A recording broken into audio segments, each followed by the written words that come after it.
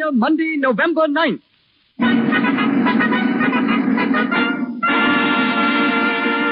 The Lux Radio Theater presents Pat O'Brien and Madge Evans in Alias Jimmy Valentine with Alan Jenkins and William Frawley.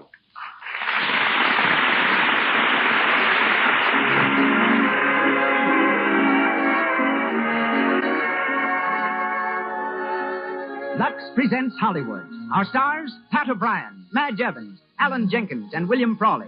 Our guests, Melvin Purvis, greatest G-man in history, and Carolyn Newell, showgirl. Our producer, Cecil B. DeMille. Our conductor, Louis Silvers. To the visible audience with us tonight in our theater on Hollywood Boulevard, and to our unseen listeners the world over, greetings and good wishes from Lux.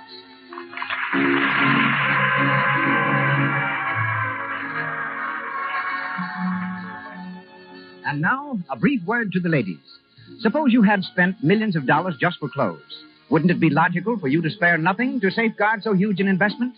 Well, that's exactly the position motion pictures are in. Yet, go to all the leading studios here in Hollywood, and you'll find they use inexpensive Lux Flakes. Try a box tomorrow. Your clothes will wear longer and look newer when cared for in these gentle, marvelously effective flakes. And now, Mr. Cecil B. DeMille.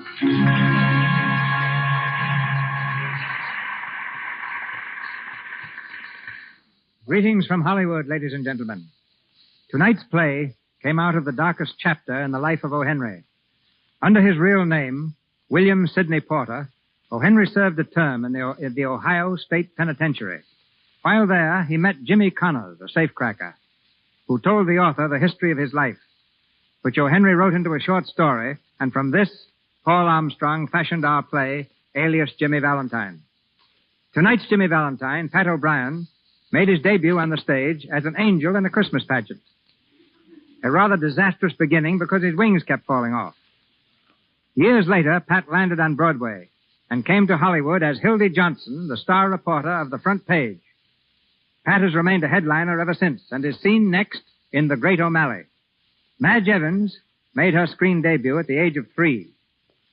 She has been chosen by 69 universities as the typical American college girl, but she never went to college. Madge, whose current picture is Piccadilly Jim, is heard tonight as Mary Lane. Besides Pat, there are 2 other Irishmen on our program. Alan Jenkins, heard as Red, and William Frawley as Doyle the detective. And here goes the curtain as the Lux Radio Theater presents Alias Jimmy Valentine, starring Pat O'Brien in the title role and Madge Evans, with Alan Jenkins and William Frawley.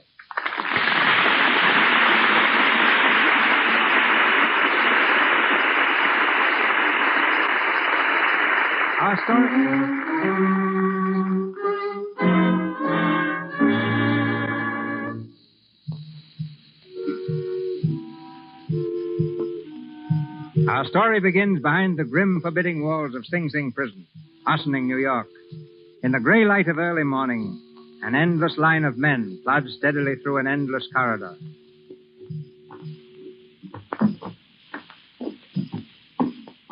Somewhere in that line is a quiet, easy-mannered young prisoner, Jimmy Valentine, number 87403, serving a term for safecracking.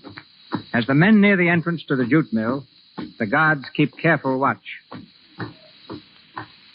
Halt! Number 87403. Step out, 87403. Here. The warden wants to see you, Valentine. Go to his office. Right away? Right away. Thanks. Ready? Out!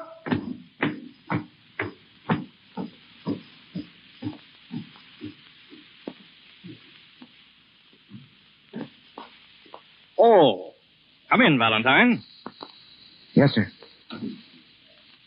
The guard said you wanted to see me. Yes. I suppose you know what it's about.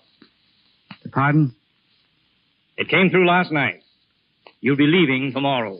Well, that's certainly good news. 3 years off. I told you to behave yourself in here. Yes, sir. It also pays to behave yourself when you're out. Yes, sir. What are you going to do, Valentine?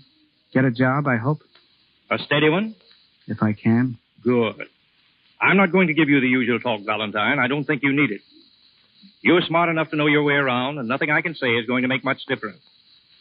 Just remember that from now on, it's up to you. You can go straight, or you can crack a couple of safes and land back here with a second offender's sentence. Now, which is it going to be? Oh, I'm going straight. Sure of that? Positive. That'll be all. You can report to Wilson now over at the jute mill. Tell him I said you're to be off all duty today. Thank you, sir. See you tomorrow morning. Yes, sir.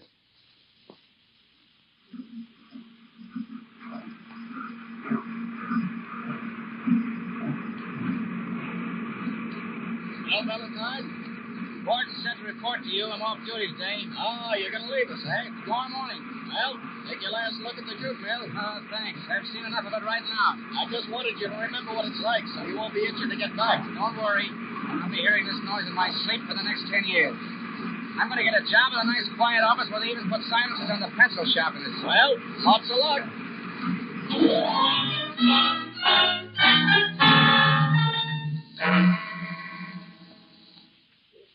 Well, you seem to know what it's all about, Valentine. You think you could hold down a job like this? Pretty important. Well, I'd certainly like to try. Well, I'm almost tempted to let you. Where'd you work last? Why, I haven't had a job for a long time, Mr. Nolan. You see, Well, I've been in prison. prison. Yes, I thought I'd better tell the truth about it and maybe... Prison? I'm afraid that killed your chances, Valentine. Oh, but I'm straight now. If you only let me out... I'm sorry. I appreciate your telling the truth, but we won't be able to take you on. Good morning.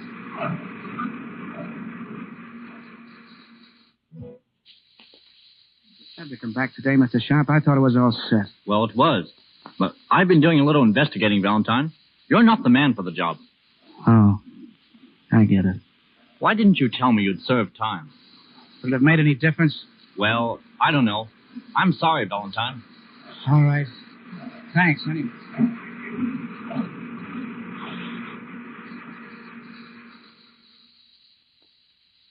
There must be some mistake. Mr. Woodley told me he was completely satisfied. All I know is that he doesn't want to see you. You're to get your check from the cashier. Fired, huh? I'm afraid so. You see, there was a man in yesterday. A detective. And, well... Sure, I know. He's checking up on me. Okay. Give me a little time to clean up my desk. I'm awfully sorry, Mr. Valentine. Maybe you'll get another job, too. Yeah. Maybe.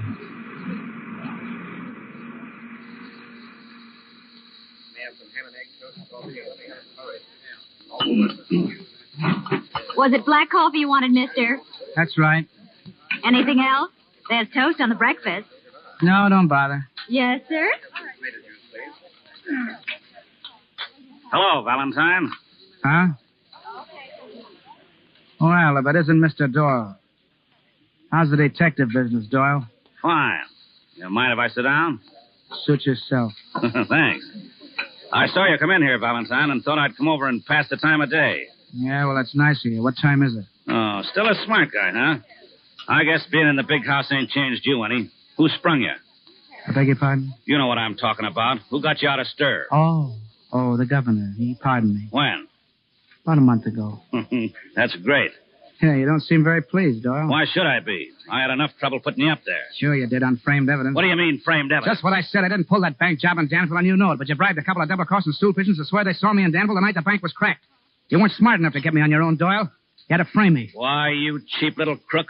I ought to sock you right on the chin. Oh, sure you are. But I wouldn't if I were you. You haven't got me in the jug now. I'm a decent, law-abiding citizen. Yeah, well, you won't be for long. I'll slap a big stretch on you if I have to follow you to China. Yeah, but you'll have to get something on me first. I'll take care of that, mister. Wait till you pull your next job. How do you know I'm going to pull one? How do I know? I get you. You're going to hand me that line about going straight, huh? Well, I'd like to believe you, Valentine. I'd be the first guy to give you a break. But guys like you can't go straight. It's in your blood. You'll be cracking another safe inside of a month. And when you do, I'll be right behind you with a pair of bracelets. All right, copper. But you get this. Until that time comes, I want you to lay off of me. Let me alone. Oh, no. I'm going to keep my eye on you, Valentine. I'm going to watch every move you make. Girl, what a nice, pleasant guy you are. Man's got a swell chance to go straight with a flatfoot like you tailing him every minute. I've done my bit, haven't I? Yeah, part of it. What are you talking about? I just told you I was pardoned. I wasn't thinking about the stretch you did for the Danville job. Oh. What I meant was that you never served a day for cracking that safe in Springfield. Springfield? Now, don't play innocent, Valentine. No one ever did find out who was responsible for that job, but we've been digging up a little more evidence lately, and it looks like you. You're daffy. I was never in Springfield in my life. Which Springfield? No Springfield. Wait a minute. I happen to know you were, see? In Springfield, Mass. You were there the same night the job was pulled. Yeah, but you've got to prove that, mister. Don't worry, I will. It may take a little time, a year, maybe 5 years. But as long as we're both alive, I'll be working on it. So long, Valentine. I'll see you in the DA's office. Rat. Waitress, Yes, sir? give me a check, will you, please? Okay. Orange juice and 2 cups of coffee. 35 cents. All right. Keep the change. Thank you, sir.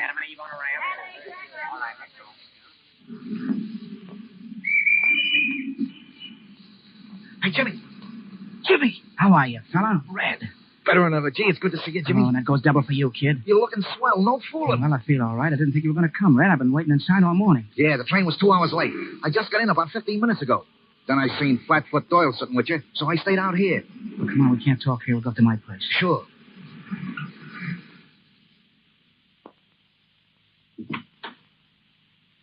Well, here we are, Red. Not much, but it'll do. This place is okay. I like the old one, though. No, the bankroll's not like the old one either. Sit down. Yeah. Say, what did Doyle want with you anyway? Doyle? Oh, nothing much, I guess. Just trying to put the screws on me, that's all. He would. Says he's got some new evidence about that Springfield business. You don't think he has, do you? No, I don't think so. Mostly bluff, I guess. Well, Red, what have you been doing with yourself? Oh, I've been doing all right. Little jobs here and there out on the coast. Nothing much to speak of. I've been kind of waiting for you. Yeah. Say, that reminds me. What was all that junk about you going straight? What's that? You know, all that stuff you wrote in the letter about getting a job and going straight. Oh, yeah, that. Forget it, Red. Sure. I knew you was only kidding. You ever try to be honest, Red? Oh, me? Oh, no. No? Well, it's a pretty thankless job. I came out of stir a month ago with a mind all made up to go on the straight and narrow. I was going to look for a position, a steady one. Doing what? Oh, I don't know. I didn't care much what I did. When I was in the jug, I worked in the jute mill in the morning and in the books in the afternoon, in the office. It taught me a lot about accounting. I thought maybe I could get something in that line. Accounting, huh? Well, I guess I should have known better. I haven't got a chance. Yeah, jobs is kind of scarce. No, Red, it isn't that so much. It's my record. My record and a couple of rats like Doyle. Keep hounding you every minute of the day, every day of the week. Yeah, nice guys, them dicks. Oh, it's not all of them, I guess. Most of the men in the force are all right. They got their jobs, and they do them just like you do yours. But you'll always find a few that are looking for a soft job behind a desk, and they don't care how they get it. Fellas like Doyle. He's hounding me now for something that happened 3 years ago. I told him I wanted to go straight, but what difference did it make? He'd like to send me up for life. He's going to follow me all over the map till he does. What are you going to do? I'm going to blow this town on the first rattler I can get. Where are you going? I don't know. Sticks, probably, where nobody knows me. I'll change my name, keep on the move till Doyle gets tired of looking for me. Well, what name are you going to use, Jimmy? I ought to know in case I want to reach you. Randall. Lee Randall. Randall, go on. Then I'm going to pull a job. Just one, Red. But it's going to be a pet. Now you're talking. I'll make enough in one haul to set me up for life. Catch the first boat for Europe and spend the rest of my days making mud pies on the French Riviera. Swell. When do we leave for the States? Me? Sure. You ain't going to crack no safe without me, are you? Oh, I'm afraid of that.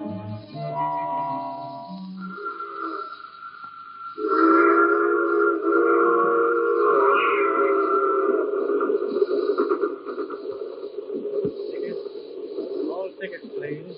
Have your tickets ready. Tickets, mister. Here you are. What time do we arrive in Glendale, Conductor? 4:58.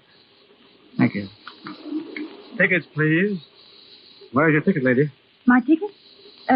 Well, I've been waiting for you to come through the train, conductor. You see, I haven't got a ticket. You got on at Warrenstown, didn't you? Yes, I did. I'm going to Glendale. Glendale. Let me see now. Warrenstown to Glendale. Now, that'll be $7.32. Oh, but don't you see, well, I haven't any money either. What's that? No, I lost my purse just before I got on the train. I left it on the counter at the information booth, and my ticket was in it, and, well, I thought perhaps I could explain it to you, and... I'm sorry, miss, but I don't know just what I can do about it. Well, my mother's meeting me at the station in Glendale. She'll give you the money then. Well, we changed conductors 4 stations this side of Glendale. I don't know. Conductor. Yes, sir? I'm getting off at Glendale. I'll pay the young lady's fare. Oh, well, that'll be all right. Oh, thank you, but I couldn't let you do that. Please. It's quite all right. Your mother can pay me back when we arrive. See, I think you said 7:32, conductor? Yes, sir. There you are. Thank you, sir. 7:32 and 8 is $7.50, and 50 is $8. Thank you. Tickets? Have your tickets. That was awfully nice of you. No, that's all right. I feel like a perfect fool. Well, I've been in the same boat myself. I'll probably be in it again sometime. Well, I only hope you'll meet someone as kind-hearted as you've been to me. Thanks. I don't know what I would have done, really. I haven't a penny with me. You see, I'm not used to being away from home very much. You live in Glendale? Oh, yes, I've always lived there. That's where I was born. I suppose I ought to introduce myself. My name is Mary Lane. Well, how do you do, Miss Lane? My name is Randall. Lee Randall. How do you do? I'm awfully glad to meet you. I guess I ought to be. You're going to Glendale, too, aren't you? Yes, I am. Have you ever been there before? No, this will be my first visit. I thought so. Why? Well, I've never seen you before. It's a very small town. Well, you get to know everybody. Do you expect to stay long? Well, that depends. Oh, this is just a business trip.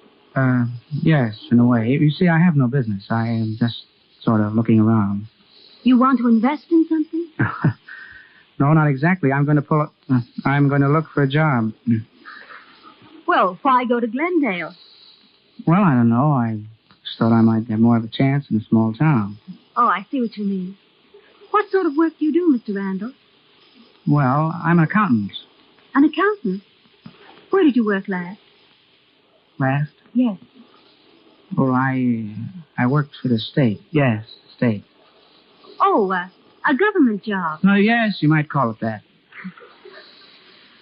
I hope you don't think I'm impertinent asking you questions like this. Oh, not at all. But you see, I have a reason. Well, when you said you were an accountant, I thought I might be able to help you. Help me? Oh, yes. Not directly, of course. But I think my father might be able to find you something. I'll speak to him tonight. Oh, no, please, don't bother. But I'd like to. You were so awfully nice to me, and I feel as though I were returning the favor. But at least I could introduce you to him, and even if he couldn't use you himself, it'd be a good contact for you. He's rather a prominent person in Glendale. Oh, yes? He's the president of the Farmers Bank. Oh, I see. Why, what's the matter? Wouldn't you care to work in a bank, Mr. Randall? Oh, yes. I think I'd feel right at home working in a bank.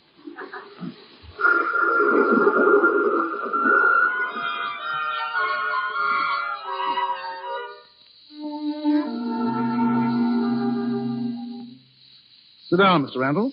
Sit down. Thank you. My daughter tells me that you're looking for a job. That's right, Mr. Lane. I've been looking for one for quite some time. You're an accountant, eh? That's right. You ever work in a bank? No, I haven't. Mary seems to think that I ought to put you on. Yes, I know. She told me she was going to speak to you. I asked her not to bother. Well, you understand my position, Mr. Randall. Why, of course I do. You don't know anything about me. That in itself would be enough reason for not giving me a job. I'm glad you see it in that light. Of course. But on the other hand, the fact that I'm not acquainted with you is not evidence that you couldn't fill a position very satisfactorily. As a matter of fact, we need a teller right now. And I'm quite willing to see what I can do for you. Oh, thank you. That's very kind. I suppose you have references? Yes, I have. I brought them with me, if you'd like to look them over. I'd like to very much. The first one here is from the general manager of a firm I worked for several years ago. The Mohawk Lock Company. The Mohawk Lock? Don't believe I've ever heard of it. What sort of a firm was it? A manufacturing company. They manufactured safes. I was with the Mohawk Company for about 2 years, and then I got an offer from another firm to go out to Chicago and take over the office.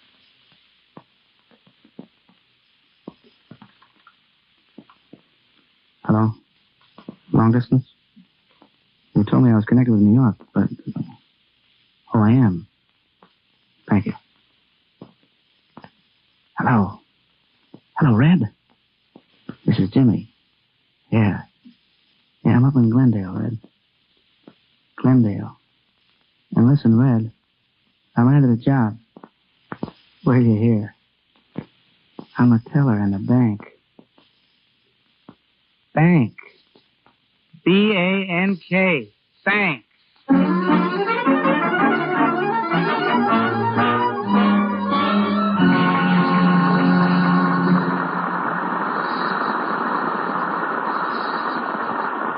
In a moment, we will continue with the Lux Radio Theater presentation of Alias Jimmy Valentine, starring Pat O'Brien and Madge Evans. But first, we'll take you to a pleasant home on Outpost Drive, not far from Hollywood Boulevard. 8-year-old Catherine is holding a stepladder while her mother fixes a picture which hangs crooked. Mommy, do you have to wear old stockings around the house? These aren't old, dear. I just seem to be unlucky about always getting runs. I saw a funny in the paper yesterday about cutting down runs. Oh, there isn't anything you can do about it. But, Mommy, I have the paper right here. It says washing stockings with Lux cuts down runs because it says The word is elasticity, darling. Well, if Lux says it, Mommy, why don't you try some? Well, maybe I should. In fact, I will. Let you and I go to the store and get some. When stockings go into runs too quickly, it's extravagant to throw them away, a nuisance to mend them, and untidy to wear them around the house. That's why more and more women are taking to Lux for stockings. Lux preserves the elasticity of the silk, so stockings give without breaking into runs so easily under sudden strain. Cake soap rubbing and soaps with harmful alkali tend to weaken elasticity. Lux has no harmful alkali, saves elasticity. Make a note to buy some Lux tomorrow. See how it cuts down your runs. And once more, Mr. DeMille. We continue with our story, Alias Jimmy Valentine, starring Pat O'Brien and Madge Evans, with Alan Jenkins and William Frawley. 6 months have passed. The little town of Glendale has gone peacefully on its way. For strangely enough, no burglar alarms have disturbed the quiet of the night, and the Farmers National Bank is still intact. We're in the living room of the Lane home, where Mary is carelessly turning over the pages of the town newspaper. Suddenly, she sees an interesting item in the social column and turns eagerly to her mother. Look, Mother, it's in the Glendale News. What, Mary? About Lee. Listen. Mr. Lee Randall, a newcomer to Glendale, has been making quite a name for himself down at the Farmers Bank. We understand that Mr. Lane has given him 2 promotions within 6 months. More power to you, Mr. Randall. We are glad to have you in our midst.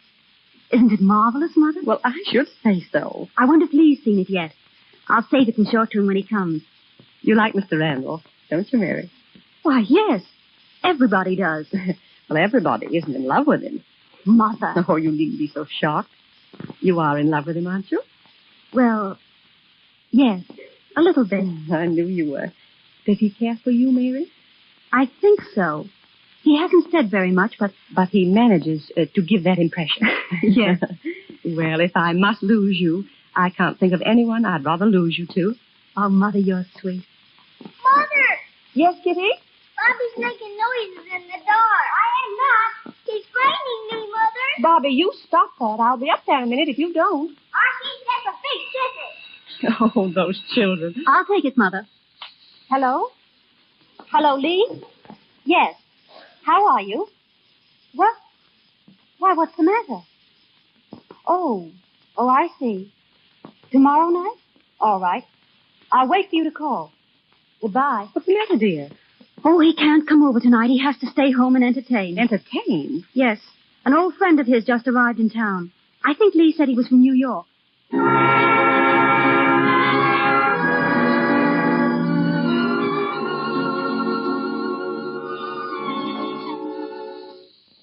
What's it all about, Jimmy? What's eating you anyhow?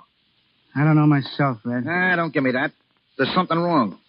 Here, I've been waiting to hear from you for the last 6 months. I wrote to you, didn't I? Yeah, nice little friendly letters about the weather up here and what a nice little town it is and whose pig had puppies. But nothing about pulling off the job. Not a word about cracking the bank. What bank? The Farmers National Bank. I never said I was going to pull a job there. Sure you did. I did not. I told you I was working there, that's all. Well, for crying out loud, ain't that why you took the job, so you could crack the vault? Yeah, maybe. But I changed my mind. Well, now, ain't that noble? Wait a second. Is there a dame mixed up in this someplace? Well, is there? Yes, but she's not a dame, Red. She's a girl. I knew it. Whenever a guy starts calling a dame a girl, you can expect trouble. You ain't thinking of getting married to her. Well, I'd like to someday. You know, I think this country air has gone to your head. Have you thought about Doyle? What about him? Suppose he catches up with you. He'd follow you to the South Pole if he thought he could hook the bracelets on you. What for? For that Springfield job. What do you think? He might have the evidence right now. I'm not worried about the Springfield job. Oh, no? No. I got an alibi, Red. I've been working on it for the last 3 months, and it's a beaut. All right, so you got an alibi. So what? Even if Doyle swallows it, you'll be in the soup anyway.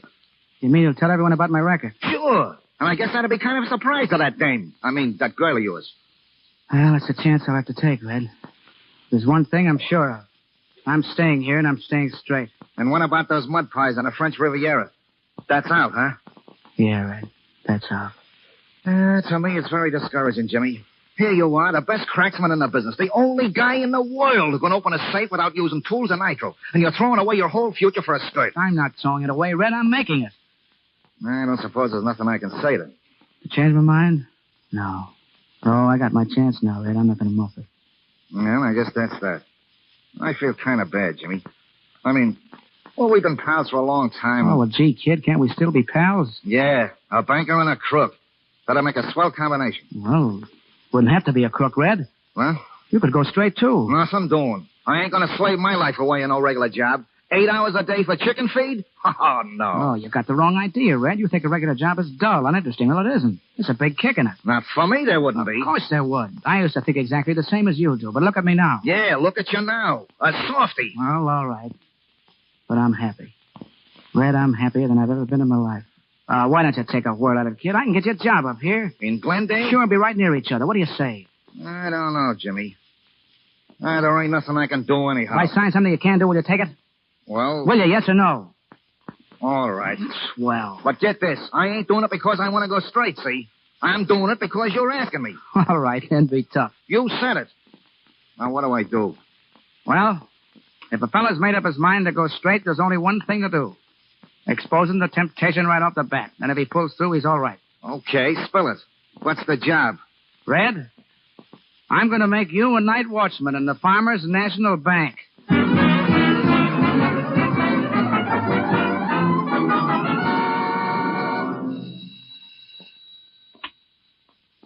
Hello. Randall speaking. Oh, yes, Mr. Williams. Well, you see, I just got to the office. I haven't had time to check on that yet. Suppose you drop in and see me this afternoon. All right. Bye. Good morning, boss. Hello, Red. Come on in. How's the night watchman? I'm all right. Kind of tired, though. Well, say, you ought to be. If you weren't, it might be a bad sign. Hey, I ain't sleeping on the job, believe me. What are you doing around here this time of the morning? You ought to be home in bed. Yeah, but they're just finishing a new vault. I've been helping them put it in. You seen it yet? No, only the blueprints. I hear it's a neat job. It's a pip. Moves like clockwork and safe. Say, I couldn't open that vault inside of a month. Well, see that you don't try, mister. Oh, don't worry, I'm satisfied. No kid. Now you're Red on the level. Yep. It's funny, ain't it? Sometimes I don't think I'm the same guy. Yeah, a couple of years can make a big difference. I'll say. Look at you. Assistant cashier and all set to marry the boss's daughter. No, she's a great girl, Red. You're telling me? Hello. Oh, yes. Tell him I'll be out there in a couple of minutes. May I come in? Mary, how are you? I just dropped by with Kitty and Bobby. They wanted to see Father. Hello, Mr. Davis. Morning, Miss Lane. I see they have the new vault in already. Yeah, I was just telling Mr. Randall about it. Father's out there now, giving it the once-over. Yeah? Well, I'll ankle out and see if there's something I can do. Excuse me. Well, how are you, darling? All right. Well, don't I get a kiss? Think you deserve one? What do you think? Oh, gee, I'm crazy about you, Mary. Are you? I love you, too. No, honey, I can't wait for next month to roll around. Wonder what it's going to feel like waiting up there at the altar while you come walking down the aisle. Stumbling down the aisle. I'll probably be so nervous I won't be able to stand. Look, I've been shopping this morning. Good. What'd you get? Wait till you see. There. How do you like it? Say, that's swell. It's beautiful.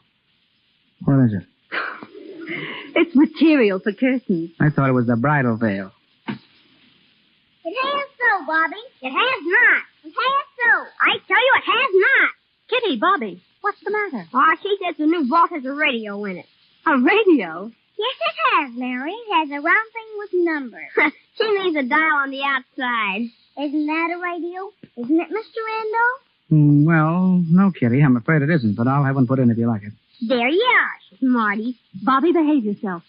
I'm going in to see Father, and if you don't stop acting like a young hoodlum, I'll tell him. I ain't doing nothing. Well, see that you don't. Wait a second, Mary. I'll go with you. I want to speak to the teller about it. Bobby. What? Want to play something? No. Oh, Bobby, come on. Play something with me. Well, all right. We'll play banker.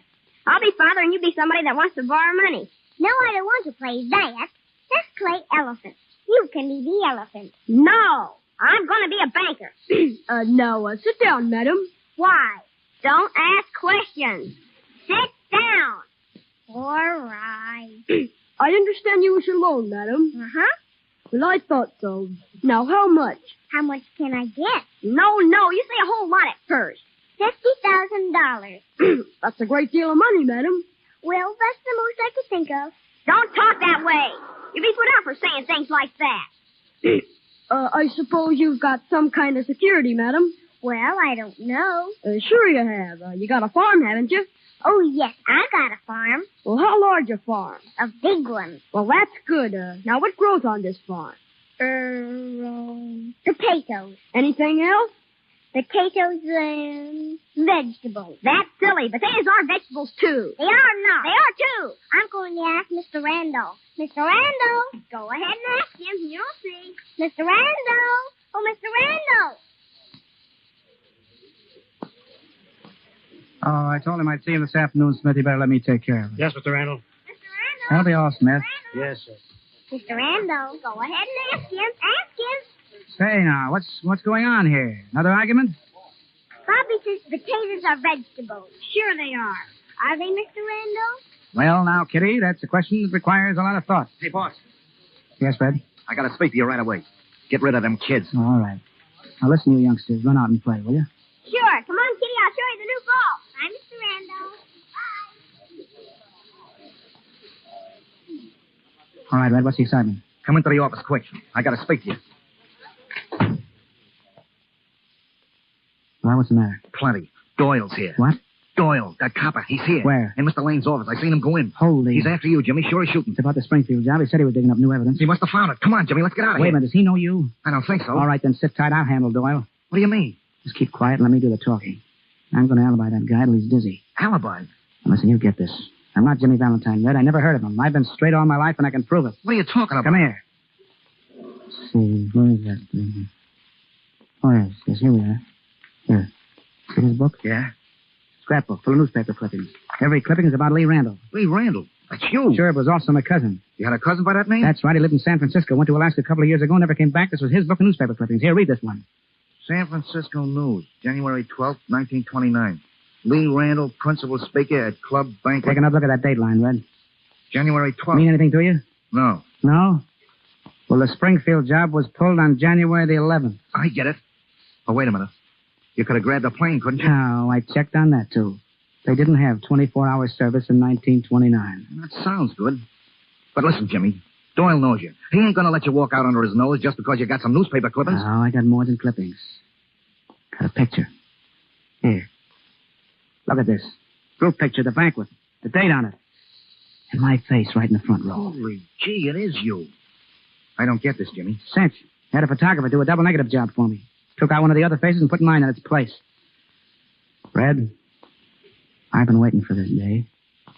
Hoping it would never come, but waiting for it just the same. I've been going straight now for almost 3 years. I got a chance to marry the swellest girl in the world. And I'm not going to let anything slip. But can you get away with it? Will Doyle swallow that stuff? He's got to. Yeah, but if he don't, what do you do then? I do 10 more years in the jute mill.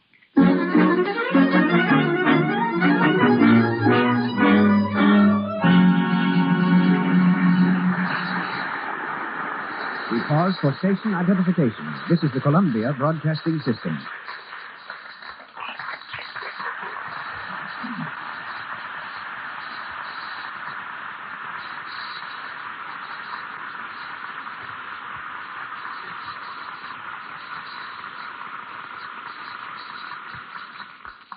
Pat O'Brien, Madge Evans, and our all-star cast resume the events of Alias Jimmy Valentine in a few moments. The girl we hear next never made the headlines, but she's an important part of Hollywood, the chorus girl. As captain of a group of Hollywood's fairest, all 12 of whom are in the audience tonight, she leaves this week on an airplane tour to exploit Warner Brothers' musical Gold Diggers of 1937. If you want to meet a screen showgirl, here's your chance. She's not only blonde, beautiful, shapely, but, I understand, capable of completing a whole sentence. Ladies and gentlemen, Miss Carolyn Newell.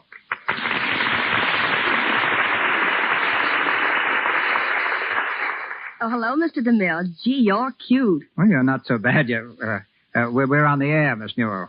Oh, just like a radio program? Practically the same. And everybody hears whatever I say? Yes, they do.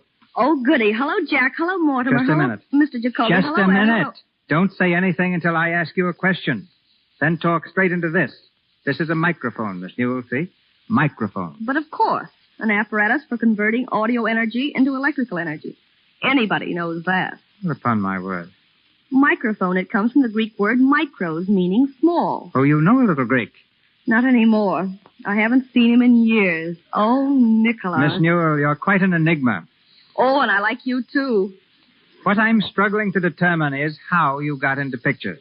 Well, when I was in high school... You were in high school? I'll thank you for not interrupting me, sir. But how did you get into pictures? Well, a Spanish boy I knew taught me to speak Spanish, and I got a job in a foreign language studio.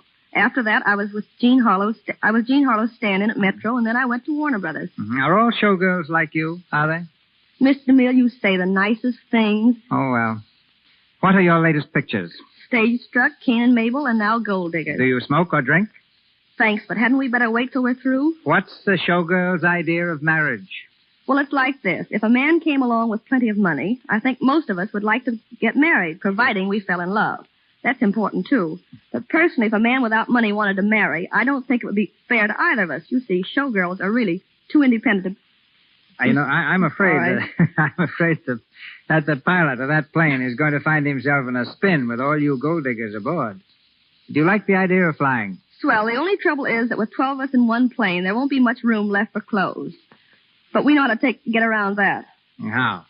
Did you ever hear of Lux Flakes? Well, sounds familiar. They solve our problem. Each night when we stop off at a hotel, we do a little washing with Lux Flakes. We use Lux all the time at the studio for our sweaters and costumes.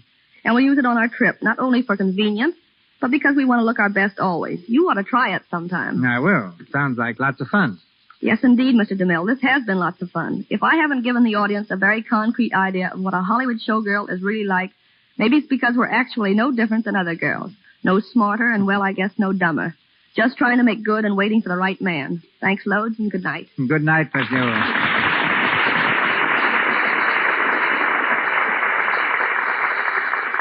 Back to our play, Alias Jimmy Valentine, starring Pat O'Brien and Madge Evans, with Alan Jenkins and William Frawley.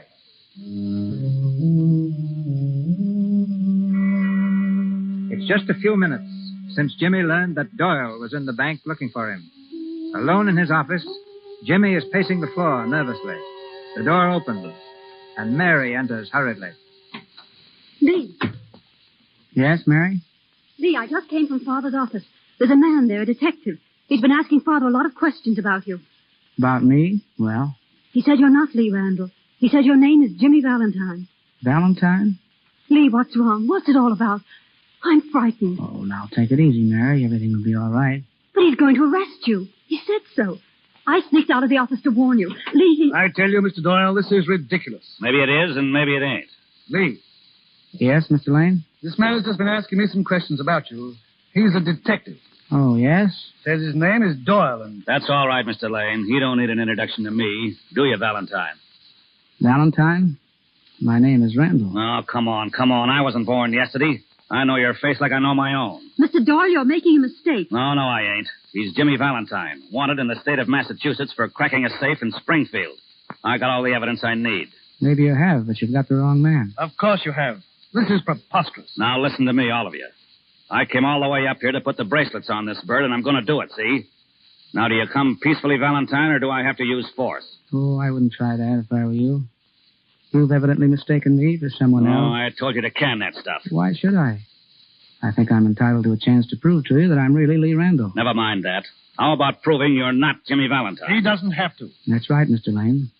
The burden of proof rests upon Mr. Doyle. He has to show beyond a reasonable doubt that I am Jimmy Valentine. I'll do that when the right time comes. Why don't you do it now? All right, lady. Well, Valentine, suppose you tell us where you've been for the last 6 years or so. No, of course my name is Randall, but I don't mind answering your question.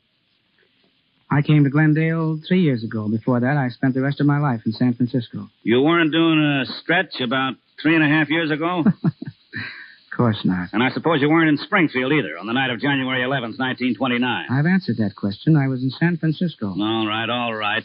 Maybe you can prove that. Yes, I think I can. How? Well, I don't know exactly, but... Wait a minute. I can prove it. Look. You see this scrapbook? Well? It's full of clippings about me. Let's see now. Maybe I can find something here. Sure, here we are. Vic, you said I was in prison 3.5 years ago. That would be 1932, wouldn't it? Mm-hmm. Well, this ought to be close enough. Look. San Francisco Times, February 22nd, 1932. There's a list of names of people who attended the holiday ball. You'll find mine at the bottom. See it? See it? Lee Randall. Yeah, I see it. So you see? I was there, all right. Well, now maybe I can find something on another time. 1929. January? No. But I can't get the exact date. Wait a minute. Wait, here. You said January 11th, didn't you? Mm-hmm. Well, here's a clipping from the 12th. I made a speech at a club banquet. There's a picture, too. Not in the paper, of course, but you can see it must have been the same banquet. The photographer even dated it. Let's see. Where am I in this? There. There I am, right in the front row. Let me see. Well, I'll be... Well, I guess that settles it, Mr. Doyle. You certainly don't want any more proof, do you? I don't know. I don't understand this. Why not? It's very simple. Yeah, that's just it. You know, you look enough like Valentine to be his twin brother. It's a good thing I'm not. You seem pretty intent on catching up with him. I've been after him for almost 3 years. You must want him pretty badly. Yeah. You see, he's the only man in the country who can open a safe by the sense of touch. By the sense of touch? Impossible. Not for him, it ain't. He rubs his fingers with sandpaper, see? Sandpaper? Ooh. Yeah. Scrapes the skin clean off them so they'll be more sensitive. How terrible. You don't really believe that, do you, Mr. Doyle? Sure I do. Why not? Well, I don't believe that any man could have so delicate a sense of touch. Well, he has. And it's been the ambition of my life to see him work, to catch him with the goods. Well, for the sake of the community, I hope you do. Thanks. What's that? Listen. It's out near the cave. Mr. Lane. Hey, Red, what's the matter out there? Something awful has happened. What? It's Kitty. Kitty? What's the matter with her? Talk up, man. What's happened? She's locked in the vault. What did you She's say? in the new vault. She's locked in there. Locked in the vault? Quiet, Mary. How did it happen? Bobby, they were playing and he closed the door on her. My baby, oh, God. Take it easy, Mr. Lane. Where's the combination? They haven't sent the combination yet. Nobody knows it. Oh, Father. Now, quiet, Mary, please. I'm going out to the vault. Stay where you are, Mr. Lane. But she's locked in there. Well, you can't do her any good. Red, go out and clear the bank. Okay, Mr. Randall. Now, sit down, Mary, please, and be quiet. Randall, what are you doing? Hello, Miss Simpson. Give me the Globe Saving Ball Company right away. Might know the combination at the office. Do you think so, Lee? Take a chance. How big is the vault she's in, Mr. Lane? Oh, it's very small. It's full of safety boxes. Clear up to the ceiling. That's not so good. Why? What do you mean? Shut up, Doyle. Mr. Randall. Well, Red. They're clearing the bank. Peter's the attendant to it. All right, sit tight for a minute. Here we are. Hello. Globe? Randall speaking. Farmers National Bank, Glendale. Listen, I've got to have the combination of that new vault right away. Yes, the new vault. What? Where is it? Oh, let's see. All right. Lee, what did they say? They can't get it. What? Only one man in the office knows what the combination is. He's out for the day. Oh, good God. Well, what are we going to do? There must be somebody who can open it. There must be somebody. There's only one person I could think of. Jimmy Valentine. Too bad he ain't here now. Eh, Randall? Shut up, will you? She can't last much longer. There's not enough air. She's suffocating. Oh, Father. Oh, don't, Mary. We'll get her out of there. But how? How, Lee? I know a way. It's an awfully hard way for me, but I'll get her out. Lee. How you going to do it, Mr. Randall? Stick around, Doyle, and watch. Red. Yeah? Better go down to the workshop. Yeah. Bring me back 4 sheets of rough sandpaper. Sandpaper? Well, that's a coincidence.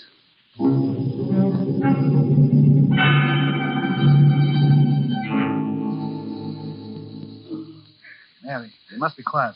You can't work if you do that. Yes, Father. How's it going, fella? I don't know yet. I don't know. Can't feel. Read that sandpaper again, Red. Here you are. Don't you think I've done enough of that? Shut up and let me alone. You please. So what? Don't talk, I tell you. I heard it. Oh, missed it again. Fell it that time. I felt the dog lift. There it is. 21. 21, right. Remember that. I got it. Give me that paper. Be quiet, miss. It's the only way you can work. 52 left. 52 left. Now, I'm getting there. I can feel every jar of it. How many bolts has dog got, Red? 12. 12? Here we are again. This is 11. I think I noticed rotation. Oh, right. Randall, are you getting it? In a minute, Mr. Lee. What's that? He's kicking the vent against the door again. Stop it, kid. Stop it. Don't waste your lungs, Red. Keep your nerve. 42. 42. That's what it ought to be. Now. 1. 1. It's your rotation, all right. 10 off the first. On 2, 3, and back. Now. 1 more, Red. Oh, if it stops, she might be dead. Oh, no. Wait a minute. Here it is. Pull it open. Get that door open. Here it comes. Kitty! Here she is on the floor. Give it to me. She's dead. No, she's breathing. She'll be all right. Get her down to the doctor's now. Quick. Someone come with me. Red, help carry her. Sure. Let me take her, Mr. Lane. And don't worry. She'll be all right. Just take it easy now. Oh, Lee. Look at your poor fingers.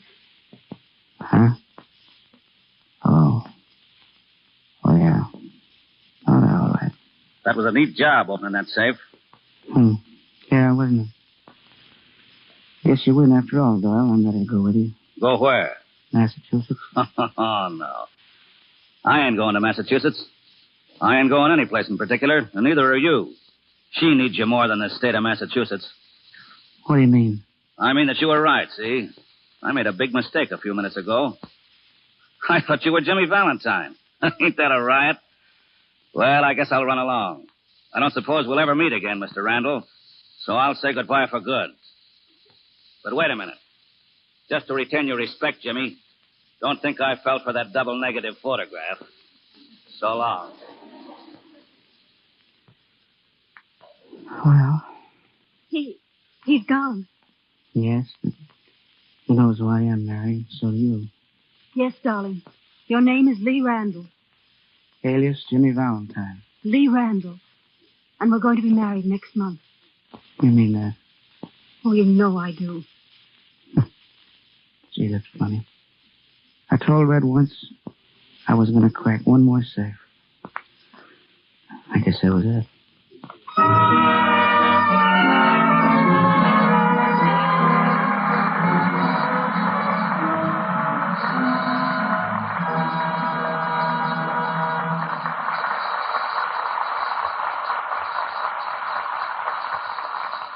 Jimmy Valentine's last job is finished, but not Pat O'Brien's. With Madge Evans, he returns shortly to the microphone. In the annals of law enforcement, no name struck greater fear in the hearts of criminals, or will be remembered by this nation with greater gratitude than that of Melvin Purvis. Mr. Purvis received his law degree from the University of his native South Carolina and practiced law before entering the Department of Justice. Though he was less than 5 feet 9 inches in height and weighed not quite 130 pounds, he became head of the Chicago office of the Federal Bureau of Investigation, the powerful organization which waged a relentless battle against such wanton outlaws as Pretty Boy Floyd, Babyface Nelson, Vern Miller, the Toohey, Carpus, and Barker gangs, Vern Sankey, and John Dillinger. Today, Mr. Purvis is an attorney in San Francisco, as quiet and soft-spoken as when he proceeded to rid the country of its public enemies. Ladies and gentlemen, Mr. Melvin Purvis.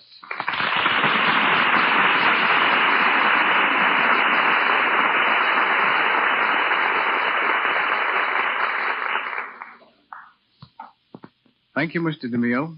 I've listened with interest to the story of the safecracker, Jimmy Valentine. Few of Jimmy Valentine's kind are left, but I remember one I met while running down a lead on John Dillinger. he had only the greatest scorn for bank robbers of today.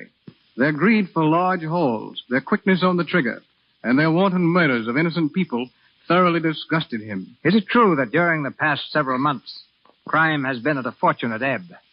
Yes, but it must be emphasized that whatever gains law and order have attained over organized crime will be turned into disastrous defeat if any apathy is shown now by the public or by law enforcement officials. The last few years have demonstrated that crime can be successfully fought if intelligently fought. Well, do you agree, Mr. Purvis, with those who think an American Scotland Yard would hold crime in greater check? No, Mr. DeMille. Scotland Yard, although a highly efficient organization, and one for which I have the utmost respect, is really nothing more than the Metropolitan Police Force of London. In 1935, there were 28 murders in Scotland Yard's territory. In the same year, 375 murders were committed in New York, and 1,630 in Memphis, Tennessee. In other words, the Yard has never had to combat problems like ours. Then what do you suggest as a means of halting crime? First, it is the duty of Americans to see that the youth of our country is properly trained by giving more time and money to organizations that take boys off the street and out of dives. Second, modernization of local and state police. This can be done by giving our police at least as good equipment as the criminals have, by rewarding merit and weeding out incompetency. Third, our prison system must be improved. Few men emerge from prison without a Ph.D. in crime, and few fail to put this newly acquired knowledge into practice. Until prisoners are properly segregated in jail, until our parole and prison systems work hand in hand, the penitentiary will remain little more than a breeding place for more crime. Fourth, the public must cooperate with law enforcement officials at all times. Citizens who pay tribute to racketeering thugs only tie the noose more tightly around their own necks. These, ladies and gentlemen, are problems which must be solved. And while the country has a breathing spell, is the time to do something about solving them. Thank you, Mr. DeMille, not only for your courtesy, but for the many hours of excellent entertainment provided by the Lux Radio Theater. Good night. Good night, Mr. Purvis.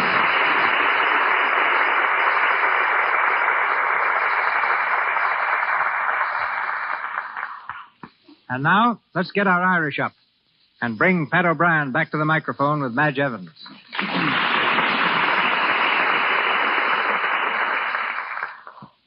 I guess there'll be no holding Pat, Mr. DeMille, since you told us the real Jimmy Valentine was named Connors, another Irishman. Oh, I knew that all the time. Speaking of the Fighting Irish, Pat, how did it happen that you played football for Marquette instead of Notre Dame? Well, I'll tell you, after the one game I was in against the Fighting Irish, most people thought I did play for Notre Dame. Why, I understood you ran 95 yards for a touchdown. No, that was just the dream of a publicity man, Madge. To tell the truth, they carried me off after the first few plays. Took Marquette several years to climb back from where I left them, but look at them now. Unbeaten and untied, and how many of those are there? It looks like Marquette for the Rose Bowl, Pat. Maybe. They're practically on the field now. Yes, sir, I'm so happy I could sing. I dare you to. Oh, well, there are people listening. I've never known an Irishman who wouldn't take a dare. Well, what can a man do? Well, Mr. O'Brien, what will it be? But all right, then, I'll sing the Charlady's Ball. You asked for it, and you're going to get it. At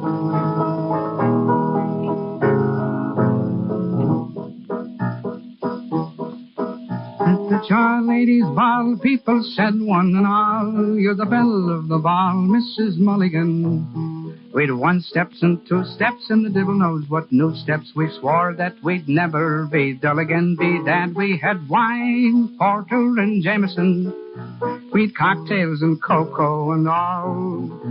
We'd rumbas and tangos, half-steps and fandangos the night that we danced at the Charlady's Ball. I made it.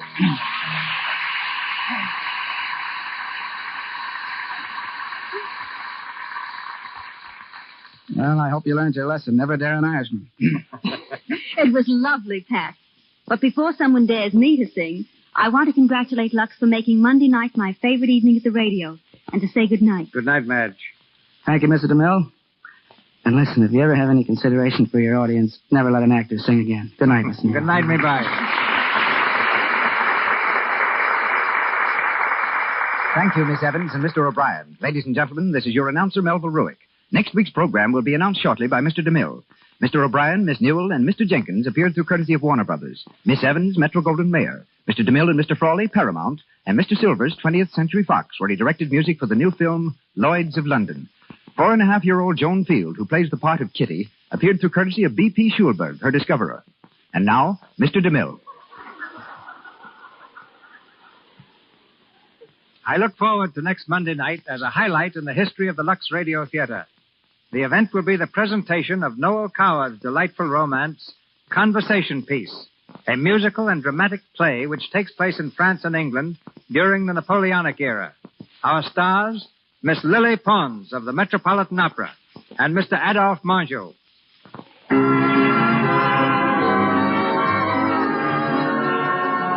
Our sponsors, the makers of Lux Flakes, join me in inviting you to be with us again next Monday night when the Lux Radio Theater brings you Lily Pons and Adolphe Manjou in Conversation Piece. Before closing, may I call your attention to the annual membership drive of the American Red Cross.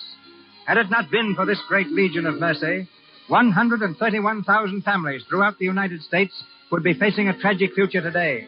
The Red Cross has rebuilt and repaired homes, provided food, clothing, shelter, and medical attention for the victims of 105 disasters this year. Millions of Americans are enrolling in the Red Cross in order that its service may continue. Won't you please share in the Red Cross work? Contribute your dollar and enroll now through your local chapter. This is Cecil B. DeMille saying good night to you from Hollywood. This is the Columbia Broadcasting System.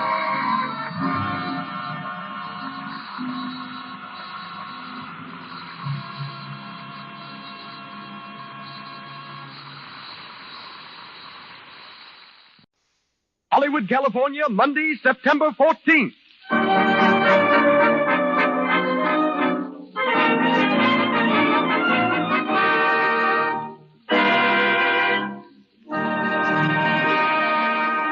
The Lux Radio Theater presents Ruth Chatterton and Brian Ahern in Sir James Barrie's play, Quality Street.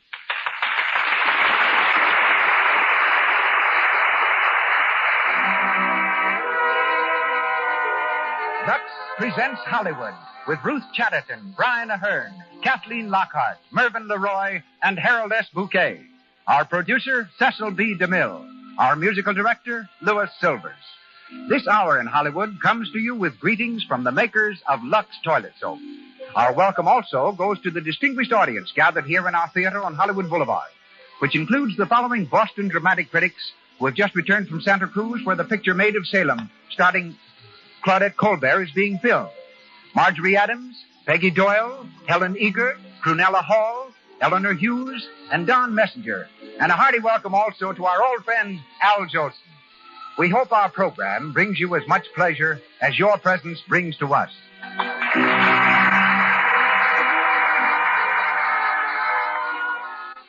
We wish you could visit the homes of Hollywood's glamorous stars. We wish you could visit their dressing rooms at the famous motion picture studios. For then you could see for yourself that 9 out of 10 of our most beautiful actresses protect their flawless complexions with Lux Toilet Soap. Lovely women everywhere prefer Lux Toilet Soap because they know its active lather removes cosmetics thoroughly, assures daintiness, and leaves the skin clear, smooth, and delicately fragrant. Order some tomorrow. It's so inexpensive that everyone can use Hollywood's favorite beauty care every day. And now, the producer of the Lux Radio Theater, ladies and gentlemen, Mr. Cecil B. DeMille.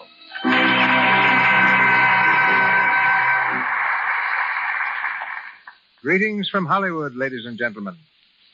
Given a microphone or a monoplane, Ruth Chatterton and Brian Ahern are completely at home on the air.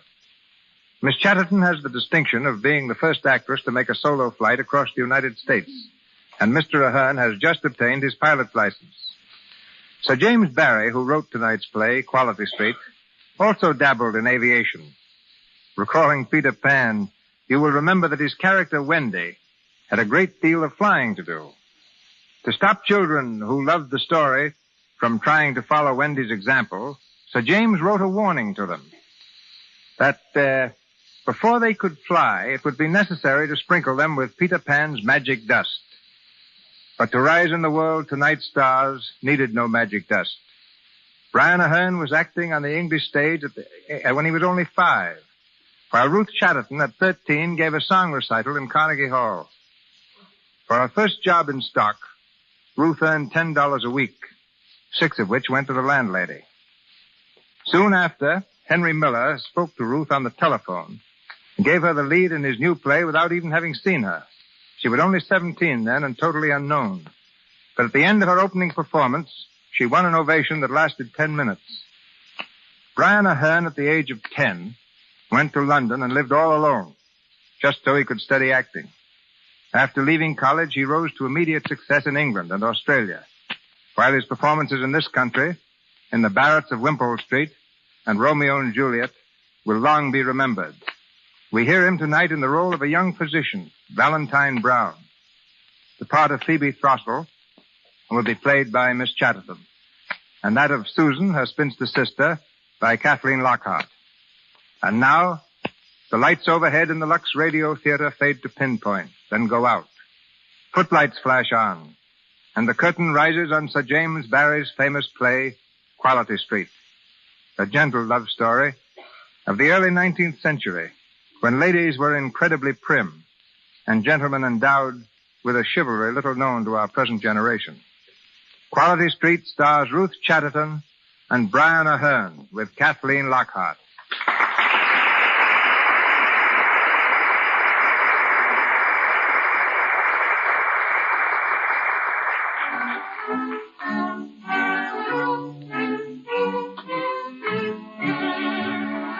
It is the winter of 1805, and Napoleon's greed for empire casts a threatening shadow over all Europe. We're in the home of the Mrs. Susan and Phoebe Throstle on Quality Street, a refined but by no means wealthy district in an English town. As the curtain rises, Miss Susan Throstle, Phoebe's old maid sister, is knitting in the parlor. We hear the sound of the doorbell, an old-fashioned pull bell, whose continued tinkling surprises Miss Susan. Patty! Patty, answer the bell, please. Yes, ma'am. Oh, come in, Miss Phoebe. Thank you. Oh, Susan.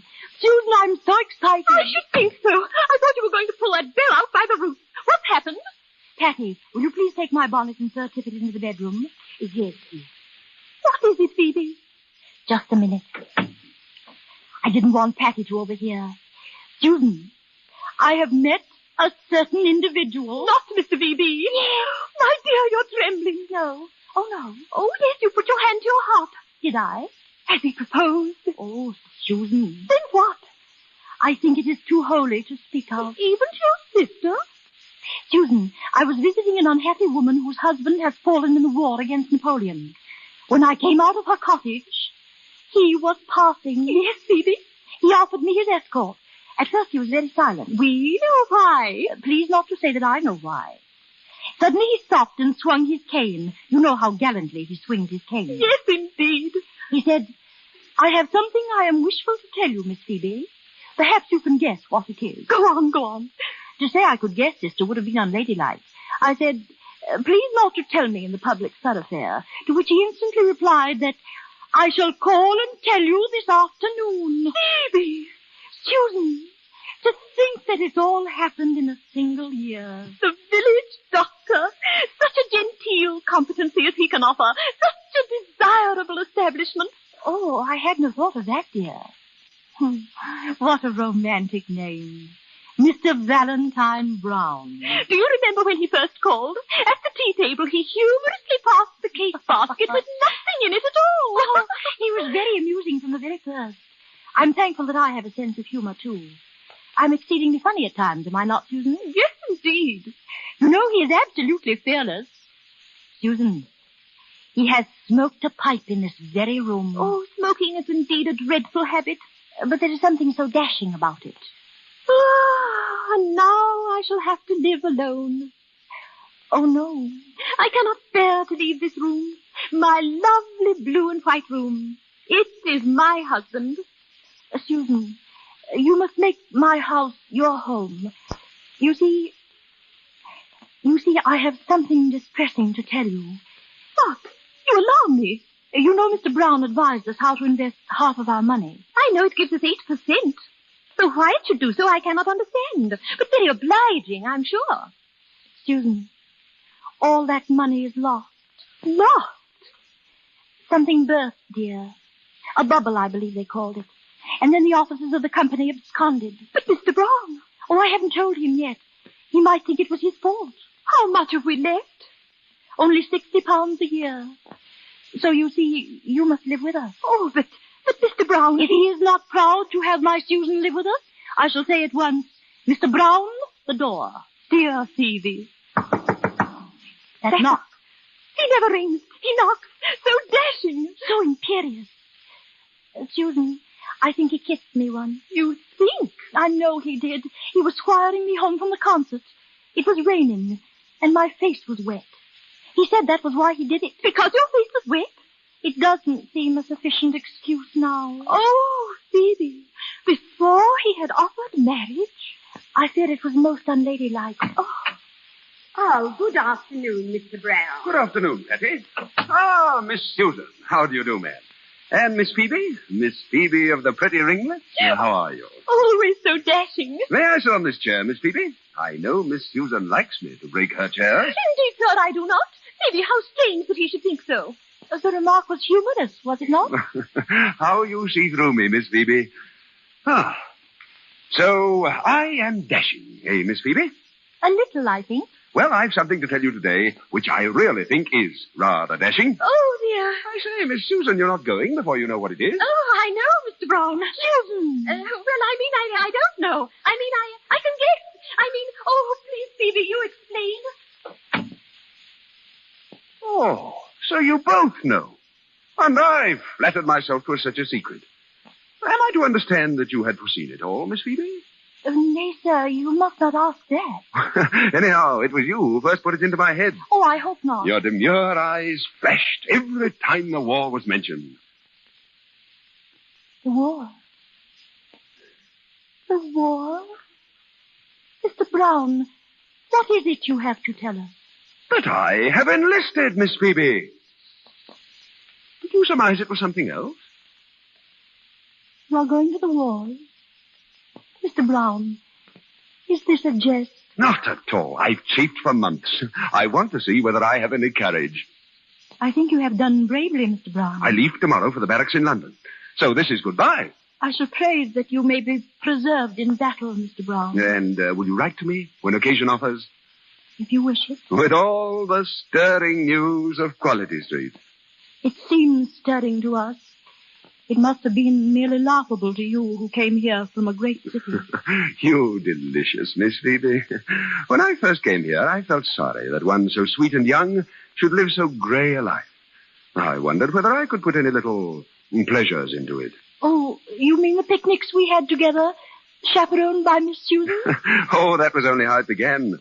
Soon I knew that it was I who got the pleasures, and you who gave them. You have been to me, Miss Phoebe, like a quiet, old-fashioned garden, full of the flowers that Englishmen love best, because they have known them longest. The daisy that stands for innocence, and the hyacinth for constancy, the modest violet, and the rose. When I am far away, ma'am, I shall often think of Miss Phoebe's pretty soul, which is her garden, and I shall shut my eyes and walk in it. May I come back in again? Have you... Is it... Why, Phoebe, you seem so calm. Susan, what Mr. Brown is so obliging to inform us is not what we expected. Not that at all. He's enlisted for the wars, and he came to tell us goodbye. Going away? Am I not the ideal recruit, ma'am? A man without a wife or a mother or a sweetheart? No sweetheart? Have you one for me, Miss Susan? Why, Susan, we shall have to tell him now. You dreadful man, Mr. Brown. You will say it is just like Quality Street. But ever since you told me earlier today that you had something to tell me, we've been puzzling over it, and we concluded that it was that you are going to be married. Oh, was that it? So like women, you know. We thought perhaps we knew her. Oh. We were even discussing what we should wear at the wedding. I shall often think of this. Oh, I wonder who would have me. But I must be off. So, God bless you both. You are going? We shall miss you very much, Mr. Brown. Oh, there is one little matter that I forgot. That investment I advised you to make. I am happy it has turned out so well. It was good of you to take all that trouble, sir. Accept our grateful thanks. Oh, I am indeed glad that you are so comfortably provided for. You must remember I'm your big brother. Well, goodbye again. Goodbye, Mr. Brown.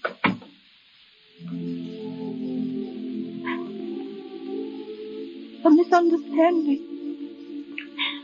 Just a mistake. A mistake. Oh, Phoebe, my dear, don't.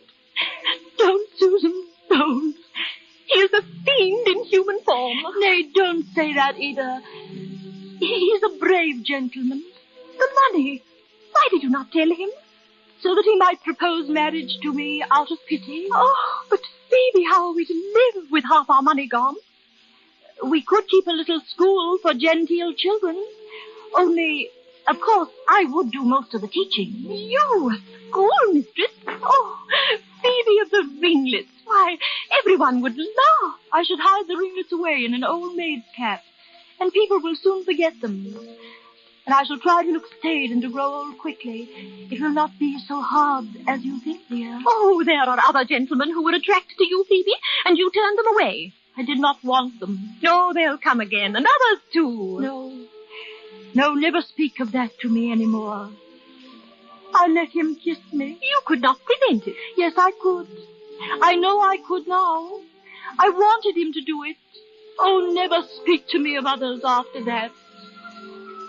Perhaps he saw that I wanted it and did it to please me, but I meant that I gave him the kiss with all my love.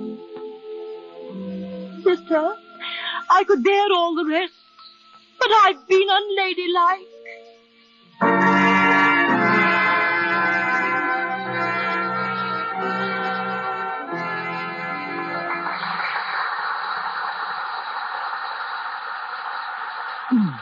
Before we continue with Quality Street, starring Ruth Chatterton and Brian Ahern, we want to take you to an attractive one-story house on one of Hollywood's numerous hills.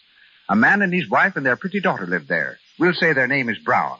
And Mrs. Brown is saying... Peg's awfully late tonight. They were to shoot her big scene today.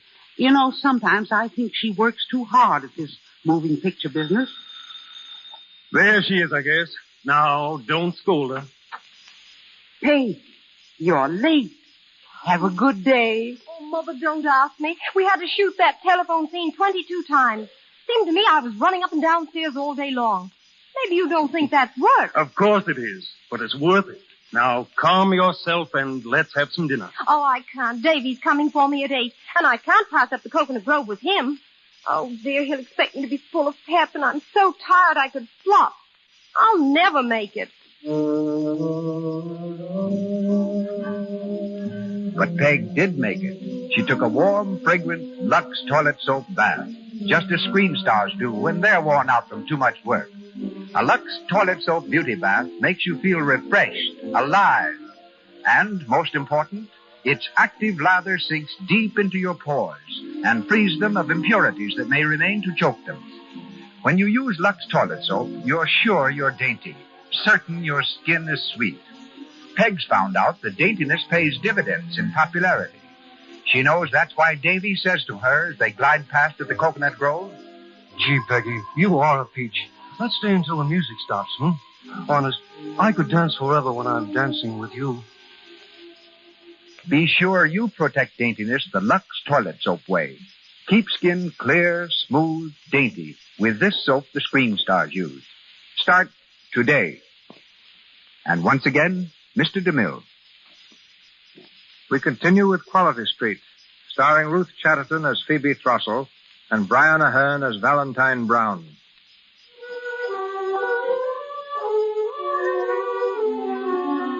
"10 years have passed. Phoebe and Susan are now teaching school, and the once charming sitting room is a jumble of maps and blackboards. Miss Phoebe, her ringlets hidden under an old maid's cap, is seated at a desk, looking careworn and tired. From the classroom comes Miss Susan, looking very agitated. Phoebe, is a herring and a half cost 3 halfpence? How many for 11 cents? 11. William Smith says it's 15, and he's such a big boy. Do you think I ought to contradict him? May I say there are differences of opinion about it?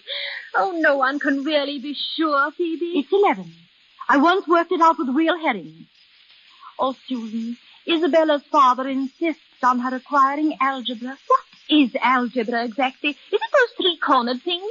It's x minus y equals z plus y and things like that. And all the time you're saying they're equal, you feel in your heart they're nothing of the sort. Listen, Phoebe. Huh? Yes. The music for tonight's ball. The ball? Oh, a gay evening for some people. We must not grudge their rejoicing, Susan. It is not everywhere that there is a Waterloo to celebrate. No, I was not thinking of that. I was thinking that he will be at the ball tonight, Valentine Brown. And we've not seen him for 10 years. Yes, 10 years. We shall be glad to welcome our old friend back, won't we, Susan? You're not going to the ball? No. Dancing is not for the village schoolmistress. But he might pay us a call. Oh, dear me. I must get back to the children.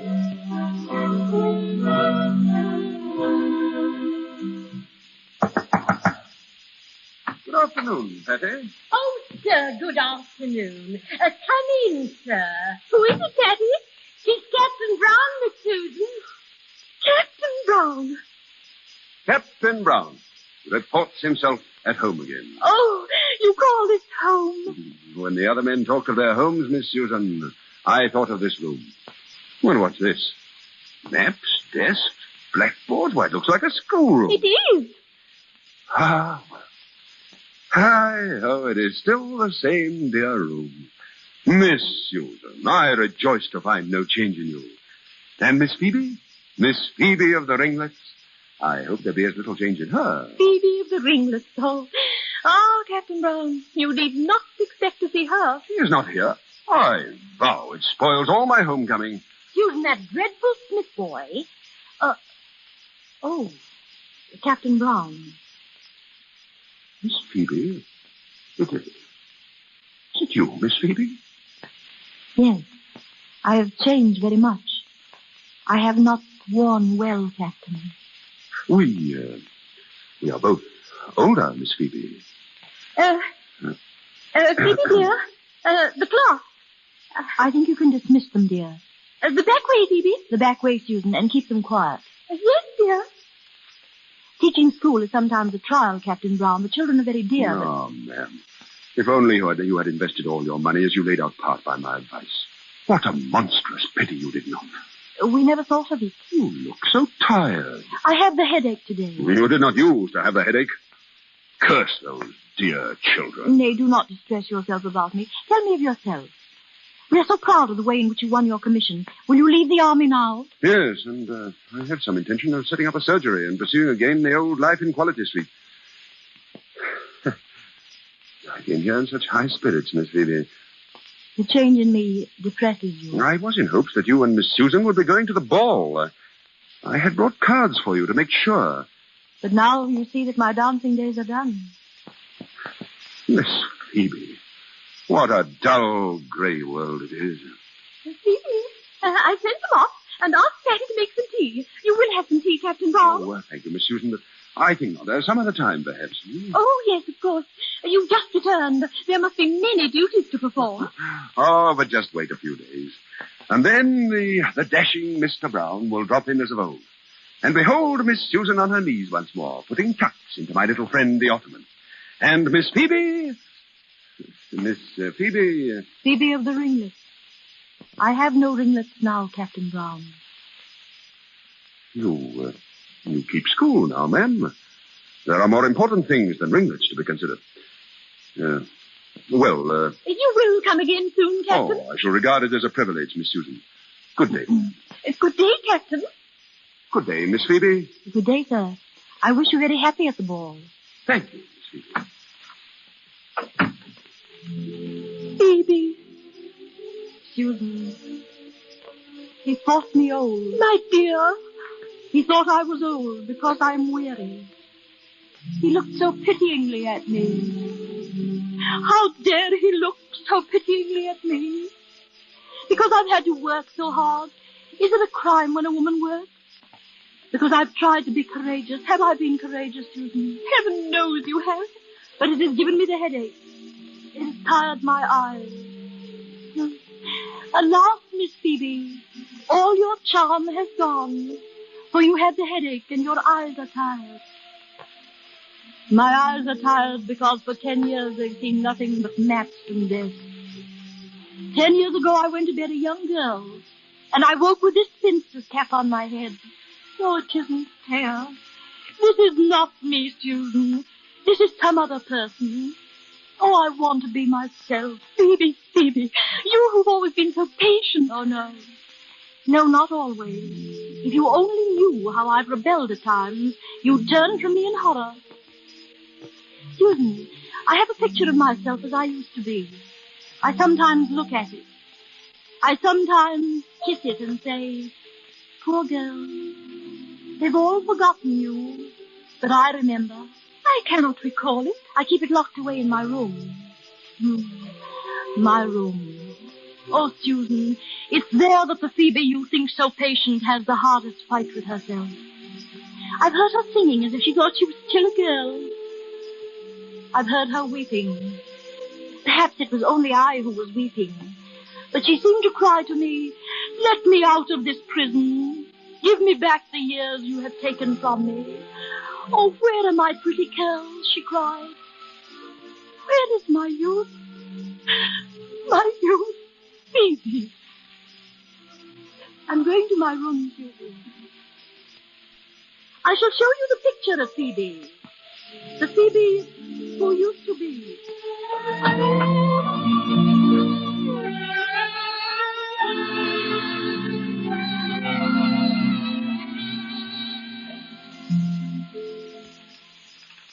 Miss Susan? Oh, yes, Patty. Here are the tea things, ma'am. Oh, thank you, Patty. But I don't think we shall have it just now. Captain Brown couldn't stay. Oh. Is Miss Phoebe to go to the ball this evening, ma'am? I'm afraid not, Patty. Oh, 'tis a pity, ma'am. Yes, 10 years ago she might have gone. But now... Ah, the pretty thing that she was, Miss Susan. Do you remember, Patty? I think there's no other person who remembers, unless it be Miss Willoughby or Miss Henrietta. Susan! Why, Phoebe, what have you done? I brought you the picture of the old Phoebe, Susan. Miss Phoebe, is it really you? It is, Patty. Please to leave us for a while. I wish to speak to my sister. Yes, ma'am. Yes, Miss Phoebe. Phoebe, that dress you're wearing. An old one, Susan, that I've kept away all these years. Is it pretty? Yes, beautiful. And your hair, your ringlets, oh, they're just as they used to be, Phoebe. Yes. Oh, Susan, this is a picture of my old self that I keep locked away in my room and sometimes take out of its box to look at. How marvelous. Perhaps I should not do it, but it's so easy. I have but to put on an old gown and tumble my curls out of the cap. Sister, am I as changed as he says I am? You almost frighten me. You're so young, Phoebe. Oh, you're like a girl again. Like a girl? Listen, the music at the ball is calling to me, Susan. See, my curls have begun to dance. They're so anxious to dance. One dance, Susan, to Phoebe of the ringlets, and then I will put her away in her box and never look at her again. Ma'am, may I have the honor? Nay, then I shall dance alone. Phoebe, there's someone at the door. Phoebe, stop your dancing and hear me. Someone is coming. Miss Phoebe. No, Patty. Not Miss Phoebe. I'm someone else tonight. Let me see. I'm my niece. The door, ma'am. Go down to the hall window, Patty. Look out and see who it is. I did see Miss Susan. She's Captain Brown. Captain Brown. Oh, Phoebe, stop. Go upstairs. Nay, Miss Susan. Let him see her. I'll show him in. I'll not stay here. I'm going to my room, Phoebe. Oh, dear. Come in, Captain Brown. Come in. Thank you. If you'll just step in here, Captain Brown. Thank you. Ah, good afternoon. I'll wager you didn't expect to see me so soon, Miss... Oh, I beg your pardon. Good afternoon, sir. I'm sorry, I thought it was Miss Phoebe. No, sir. Gentleman, Mistress's niece. She's on a visit here. Oh, excuse me, ma'am. Patty, I obtained this bottle of medicine at the apothecary's for Miss Phoebe's headache. It should be taken at once. Oh, Miss Phoebe's lying down, sir. Is she asleep? No, sir. I think she's wide awake, Well, sir. it may soothe her.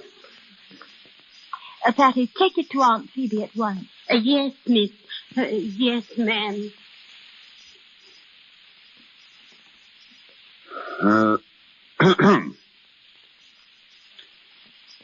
Perhaps I may venture to present myself, Miss Libby, sir. I am Captain Brown, Miss Libby, an old friend of both your aunts. How do you do? I was sure you must be related. Indeed, for a moment, the likeness, even the voice. No, sir, you mean I'm like Aunt Phoebe? Everyone says so, and indeed 'tis no compliment. Ah, 'twould have been a compliment once. You must be a daughter of the excellent Mr. James Thrushell, who used to reside at Great Buckland. Miss Libby, you go to the ball tonight? Alas, sir, I have no card. I have 2 cards for your aunts. As Miss Phoebe has the headache, your Aunt Susan must take you to the ball. You'll enjoy it tremendously, I'm sure. Oh, sir, do you think some handsome gentleman might be partial to me at the ball? If that is your wish. I should love, sir, to inspire frenzy in the breast of the maid. But I dare not go. I dare not. Good afternoon, Captain Brown. Ah, Miss Susan, I have ventured to introduce myself to your charming niece. I beg your pardon. Aunt Susan, do not be angry with your Libby. Your Libby, Aunt Susan. This gentleman says he's the dashing Mr. Brown. He has cards for us for the ball, Auntie. Phoebe. Aunt Phoebe wants me to go. If I say she does, you know she does. But my dear. I shall see to it, Miss Susan, that your niece has a charming ball. He means he'll find me sweet partners. Nay, ma'am. I mean that I shall be your partner. Aunt Susan, he still dances. Still, ma'am? Oh, sir, you are indeed dashing. Only, sir, please not to scowl. I could not avoid noticing them. Noticing what, Miss Libby? The grey hairs, sir. I vow, ma'am, there is not one in my head. Oh, sir, dissuade her. Nay, I entreat her. Auntie? Think, my dear, think. We dare not. No, we dare not. But we will. My dear. No use to talk, Aunt Susan. I fixed my mind. We go to the ball tonight. We shall be bright and gay and thoughtless and merry. And we shall dance with the dashing Captain Brown.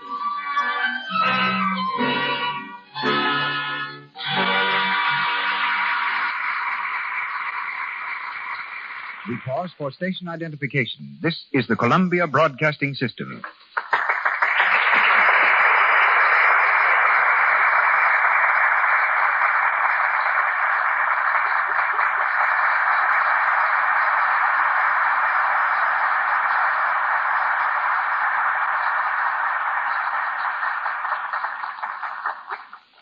We continue shortly with Quality Street, starring Ruth Chatterton and Brian Ahern. Ambitious newcomers are not the only ones given screen tests. The most famous stars in Hollywood are frequently tested to see if they're suited to certain roles. Tests are expensive and are conducted with great care because they're the talent laboratory of the studio. The gentleman you are about to hear directs the tests at Metro-Goldwyn-Mayer Studio. 20 years ago, he worked for me as a property man. Leaving his job to serve in the war, he has since then been a writer and director. Ladies and gentlemen, Mr. Harold S. Bouquet. Let me first explain how we make a screen test. The person to be tested rehearses a scene from a play. Then in costume, she goes before the camera, and the scene is shot with as much care as is given a full-length picture.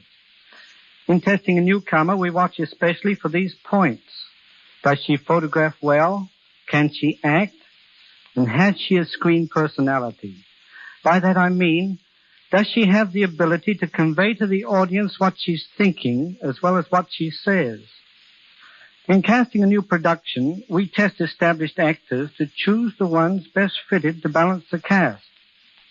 I remember in one picture starring Joan Crawford, I had to direct and listen to 34 crooners before finding one who could act as well as he crooned. You've certainly suffered for your art. I've always sympathized with the screen test director. He's probably the most unpopular man on the lot, because every performer fears his camera. That goes for some of the biggest actors, too. I've seen them go to pieces and forget their lines when it's a test for themselves. On the other hand, they're always willing to help out a newcomer by playing opposite him, giving him confidence and support.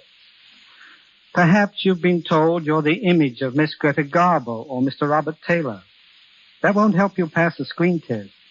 At best, you'll only be a good imitation. Be yourself. Develop your own dignity, humor, sweetness, or strength. The truth will out in your screen test. Clear, vibrant skin helps immeasurably to convey charm and life.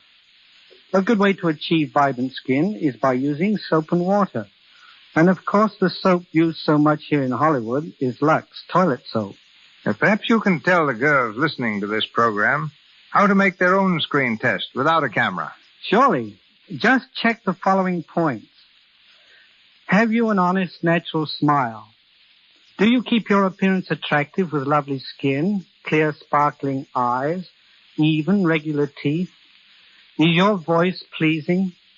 Watch your friends while you talk, and if they become restless, you can be reasonably certain your voice is irritating. Can you retell a story you think is funny and make other people laugh? If you can't, don't blame it on the story. Your timing ability and sense of dramatic values need developing. Do you use your hands gracefully? Is your posture good? Do you walk with a spring or a slouch? Let your mirror answer that. Do you keep your friends when you're financially embarrassed? If they don't drop away when you're unable to entertain them, you can be positive you have a personality that stands at least an even chance of success. Thank you. Good night.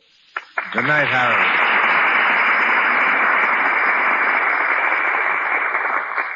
Back to our story, Quality Street, starring Ruth Chatterton and Brian Ahern.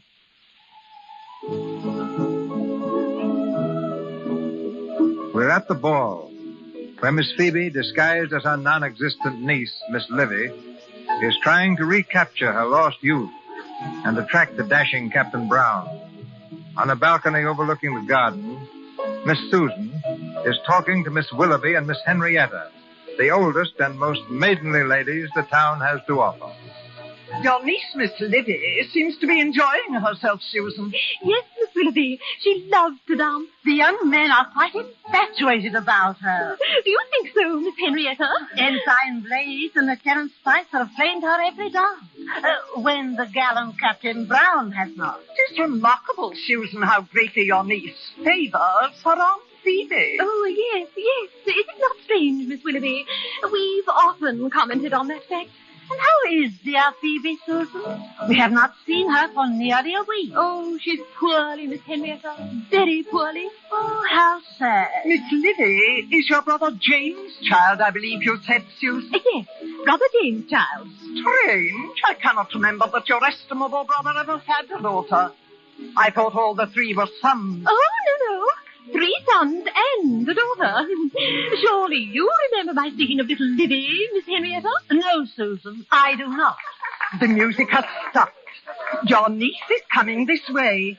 Oh, yes, yes. If you'll excuse me. Oh, are we not to meet her, Susan? Oh, yes, certainly. If you wish it. Why, of course. It's been a pleasure for the next time. Don't come now. You'll be dancing with Lieutenant Spicer all day. Nay, gentlemen, you must excuse me. I must stick to my art. Will you be long, Miss Livy? I shall try not to be. Then we shall try to wait patiently, ma'am. Come, Ensign. Farewell, Miss Livy. Farewell, ma'am. Farewell, gentlemen. Oh, Aunt Susan, Oh, my dear. Oh, I beg your pardon. I didn't know you were engaged. Livy, my dear, these are 2 old friends of mine. My niece, Livy, Miss Willoughby, and Miss Turnbull. How do you do? How do you do? Excuse me, Aunt. One moment, Miss Livy. May I ask how many brothers you have? 2. 2. I thank you. Oh, that is 2 excluding the unhappy Thomas. The unhappy Thomas? Yes, we never mention him. I think I shall go. Come, Miss Henrietta. Yes, my dear. Good night, Susan. Good night, Miss Lily. Good night. Good night, Susan. You think they suspect? I know they do. How could they help it? Why didn't you tell me they were here? I didn't know myself until they came and sat next to me. Oh, Phoebe, the scandal. You, a schoolmistress, flirting outrageously with every young gallant at the ball. And allowing them to propose to me, too. You didn't? Yes. Oh, who were they? Ensign Blades, Lieutenant Allen, and Major Linkwater. Phoebe, what is to be done? If Miss Willoughby and Miss Henrietta find out about these proposals, they'll tell all Quality Street. We can never open school again. We shall starve. That horrid, forward-flirting, heartless, hateful little toad of a Libby. Oh, it's not her fault. I know who it is that has turned you into this silly, wild creature. That odious, cruel Valentine Brown. Poor blind man. To weary of Phoebe. Patient, ladylike Phoebe. The Phoebe whom I have lost. To turn from her and then become enamored in a single night of a silly impostor like Miss Libby. Yes, he is infatuated with Libby. Susan, there's been a declaration in his eyes all tonight. And when he cries, "Adorable Miss Libby, be mine," I mean to answer with a, "Oh, law, how ridiculous you are. You're much too old. I've been but teasing you, sir." Oh, Phoebe, how can you be so cruel? Because he's taken from me the one great glory that is in a woman's life. Not a man's love. She can do without that. But her own dear, sweet love for him. He's unworthy of my love. That's why I can be so cruel. Oh, dear. Miss Libby. Oh, 'tis Captain Brown, Aunt Susan. Lord, Captain, why are you not dancing? Indeed, ma'am, it is because I have something of more importance to attend to. I wish to speak to you, Miss Libby. May I, Miss Susan? Oh, yes, Captain. Libby, I think it's almost time we left. I'll go fetch your cloak, dear. Thank you, Aunt Susan. Won't you sit down, Captain? Thank you. You're looking rather grim, Captain. What is it you have to speak to me about? Miss Libby. You're an amazing pretty girl, ma'am. Oh, Captain. But you're a shocking flirt. Oh, Lord. It has somewhat diverted me to watch the men go down before you. But I know you have a kind heart. And if there be a rapier in your one hand, there is a handkerchief in the other, ready to stanch their wounds. I have not observed that they bled much. The blades and the like, no. But one may, perhaps. Perhaps I may wish to see him bleed. For shame, Miss Libby. I speak, ma'am, in the interests of the man to whom I hope to see you affianced. Oh, please to say nothing. I am feeling faint. Nay. We must have it out. Well, then if you must go on, do so. Who is this happy man? As to who he is, ma'am, of course I have no notion. Oh. Nor, I am sure, have you, else you would be more guarded in your conduct. But someday, Miss Libby, the right man will come. Not to be able to tell him all. Would it not be hard? And how could you acquaint him with this poor sport? His face would change, ma'am, as you told him of it, and yours would be a false face until it was told. This is what I have been so desirous to say to you. By the right of a friend. I see. Oh, it has been hard to say, and I have done it bunglingly. But believe me, Miss Libby, it is not the flaunting flower that men love. It is the modest violet. The modest violet? You dare to say that? Yes, indeed. And when you are acquainted with what love really is... Love? What do you know of love? Why, ma'am, I know all about it. I am in love, Miss Libby, with a lady who was once very like you, ma'am. Not... Oh, no. I hadn't meant to speak of it, but why shouldn't I? It'll be fine listen to you, Miss Libby. Ma'am, it is your Aunt Phoebe whom I love. You do not mean that. Most ardently. It is not true. How dare you make sport of her? Is it sport to wish that she may be my wife? Your wife? If I could win her. May I solicit, sir, for how long you have been attached to Miss Phoebe? For 9 years, I think. You think? No, I want to be honest. Never in all that time had I thought myself in love. Your aunts were my dear friends. And while I was at the wars, we sometimes wrote to each other. But they were only friendly letters. I presume the affection was too placid to be love. I think that would be Aunt Phoebe's opinion. Yet I remember, before we went into action for the first time, I suppose the fear of death was upon me. Some of them were making their wills. I have no near relative. I left everything to those two ladies. Did you? And when I returned and saw Miss Phoebe grown so tired-looking and so poor... The shock made you feel old, I know. Oh, Miss Livy. But it filled me with a sudden, passionate regret that I had not been killed in that first engagement. They would have been very comfortably left. Oh, sir. No, I am not calling it love. It was sweet and kind, but it was not love. It is love now. No, it's only pity. It is love. You really mean Phoebe? Tired, unattractive Phoebe, that woman whose girlhood is gone? Nay, impossible. Phoebe of the fascinating, playful ways, whose ringlets were once as pretty as yours, ma'am. Memories. Yes, that is the Phoebe you love. The bright girl of the past, not the schoolmistress in her old maid's cap. Ah, there you wrong me. For I have discovered for myself that the schoolmistress in her old maid's cap is the noblest Miss Phoebe of them all. When I enlisted, I remember I compared her to a garden. I've often thought of that. It is an old garden now. The paths, ma'am, are better shaded. The flowers have grown old. They smell the sweeter. Miss Livy, do you think there is any hope for me? There was a man whom Miss Phoebe loved long ago. He did not love her. Oh, he was a fool.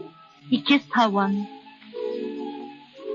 If Miss Phoebe suffered him to do that, she thought he loved her. Yes. Yes. Do you think that this makes her action in allowing it less reprehensible? It has been such a pain to her ever since. How like Miss Phoebe.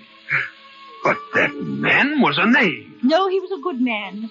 Only a little inconsiderate. She knows now that he has even forgotten that he did it. I suppose men are like that. No, Miss Livy, men are not like that.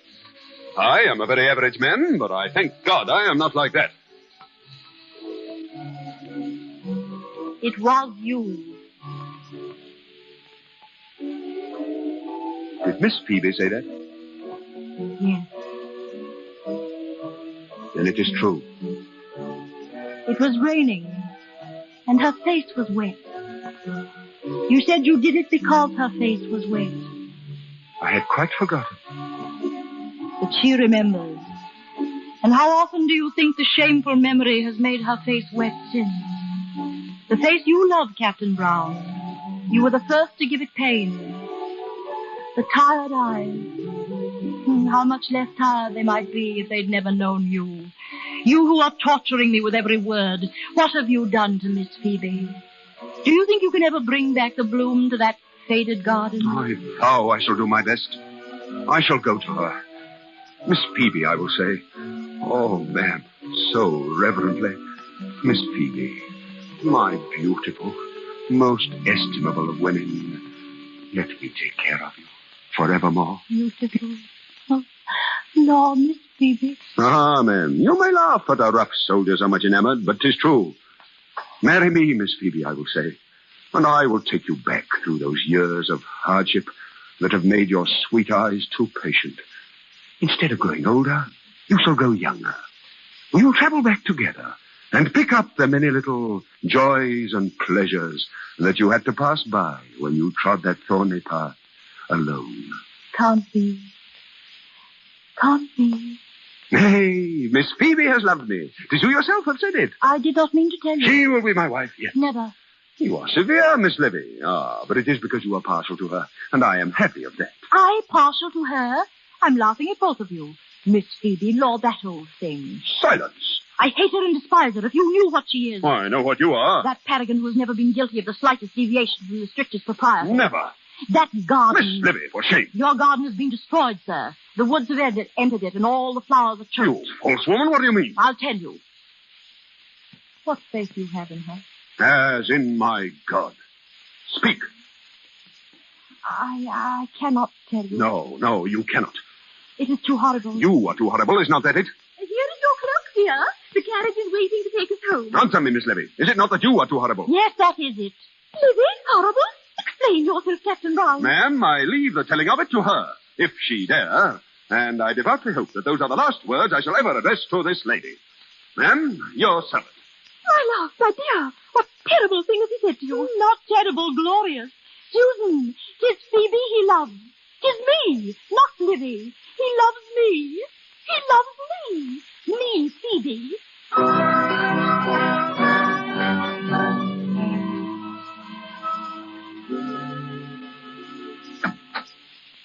Why, Miss Phoebe, home from the ball so early? Miss Phoebe has had a shock. No, Miss Livy's had a shock, a glorious shock that she richly deserved. Then you must have had a delightful time at the ball, and that's the main thing. Who can that be?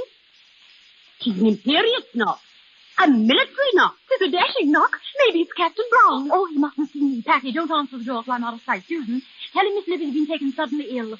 I can't see her. I won't see her. Ah, Patty, have the ladies retired? I must speak to Miss Livy. Ah, Miss Susan. Where is Miss Livy? Oh, sir, you cannot see her. She's been taken with a sudden indisposition. She is ill? Where is she? You cannot see her. She's at death's door. But then I must see her. As a physician, it is my duty. No. Patty, where is Miss Livy's room? I shall go to her at once. No, I beg of you. I shall rouse her and escort her to you. Good. And bring some heavy wraps and a shawl. She mustn't catch a chill. Yes. Patty, why have these dear ladies been deceiving me? Why, whatever do you mean, sir? I have talked to Miss Willoughby and Miss Henrietta at the ball. I feel that their suspicions are correct. Oh, sir, what suspicion? Patty, there is no such person as Livy. Is there? Captain Brown? Miss Phoebe has been posing as Miss Livy, hasn't she? Yes, sir. Why has she done this? 'Twas you that began it all by not recognizing her in a ring just the last time you was here. Why has this deception been kept up for so long? Because you would not see through it. She thought you were infatuated with her when she posed as Miss Livy because she was so young and silly. Oh, it is infamous. It was all in playful innocence at first, but now she's so feared of you that she's weeping her soul to death. That will be all, Patty. You may go now. Yes, sir. Thank you, sir.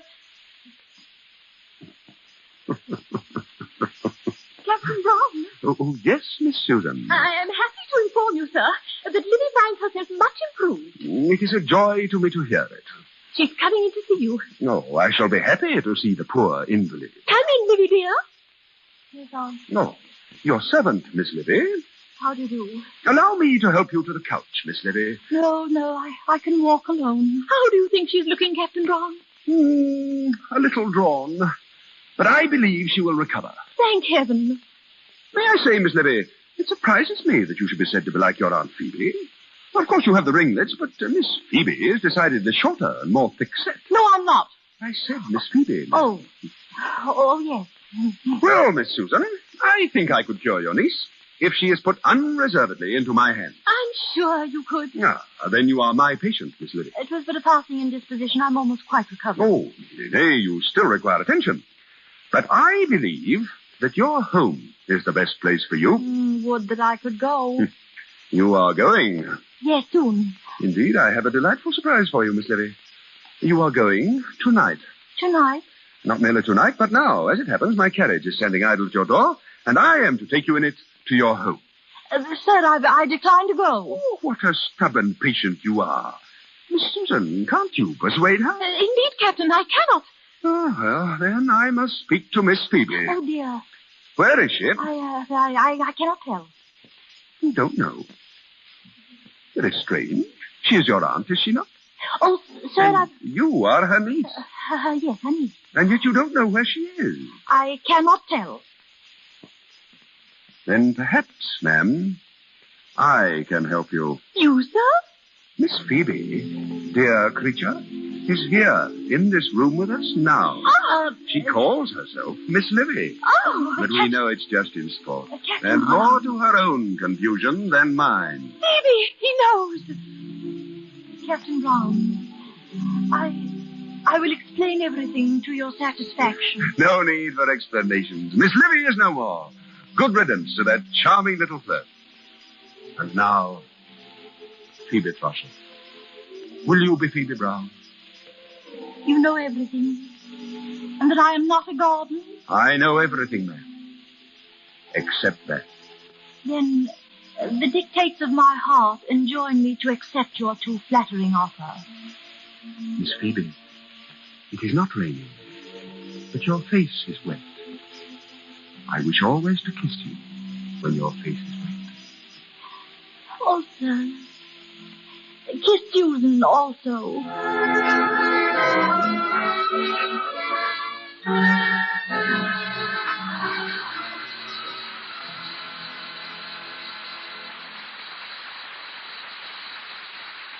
The romance of Phoebe Frossel and Valentine Brown comes to its happy conclusion. But before our program concludes, Ruth Chatterton and Brian Ahern will be back at the microphone. When the late Theodore Roberts, one of the screen's great character actors, was performing on the San Francisco stage, he took a liking to a young newsboy and got him a job in the play Barbara Frietchie. All the boy had to do was perch on the limb of a tree and shout, "The Yankees are coming." During his performance, the lad took a bow. But it was a bow from the tree on which he was sitting, which crashed to the floor with him, creating the biggest laugh in the play. From then on, he insisted he was an actor, and for a $2 raise, agreed to fall at every performance. That literally is how Mervyn LeRoy crashed into the show business. Today, as producer-director at Warner Brothers Studio, he has to his credit such pictures as Tugboat Annie, Little Caesar, Five-Star Final, I Am a Fugitive from a Chain Gang, and the great current hit, Anthony Adverse. Ladies and gentlemen, Mr. Mervyn LeRoy.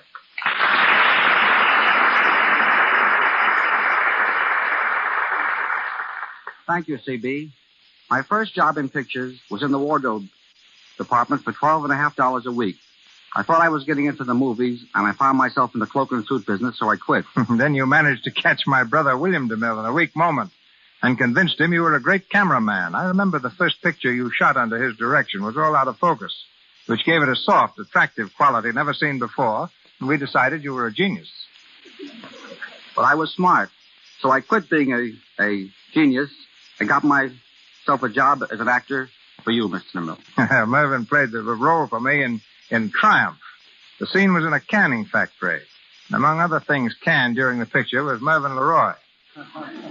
Let's skip over that and just say I became a comedy constructor and then a director. You know, I always wanted to be a big director like you, C.B. Oh, thank you, Mervyn. It's those clothes you wear, those boots and those breeches. Boy, they got me. Why don't you wear them? I haven't got a horse. Then let me give you a plug right now. You did an excellent job on Anthony Adverse. It's a grand piece of work. I had a swell time shooting it, too, with one exception. When I was making the African scenes, I kept the cast at work for 4 days in the drenching rain. I, of course, sat in comfort under a big umbrella. When the scene was finished, Frederick March, Pedro Cordova asked me, meekly, if that was all. Thanks, boys, I replied. No more rain. Oh, yes, said Freddie. That's what you think. And with that, he and Pedro poured a bucket of water over me. Of course, they offered you a cake of Lux soap with it. That reminds me. You've been knocking me since this interview began, so knock, knock. All right, who's there? Lux soap. Lux soap who? Lux soap the people haven't tuned out. Oh. They won't if you'll stop gagging. Now that you're a producer as well as a director, would you have made any changes in Anthony Adverse? Just one. And that? I would have fired Mervyn LeRoy. Good night, and thank you. Good night, Mervyn.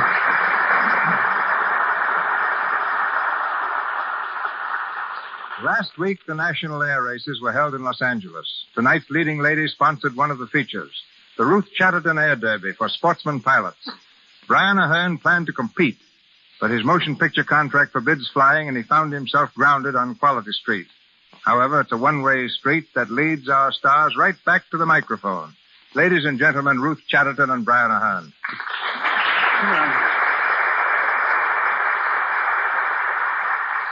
I really had no thought of ever flying, Mr. DeMille, but Ruth bullied me into a plane last year.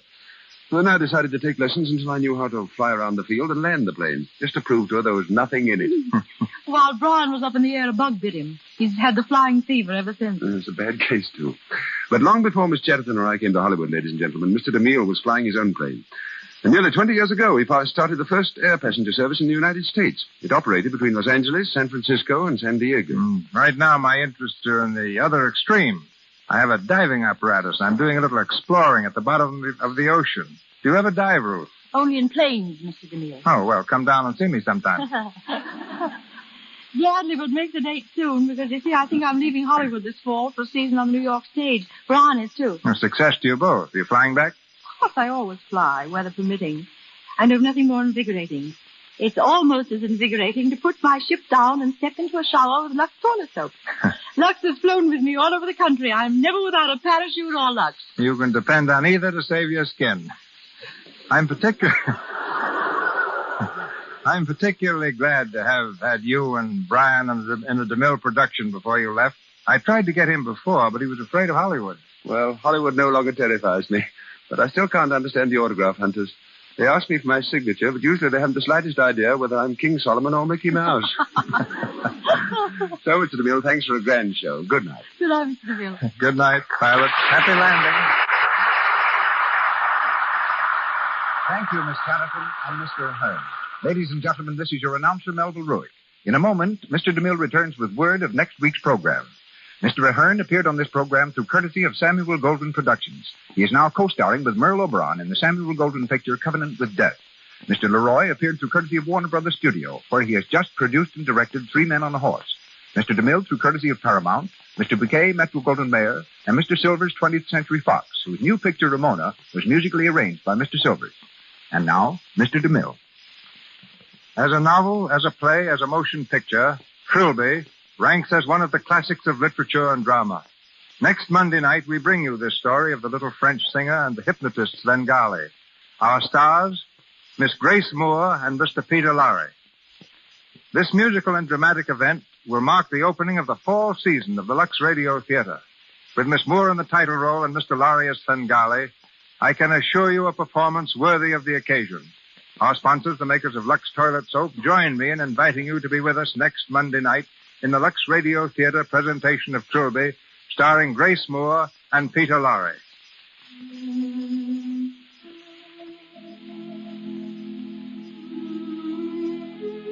Today, the motion picture industry suffered one of its greatest losses. Irving Thalberg. The Lux Radio Theater joins Hollywood and the entire nation in extending deepest sympathy to his wife, Norma Shearer, and his family. To Irving Thalberg, who has brought so many hours of happiness to people the world over, we dedicate these 10 seconds of silence.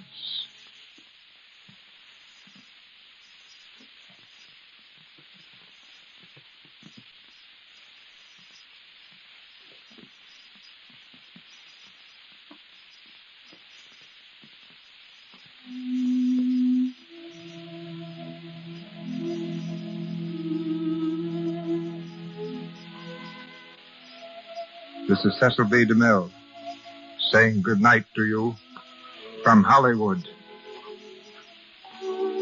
This is the Columbia Broadcasting System.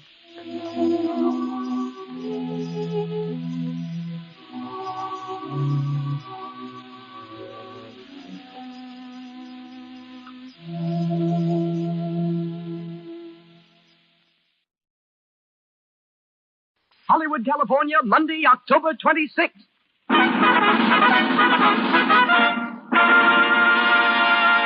The Lux Radio Theater presents Robert Taylor and Olivia de Havilland in Saturday's Children.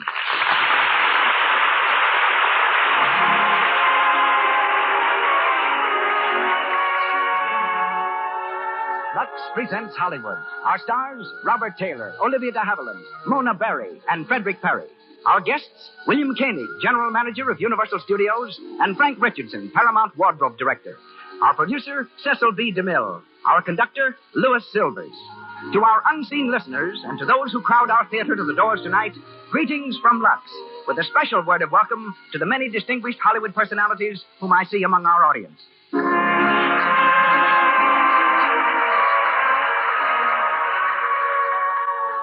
Here's a tip to every woman listening in. Follow the examples set by all the leading motion picture studios and make Lux Flakes the official wardrobe care in your home. Wash your woolens, silks, cottons, rayons, and linens in Lux. They'll look like new so much longer. And since Lux Flakes do away with cake soap rubbing, and because there's no harmful alkali in these safe, gentle flakes, your clothes will wear so much longer. For appearance, for economy, always use Lux Flakes. And now, Hollywood's leading citizen comes to the microphone. Our producer, ladies and gentlemen, Mr. Cecil B. DeMille.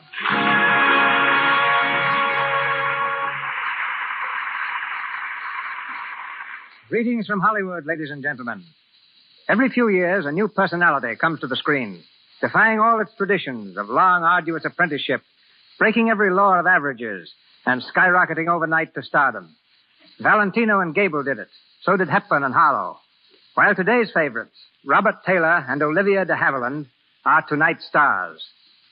As Spangler Arlington Brew, Bob was a student at Pomona College, where he was trying to decide whether to become a concert cellist or a physician. In the meantime, he accepted the lead in a college presentation of the famous wartime drama Journey's End. A Metro-Goldwyn-Mayer studio scout saw him and talked of a screen test. Not long after, Spangler's father died, and he went back home to Beatrice, Nebraska, planning to work in a gas station. It was at his mother's insistence that he went to Hollywood and reported to the studio. He walked out with a contract, a new name, and, more important, the confidence of Louis B. Mayer. That, briefly, is Robert Taylor's biography, the next chapter of which finds him opposite Greta Garbo in Camille. Olivia de Havilland is a Max Reinhardt discovery. Engaged as an understudy for Reinhardt's stage production of A Midsummer Night's Dream, she was selected by the famous impresario to play the role of Hermia in the screen version. This opportunity was all Olivia needed. As the heroine of Captain Blood, Anthony Adverse, and The Charge of the Light Brigade, she is now internationally known. For her debut in the Lux Radio Theater, she plays the part of Bobby Harrington. Robert Taylor is heard as Rims O'Neill. Mona Barry as Florrie, Fred Perry of the original cast as Mr. Harrington, and Maxwell Anderson provides the play Saturday's Children.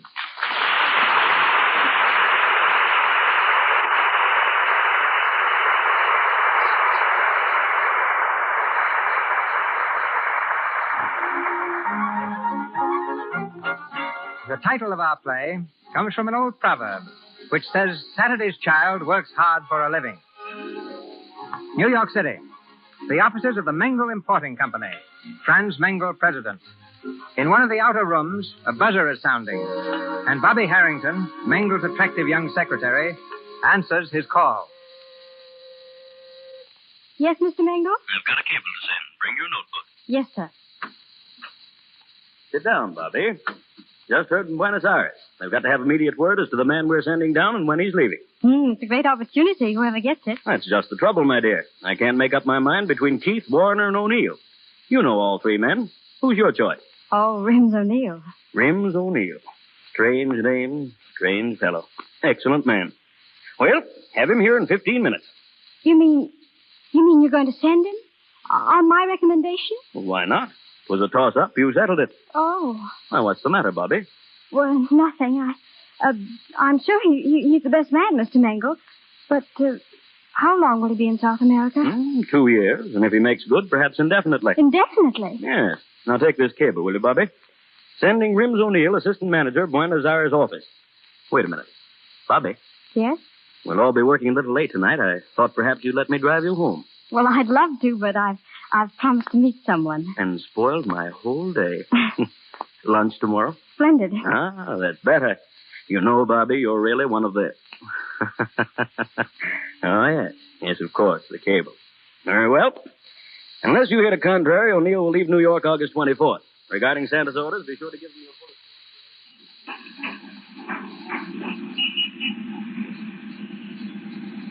Yes, please. No, lady, number 5, but... Number 5. Yes. You know, Bobby, I'm sort of glad we both had to work late tonight after all. What changed your mind, Rims? Riding home like this on top of a bus? Why not? It's kind of nice. Hey, you sure you're not in a hurry to get home? We can grab a cab, you know. Oh, I could ride like this for hours. Look up there, Rims. Right over our heads. Moon, stars. It's as if they're on our side tonight. You're beginning to sound like a songwriter. Oh, that reminds me. I told you I had good news, Bobby. Good news? The best possible. Now, hold on tight. It's coming. Mangle is sending me to Buenos Aires. Oh. There's a boat going in 2 weeks, and I'm on it. Assistant Manager O'Neill. That's me. Oh, Rims, I'm so happy for you. Thanks. It's the best break I got since I met you. I'll miss you, Bobby. You'll be there a long time, Rims. It's so easy to forget. Well, it will be for you. Well, that's the way it should be. Forget me. I'm talking too much. I guess it's the motion of the bus. Don't stop. Why should I forget you? Well, the best reason in the world. Mangle, the boss. Why not? He's worth plenty and not a bad guy. A little old, maybe. He asked me to marry him. Marry him? Mm-hmm. Well, when's it coming off? Never. Oh, now, wait a minute. You can do an awful lot with a bankroll like Mangle's. You better think it over. Haven't I, though? Look at me, Bobby. I won't be seeing you for a long time. Maybe never. It's like you always say, anything can happen. I don't know how to put it. I think I'm pretty quick on the trigger, and yet when it comes to... forget it. Say it, Rims. Please say it. Okay, here it is. It's 81st Street, and I'll stop. Hang on, here's where we get off.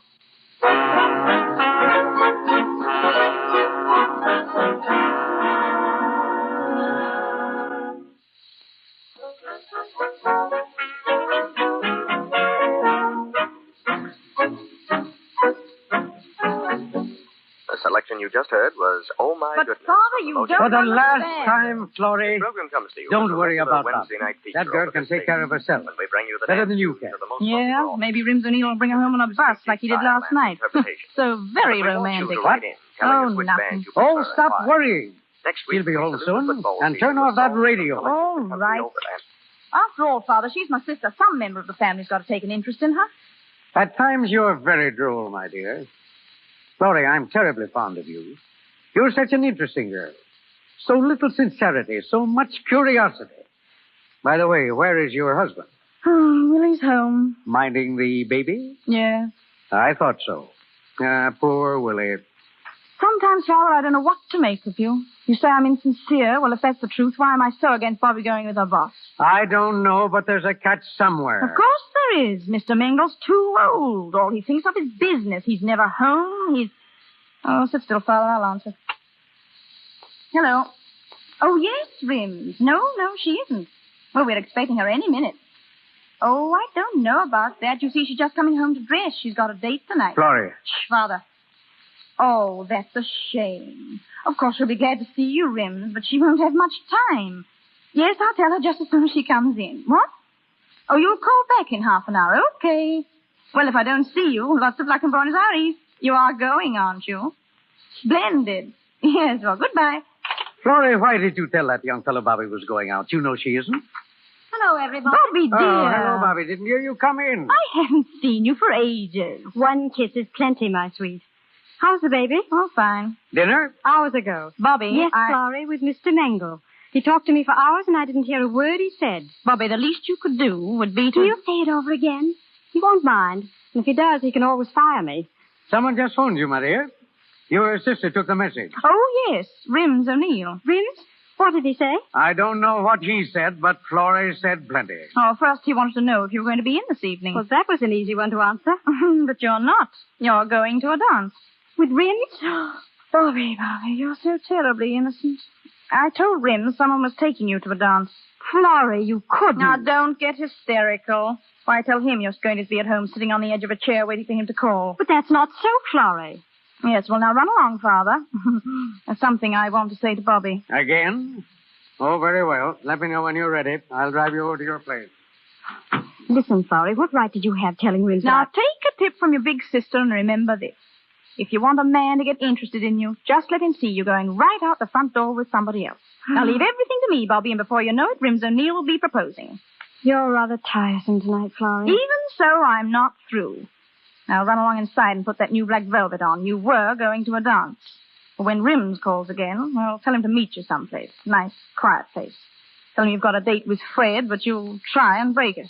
You're impossible. And so are you, without any decent makeup on. If you hurry, I'll help you. Well, you must think I'm mad about Rims. Well, I know you're about to lose him to the Republic of Argentina if you don't get some little sense in that pretty head.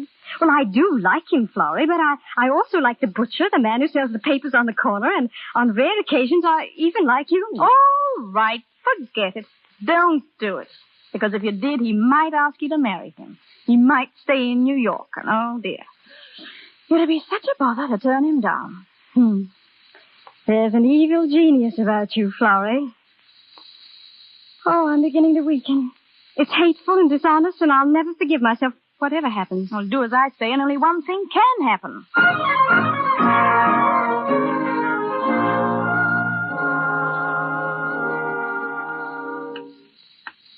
Hurry up, Bobby. You've been dressing for hours. All right, but you insisted on the black velvet. Florrie, stay away from that phone. Hello? Oh, hello, Rim. Well, I was, but... Yes, 10 o'clock? Oh, I'm quite sure I'll be able to break away. Oh, no, don't bother. I'll take a cab. Where? Spencer? Splendid. Goodbye, Rim. Well, you heard, Florrie. Sancho's at 10. I'd better leave now. Well, let me look at you. Yes, you're really a beautiful girl in velvet. I'll say goodbye to Father. Oh, just a minute. Darling, if the dress should fail, and if you knew just half a dozen sentences that would make Rims propose, would you say them? Of course I wouldn't. Well, Florrie, he's sailing Saturday. Well, it's so easy. Look, dear, I'm writing it down. Can you read my shorthand? I, too, was once a struggling young secretary. Yes, I can read it. Then you're going to take this little card and put it in your purse. And when you're in some nice, secluded corner in Sancho's, you're going to open your purse for a handkerchief. And then you're going to leave the purse open so you can see the card. Oh, Florrie, you're priceless. I'm beginning to enjoy you. Well, now for the bylaws. Rule number 1. Remember to cry. Well, I can't cry on order. Oh, yes, you can, my dear. He'll ask you what's the matter, and then you'll say these words written in my fine Italian shorthand. Oh, I'm so tired of everything, Rims, and I'm afraid I'm not very good company. And he'll say, oh, yes, you are, at which point his arms will go round you. Nothing to it, is there? No, it gets easier all the time. You just turn your face away and say, Rims, dear, sometimes you're the only person in the world I can talk to, and sometimes I can't bear to talk to anyone else. I'll do nothing of the sort. Then you continue, Bobby, watch me while I write this, won't you? You say, Rims, don't you ever get tired of poor me? Ever? And then he'll say, never. Very simple. Of course. You're such a darling, Rims, and it's going to be so awfully hard. What is? That's just what he'll say. What is? And you'll reply, well, marrying somebody else. Now, that'll shock him for a few seconds. Bobby, are you getting married? Oh, Rims, a girl has to get married sometimes, you know, while she's got a chance. Florrie, when you die, I'm going to have you mounted for the museum. Well, I'm not through yet. Listen. Rims will ask you how many proposals you get in a week. Or some variation on the theme. Yes, and your response is, I've had 2 proposals every other week for 2 weeks or something. And he'll look at you soulfully and whisper, now, kid, you don't mean you're set to marry somebody. And you'll say, oh, no, I won't. Oh, yes, you will. And you'll say, Fred or Bill or Johnny wants me to marry him, and he's awfully in love with me, and I don't want to go on working forever. Whereupon Rims comes through with the closing lines, well, Bobby, if you're getting married this season, why not marry me? And there you are. He'll never say it. Why not? Because he isn't a sap, for one thing. And for another, it isn't fair, and I wouldn't do it. My darling, how do people get married? I don't know. I'll say you don't. Here's the card, and don't forget to cry, Mrs. Rims O'Neill.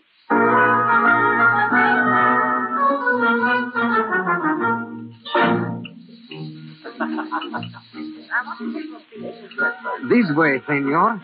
Will this table be all right? Sure, Sancho. Swell. May I take the lady's gift? Thank you. Howdy. Hey, you're a dream in that dress. Here, stand still. Let me look at you. You like it? Do I? Why haven't I seen you in that before? Well, I just made it. You made it? Hey, I wish you'd make my clothes for me for a while. I'd have them falling for me from the 3rd-story windows. Oh, any old clothes will do in Buenos Aires. They say they fall very easily down there. Yeah. They say it's the climate. I'll bet the climate can't raise them any sweeter than you are, because they don't come any sweeter. No, I've been dying to talk to you. I haven't seen you for a week, you know. Well, it isn't my fault you haven't seen me. Nobody's seen me. I haven't been able to see myself in the mirror at the rate I've been traveling. I've learned more about the Argentine in the last week than I ever knew about New York. Principal cities, population, railroads, rates of exchange, taxes, politics. The works. You ought to hear old Juan giving me a quiz. So you're really going? Sure. You know, I don't know a thing about it, but Juan's been coaching me, and I've been studying so hard I haven't had a chance to get away. You know, every night I thought maybe I could get away, and then, well, something came up and I couldn't. Oh, I know. You know, I haven't seen you since, well... Think hard. Gosh, it seems like a month. Just a week ago tonight. So you're right. You mean I haven't seen you since that night on the bus? Really, don't you remember? This thing's got me screwy, Bobby. I wish you were coming along. Well, certainly a nice spring while it lasted, huh? The best I ever had, Rim. Yeah, me too. You know, Bobby, I'll never see a Fifth Avenue bus without thinking of you. Never. You won't see one for a while, though. Yeah, it's true. But a postcard of Grant's Tomb or Central Park would do just as well, wouldn't it? I'll send you one with an X to mark the spot on it. Which spot, though? The route sprinkled with them. Well, where you read your poem to me, for instance. Wasn't much of a poem, if you ask me. Oh, Rims, it was a lovely poem. Well, I thought it was pretty good at the time, but I guess it was pretty bad. I don't think I'll try poetry again for a while. Not till you fall in love again, I suppose. Well, no, I guess not. Well, anyway, it's the only poem anybody ever wrote for me. When Bobby comes to the office, the boss takes off his frown. She wears a coat of powder blue and a powder blue gown. She sits upon her office chair. You always make me think it's good the way you say it. Oh, you've been swell, Bobby. To break a date for me like this, why? But you'll be leaving so soon, Rims. Yeah, that's why I had to see you, to talk with you. About what? But, do you think it's a good thing, me going to South America? Well, it's a wonderful opportunity. Yeah, well, what I mean is, don't you think it's a good thing for a young fellow to see the world a little when he gets a chance so he can kind of make up his mind what he wants to do? Well, of course. Yeah, well, that's why I'm going, really. I'm not so sure it's any great shakes of an opening, but I've never been much of anywhere, and it's a chance... Well, it's a kind of an adventure, don't you see? Yes, I see. Yeah. Well, that's why I'm going. Yes. And Bobby. Yes? You've been wonderful to me. We did have a nice spring together, didn't we? Yeah. You've been marvelous. Well, it's summer now. Uh-huh. Bobby, could I kiss you just once? Oh, well, if you wish. Perhaps we better run along. Where's my purse? Oh, well, here it is. But it's so early, Bobby. Well, What? Bobby, you're crying. Oh, Rims, I'm so tired of everything, Rims. I'm afraid I'm not very good company. Oh, yes, you are, Bobby. Oh, Rims, dear. Yeah? Rims, sometimes you're the only person in the world I can talk to. Sometimes I can't bear to be with anybody else. Oh, gee, Bobby. Oh, you're such a darling. Well, I wouldn't say that. Oh, but you are. And it's going to be so awfully hard. What is? Marrying somebody else. You're getting married? Well, Rims, a girl has to get married sometime, you know, while she's still got a chance. Yeah, I suppose you get chances, all right. Yes. Lots of them, I suppose, huh? Well, I've had 2 every other week for 2 weeks. Say, look here. You don't mean you're making up your mind to marry somebody in particular? Mangle? Oh, no, Rims. Fred wants me to marry him. He's awfully in love with me, and I don't want to go on working forever. Oh, I see. I didn't know you felt that way about it. Well, I don't really. I was just joking. You better go. I wouldn't marry anyone. No, not even you. You wouldn't? No, I wouldn't. Oh, yes, you will. I mean... Do you want me to? Oh, there's nothing else I want more. Oh, Bobby. But you're going to South America. South America? No, darling. Somebody else can go to South America.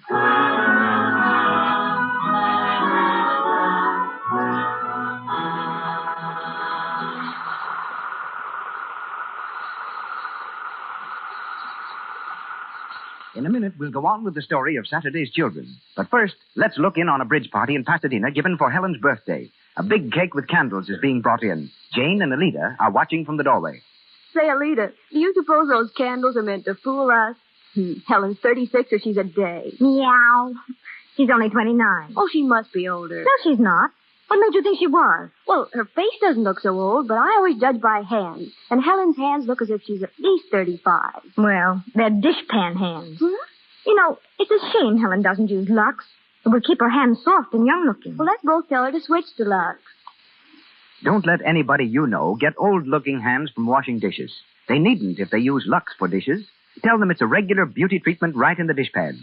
Soaps containing harmful alkali leave hands rough, red, and work-worn. Lux has no harmful alkali to dry out the natural oils of the skin. It leaves hands soft and smooth and well-groomed. And it's a very inexpensive beauty secret. A big box will do all the dishes for over a month. That means for considerably less than a cent a day, you can use Lux for dishes. Remember to start tomorrow. And now, Mr. DeMille. Our play, Saturday's Children, starring Robert Taylor and Olivia de Havilland, with Mona Barry and Fred Perry, continues from the Lux Radio Theater.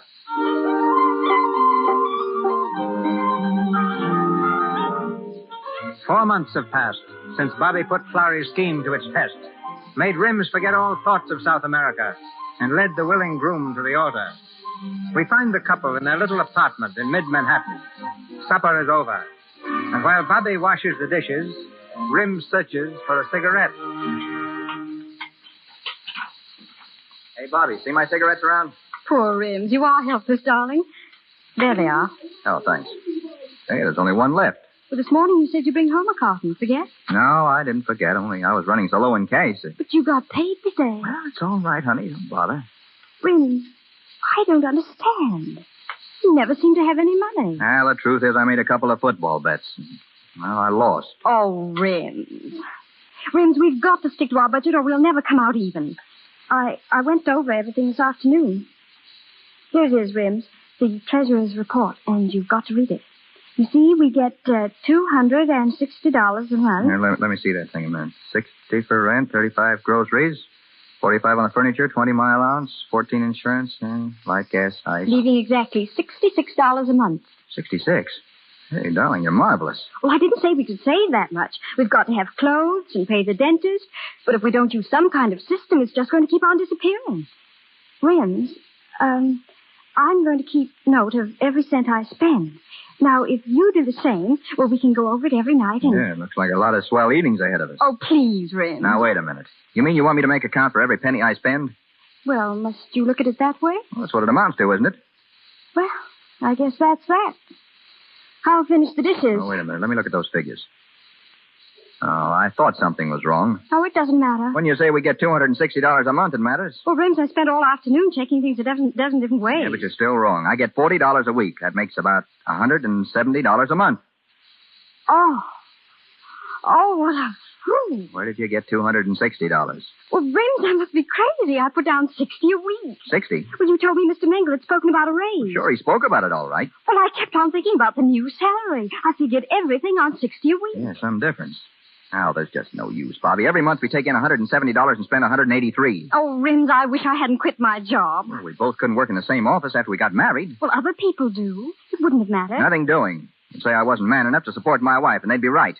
But it would double our income, Rims. Don't you see how easy it would be if I took my job back? Double our income. I know that. I know you were making as much as I am. What do you want me to do about it? Rims. Now, get this straight. I won't have you sitting in Mingle's private office all day. It was bad enough before we got married. Don't talk to me like that, Rims. Don't talk to me like that. You're my wife, and you'll do as I say, or... How I loathe that word. What word? Wife. I won't be a wife. It sounds fat and stupid. I wish we hadn't gotten married. Oh, so that's it. I wish you'd gone to South America. Not half as much as I do. Rims. Oh, you don't like to hear the truth, do you? Well, I've had enough of this. I'm going, see? I'm going out alone. Let me have a package of cigarettes. Yes, sir. Right away. I'll get them for you. Hello, Rims. Now, hello, Willie. How's my little brother-in-law? Where's Bobby? Home, I guess. Well, what's the matter, old man? Something wrong? Anything wrong for a man to go for a walk and stop in at the corner stationery store to play a game of pinball? Well, is there? I'm sorry. I just stopped in at the cigar counter. I thought I'd say hello. All right, hello. Oh, if there's anything I can do... Yeah, there's plenty you can do. You and that wife of yours. Keep away from my home. Keep away from Bobby. You don't have to talk so loud, Rim. I guess I'm going nuts. No, I try to reason with Florrie. We shouldn't drop in on you so much. Yeah, last night and the night before and the night before that. I know. I guess Florrie's kind of inquisitive. You don't have to apologize. It's not your fault, Willie. Well, thanks, Rim. If it isn't her father or her mother or Florrie or you, then it's money. If I was only in Buenos Aires, I'd have a home and servants. I'd have a car. What's the use? Is the family so bad, Rim? Well, no more than my family would be, I guess. Well, take it easy, Rim. No, I went through the whole thing. I know. Besides, I got a kid. And a decent job. Well, that'll come, too. Maybe. Last week they gave a party for a man in the office. Al McIntyre. He got me my job. But could I buy a ticket? No. A ticket cost $5. How do you think I felt walking in the office the next day? $5, Willie. $5 measly bucks it had to go to pay the rent. Well, I guess it's just as hard on Bobby, Rim. Yeah, don't you think I feel that, too? She's changed, or I've changed. I can't understand it. All day long I think about her. I think how swell it's going to be to go home and be with her alone. Then when I get home, all I see is bills and relations and a sink full of dishes. That isn't swell, Willie. That's just a flat. And Bobby and I are just two ordinary married people. Then I do what I did tonight. Make a mess of things. Shoot the works. But I can't help it. I hate it, Willie. I hate it. I know, but calm down. Now take it easy. Get out of my store. I should hear your troubles. Nah, I got my own troubles. Maybe you should hire a hole. Why, you old... Now, listen, don't hit me. Wait a minute now. Getting tough won't help you. Look, why don't you phone Bobby and tell her you're sorry, huh? Phone her, huh? Tell her I'm sorry. Crawl. For what? For being alive? Not me. As far as I'm concerned, Bobby can... Hello. The line must be out of order. Oh, it couldn't be busy for 40 minutes. It's my house. I'm trying to get my wife. Don't you understand? How could it be busy? All right, never mind. Forget it. I said forget it.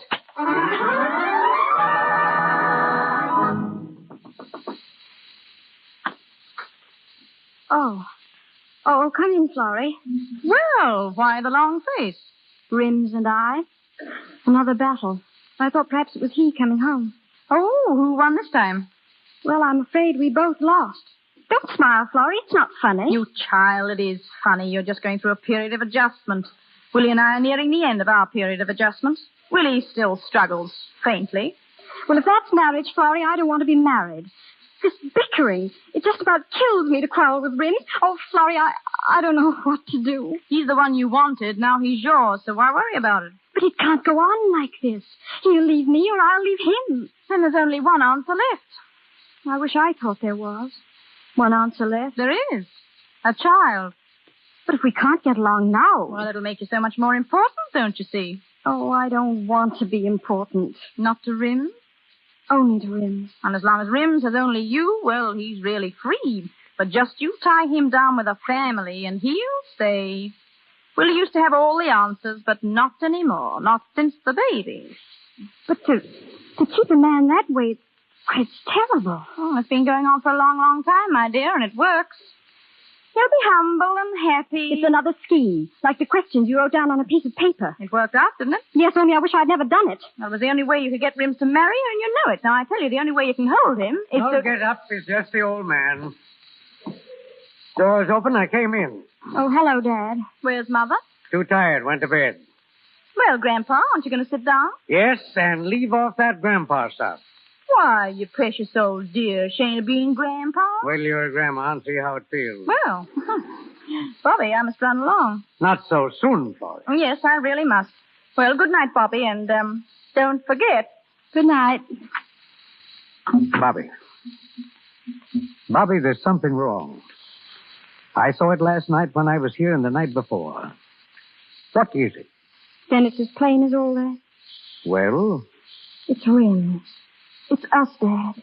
It's money and dishpans and bills, and somewhere under the heap of Rims and I, and pretty soon we'll never be able to find each other again. Bobby, if you and I had only talked that night, the night before you two decided to get married. What would you have said? That you're too young to get married. You haven't had any fun yet. He hasn't money enough to support you. Why should he support you? You're his economic equal. Perhaps I should have gone on working. But if I had, I might have lost him. Not as surely as you're losing him now. It used to be a love affair, didn't it? Yes. Now, what is it? Grocery bills, mostly. I'm sorry. Father, if a woman has a husband, and she wants to keep him all her life, then isn't a child the best thing, isn't it? Bobby. It's true, isn't it? Oh, yes. It will hold him. And you, too. You don't understand me, Father. Bobby, what's happening to your honesty? Oh, I'm young and foolish, and Rims is everything in the world to me, and I'm afraid I'll lose him. Think it over, Bobby. Think hard.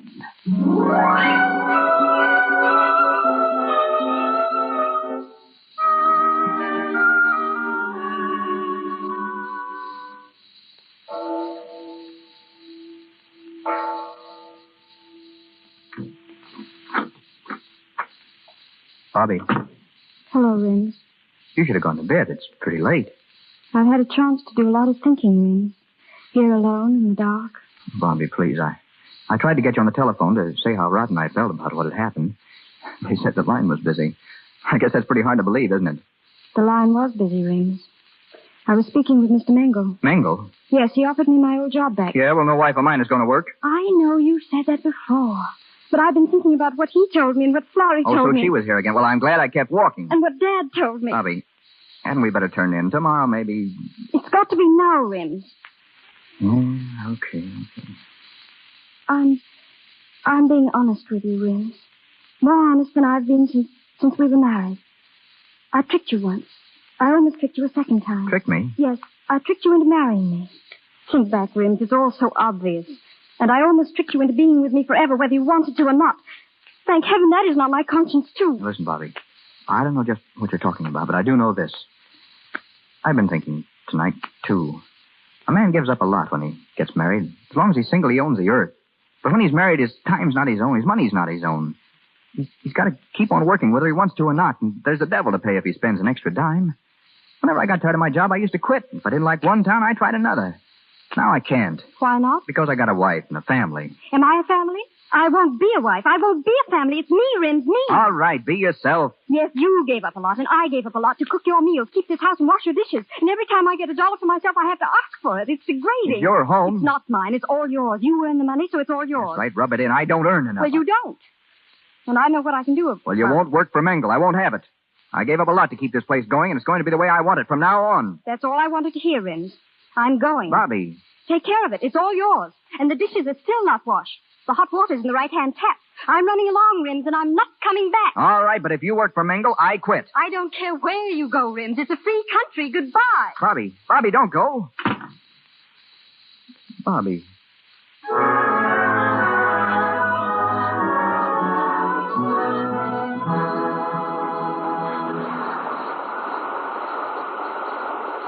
We pause for station identification. This is the Columbia Broadcasting System.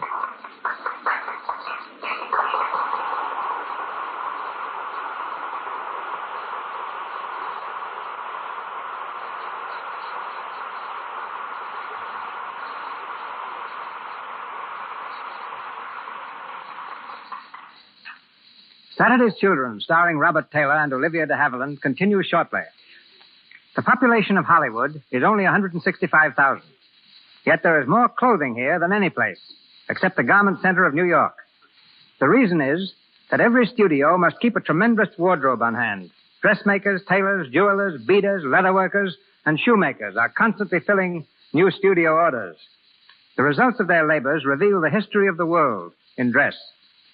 Tonight we hear from the wardrobe director of Paramount Studio, who orders 10,000 costumes a year and knows where he can put his hand on every one of them. Ladies and gentlemen, Mr. Frank Richardson. Thank you, Mr. DeMille. It's easy to understand how costumes accumulate in the thousands. A star never wears the same dress in 2 pictures, while when a DeMille film is finished, we usually have to build an annex. You should be used to me by this time, Frank. We've worked together for nearly 20 years. And I think the first job you gave me was the toughest. That called for a silver-plated suit of armor in a day when there were no armors in this part of the country. Geraldine Farrar wore it and Joan the woman. It cost $2,500 and we have it yet. Still, you weren't upset when I asked for 5,000 suits of armor for the Crusades. That's because you gave me the chief armor of the Metropolitan Museum of Art to help me construct them. Aging costumes is actually a lot harder than creating new costumes. To make a new costume show wear quickly, we use blowtorches, sandpaper, oil, stain, and wax. Of course, the greater part of our wardrobe, and this will interest the ladies, is made up of beautiful costumes fashioned from the daintiest and most gorgeous fabrics. That, Mr. DeMille, is where Lux comes in. We found the surest way to safeguard these costumes is by using Lux Flakes. And no wardrobe man ever goes out on location without enough flakes to take care of the company's laundry. It's not only best, it's the easiest soap to use. Well, after your success with metal costumes, I hear you're now making them out of glass. Yes, you remember we made the first glass ones for you in Forbidden Fruit. Mm-hmm. And now we're making glass hats for the dances and college holiday, Jack Benny's new picture. Fashions and materials change almost as often as fashions and clothes. And 2 dresses hanging in the Paramount Wardrobe Department give a good illustration of how styles change. One costume worn by Mary Bryan is from the 1840 period. The other was used by Clara Bow. Mary's dress required 288 yards of materials. Clara Bow's only 3.5 yards. So there you are. Now to you and Lux, my appreciation and good night. Good night, Frank. Good night.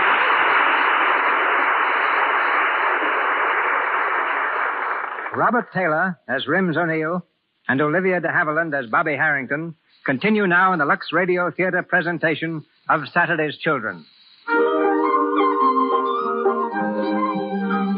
3 weeks have gone by. With their last quarrel, Bobby left Rims and is once again working for Franz Mengel. Rims has found another job. Believing that Mengel and Bobby are extending their association beyond business, Rims goes to the Mengel Company's offices. As he waits in the hall near the elevator, watching for the pair he suspects, he is greeted by a former co-worker. Say, I'm glad to see you. Coming in, aren't you? No, I'm staying out here, Keith. I'm waiting for someone. Bobby? No, maybe. Oh, I'm sorry. You know, we miss you around here plenty. Mr. O'Neill? Sure. Like old times having you for my customer again. Johnny, did you see Mr. Mengel come out of the building? Yeah, sure. There's his car over there. Just pulling it out. I guess you just missed it. Thanks, Johnny. No, I haven't missed him. Hey, taxi. Cab, sir? Yeah, that gray sedan with the chauffeur. Follow it. Yes, sir.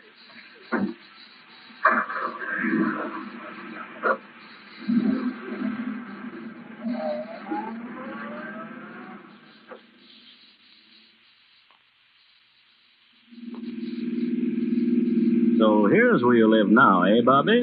4 doors down on the right. 4 doors down on the right, Michael. Yes. Since you refused to have dinner with me, Bobby, at least you let me escort you in. Of course. But the door must be open. Door? What door? The door of my elaborate one-room suite. You should hear Mrs. Golick, the landlady. When gentlemen visit, the door must always be open. At 10 o'clock, the gentlemen go. But this gentleman is going before 10 o'clock. Well, just as you say, Bobby. I'll be down in a few moments, Michael. Very good, sir. That's it, just ahead, buddy. Gray sedan. Okay, here you are. Thanks.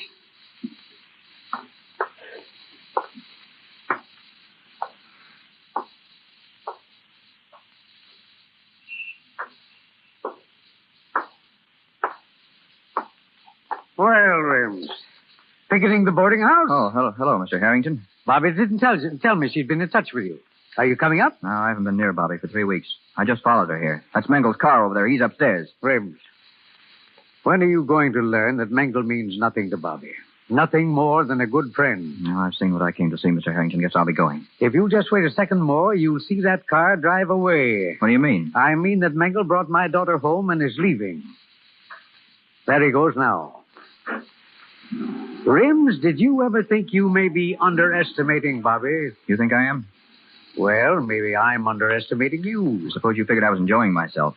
My wife's left me. Now's my chance to step out. Well, why not? She does. That's funny. Yeah, very funny. Because if there was one thing in the world she wanted, it was you.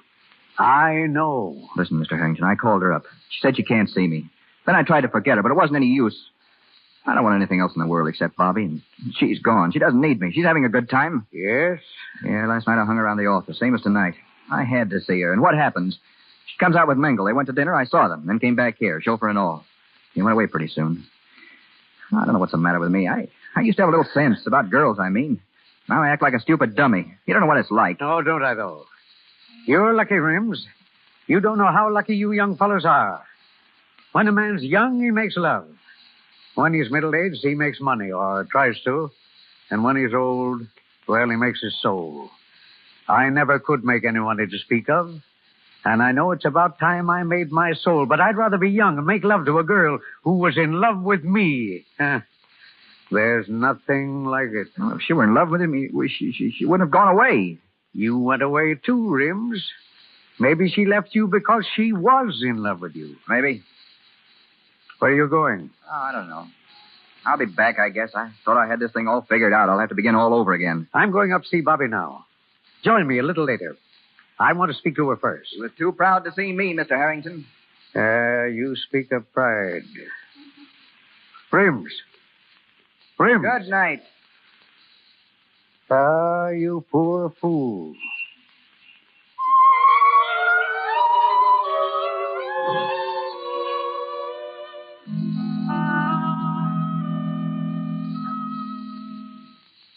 It's only a room, Dad. Not like the other house.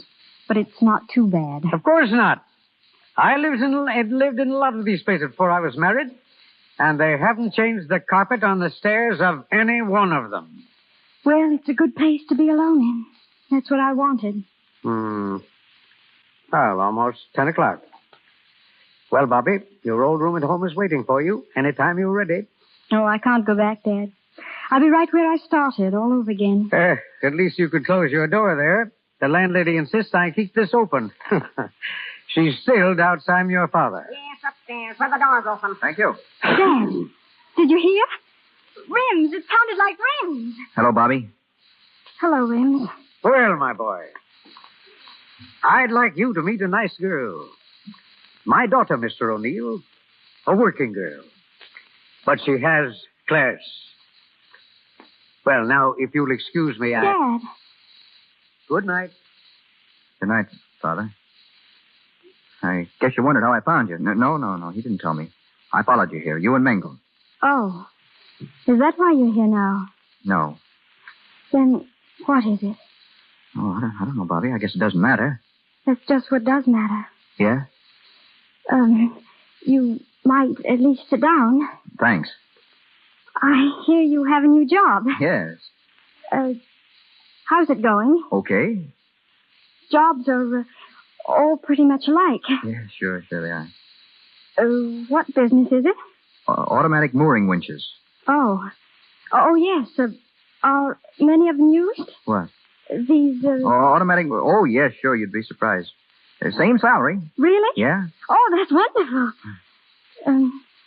I have to apologize for this place. It's not very... Well, you're in it, aren't you? Thanks, Raymond.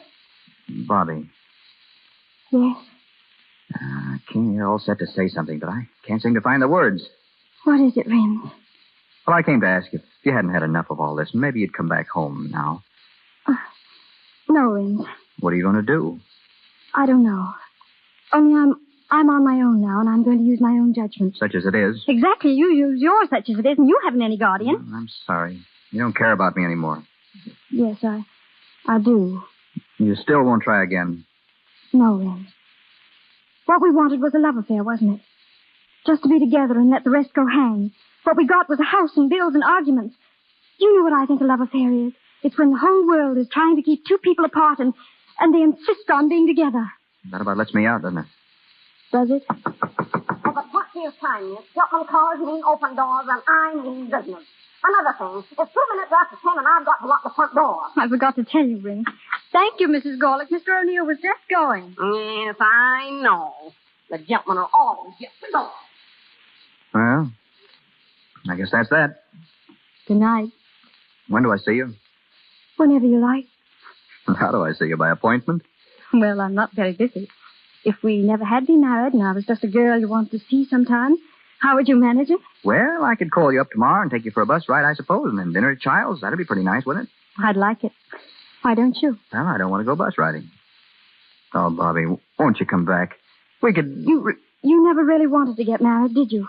Tell me the truth. I wanted you. Oh, of course you did, but you didn't want a house. I wanted you, but I didn't want a house, and I don't know. How do I know you won't fall for somebody else sometime if you leave here? You don't. Oh. How do I know you won't fall for somebody else? I don't. I don't want to. Rims, you want to see me unless you just can't keep away.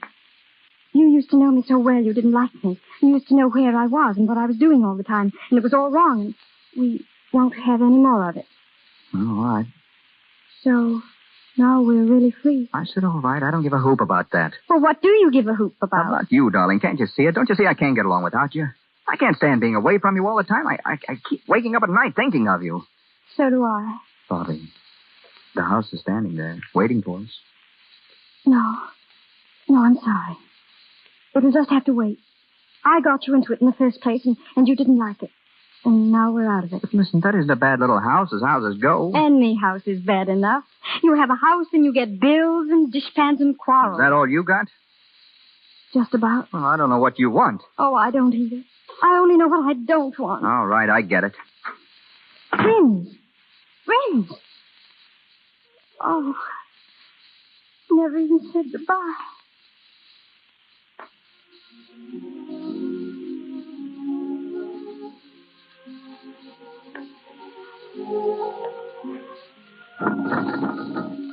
Oh. Rims. Come in off that fire escape. You know, I was just thinking, it's pretty early, and if you wanted to, we could take a bus ride. We used to take bus rides a long time ago. I'd love to, Rims. Bobby, what's going to happen to us? Are we going to get a divorce? If you like. Will you marry me again if we do? Oh, Rims. Oh, Rims, darling. Would you try it all over again? With you, Bobby? Sure. We don't want a house, Rims. We don't want anything, only ourselves. That's about all we have left, Bobby. Only ourselves. Oh, Bobby, darling. There's one thing more that may be left if we hurry. What more could there be? A seat on top of a bus for two.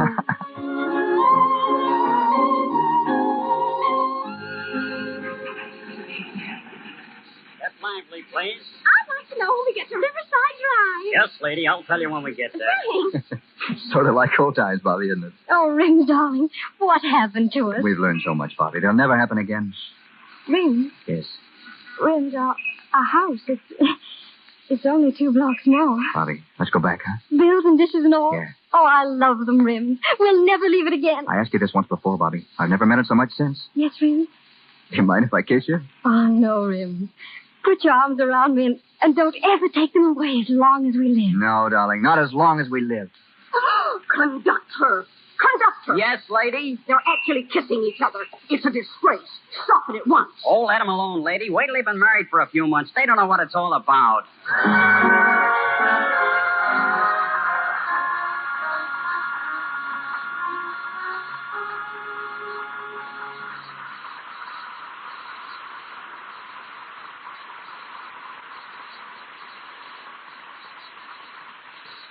We say good night to Saturday's children, but Robert Taylor and Olivia de Havilland will be back in a moment to say good night to us.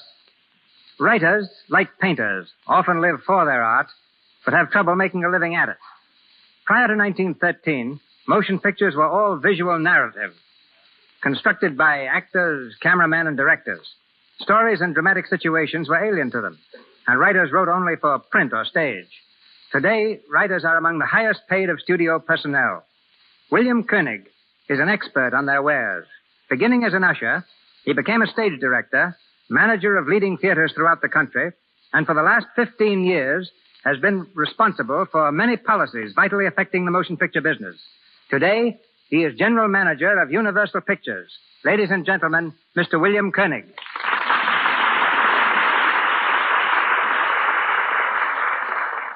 With motion picture producers paying anywhere from $1,000 to $100,000 for a single story, it's no wonder that every writer tries to point his pen toward Hollywood. But the very fact that these tremendous prices are paid is the best indication of the urgent need for good material. To find it, picture studios have story representatives in every major city throughout the world in addition to their Hollywood staff. An interesting sidelight is that during the past 25 years, I know of only 2 suits for plagiarism the studios have had from established authors. Which is why more than 90% of all film material is bought from well-known writers. Once a story is purchased, it is assigned to a producer. He then turns it over to a studio writer for what is known as a treatment. Revisions are begun, other writers called in, and the final scenario may be the work of from 3 to 10 writers. The author of a book or play seldom works on the screen version. An exception is Eric Hatch, who wrote the original story of My Man Godfrey. Mr. Hatch collaborated with Maury Riskin on the screenplay directed by Gregory LaCava. Many scenes in this film were rewritten after the picture was underway, giving it a freshness, sparkle characteristic of all LaCava pictures. Comedies take the longest time to prepare because they're good, prove very successful moneymakers.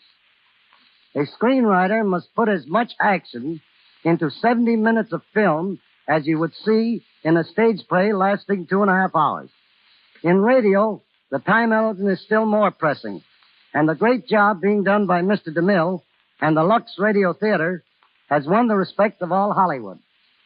Along with stories, our other big need is always for new talent. We're trying something new at Universal by going in for promising young players on a large scale. Of our 100 contract players, 75 have never been before the camera. One of them is Deanna Durbin, only 13 years old, and already a sensational success on the air. She will be featured in our new film, Three Smart Girls, with Barbara Reed and Nan Gray, each only 17 years old. Robert Taylor was barred by Universal from Metro-Goldwyn-Mayer for a leading role in Magnificent Obsession, directed by John Stahl. We're proud to have contributed to the success of this young star, who has become one of the most popular personalities on the screen since Valentino. Bob came to pictures from college, and I feel confident that the next few years will find universities actively training students not only as actors, but as writers, directors, and technicians. Many thanks to you all, and good night. Good night, Mr. Turner. Good night, sir.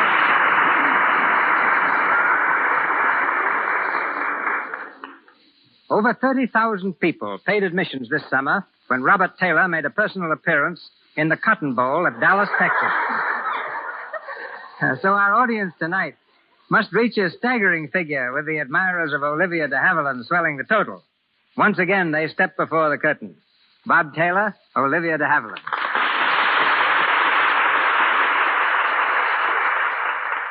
Thank you, Mr. DeMille, but Bob's the one to do the talking. He used to win prizes for oratory. Yes. There's one neat little number I once orated called The Peculiar Position Held by School Teachers in Public Society. I think it began something like this. Cut. We'd much rather hear you play a cello. I guess you've never heard me play the cello. Well, no. The fact is I left my cello in my other suit.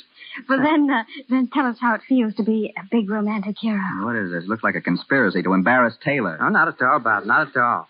I hear you get more fan mail than anyone in Hollywood. I've had to hire 4 secretaries to handle it. Oh, please come now. I'm just a small-town boy. I know, from Philly. I'd call Philadelphia a big town. Besides, Bob's from Nebraska. Well, I was born in Philly with an F. Philly, like a little mare. Oh, yeah, one-horse town, huh? Yes. Well, we did things on the radio, though, and 2 other chaps and myself formed a trio, which we called the Harmony Boys. We sang songs for a company selling harvesting machines. Critics call us the curse of the kilocycles. But those broadcasts with the Harmony Boys gave me the confidence to appear on the top show of the air, the Lux Radio Theater. Well, after that tribute to Lux in Nebraska, you ought to say, "Oh, Yasumi Nasai." What's that mean? Well, it's one of the few things I learned as a very small girl in Tokyo. It means good night in Japanese. All right, then. Oyasumi Nasai. And many thanks. And good night in English.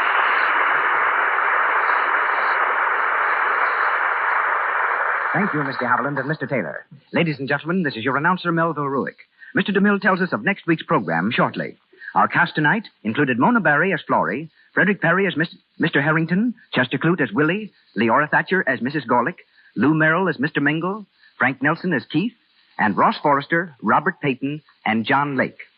Mr. Haviland appeared through courtesy of Warner Brothers. Mr. Taylor, Metro-Goldwyn-Mayer, Mr. DeMille and Mr. Richardson, Paramount, Mr. Koenig, Universal, and Mr. Silvers, 20th Century Fox, where he composed the musical arrangements for their new football film, Pigskin Parade. And now, Mr. DeMille. For many months, I've looked forward to presenting on this program the star of my new picture, The Plainsman. I'm happy to announce that next Monday night, the Lux Radio Theater brings you Gary Cooper in a radio dramatization of one of his greatest successes, The Virginian, adapted from Owen Wister's famous novel. The play will feature Charles Bickford, Helen Mack, and John Howard.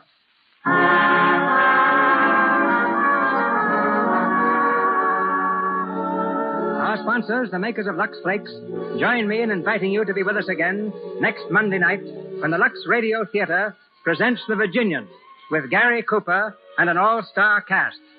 This is Cecil B. DeMille saying good night to you from Hollywood.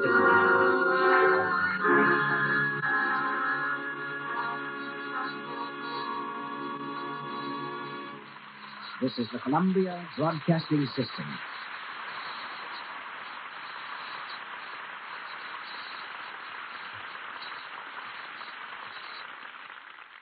Hollywood, California, Monday, November 16th.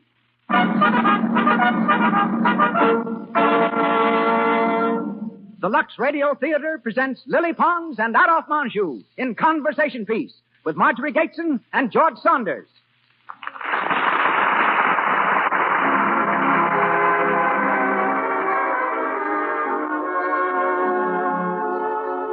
presents Hollywood. Our stars, Lily Pons, Adolphe Menjou, Marjorie Gateson, and George Saunders. Our guests, Feg Murray, and Cotton Warburton, film editor and former All-American quarterback. Our producer, Cecil B. DeMille. Our conductor, Louis Silvers. On behalf of our stars, our guests, and sponsors, welcome to another hour in the Lux Radio Theater.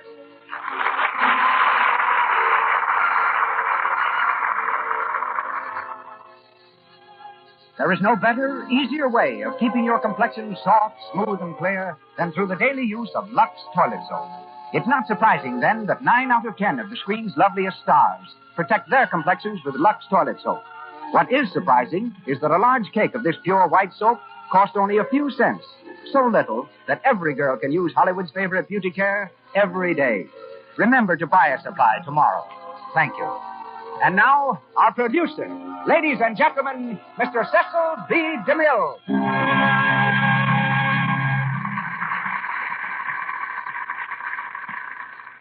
Greetings from Hollywood, ladies and gentlemen. Of all the precepts in the Bible, I have found none more pleasant to observe than love thy neighbor. It's not as much to my credit, however, as it is to theirs. For the neighbors in my case happen to be those charming people, Lily Pons and Mr. and Mrs. Adolphe Menjou. Last year, I rode across the country on the same train with Miss Pons. At that time, her dog was recovering from an operation. Ordinary dogs get nothing more aristocratic than fleas. A prima donna's dog gets appendicitis. As we stopped at each station, the daintiest singer of them all would favor me with a dazzling smile. The result was that I lifted her dog on and off the train all the way from New York to Hollywood. Presenting Adolphe Menjou as Duke Paul is particularly appropriate. For when I first met him, he was known as the Duke. Because, though he may have owed for board and lodging, his first day's pay from each production went as a down payment on another suit of clothes. A Menjou performance today is as brilliant as a Menjou sport jacket, and that's saying something. Tonight, Lady Julia is Marjorie Gateson, and Lord Shear will be enacted by George Saunders. Miss Pons is heard as Melanie, a cafe singer and acrobat. And now, Noel Coward's conversation piece, starring Lily Pons and Adolphe Menjou.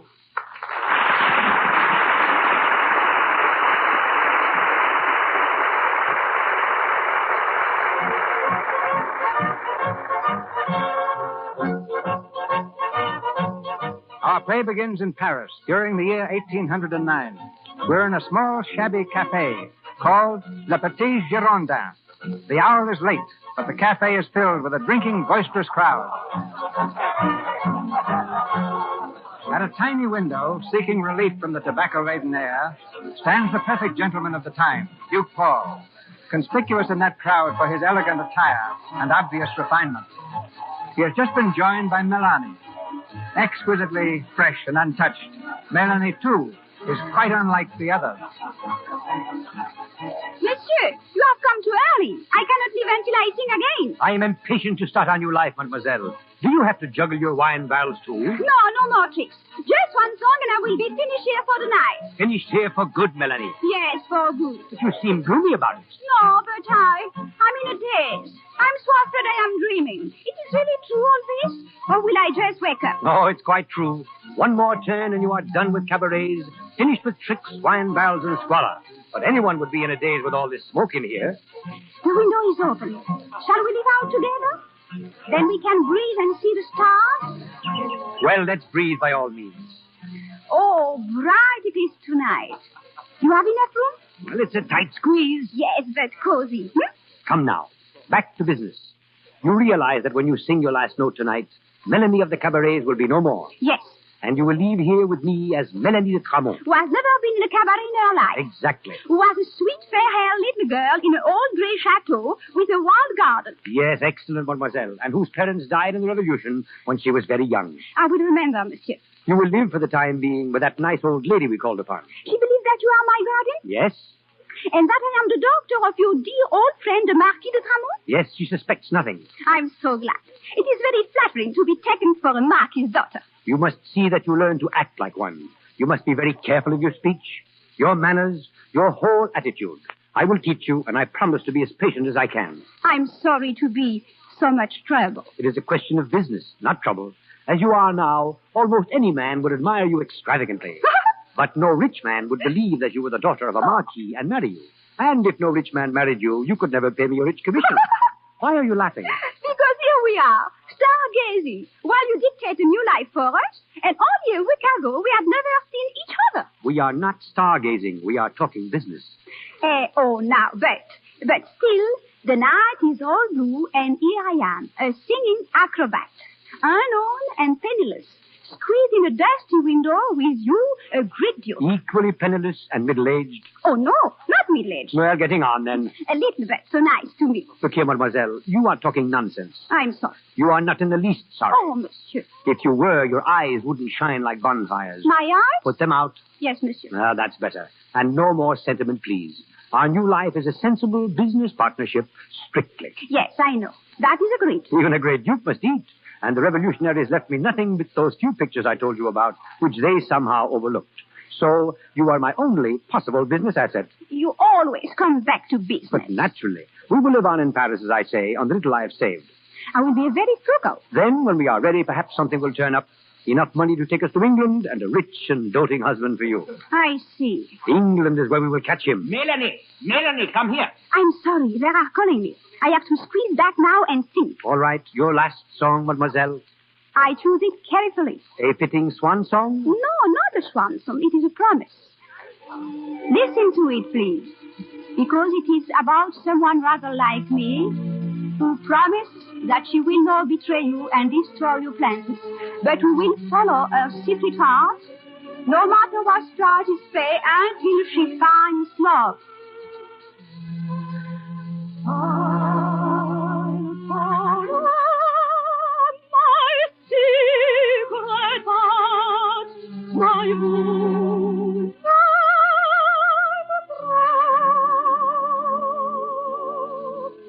I'll give all my dreams apart till one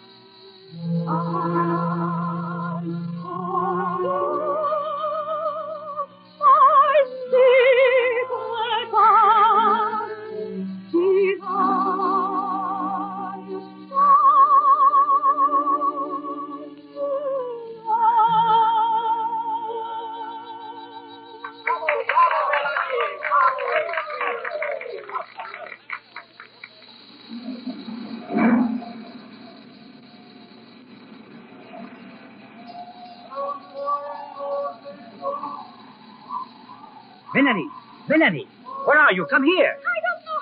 This nasty ship keeps fishing about me. I'm drenched on the waves, and the wind is shocking me. Where are you? Here, by the railing. Oh, quick one, catch me. Here, hold on. Are you all right? No, I'm miserable. What do you want? Look, off there. Those lights. Yes, what they are? Melanie, those lights are England. England? Are you sure? Of course. It was like rock. 2 years we have been waiting for this moment, and now we're here. No, why? Oh. Think what it means, Melanie. We have enough money left from the 2 pictures I sold to keep us going properly for 3 months. And you are changed into a perfect aristocrat. Not perfect enough to fool your friends. Who? That woman. We wait here on the boat. Lady Julia. I think she's suspect. Nonsense. Lady Julia couldn't possibly suspect. You are an aristocrat. And there is England teeming with rich men. It doesn't look it. We have only one handicap left. You're English. Don't worry. It is coming. Yes, at a snail's pace. Once in England, you will speak only English. Oui, Paul. The solicitor who engaged your little house in Brighton has also engaged a maid for you who cannot speak one word of French. Her name is Rose. Rose? I think she will be a thorn.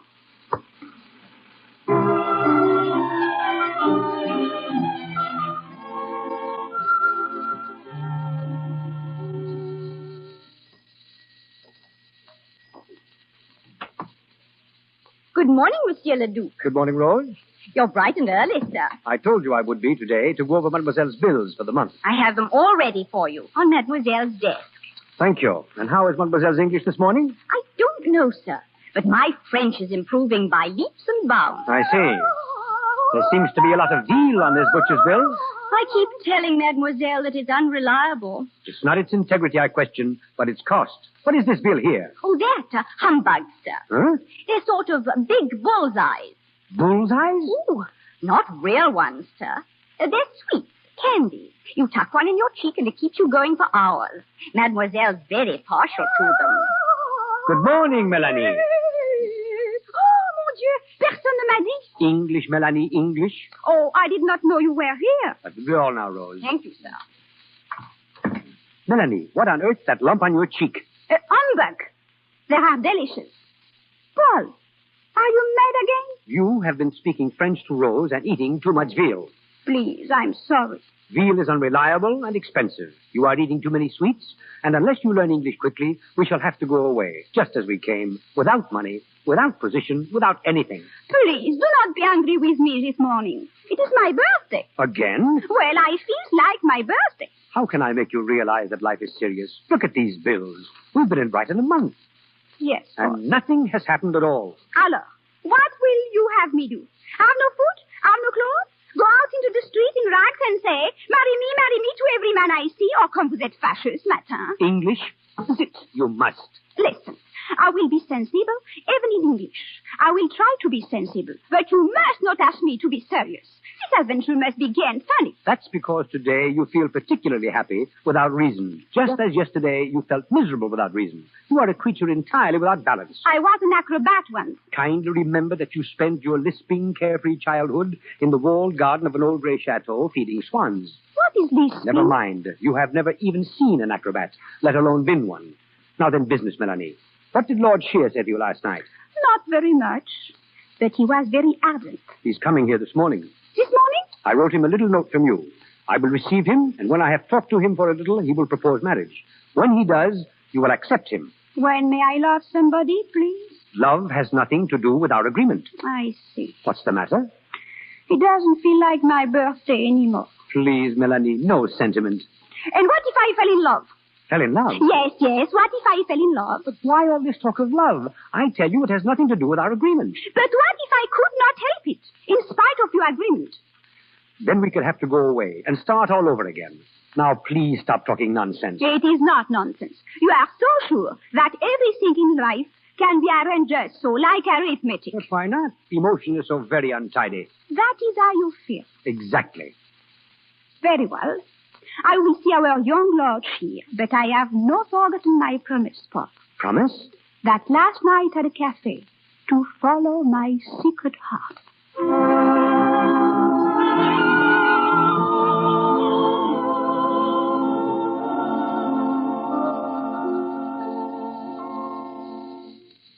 Good morning, mademoiselle. Good morning, Lord Shear. I've just been having a talk with your guardian. Oh, yes? He said I might see you. Oh, it is very nice day. It is not. Very nice. So pretty. Everything here in England is so fresh and clean. Look out there, out of the window, that little boat. How do you say, sailboat? Yes, that's a sailing boat. So graceful in the sunshine, like a white butterfly. Yes. Melanie, I had no idea you had a guardian? Yes. He said that he understands I want to marry you. Did he? Melanie, I didn't know. When I spoke to you last night, I wasn't sure of what I wanted. I'm not sure now, but don't you... But you speak too quickly. Please do not speak so quickly. Why do you stare at me? Who are you? Really? I am Mélanie de Tramont, the daughter of the Marquis de Tramont. My father was killed in the Revolution. My mother also, and my little brother Armand. And you have 4 other brothers and 4 sisters. I know all that. Your guardian told me. Oh. A large family.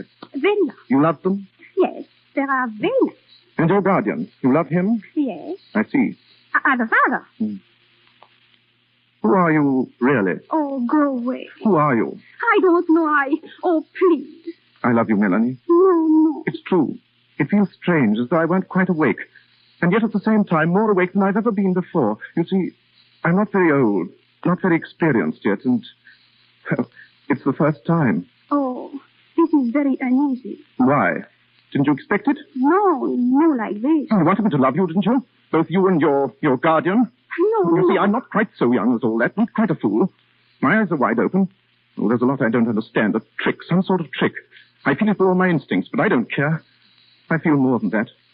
I feel that you're very lovely and very sweet. And that's enough. Will you please be my wife? Leave me, I beg of you. Don't hide your face in your hands. Look at me. No. Melanie.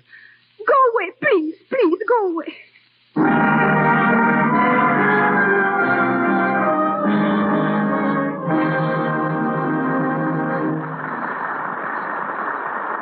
In just a moment, we will continue with Conversation Piece, starring Lily Pons and Adolphe Manjou. Now, let's pay a visit to a typical Hollywood home. The family's sitting down to a 6 o'clock dinner, but we'll go upstairs and tune in on Anne, the pretty daughter of the house. Here she is. Gee, I would get stuck on the lot just when I have a date. Now I'm terribly late. I'm so tired. I hate to go out with Bill when I feel like this. Oh, but 3 cheers. I've got a good idea. Luckily, Anne knows a secret she learned from movie stars. And half an hour later, listen to what she says. I'll say that Lux Toilet Soap Beauty Bath makes a girl come to. I'm ready for a large evening now. I'm dancing on air. And what a fragrance that nice soap has. I feel like a million. Bill's got to think I look it. A Lux Toilet Soap Beauty Bath is soothing, refreshing. Its active lather is so thorough that it removes from your pores stale perspiration, every trace of dust and dirt. That's why it keeps neck and back and shoulders soft and clear. Why it protects daintiness, leaves skin sweet. That's why lovely screen stars like Loretta Young, Carol Lombard, Anita Louise use it. And why you're sure to like it. Try this luxurious, inexpensive beauty bath tomorrow. And now, Mr. DeMille. We continue with Conversation Piece, starring Lily Pons and Adolphe Manjou, with Marjorie Gateson and George Saunders.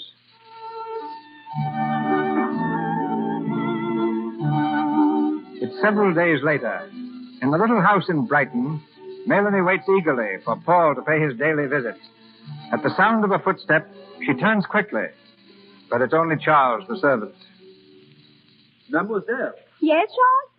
There's a lady and gentleman to see you, mademoiselle. Who are they? The Duke and Duchess of Benetton. The Duke and Duchess? Lord Cheers' parents? Yes, mademoiselle. Where are they, Charles? In the sitting room, mademoiselle. Thank you. I will go and see them. Good afternoon. Good afternoon. You are Mademoiselle de Tremont? Oui. I am the Duchess of Benetton, and my husband, the Duke.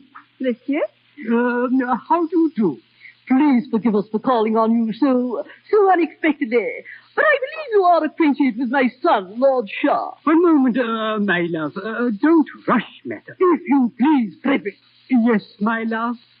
Won't you sit down, Duchess? Thank you. As I said before, I believe you are acquainted with my son. You are come to ask a service? Yes, mademoiselle. We have. Then I do not understand, Duchess. Your manner is so impolite. Oh, my wife is upset. Naturally upset. Why? Well, Edward is our only son. Is that not more your fault than mine? There is no use standing words, Frederick, and wasting time. Mademoiselle, my son is infatuated with you. But he's young, and that infatuation will not last. It must not last. My husband and I are fully prepared to compensate you within reason. Yes. Compensate? What is that, compensate? Money. Money? You will pay me money? Yes, if you will give us your word that you will never see my son again. If I love him, what then? That is beside the point. I think you will perhaps go now. £500. It is very charming, your son, and his eyes are very clear and blue. I think he will be angry. £1,000. I'm tired, madame. I cannot sit down until you go. Excuse me if I ring my maid. I would rather like to make one thing clear to you. Georgiana. Quiet. If my son marries without his parents' consent, he will not have a penny. Not a penny. Do you understand that? Georgiana, please. You rang, mademoiselle? Yes, Rose. The Duke and Duchess are leaving. Come, Georgiana. Come, my dear. My maid will show you out. It will not be necessary. Good afternoon. Oh, quick, some sherry. My legs will not stand. My goodness, her face when she went out. My goodness, her face all the time. Oh, Rose. How my heart beats for her poor husband.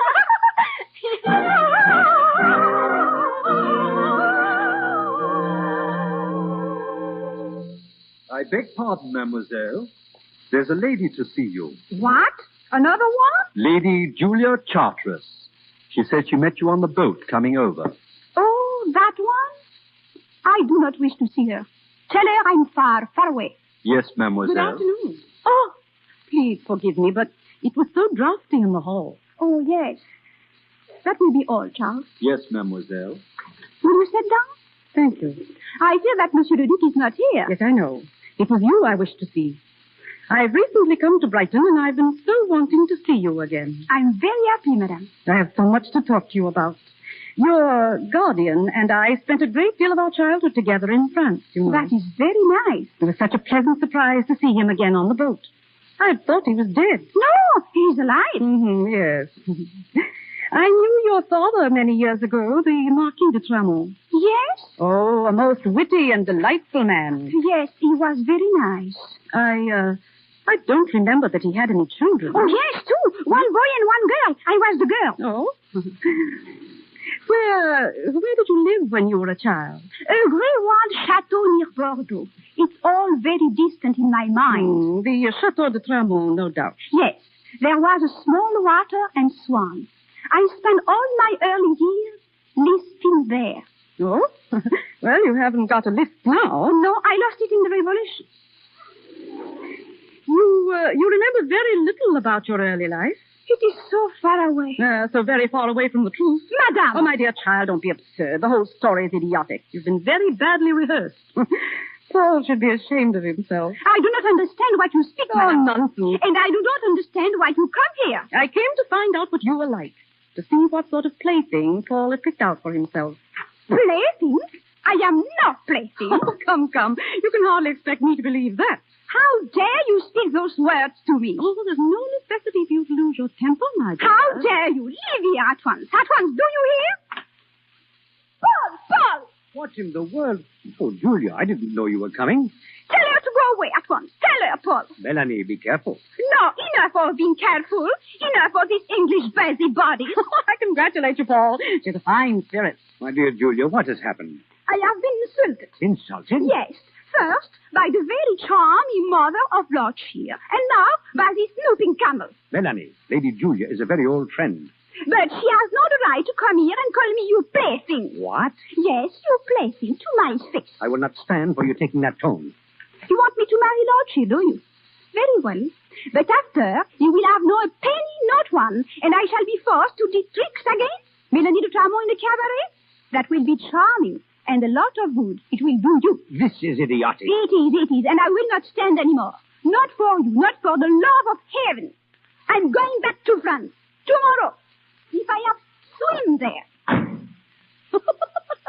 It's all very interesting, Paul. It was unkind of you to come here and bully the child. I didn't bully her. I merely wanted to find out who she was. I see. Well, it's an odd story, Julia. Quite fantastic, in fact. May I hear it? If you wish. First, I should like to speak to Melanie for a moment. Do you mind? Not at all. I'll be here when you come back. Thanks. I won't be long. Melanie. Melanie. Yes. Come here. I want to speak to you. Yes. Melanie, why did you speak like that in front of Lady Julia? I hate her. That's quite beside the point. Don't you realize that if you persist in treating people as you do, that our plans, the work of 2 years, will be for nothing? I say I was going back to France. Yes, but you don't mean that. I do. Oh, Paul, let me go. I will never be happy here. Let me go. And you come with me. Why, no, Melanie. My life is here. And yours, too, if you would only realize it. You do not care about whether I am happy? You can be just as happy here as in France alone. But when I'm married, when you have found me a rich man, I will be alone here too. You will have your husband. I will have his money. It's a good compensation. Is that all that love means to you? Is there nothing else? I've told you, business and sentiment don't mix. Now dry your eyes, Melanie, and try to be cheerful. I'll speak to you later. Where are we going? I'm going to call a carriage and take Lady Julia home. I'll have a good deal to explain on the way. Must you go? I'm afraid I must. Goodbye, Melanie. Oh, Paul!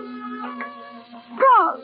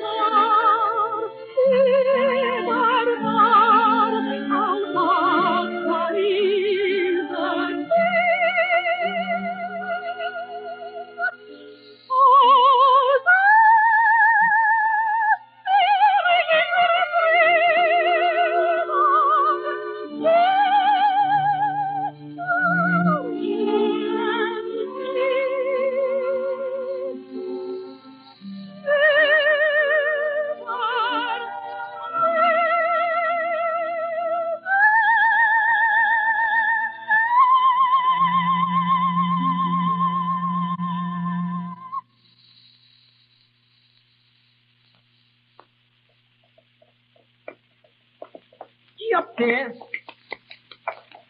Yep.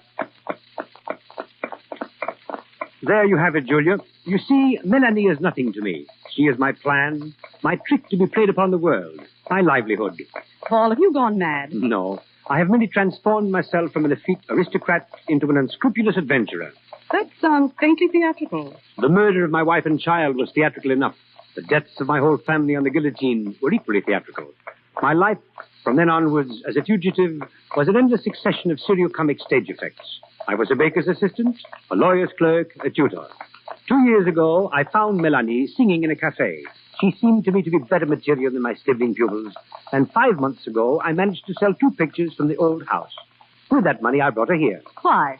She's to make a rich marriage. And you take the commission? Yes. Well?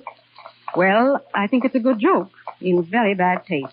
Taste is too expensive a social luxury for a poor man. I suppose the poor little thing is in love with you. In love with me? What nonsense. This whole plan has been understood completely between us from the first as a business arrangement. How wise.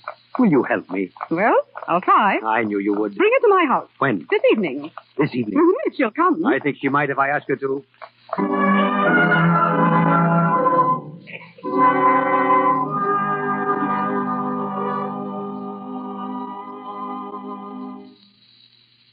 Won't you sit down, Melanie? Thank you. Melanie, I have brought you here for a very good purpose. But first, I wish you would apologize to Lady Julia. No, it's for me to say I'm sorry. I was over-inquisitive, and I jumped at conclusions too hastily. Mademoiselle, I ask your forgiveness. Thank you, madam. I have told Lady Julia everything. She has promised to help us. It's a very interesting story, mademoiselle, and I should like to help to bring it to a happy ending. We can talk quite freely in front of Lady Julia. That is very nice. Oh, well, come now, to business. Business? Oh, yes. In the first place... Well, you know. Not one of importance. Melanie, Lord Shear is our only definite proposal so far. You like him, mademoiselle? Melanie, will you kindly concentrate? Oh, I do see how difficult it must be for one so young and so charming to banish sentiment entirely. You are sympathetic, madame, but sentiment is very serious. There is no sentiment in the whole world real enough to waste the time upon. Paul has spoken that very often. Let us now then make business. I have a number with which to begin. A number? Yes, I make the progress. First, there is the Prince Regent. But you will not marry me. Melanie. Not be shocked, Paul. That is true. And we are speaking truth. Admirable. Then, there is Lord Shear. He loves me. Excellent. But if we marry, there is not money at all. Oh, that can soon be remedied if your social position is improved. You must first of all be presented, more or less informally, here at the pavilion. But how? Who will present her? I shall, but before that, you must give a little supper party. Now, I'll arrange it and invite the guests. I can never begin to express my gratitude, Julia. Oh, not at all. Old friends must be kept from starving. Now, let me see. Lord St. Mary's must come, and the Duke and Duchess of Benenden, and Lord Shear, Lady Mosscroft, and, of course, the Earl and Countess of Harringford. Oh, they're very useful. Are they rich? Have they foolish sons? Melanie. Well, you must have cards and good wine. Perhaps some music. Mademoiselle might sing a little. She has such a charming voice, but I should suggest songs more allied to the classics than the cabaret. A very practical suggestion. It is not false. Be very sure, madame, that we'll choose my songs with care, and I will be so careful to live up to them, to cheat and lie and pretend perfectly. Oh, yes. I will be so very careful, Paul, to follow Madame's suggestions. And my secret heart. Your secret heart? Yes, Madame. No matter what price is paid, what stars they fade above,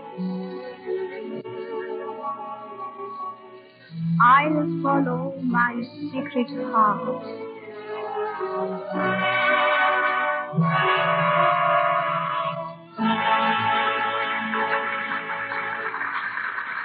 We pause for station identification. This is the Columbia Broadcasting System.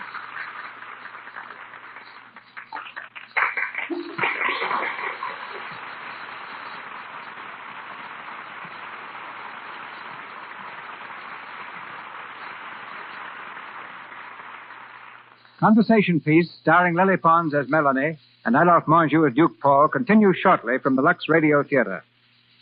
When the 1933 All-American football team was selected, practically every sports writer in the country picked Cotton Warburton, the diminutive quarterback of the University of Southern California. Since graduation, he's been at Metro-Goldwyn-Mayer Studios, where he's now a film editor. I've asked him here tonight to tell us something about editing films and scoring touchdowns. All right, Cotton, kick off.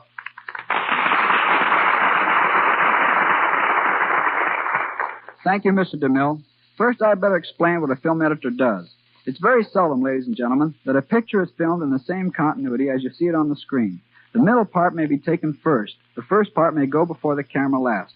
All this must be joined in its proper sequence and music and sound effects injected. Cutting is a major problem. In The Good Earth, for example, 2.5 million feet of film were shot, enough for 200 pictures. It's our job to cut The Good Earth to 12,000 feet. You know, Mr. DeMille, I thought I was through with football when I went in the picture business, but I'm still calling signals. Take this, for example. 25D F38762, scene 28A, take 3, date 10-6. Now, let's call time out while you explain that to the audience. We use singles in referring to a certain piece of film. That particular number refers to the third version of a scene from The Good Earth, showing Paul Muni eating a bowl of rice. Those numbers also reveal what sequence the scene is in and on what date it was filmed. But unfortunately, I can't use the same method of keeping my signals straight as I did in college. How did you do it there? I had them neatly written down on my pants. One time, the manager sent my regular pants to the cleaner, and I almost lost the next game. Have you played any football, Cotton, since you received your diploma? No, though I coached a professional team owned by Victor McLaughlin. But since I'm married and became a papa, I get all the exercise I need walking the floor. Does the baby look like all-American material? Not unless football teams are going to include girls, but she's 100% Lux baby, Mr. DeMille. And then at least she'll have an all-American complexion. Right. I don't know much about the care or feeding of babies, but I figured if Lux soap is pure and gentle enough for the stars, it must be about the best on the market. When the doctor backed me up on that, I felt pretty proud of myself. If you were picking the all-American team for this season, Cotton, whom would you select? From performances to date, my choice would be for ends, King, Minnesota, and Kelly Yale. For tackles, Widseth, Minnesota, and Franco Fordham. For guards, Pierce Fordham and Morrell Navy. For center, Herwig, California. For halfbacks, Heath Northwestern and Urim, Minnesota. For quarterbacks, Smith of Alabama. And for fullback, Patrick Pittsburgh. And before I have time to change my mind, thank you and so long. Good night. We return to our story, Conversation Piece, starring Lily Pons and Adolphe Mongeau, with Marjorie Gateson and George Saunders. It's the evening of Mélanie's official presentation. In a room fairly glittering with social celebrities, the young girl appears nervous and excited. She's been asked to sing, and as our scene opens, she is just finishing her song.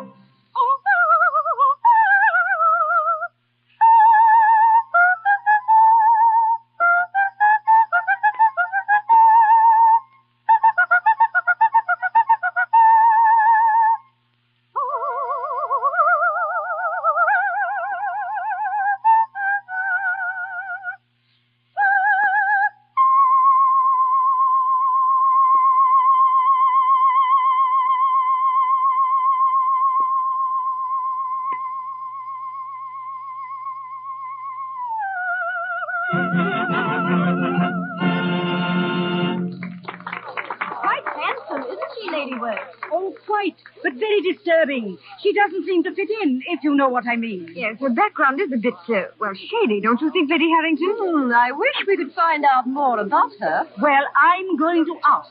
You can't be too careful these days about the people you meet. Since Lady Julia was the one who presented her, perhaps she will give us a little information.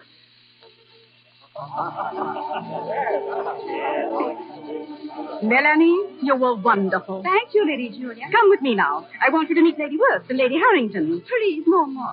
I have met so many people. I am all confused. Confused? They ask me questions.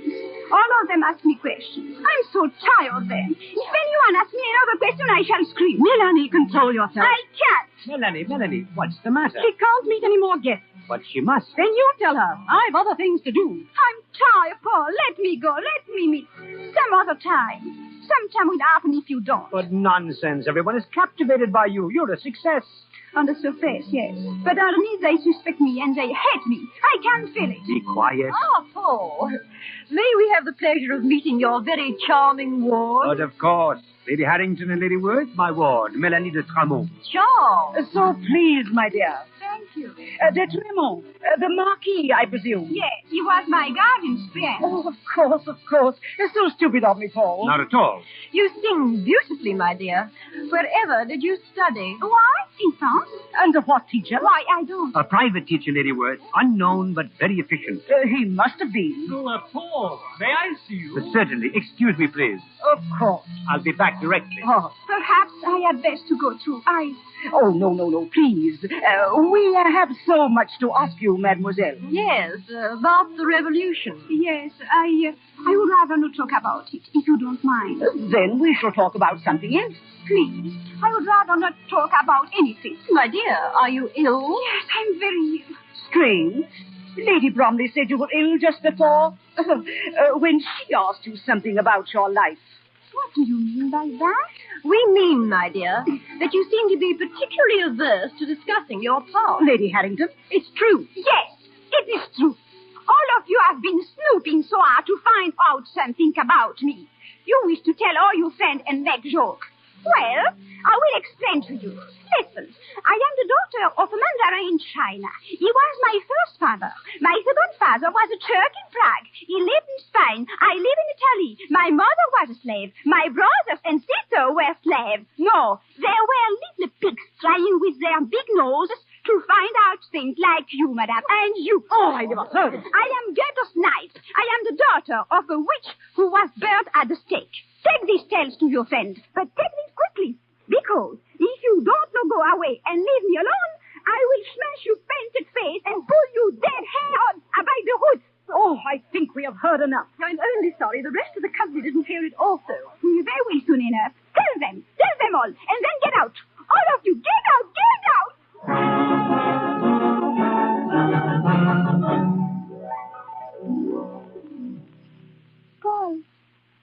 Paul, where are you? I am here. Lie quietly, Melanie. Oh, what happened, Paul? You fainted. You'll be all right now. Oh, yes, I remember. All the people. They are gone? Thanks to you, yes. Oh, Paul, I'm sorry. Why did you do it? I don't know. I asked you to let me go. You did it deliberately, didn't you? No, Paul, I swear. You wanted it to happen. All along, you wanted it. Yes, I did. You've ruined everything. I hope you realize that. Yes, but I don't care. Let them go. Let them leave us. I won't want to marry. I don't want. I can't. It's you I love, Paul. What? It's you. I love you, Paul. That is why I have been so happy. Melanie, this is a farce. Is it farce to be loved to me? But there can be no love between us. It's not only a farce, it's madness. Oh, no. It is only a very simple truth. You have broken your word, you have lied, and you have made me ridiculous. A fool. That is the simple truth. And you? In all your clever plans, did you once think of me? Never. All that was understood between us from the beginning. You knew everything, and you agreed to everything. I could not answer for my heart. Your heart? I love you, do you understand? Call me mad. Say it is all stupid romantic, if that will quiet your conscience. My conscience is not troubled. But it's true, and I love you deep. In all my life, no other things have been so deep in me. You were finished with love when your wife was killed. How often you have spoken to me of that. Melanie, I beg of you. And because there was a revolution, you think to scheme over all life, secure. You think to fit everyone to your plans like puppets. But life is real, Paul. It is important, and life is too strong in me to be just a puppet. I was a fool to trust you. I love you. I love you. And you too, deep down in my heart, you love me. Yes, Paul. Everything shouted to me. You think now, because you stand here so bitter, with the door open to go, that you will prove me wrong, that you are secure in your shell. I know that too. But you must not go, Paul. Please. Oh, Paul. Come back, Paul. Come back.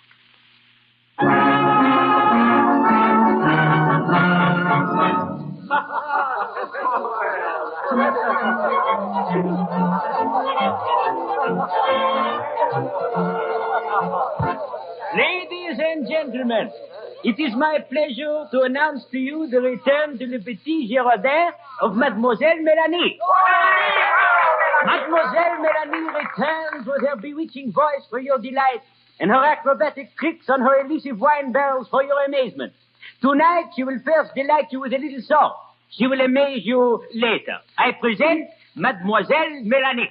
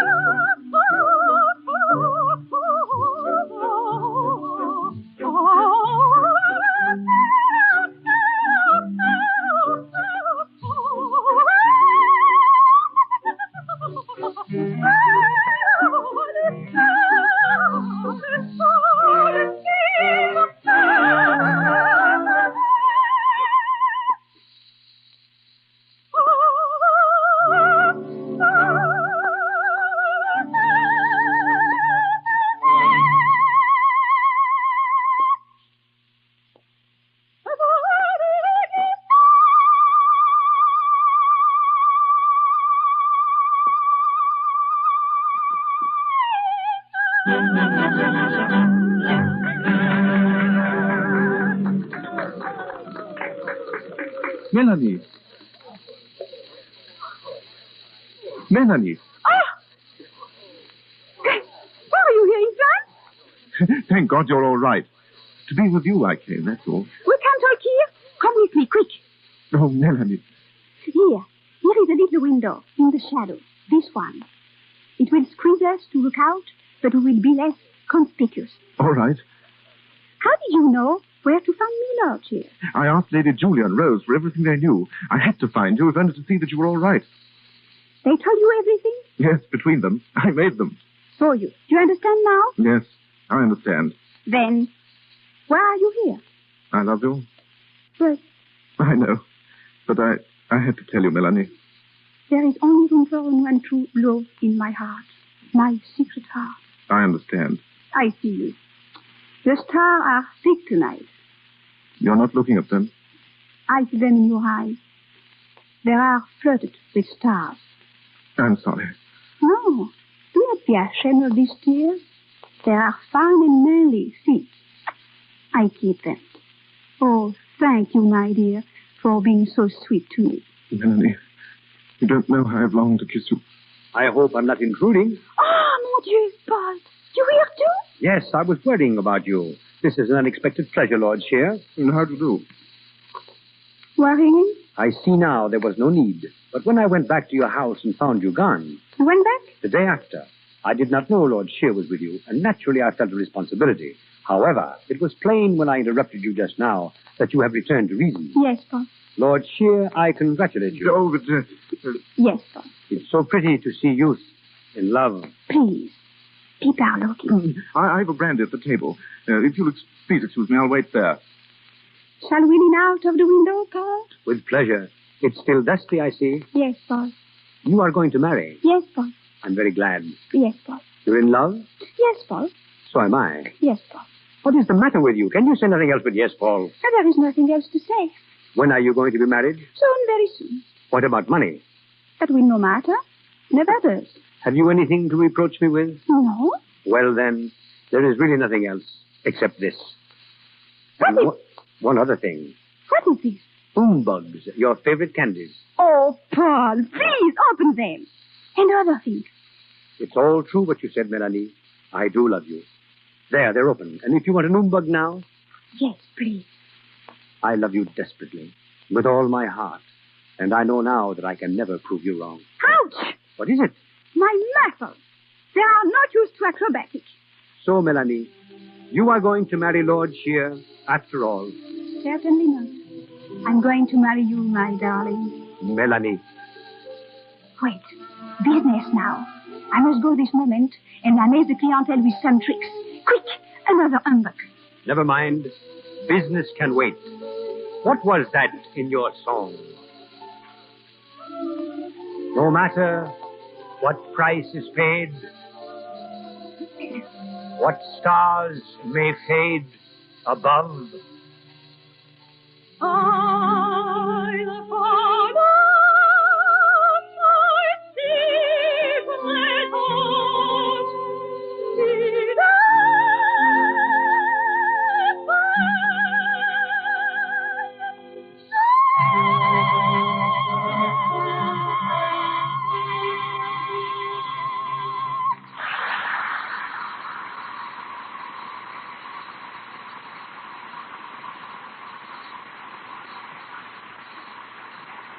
With Lily Pond singing the lovely melody, I Follow My Secret Heart, the curtain descends on Conversation Piece. But we shall hear further from Miss Pons and Adolphe Marjou a little later. Before introducing our next guest, we make a statement furnished by Mr. Melvin Purvis, our guest on last week's program. Quote, after stating figures on crime, it was discovered that the number of murders committed in Memphis in 1935 was 103. Instead of the figure given. I desire to express my genuine and sincere regret for this inadvertence. Unquote. I join Mr. Purvis in offering my regrets for this mistake. As the Ripley of Hollywood, Feg Murray is an encyclopedia of strange truths concerning your favorite stars. In returning to our microphone, he bears the distinction of being the first guest to be called back since the Lux Radio Theater has come to you from Hollywood, proving that you like to listen to his odd facts as much as you like to read his cartoons in the daily paper, under the caption, Seeing Stars. I've asked him to begin with what he knows about Lily Pons and Adolphe Marjou. Ladies and gentlemen, Mr. Feg Murray. Thanks, Mr. DeMille. Starting from the ground up, Lily Pons wears the smallest shoes of any star in Hollywood, size 1.5B. A village in Maryland has been named after her, and she originally took up singing as a means of improving her health. Adolphe Marjou was a captain in the United States Army Ambulance Service in Italy during the World War.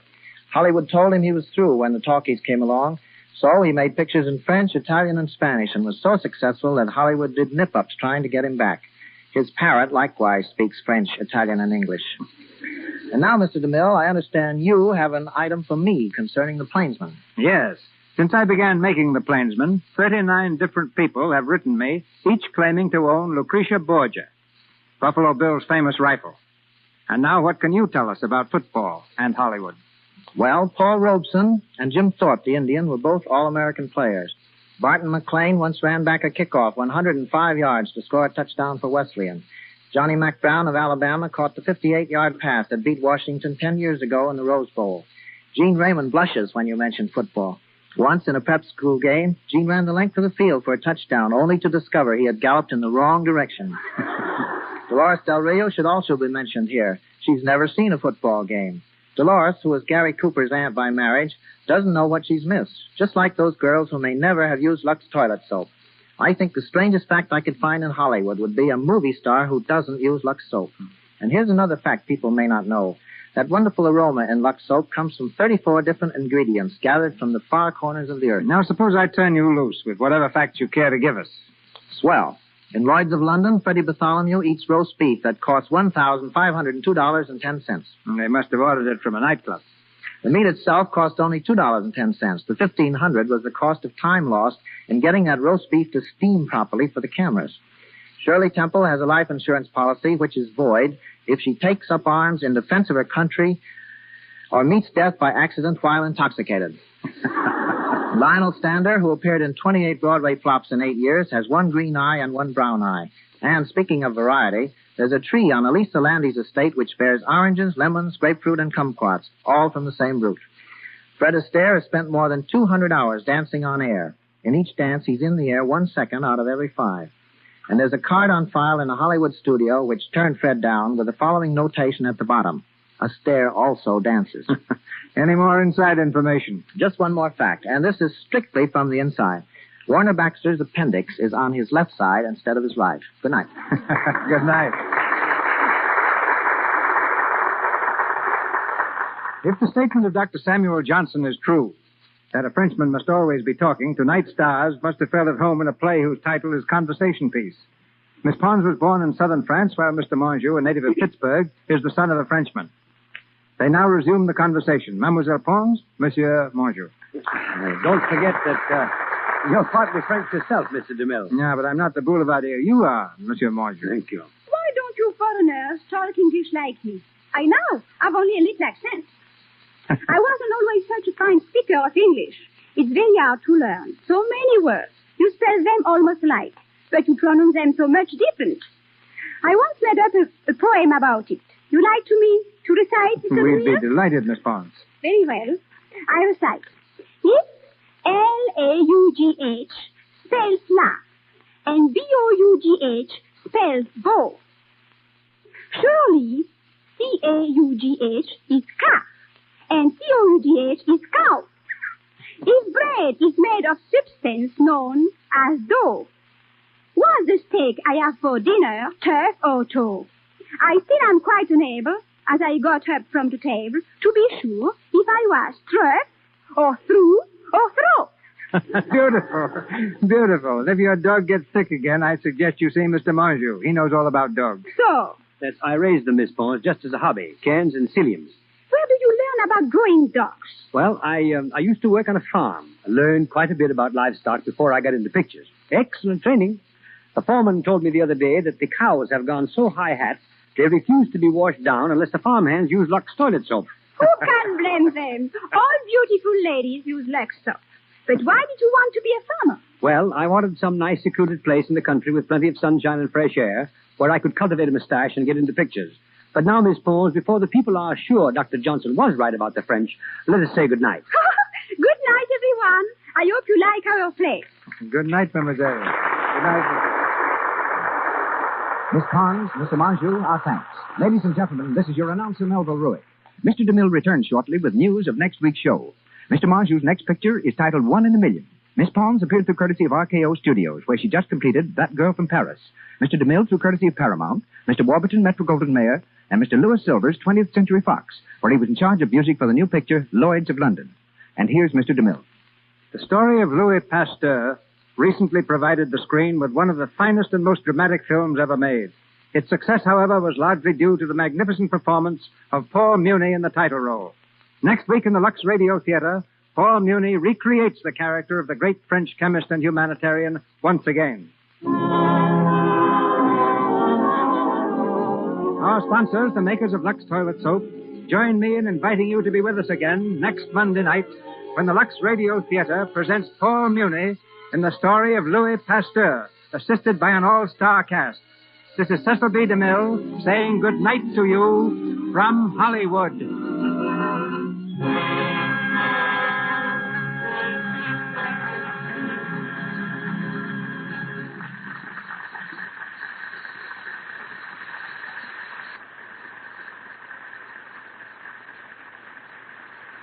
This is the Columbia Broadcasting System.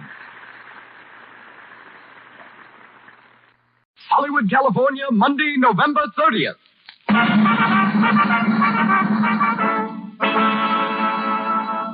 The Lux Radio Theater presents Loretta Young in Pally of the Circus with James Gleason and Gavin Gordon.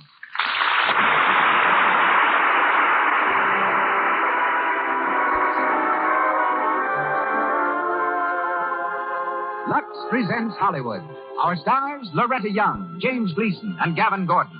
Our guests, Robert, Believe It or Not, Ripley, and Mabel Stark, only woman tiger trainer in the world. Our conductor, Mr. Louis Silvers. Tonight, the producer of the Lux Radio Theater, Mr. Cecil B. DeMille, is in New York City, from which point we shall hear shortly. Here in the Lux Radio Theater, until Mr. DeMille returns to Hollywood next week, is that distinguished gentleman of the screen, Mr. Lionel Barrymore. So, do the makers of Lux Toilet Soap welcome you to another hour in the Lux Radio Theater.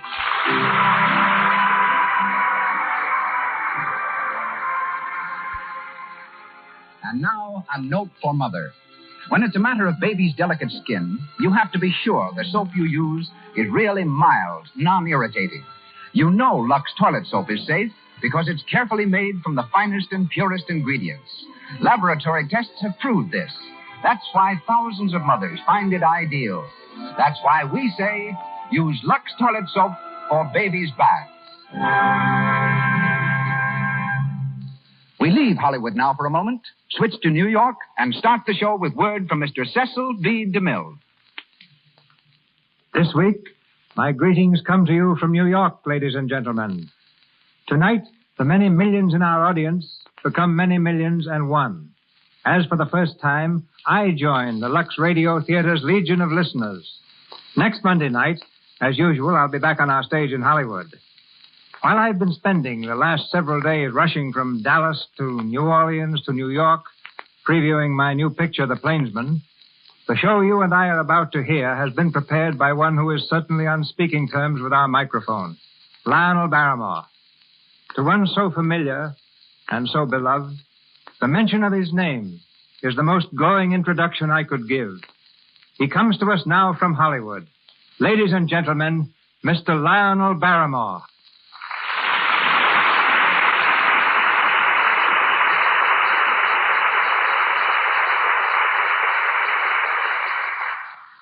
My thanks, Mr. DeMille, and good evening, everyone.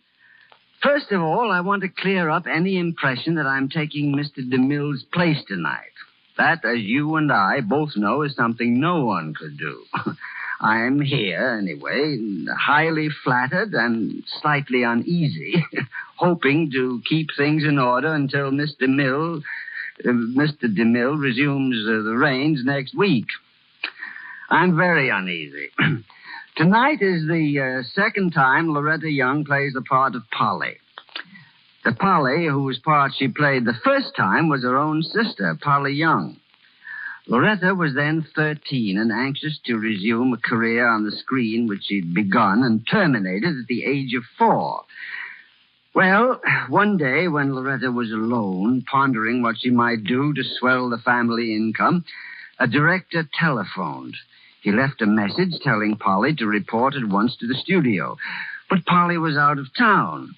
Loretta asked no questions. She hurried to the set and said quite truthfully that she was Miss Young.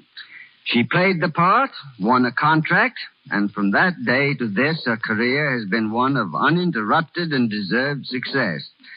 Undoubtedly, that was the most triumphant sister act on record. In a few moments, Loretta again takes Polly's part. No, not her sister's, but that of the Polly of the Circus in Margaret Mayo's noted play. James Gleason, famed as both a writer and motion picture comedian, will be heard as Jim McNally, and Gavin Gordon, who tonight makes his second appearance on our stage, will take the role of Dr. John Douglas. And now we raise our curtain as the Lux Radio Theater presents Loretta Young in Polly of the Circus with James Gleason and Gavin Gordon.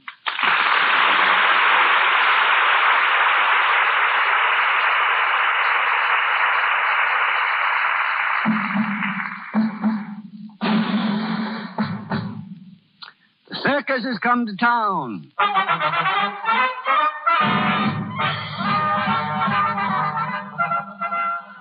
It's a small town and a one-ring show, but come one, come all, and see the fun.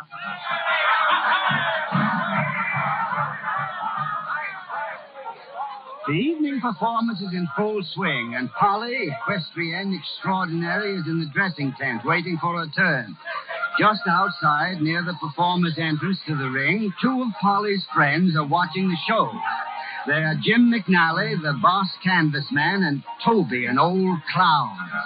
Toby's in full costume and makeup, and his painted grin grows broader as he listens to the cheers of the crowd. Listen to him, Jim. Listen to him. Yeah, them seals is going big. Yes, they make that much fuss over a couple of trained seals. What'll they do when they see Polly ride bingo? I don't know. I almost wish they wasn't going to see Polly ride bingo tonight. Why? There ain't nothing wrong with Polly, is there? Oh, it's a horse. It's been acting up wild all day. I don't think he's fit to ride, Toby. Well, can't you do nothing with him? I ain't no horse doctor. All I know is I give him a friendly pat and he ain't bit me arm off. Oh. I told Polly, but she only laughed. She raised him from a pup, so she thinks he's perfect. Well, maybe I better speak to her. She'll listen to me. Polly, come out here a minute, will you? I'll fix it. I'll tell her she can't do it, see? Yeah. Jim and I want to speak to you, Polly. I know you do. I know what you're going to say, too. But you can save your breath, the pair of you. Oh, that's no way to be talking. Jim and me is thinking of your own good. I know. You think it's for my own good not to ride bingo tonight. Well, you're both wrong. But it ain't safe. Bingo's in a bad mood. Why don't you take another horse and just do the routine stuff? Forget about the hooks. The customers won't know the difference. Oh, they won't they? With my picture plastered all over town, not a chance. They'd pay good money to see Polly go through the hoops, and they're going to see her. I got my reputation to think of. Listen, if you ride bingo tonight, you got to promise one thing. No hoops. 6 hoops. 6 hoops? You're crazy. The horse won't do it. Jim. 1 hoop is plenty, Paul. 1 hoop looks hard. 6 hoops look like it's easy. 6. And stop talking about it, you two. Why, you act like I was a baby or something. Look at me. How do you like my new dress? It's pretty. Shines nice, too. Sure, it ought to shine. $10 for the sequence alone. What time is it, Jim? You got a couple of minutes before you go on. Why? Nothing. Gee, it's nice out here. I like this town better than any we've been in. Same as any other town. It seems nicer, though. You know, it smells so good. Like flowers and gardens and things. It seems like there's a garden right close by. Yeah, there is. Look right over there. Oh, who lives in that house, Jim? One of the big shots. She's a doctor. I'll bet the old guy's throwing a fit because her pitch's so close. We're almost in his backyard, you know. I don't know about him having a fit, but a couple of old ladies marched over here this afternoon with a bunch of squawks. What about? They don't like you wearing tights in the street parade. Well, for Pete's sake, where else would I wear them? Search me.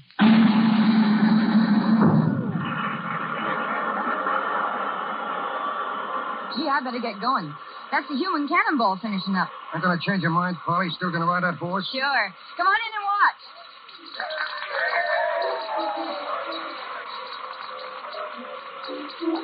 Only 1 hoop, Polly. All right. If it'll make you feel any better. But wait for me after the act, will you, Toby? Yeah. Maybe we can take a walk before the show moves on. Not tonight. We're pulling out right away. Now, there's Bingo. Look at him. Whoa, boy, whoa. Get him there, Mike. Hold his head. Hold him? Why, the devil himself couldn't hold him. Get back there. Get back there. Easy with him, Mike. Easy. Polly, let me get you another horse. You can't run him tonight. He'd throw you sure. Bring him up, Mike. All right, Miss Polly. Say, Polly, Now, listen. Toby, my mother'd turn over in her grave if she thought I was afraid of a horse. Here, take my cake. Okay, Polly. Here you are, miss. But be careful with him now. All right, give me a hand. All right. Up we go. Watch it, Polly, watch it. I'll be all right. Ladies and gentlemen, the management of the Great United Shows thanks pleasure and introducing the greatest vampire rider of all time, the brightest little stone in the entertainment world today, Miss Polly.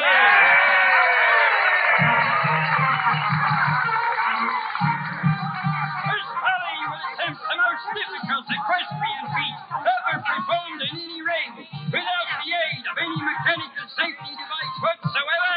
Miss Polly will jump through 6 hoops while standing erect on the back of a galloping horse, and there she goes.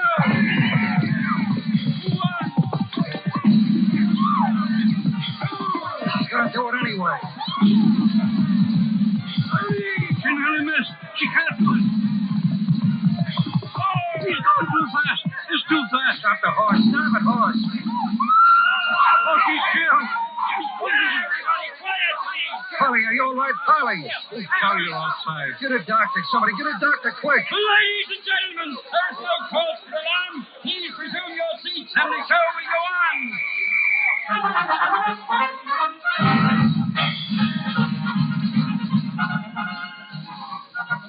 How is she, Doc? Will she be all right? I can't tell anything yet. She's unconscious. Are you her father? No, sir. But me and Jim, we take care of her. Where are you going to take her, Doctor? Hospital? No, there's a flu epidemic. They're all filled up over there. We'll have to take her over to my house. It's just across the way. But can you take care of her there? Will she be all right? Yes, I think so, at least until I can find out what the trouble is. What's your name? Toby, sir. All right, Toby, you run along and tell my housekeeper we're coming. Have her fix up a bed. Yes, sir. All right, now. Give me a hand with it. Go easy. Easy.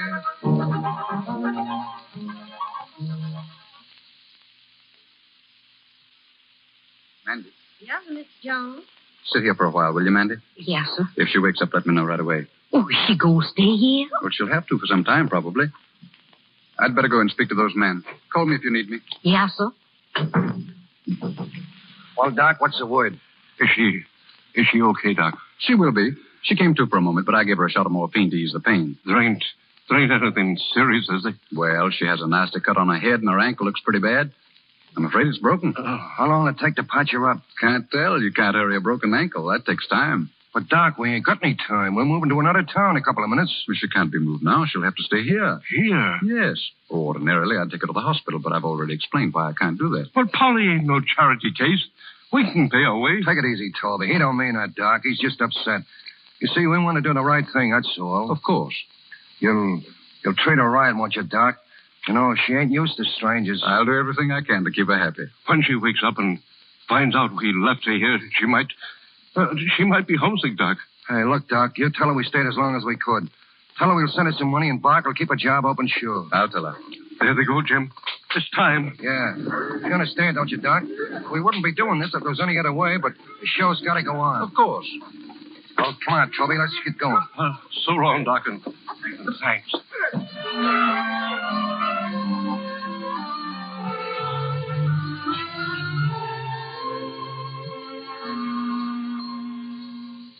Miss John. Miss John. What is it, Mandy? Come in here, quick. Look, the little circus gal done open up her eyes. All right, get me some brandy. Yeah, sir. I got some right here. Oh. Here, give it to me. Oh, don't miss, Bingo. Don't miss.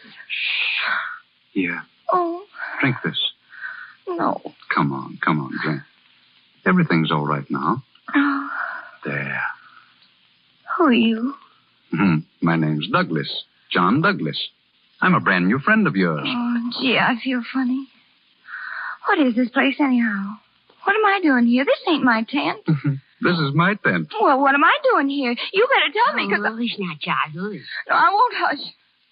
Where's Jim and Toby? Now, if you'll just be quiet, I'll tell you all about it. Jim and Toby left a message for you. Oh. They've gone on with the circus. Gone? It's all right now. They left you here with me. They both wanted you to stay here until you feel better. Oh, there's nothing the matter with me. It's some kind of a trick, that's what it is. You better let me out of here now. You better let me out. Polly, won't you let me explain? You're perfectly safe. You're perfectly all right. I don't know what you're talking about. I'm going to get out of here, and I'm going to get out of here quick. I don't like the... Oh, my foot. Now, maybe you'll listen to reason. You have a fractured astragalus. What? Oh, that's what you say. I know better. I just hurt my left fin. Your what? My creeper. Creeper? Land's sake, honey, what's that? Why, my hind wheel, silly. I got a flat. I'm afraid you have. You took a bad spell. Yeah. How long am I in for? Well, Toby and Jim want you to stay here until you're well again. Oh, it's all arranged. You're sure it's all right? Of course. They're going to write you, and then just as soon as you're able, why, you can go back to the circus again. Well, it better be soon.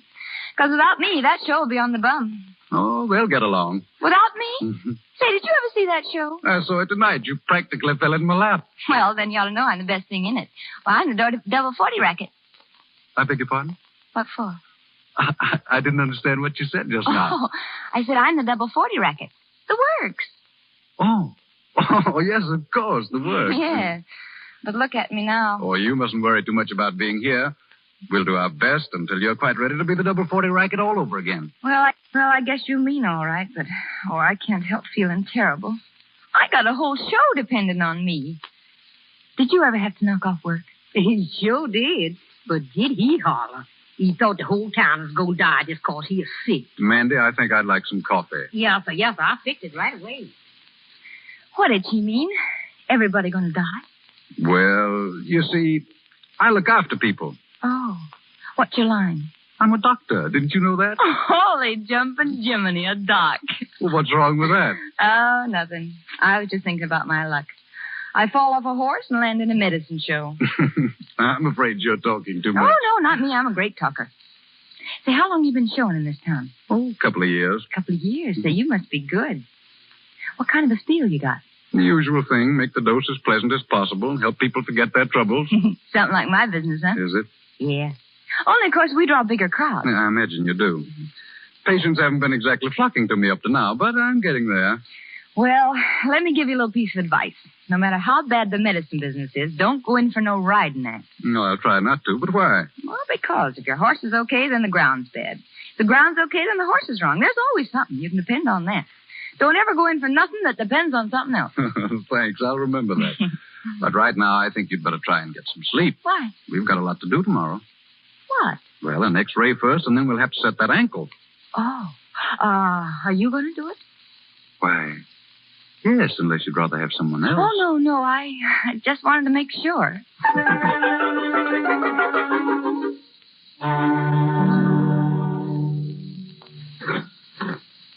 Hey, Joe, fill this order, will you? Oh, morning, Mrs. Strong. Good morning. I have my order written out. Will you send it right away, please? Yes, ma'am. I'll make it up myself. Good morning, Ned. Oh, good morning. Out bright and early, Anna. Yes. Suppose you heard the news. Well, if you're talking about that young Dr. Douglas, I certainly have. Seems to me the hospital's the place for injured folks, not a bachelor's house. Well, it's none of my business. But if I was Dr. Douglas, I'd certainly watch my step. Taking a girl in from a circus. He ought to know better. When I see my husband...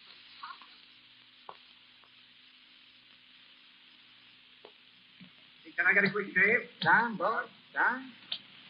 Want a shave and a haircut, Mr. Strong? Just a shave. Make it close, Phil. Sure. Hey, Strong. I hear the young doc's opening up a new hospital up to his house. Oh.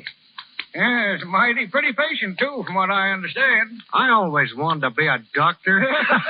Douglas is a fool. He ought to have more sense than to do a thing like that.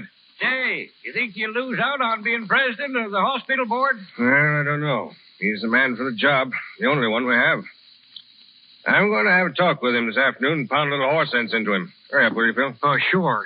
Sorry, Mr. Strong.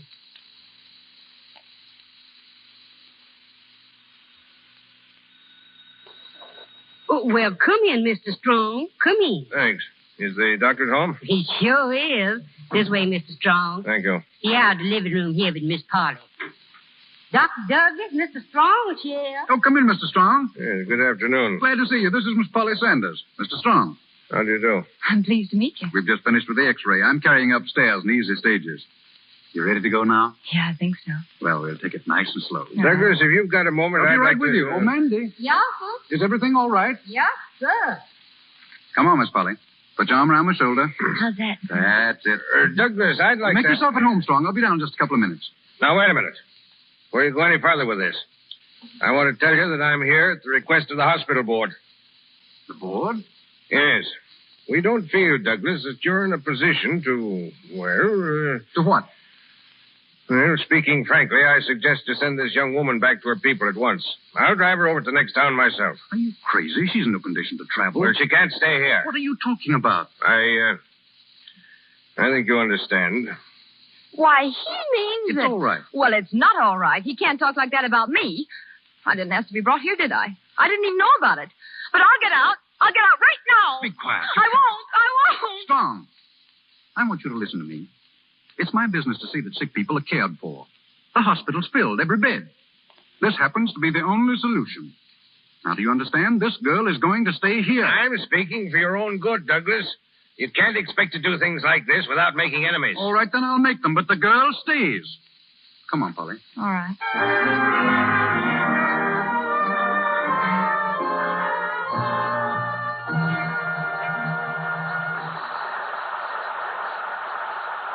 In just a moment, we'll continue Polly of the Circus, starring Loretta Young with James Gleason and Gavin Gordon.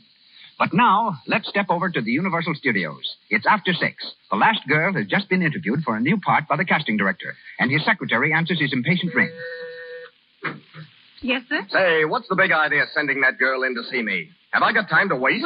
Well, I thought because you did use her once last year, maybe... Yeah, maybe she changed in a year. One look at that girl ought to have told you she wasn't right. This is the movies. We have pictures, close-ups. I'm sorry. Oh, well, it wasn't your fault, I guess. But it's enough to make you chew your nails, the kind of complexion some girls bring in here. In this day and age, don't girls know what to do about their skin? In this day and age, smart girls know what to do about their skin. They use rouge and powder, but they're careful to remove them thoroughly. Otherwise, pores become choked, enlarged. Tiny blemishes, a dull, lifeless look come. Cosmetic skin. Use Lux toilet soap to guard against this danger. Its rich, active lather sinks deep, carries out of your skin every last bit of dust, dirt, or stale cosmetics. It protects complexions. When you use Lux toilet soap, you know your skin is getting the same care 9 out of 10 screen stars use. Use it before you put on fresh makeup. Make it your bedtime beauty care. It's the soap all Hollywood uses, the official soap of the great Hollywood studios. We hear now from tonight's guest director, Mr. Lionel Barrymore. We continue with Polly of the Circus, starring Loretta Young with James Gleason and Gavin Gordon.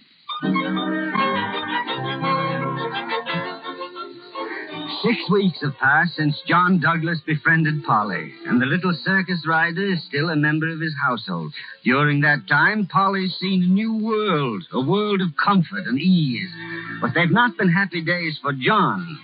As a result of the town's disapproval, his practice has dwindled to almost nothing. We find him in his office. There's a worried look on his face as he talks over the phone to one of his few remaining patients. Well, how is she this morning? I see. Well, I'd better run out and see her, Mrs. Small, if she's running a temperature again. What? Miss John. Oh, excuse me. Oh, I see. Well, that's quite all right. Not at all. Goodbye, Mrs. Small.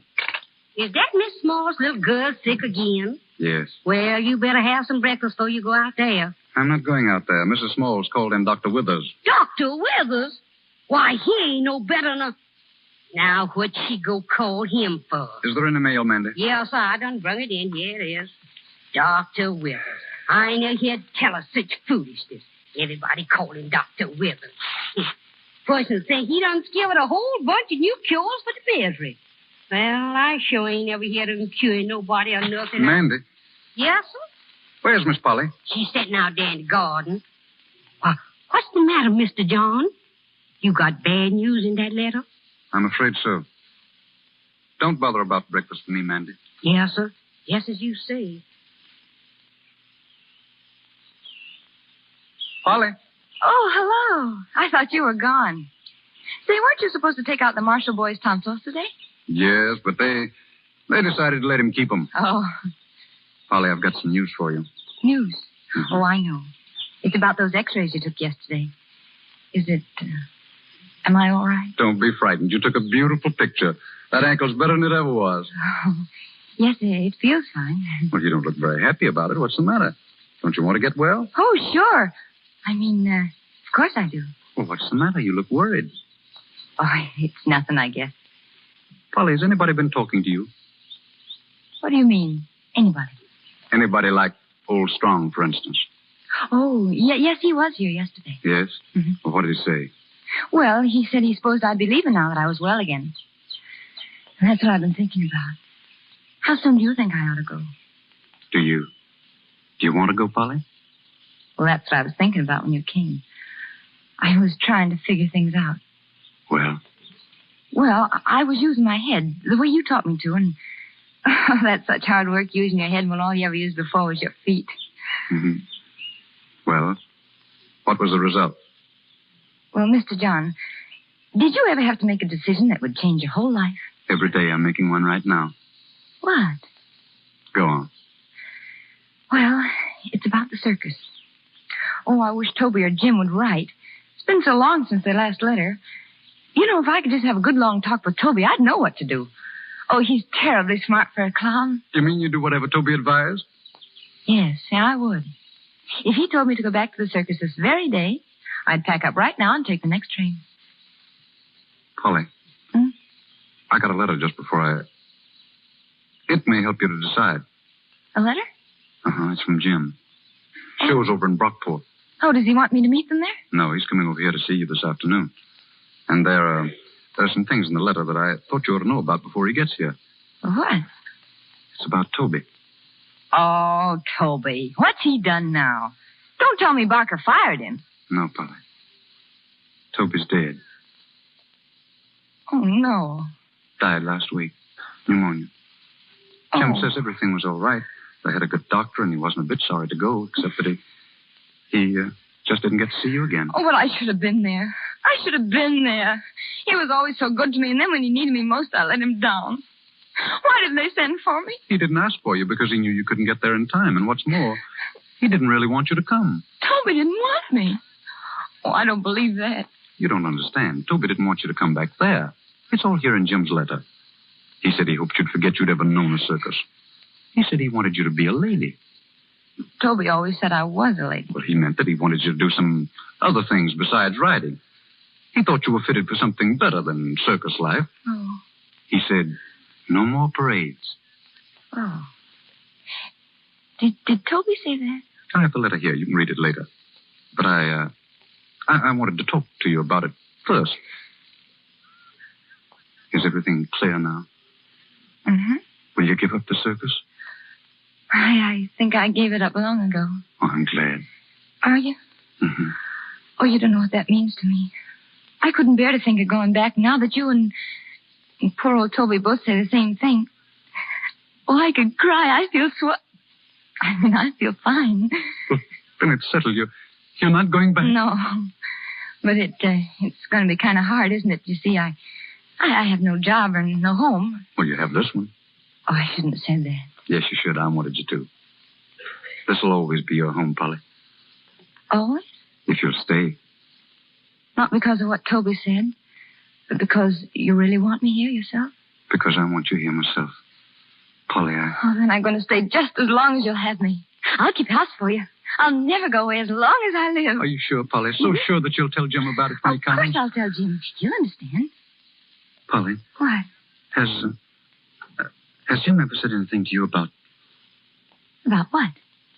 Has Jim ever asked you to come back? For his sake? What do you... Oh, do you mean that... Polly, don't look at me like that. You don't understand. Listen. I don't want you to go away with Jim or anyone else. Not because you haven't a job or a home, but... Mr. John? Yes? Mr. John, the hospital done called up. Miss Strong wants to see you down there. Well, did you say what it was about? No, so just said come on just as soon as you can. All right. I'll see you later, Polly. All right.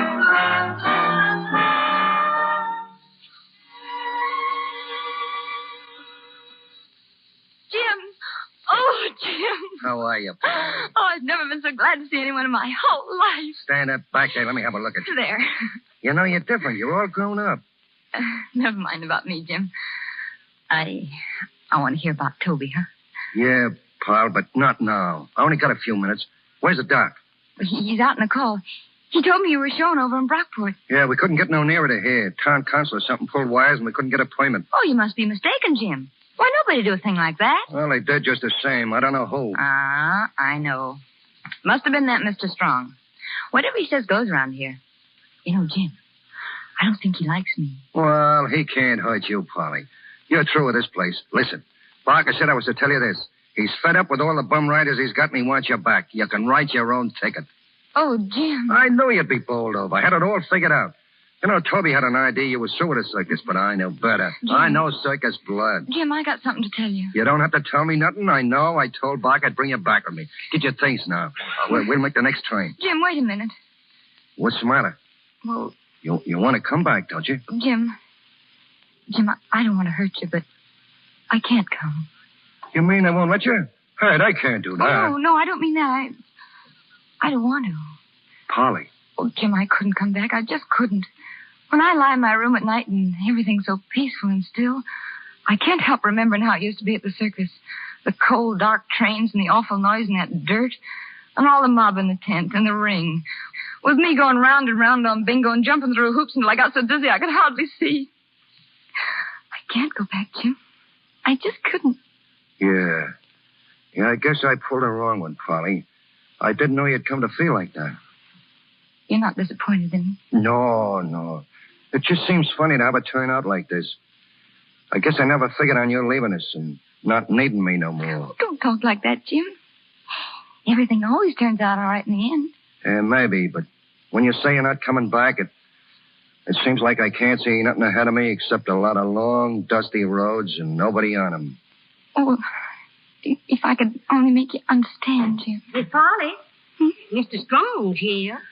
Oh, but the doctor's out, Mandy. Yes, and I told him that. Excuse me, Miss Polly, but it was you I wanted to see. Me? Yes, can you spare me a few minutes? Yes, I guess so. This is Jim, one of my circus friends. Oh, indeed. How are you?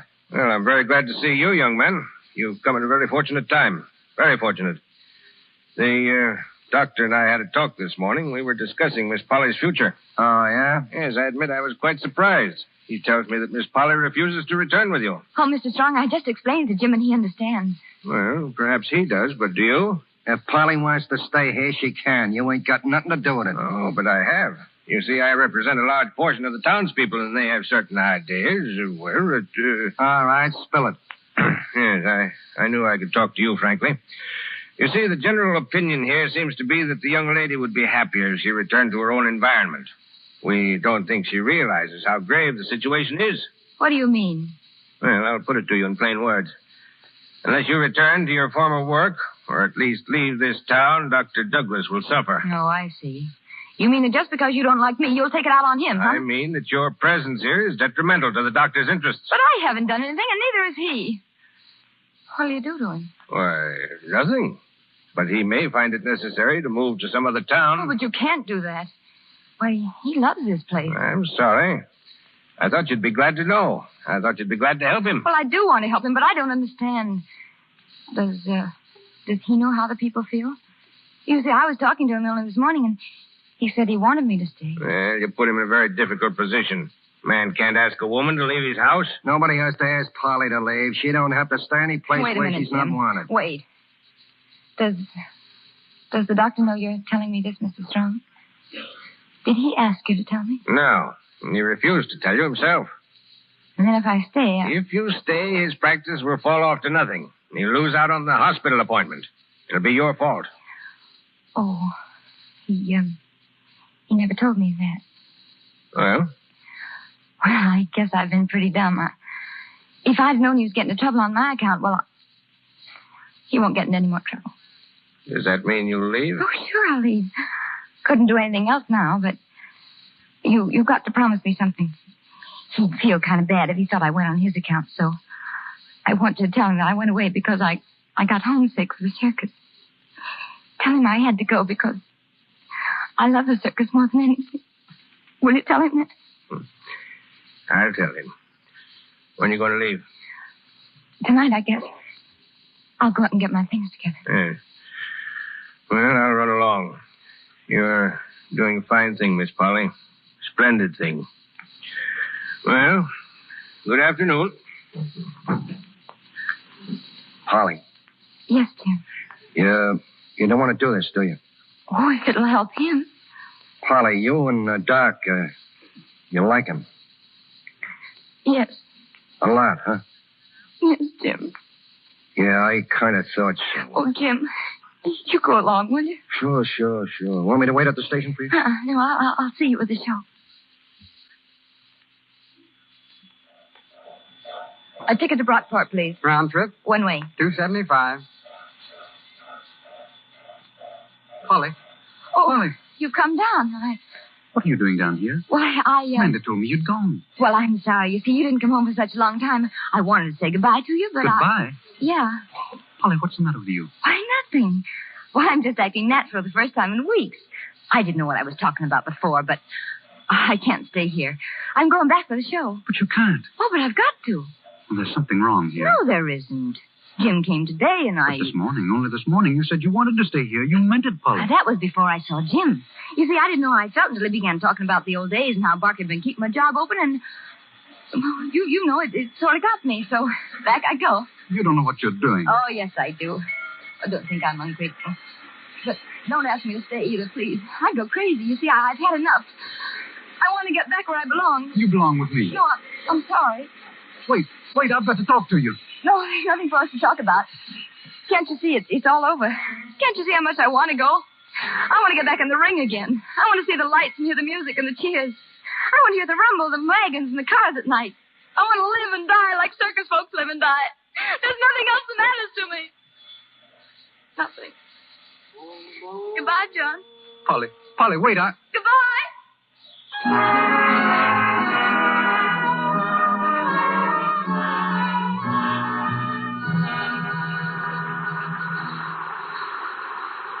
We pause for station identification. This is the Columbia Broadcasting System.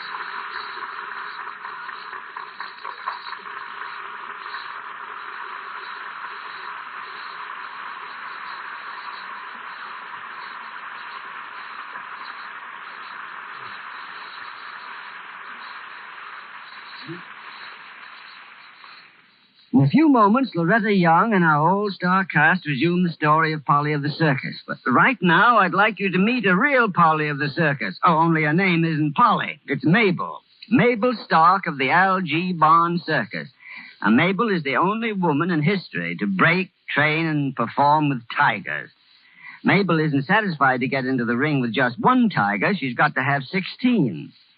At present, she's here in California training her saber-toothed companions for next season. Ladies and gentlemen, Miss Mabel Stark.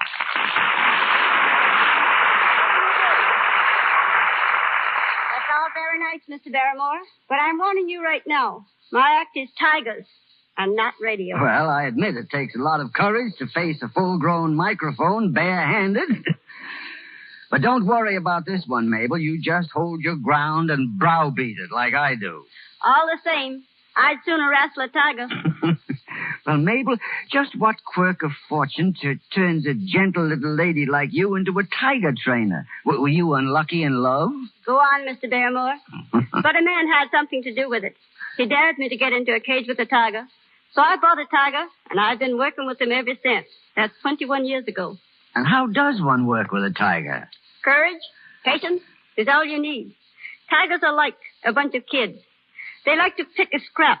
Once in a while, there's bound to be an accident. Well, obviously you've survived all yours. Tigers have sent me to the hospital 16 times. One of those times, they put me together like a patchwork quilt. 375 stitches. 6 weeks later, I was back in the ring wrestling the same tiger.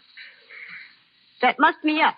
Her name was Nellie. Well, to paraphrase the old song, Nellie was not a lady. You can't always blame the tiger. Sometimes they don't feel very well. And the only way they have got of letting you know is with their claws. It's a very effective method, but a little rough on the complexion. Well, then permit me to recommend Lux toilet soap. Believe me, I use plenty of Lux toilet soap outside of the ring. Inside, the best skin protection is a light buggy work and a length of broomstick. Well, Mr. Barrymore, I guess I'd better go back and feed my tigers. Maybe one of these days, they'll be having me for supper. They ought to know by now if they'd enjoy you. They've sampled you often enough. Well, if they do, I'm hoping for just one thing. I hope I give them the worst case of indigestion a tiger could ever have. Good night.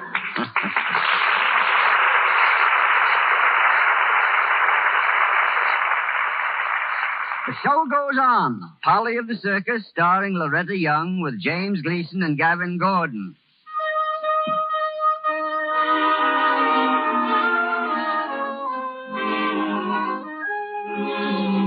Another month has gone by, and Polly's back with the circus again, trying her best to forget that she ever knew another kind of life.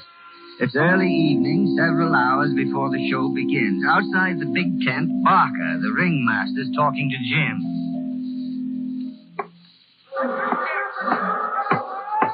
Well, Jim, what's the excuse tonight? I'll get you. Excuse for what? The cook tent was started half an hour late. The sideshow 10 ain't showed up yet. Why? I'll tell you why. Your wagons is on the bum. Number 38 was carrying a canvas and she broke down. Get after your blacksmith. It's his fault. Stalling again. Nothing's ever your fault. Yeah, and I know why. Yeah? Yeah, you ain't a canvas man. You're a nurse girl. Is that all? No, that ain't all. There's got to be a change around here. Why? Ever since Polly got back, she's been as much use to me as a sick cat. I'd rather have a sick cat. I know how to treat them. Anything else? Ah, don't get sore, Jim. It's nothing personal. It's her riding I'm beefing about. You've been watching her act, haven't you? Every day. And you know how rotten it is. And she's too high and mighty to ride in the parades. Trying to act like a lady. She ain't no lady. She's a bareback rider. And what are you going to do about it? I'm going to call her and call her hard. Listen, Barker. You're the boss here, and I take my orders from you. But if ever I catch you abusing pal, boss, and no boss, I'll put you clean over the tent. All right. No one's abusing her, but you tell her what I said. I want a performance tonight, a good performance. She's got to show me.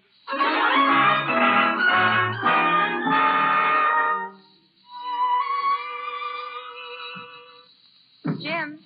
Hello, pal. How you feeling? Oh, kind of lazy. Do you mind if I stay out here with you for a while? Oh, glad to have you. Oh, don't sit on the grass, pal. Here, try that box.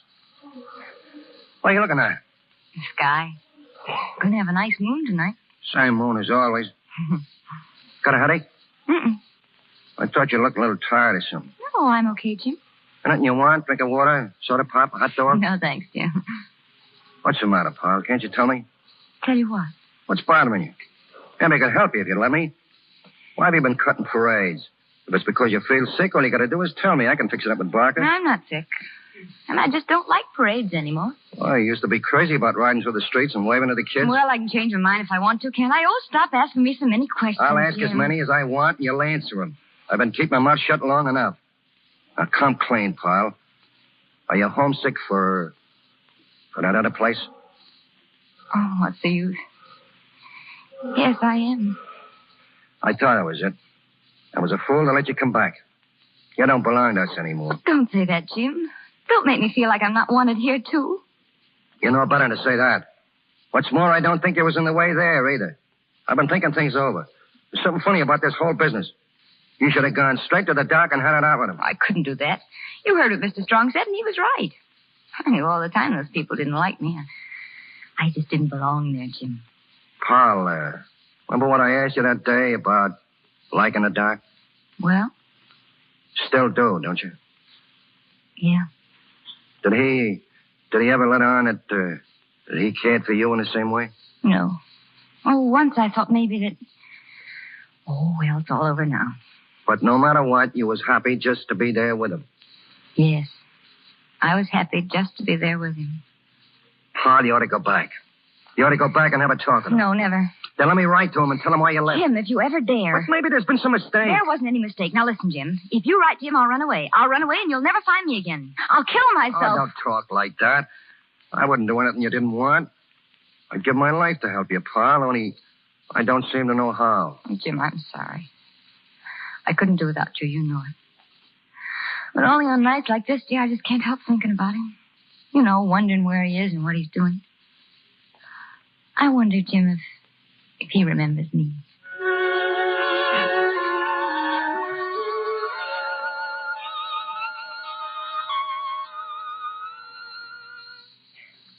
Mr. John, I've been cleaning out the attic, and I found some things here I don't know what to do with. Give them away, Amanda. Don't keep anything we can't use ourselves. No, we can't use these. I don't like to give them away. Ain't nobody here can wear clothes like this. What? Oh, that's Polly's circus dress, isn't it? Yes, sir. Well, wrap it up and put it back where you found it. She may send for it someday. Oh, she won't send for nothing from this house. What you want me to do with this book? Put it in the bookcase. It ain't yours. It's Miss Polly's. This here's her don't book. What? The little book she read her don'ts in. Every time you tell her don't say something, she read it down and then she studies it. Yeah, give me that. Don't say ain't. Say isn't. Don't say learn him. Say teach him. Yeah, but she was thinking on learning. Oh, not teaching me. See who that is, Mandy. Yeah, sir. Yeah, sir. Oh, good evening. Oh, come in, Mr. Strong. Mr. and Miss Strong, Mr. John. Well, Douglas, hard at work as usual, huh? Mrs. and I dropped in to have a little talk. Glad to see you. Such a busy man you are these days, aren't you, Doctor? Sit down, both of you. Is this a professional visit? Oh, no. I never complain. No, we've got some news for you, Douglas. I should say we have. Congratulations, my boy. Well, thanks very much, but I don't know what you're talking about. Yeah, naturally you don't. Well, we've just come from the hospital board meeting. As you know, I've been putting off the election for quite some time in your interest, my boy. Now do you know? Oh, Billy Midger. Douglas, you're the new president. And there's a tidy little sum attached to the honor. You've earned it, my boy. You've earned it. Well, how in the world did that happen? I thought this town was off me for life. It's all Edgar's doing. He made the most beautiful speech all about that circus girl. Oh? Yes? How did she come into it? It wasn't how she came into it, but how she got out of it. Everybody appreciated the way you sent her packing when she didn't have the shame to go herself. The way I... What? Mrs. Strong's a little confused. I simply told the board that you... Mrs. Strong, will you please repeat what you said just now? Douglas, you mustn't take that attitude. Go on, Mrs. Strong. Well, I don't remember what I said. Really, I don't. You said I sent her packing. Well, yes, I did. What else did your husband say? Well, he said... Oh, Edgar, I wish you... Yes, I'll tell him myself. He ought to be thankful that someone like me has his best interest at heart. Douglas, I told him that you asked her to leave when you realized she was interfering with your work. Of course, you know I did nothing of the kind. Strong, you spoke to that girl. What did you say to her? Now, Douglas... What did you say to her? You were just being childish. All right, it'll be easy enough for me to find out. I can ask Jim. I should have had sense enough to have done it before. Yes, now I'll tell you why you didn't. Because you didn't want to know. All that highfalutin talk about it being your duty was just a lot of bunk. You were glad enough when she went. Didn't see you taking any trains to get her back. You knew you couldn't have your job and the girl, and she knew it too. Then you did tell her. You told her she was hurting me by staying. That she was. That's no answer. Oh, I've had enough of this. Yes, I told her. Look, her clothes. Huh? Her circus clothes. Put them down. Please take your hands off those things. Mandy, Dr. Douglas, what are you going to do? I'm going to find Polly and beg her pardon for being a fool. And you and your town can get another doctor. I'm through. Yes, sir, Mr. John. Pack my grip, Mandy, and hurry about it. I'm leaving town right away. Oh, Mr. John, there ain't no trains tonight. Then I'll take the car. Oh, you're crazy, Douglas. You don't even know where she is. Don't I? There hasn't been a single day since she left here that I haven't known where she is. She's over in Hillsdale, according to the route sheet, and that's where I'm going.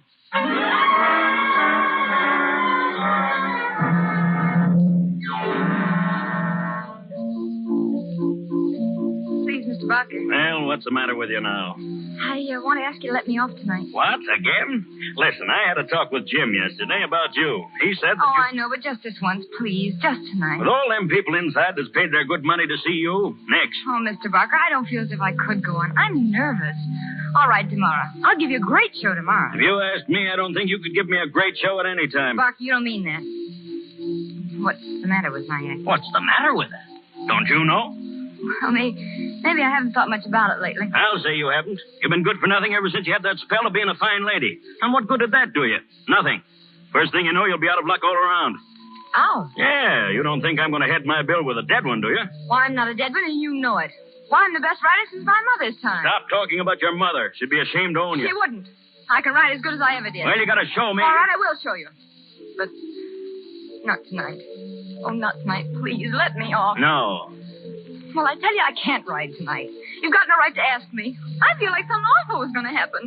If Toby was here, he wouldn't make me ride. Oh, I wish I were dead. Oh, stop that. All right, I'll let you off. The crowd's in there, and I've got the money, but I'm going to tell you one thing. You ain't got no right to talk about Toby. He was a trooper. You ain't. You let the other people do the work, and you get the pay. Get out of my way. Go on in and tell him I'm coming. Go on in and announce me. I'll show you what I'm good for. I'll show you. Keep quiet. Do you think I'd let you go on feeling like that? I'm no murderer. I'll pull Elsie on in your place. Oh, no, you won't. Nobody's going on in my place. My mother'd be ashamed of me, would she? I'm no good to you, am I? You or anybody else. All right, I'll show you. I'll show you just exactly how good I am. Polly, come back. Come back. Where are you going? I'm going to ride. I'm going to ride like nobody ever rode before. Polly, come back. Come back.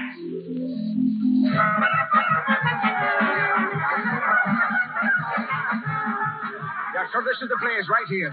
You stand right in the entrance and you can see everything, sir. Hey, Jim. Hey, Jim. There's a man here asking for you. Hello, Jim. Well, Doc, what are you doing around here? I want to see Polly. I've got to see her. Sorry, Doc. It's against the rules. I'll wait till after the show, then. It's no use. She don't want to see you. Well, I understand. But it's all right now, Jim. I know what happened. Well, I'll stay here. I'll go get her. Ladies and gentlemen, the management of the Great United Shows takes pleasure in introducing the greatest little writer of all time, the brightest little star in the entertainment world today, Miss Polly.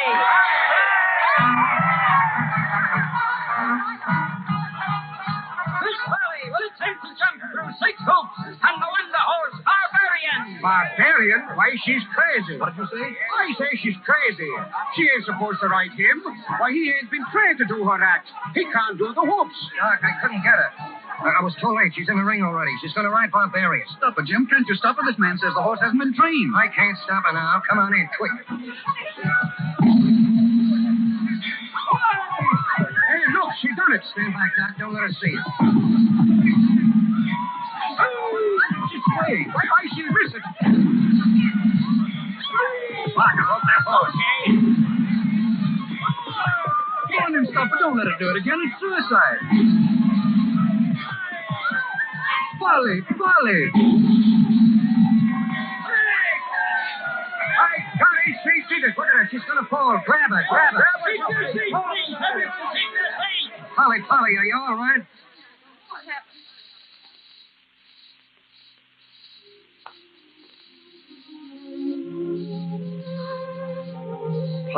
Polly, are you all right? Oh, what happened? You fainted, that's all. I rode, though, didn't I? Sure you did. Look, there's someone here to see you, pal. Who is it, Jim? It's John, Polly. John. Oh, no. No, go away, please. Not until you're ready to go with me. Jim. Right here, pal. Oh, Jim, tell him to go away. You know how it is. You don't have to go now, Polly. Everything's fixed up fine. It's okay. Oh. Is it, John? Yes. It's okay, Polly. You mustn't say things like okay. Say all right. It's all right. I've talked to Strong, and so now I know why you left me. It was all a mistake. Oh. Oh, Polly. Don't close your eyes. Look at me. Are you listening? Yes, I'm listening. You and I are going away somewhere for a long rest. And then we're going to settle down in another town. And I'll never have to ride anymore? Never. All you'll have to do is to learn how to be happy again. Oh, it'll be so easy, John, with you to teach me.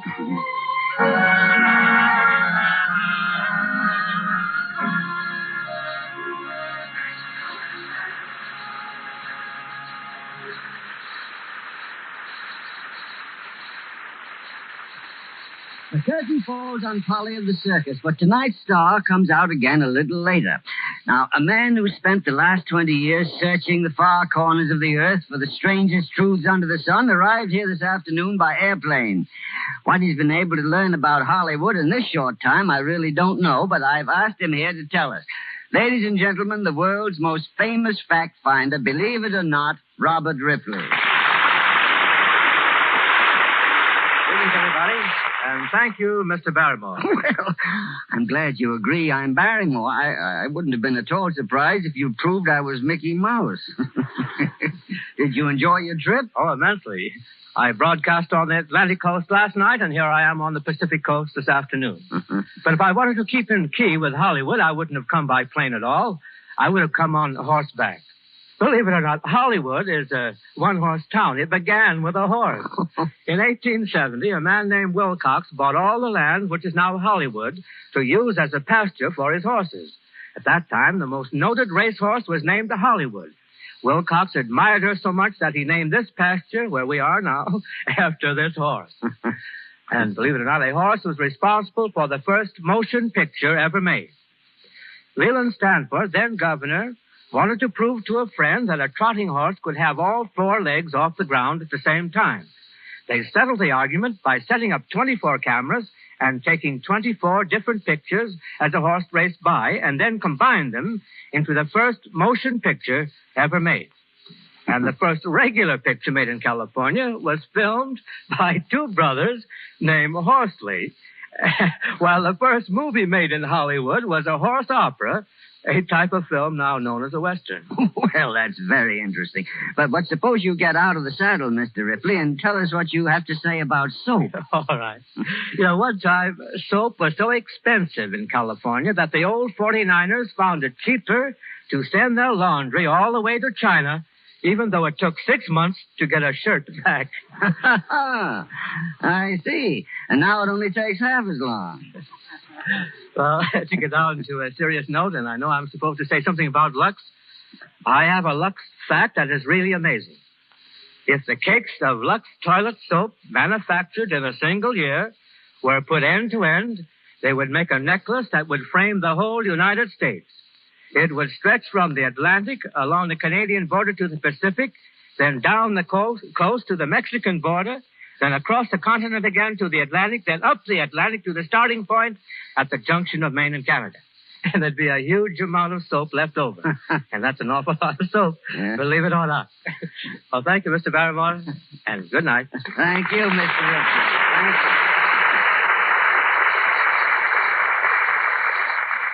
And now tonight's charming star, ladies and gentlemen, Miss Loretta Young. Thank you, Mr. Barrymore. It's been a pleasure indeed to have been on the Lux Radio Theater tonight. I'm sorry for just one thing, Loretta. I wish our listeners could all be in here so they could see you as well as hear you.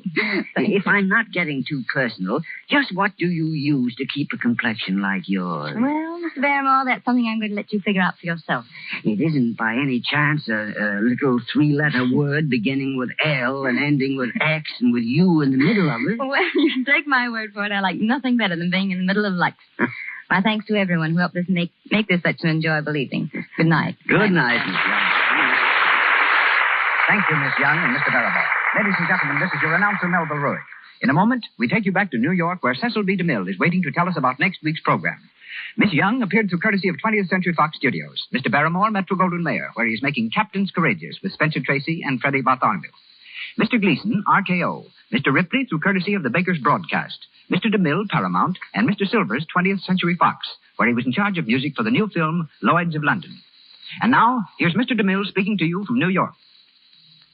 Miss Young, Mr. Barrymore, and to all who took part in tonight's broadcast, my sincere compliments. Next week, ladies and gentlemen, I'll be back in the Lux Radio Theater when we bring you Robert Montgomery in that bright romance, The Grand Duchess and the Waiter, with Alyssa Landy.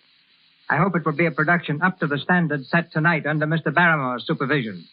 And now I turn you back from New York to Mr. Barrymore in the Lux Radio Theater in Hollywood.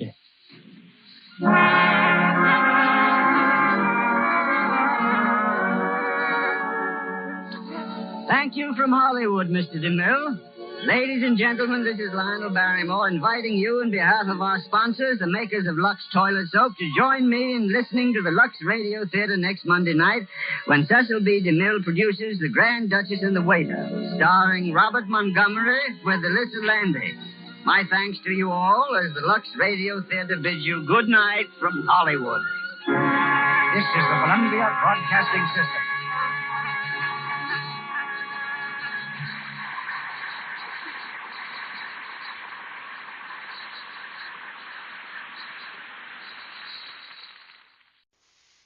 Hollywood, California, Monday, June 29th.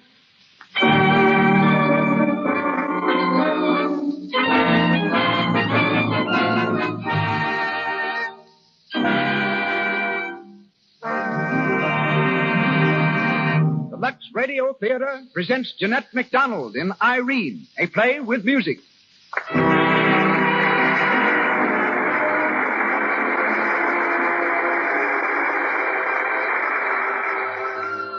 Lux presents Hollywood. Tonight, we bring you Jeanette MacDonald, Regis Toomey, Cecil B. DeMille, D.W. Griffith, Cora Lobb, and many others. These behind the footlights. In front, seated in our audience, a host of Hollywood's most noted notables. The Lux Radio Theater welcomes you all.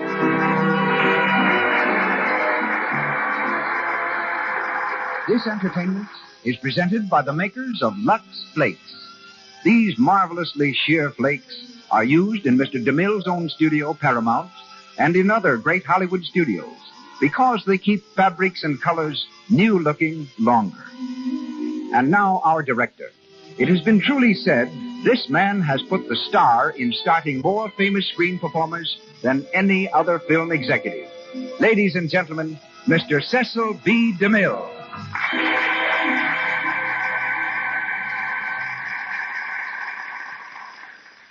Greetings from Hollywood, ladies and gentlemen. Men make their greatest mistakes in picking women and horses. I once predicted that there would never be a horseless carriage after my roommate at college injured his hand trying to invent one. Manufacturers have made 63 million motor cars since then, and horses are found mostly on merry-go-rounds.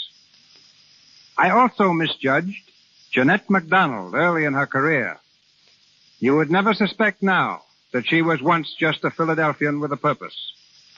There is nothing more grim than a little girl with red pigtails, ambition, and determination.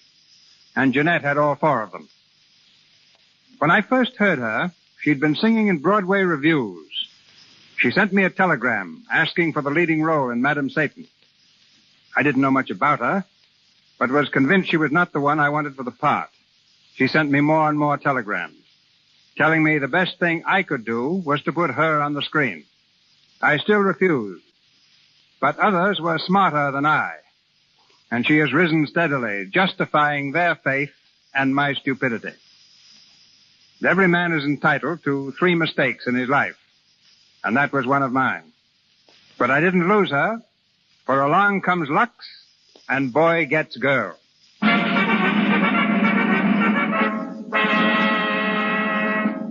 Tonight, in the Lux Radio Theater, Jeanette plays a role she had understudied on the Broadway stage, but never had a chance to play until now. So there is a special thrill in announcing Irene, starring Jeanette MacDonald.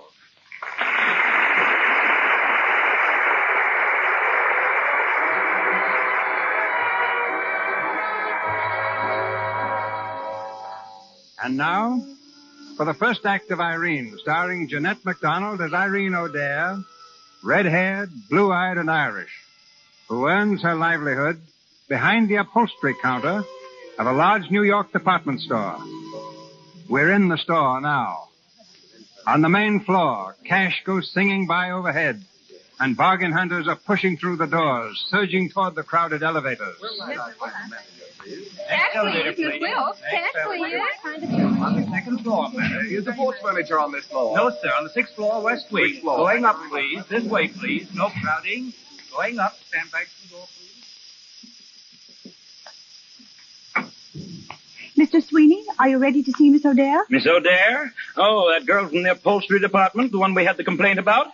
Yes, sir. Well, where is she? In the outer office, sir. Send her in. Yes, sir. Will you come in, please? Thank you. Good morning, Mr. Sweeney. Your name's O'Dare? Yes, sir. Irene O'Dare. Sit down. Thank you. Miss O'Dare, I wonder if you realize just why I wanted to see you this morning? No, sir, but I hope it's about a raise. What? I mean, no, sir. I don't know what you want to see me about. Then I'll tell you. Miss O'Dare, one of our customers this morning turned over a pillow at your counter. And what do you suppose she found under it? Another pillow? She did not. She found this. Oh. A magazine, Stars of the Stage and Screen. Opened at an article entitled, What Are They Wearing? Well, what was it doing there? Why, I put it there, sir. I know that, but why? Well, I was reading it. And are you in the habit of reading magazines like this, Miss O'Dare? Oh, yes, sir. No, you are. Yes, I like to look at the pictures. All those beautiful girls with such beautiful clothes. Miss O'Dare, do you realize that it's magazines like this that turn young girls' heads, makes them irresponsible, or flighty? Well, do you really think that's true, Mr. Sweeney? Why, of course it is. Well, then why do we sell those magazines in the store? Why, well, that's beside the point. Oh, I don't think so, sir. You see, Mr. Sweeney, there's lots of girls like me. We don't have any pretty clothes or anything. We don't even hope to have. But there's no reason why we can't look at girls who are a little luckier than we are. It's the only real fun we get out of life, Mr. Sweeney. Wishing for things. Well, wishing for things doesn't make them come true. I know that, sir. Gee, there's times I wish so hard for things that it hurt, but I didn't get them. Like that raise, for instance. We'll forget about the raise, Miss O'Dare. Yes, sir. And if I were you, I'd concentrate a little harder on holding my job. If I get any more complaints about you, I'll have to let you go. You understand? Yes, sir. But you won't get any more complaints, Mr. Sweeney. I need the job too much. Well, you may go now. Thank you, sir. Irene,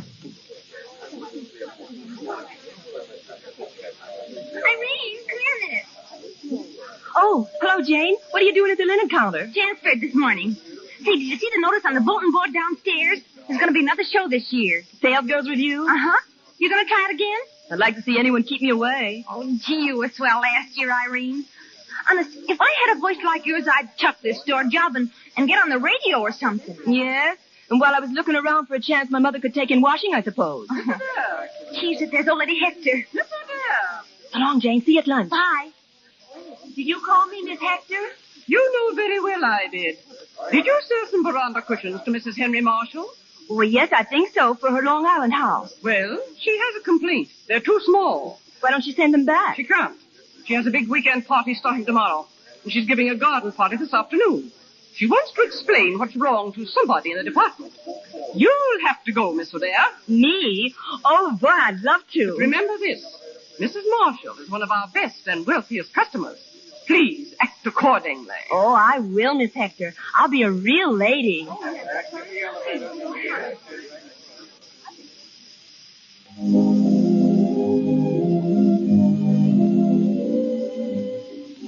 Oh, Clarkson. Yes, Mrs. Marshall. Has the girl from the store come yet? No, Mrs. Marshall. Well, when she does, ask her to wait.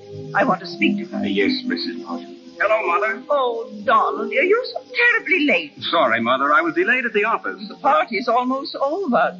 Eleanor's been asking for you every 10 minutes. Eleanor, is she here? Of course, Donald. You'd better go and speak to her. No, I'll keep out of the way if you don't mind. I have some work to do this afternoon. Donald, what is the matter with you? Eleanor's a charming girl. Yes, I know, but there are all kinds of charm, Mother, and hers just doesn't appeal to me. Oh, Donald. By the way, Mother, not to change the subject, but where do you buy your clothes? What? I said, where do you buy your clothes? Why? Well, I met Bob Harrison in town. You never met him, but we roomed together in college. Yes? It seems Bob went and sunk a lot of money in a place called Madame Lucy's, a dress shop, and I'm trying to drum up a little trade for him. He's running a dress shop. Well, no, not running it. He just put up the money. Well, I don't know, Donald.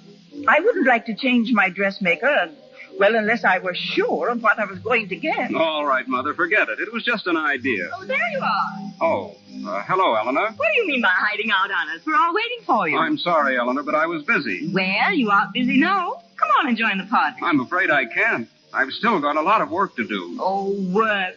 That's all you ever think about. Mrs. Marshall, what are we going to do with him? I'm sure I don't know. Well, I do. Come on, Mr. Tired Businessman. You're going to finish this dance with me.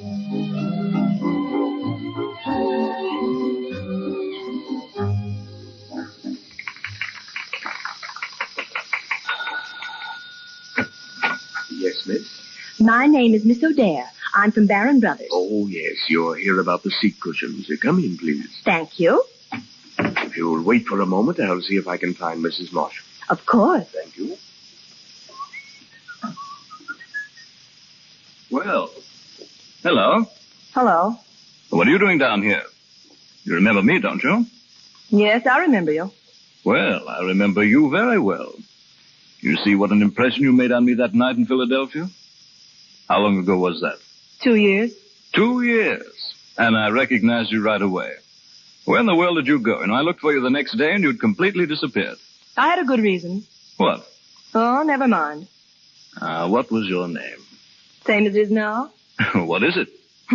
Must have made a terrible hit with you. Well, you did. I just can't think of your name right now.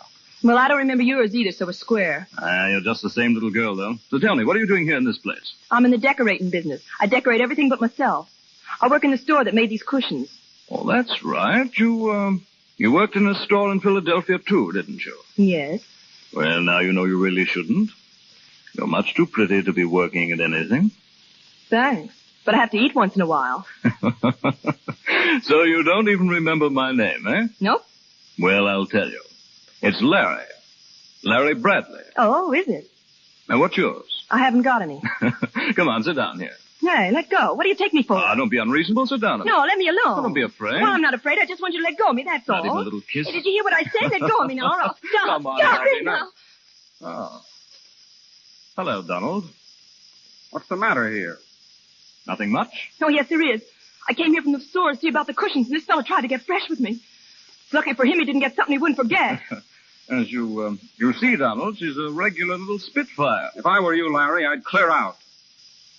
Oh, yes? All right. Good afternoon, Miss Spitfire. Fresh guy. I'm sorry this happened. He's one of my guests. Will you allow me to apologize for him? A lot of good that does. I came here all prepared to act like a perfect lady, and the first thing I run into is him. Swell society. I'll tell people what swell society's like, all right. Oh, but you mustn't judge all of us by one man. Come on now, you're all unstrung. Sit down a while until you feel better. Oh, I can't. I gotta get back to the store. Gee, that fellow was strong. I guess it's just as well you came out here when you did. I'm glad I did. Maybe that's just his way of being friendly, huh? How well do you know him? You'd have thought I knew him pretty well, wouldn't you? I just met him once, 2 years ago in Philadelphia. Oh, I see. But won't you sit down here? No, thanks. That's what he wanted me to do. All right. You sit just where you want to. Yes, sir. Now, is there anything I can do for you? No, thanks. I'll be leaving in a minute. I suppose you've had your lunch. Well, I had the usual. What's that?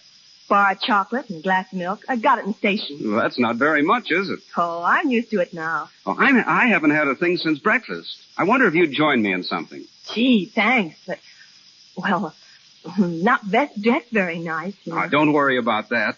Come on, we'll go inside and see if we can dig up a couple of sandwiches.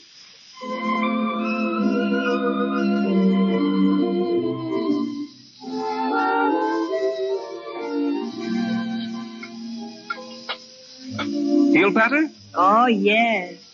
Gee, that was swell. Tell me some more about yourself, Miss O'Dare. You live in the city? Mm-hmm. With my mother and my brother.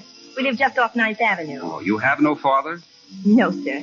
Not for over a year. Why, then you're the breadwinner of the family. Yes, sir. Oh, you ought to be very proud.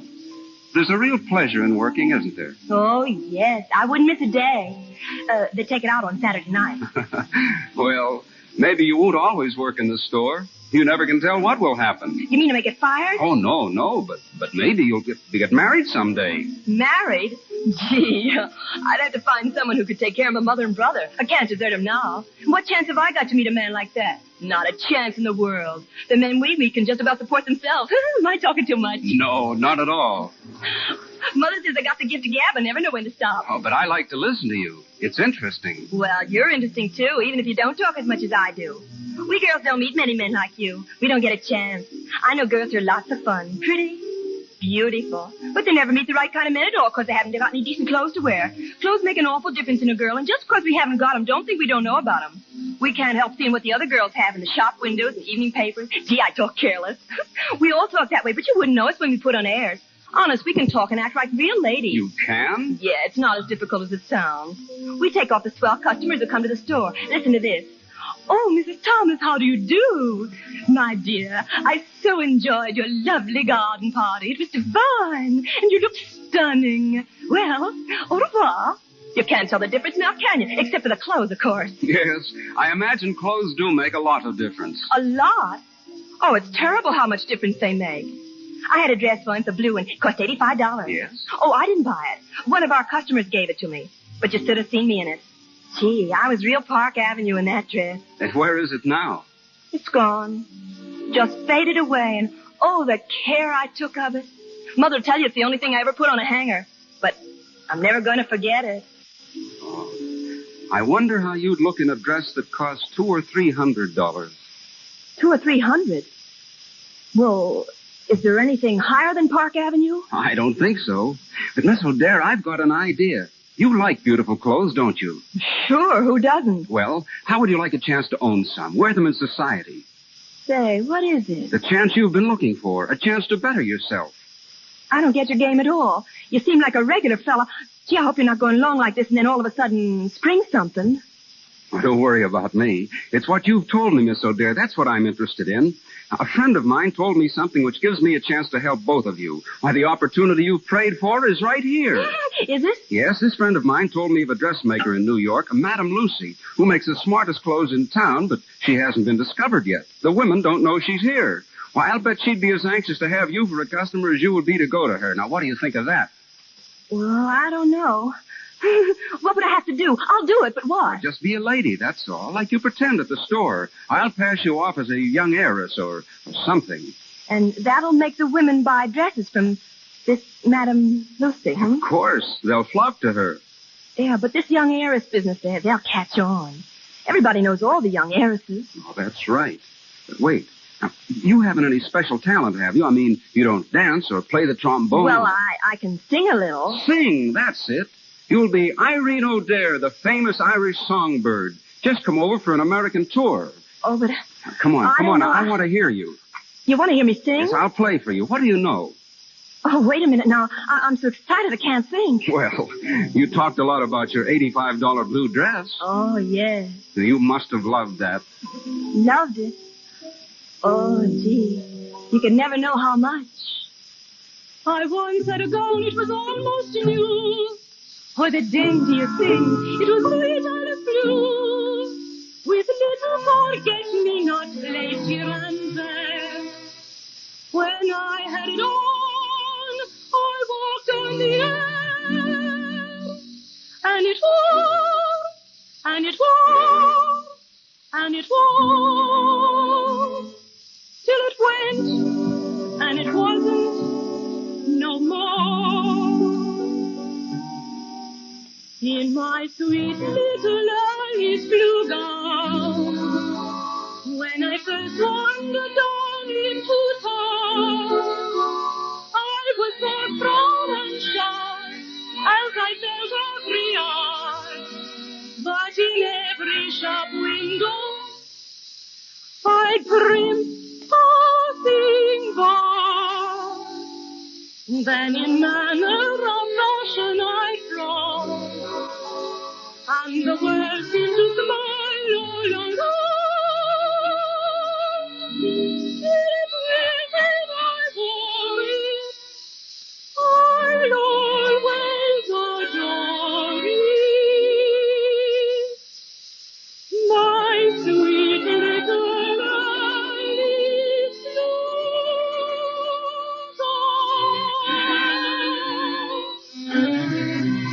Oh, gee, it had the cutest little row of buttons down the back, and an overskirt with pockets in it, and a sash to cuddle you, and trimming appliques, you know what I mean, on the sleeves, and a petticoat with silver lace and everything. Oh, gee, it was nifty. Then in manner of fashion I frowned, I hope, and the world seemed to smile all around. No, it wouldn't fit mother, it made a shirtwaist for brother. My sweet little Alice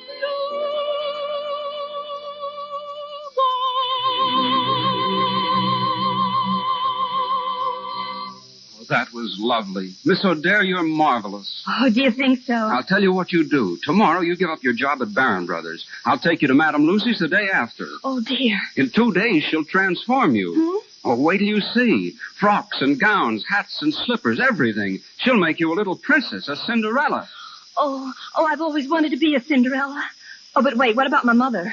What about the rent? Oh, we'll take care of that. We'll take care of everything. All you have to do is to remember that you're a famous singer from Ireland. Oh, I'll remember, all right, all right.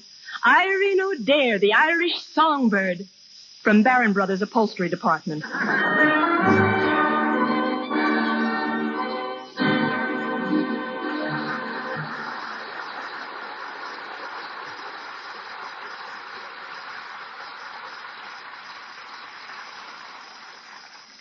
Jeanette MacDonald, playing the title role and singing the lovely music of Irene, comes to you from the Lux Radio Theater on Hollywood Boulevard.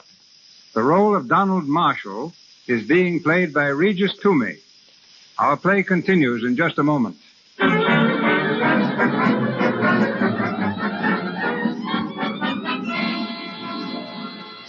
Now, our quick tour of Hollywood takes us to the Hollywood Studio Club, where extra girls who want to make good in the movies can live pleasantly but inexpensively. Let's take a look in Jane and Polly's room. It's 7 o'clock. The girls are still asleep when the alarm clock rings. Oh, dear, I'm sleepy. Wake up, dearie, and hear the birdies sing. Say, you're supposed to report at 8 a.m. at Central Casting. You better hurry. Don't worry, I'll be there. Maybe I'll get a bit in that Lou Ayres picture. Lady, be careful. Oh, my gosh. Jane, I've got to run in my last pair of stockings. Oh, Polly, the run, girl. Oh, Jane, it's no joke. Oh, help me out. Be a pal. Oh, Polly, I'm sick of lending you stockings. I'll do it this once, and then no more, so help me. Oh, I can't help getting run. Yes, you can, and I've told you how. Use Lux Flakes. Lux. That's all you ever talk about. Well, if you'd think of it once, you'd stop paying all your shekels out for stockings.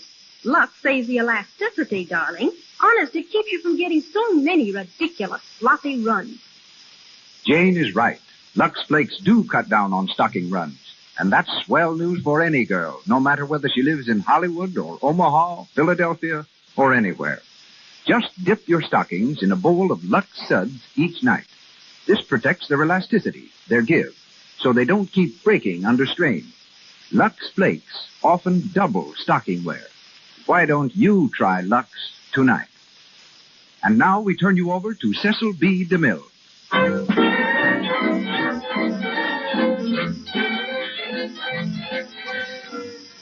We continue the Lux Radio Theater play starring Jeanette MacDonald as Irene O'Dare. A few days have passed since Irene agreed to model gowns for Madame Lucy. In the O'Dare's tiny three-room flat near 9th Avenue, Irene's mother calls to her from the kitchen. Irene, where are you? Dear Mother, what is it? Will you look what just came for you? A box of candy. 5 pounds if it's an ounce. And a whole great big bunch of flowers. Oh, was there a card? There was not. What do you make of it? Why, I guess the manager of the store sent them, Mother. And why would Mr. Sweeney be sending candy and flowers all of a sudden? Well, he offered a prize to the smartest girl in our department, and that was the prize. Oh, he did? Yes. But I want to leave the store, Mother. What for?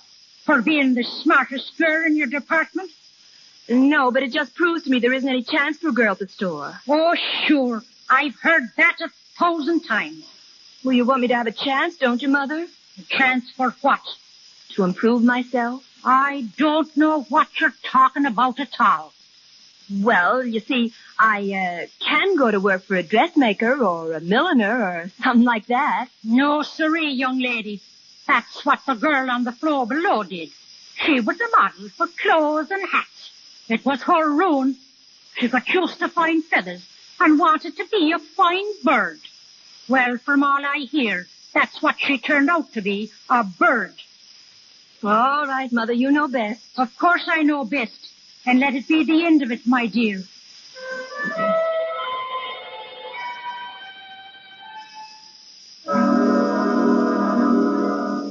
Now, let's get this straight, Donald. You want to take this little shop girl, let Madame Lucy dress her up and use her as sort of a public model. Is that it? That's it.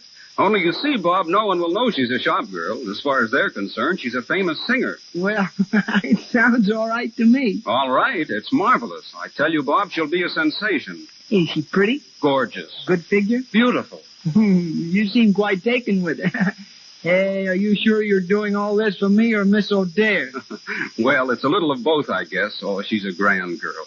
Now, here's the plan, Bob. Mother's giving a supper and dance at our place tonight. I'm going to have Miss O'Dare there, beautifully dressed, of course, and I want you to bring Madame Lucy. Madame Lucy? What for? To show off the gown, stupid, and take some orders from the other women. Yeah, but wait. Madame Lucy can't come. He's not in town. Then we've got to... Did you say he? Yes. I thought it was Madame Lucy. Yeah, that's right, but Madame Lucy is a man. The Madame stuff is just a trade name. Madame Lucy is a man, huh? Oh, well, live and learn, but just the same, he ought to be there. I don't see how. He's in Paris buying material. But somebody ought to come. What about... I'll tell you, you be Madame Lucy. Me? Sure, that crowd doesn't know you. Now, just a second. You own a cutaway coat, don't you? And you can put on a little French accent. Why, it's a cinch. I suppose I could do it all right, but I don't like it. Like it or not, you've got to do it. All right. But if anything goes wrong, mister, I'll break your neck. No, we'll talk about that later. Right now, I want you to get hold of a couple of gowns and practice up on your accent. We're picking Miss O'Dare up at 7 tonight.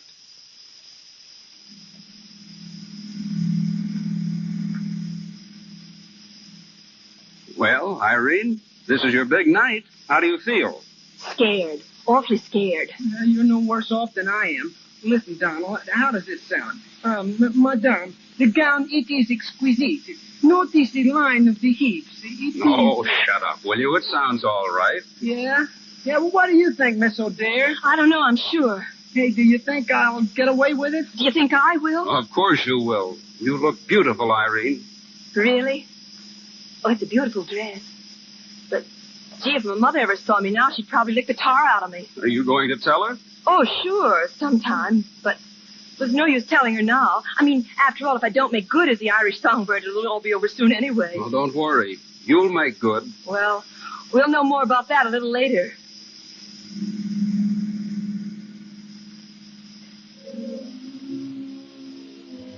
O'Dare? I never heard of her, but she does dress beautifully, I'll say that. Yes, look at that girl. Why, she's gorgeous, positively gorgeous. I wonder who makes her doll. This man they call Madame Lucy. They say her.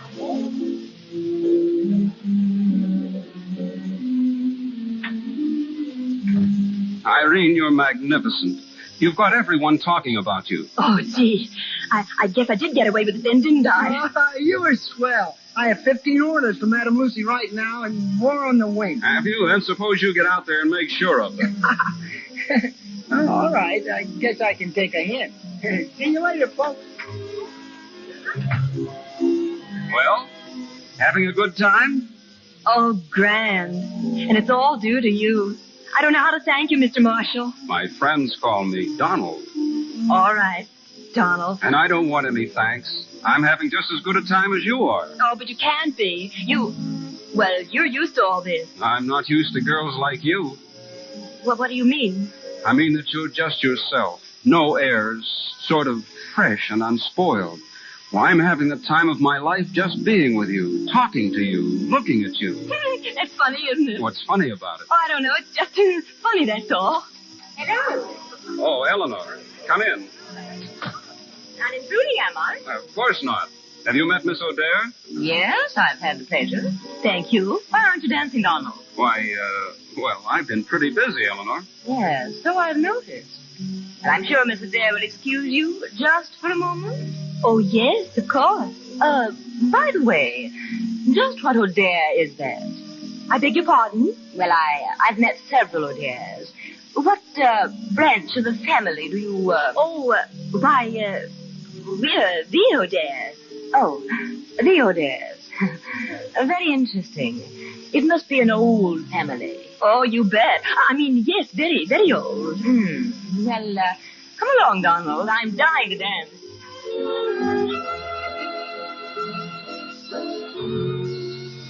Miss Adair? Oh, yes? May I introduce myself? My name is Bowden, L.J. Bowden. You've probably heard of me. Oh, yes, of course, Mr. Bowden. You're a big financier, aren't you? Yes, so they tell me. Miss Adair, I'm getting up a weekend party for the first of the month, and may I count you in? You mean it? Why, certainly. Oh, thank you. I'd be delighted. Oh, Miss O'Dare, Donald tells me you're going to sing for us. Oh, really? I didn't know. It's getting a bit late, Mother. I think it's time I took Miss O'Dare home. Oh, just one song, Miss O'Dare, please. Oh, we're all so anxious to hear you. Very well, Mrs. Marshall. Oh, splendid. Now, you announce it, Donald. All right, Mother. Ladies and gentlemen, Miss O'Dare has graciously consented to sing for us. Thank you.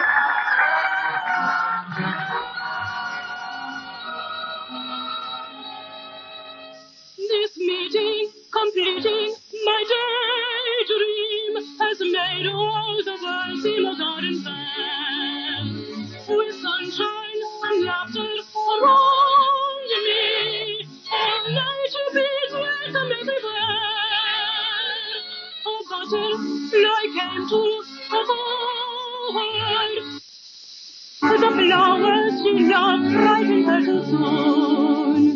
For flowers are born in a garden, while she is a humble cocoon.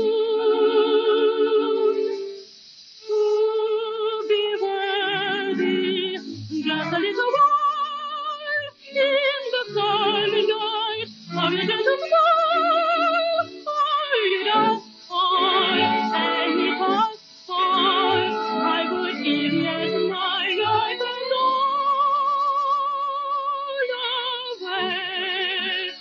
But remember, little butterfly, as she floated in the garden, her wings brighter than a flower, might change any fickle hour. I'd want her there in the garden fair, touching the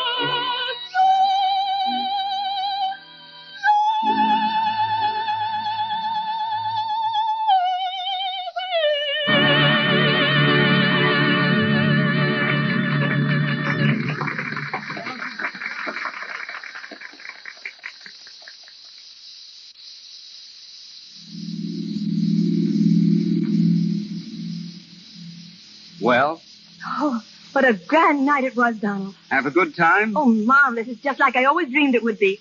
I guess that's what frightens me. Why? Oh, I'm afraid that's what it is, just a beautiful dream. And I'm afraid I'll wake up soon. And the gowns and the flowers, music, they'll all be gone, and I'll just be plain Irene O'Dare again, selling pillows behind the upholstery counter. I wouldn't worry about that. Why should you? You'll never have to work there. Well, I mean, I've got a feeling that you'll never work there again either. Why do you say that? I don't know, just a hunch. Do your hunches usually come true? Invariably. Invariably. Well, if that word means what I think it means, I guess I've got nothing to worry about.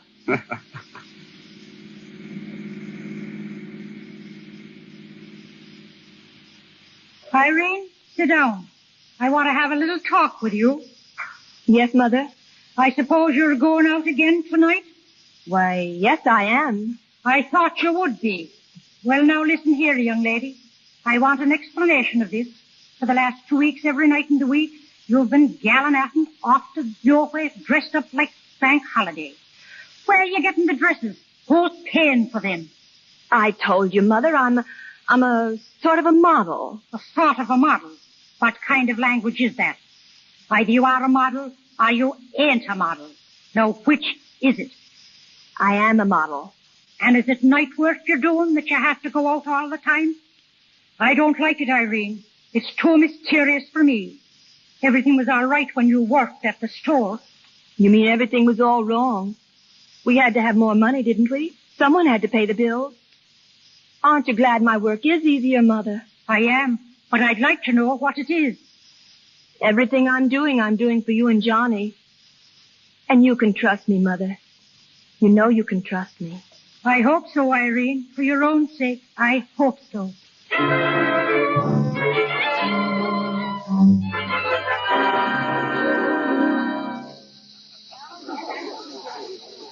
Say, Bob, have you seen Irene? Well, not lately. Last time I saw her, she was dancing with Bowden. Bowden? Why didn't you cut in?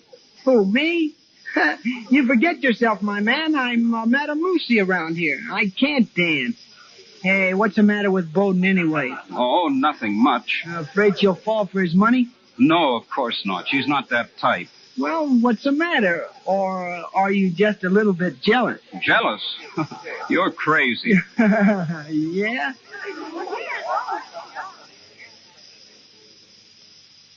Don't you think we'd better be getting back, Mr. Bowden? Not yet, please. Oh, but they were missing us in there. But what difference does it make? Stay here a while. I still haven't said what I wanted to say. Oh. Can you guess what it is? No. Irene, I'm not exactly a young man, and there's one happiness I've always thought was not for me. The happiness of loving some woman so completely that I'm only living when I'm with her or thinking of her. I thought that I had everything I wanted, but I find I haven't anything. Unless I can give it all to you. I love you, Irene. You love me? More than I could ever tell you. I don't know what to say. I suppose every girl's planned what she'd say when a man tells her he loves her, but I wasn't prepared for this. Will you marry me, Irene? I'm afraid Please don't answer me now. I want you to think it over carefully. In the meantime, would you wear these, Irene? I'd like you to have them. Pearls? Oh, I couldn't. Oh, why not?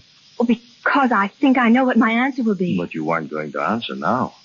And even if it were no, I'd still like you to take these as a remembrance. Oh, they're beautiful.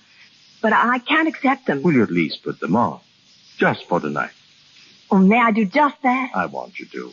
Thank you. I've never worn pearls before. Never? I mean, not as beautiful as these. Irene, tell me one thing. Is there someone else? Please. Is there? Yes, there is. Are you going to marry him? There are some things that are just too impossible even to dream about. I don't understand you. I'm sorry. Shall we go in now?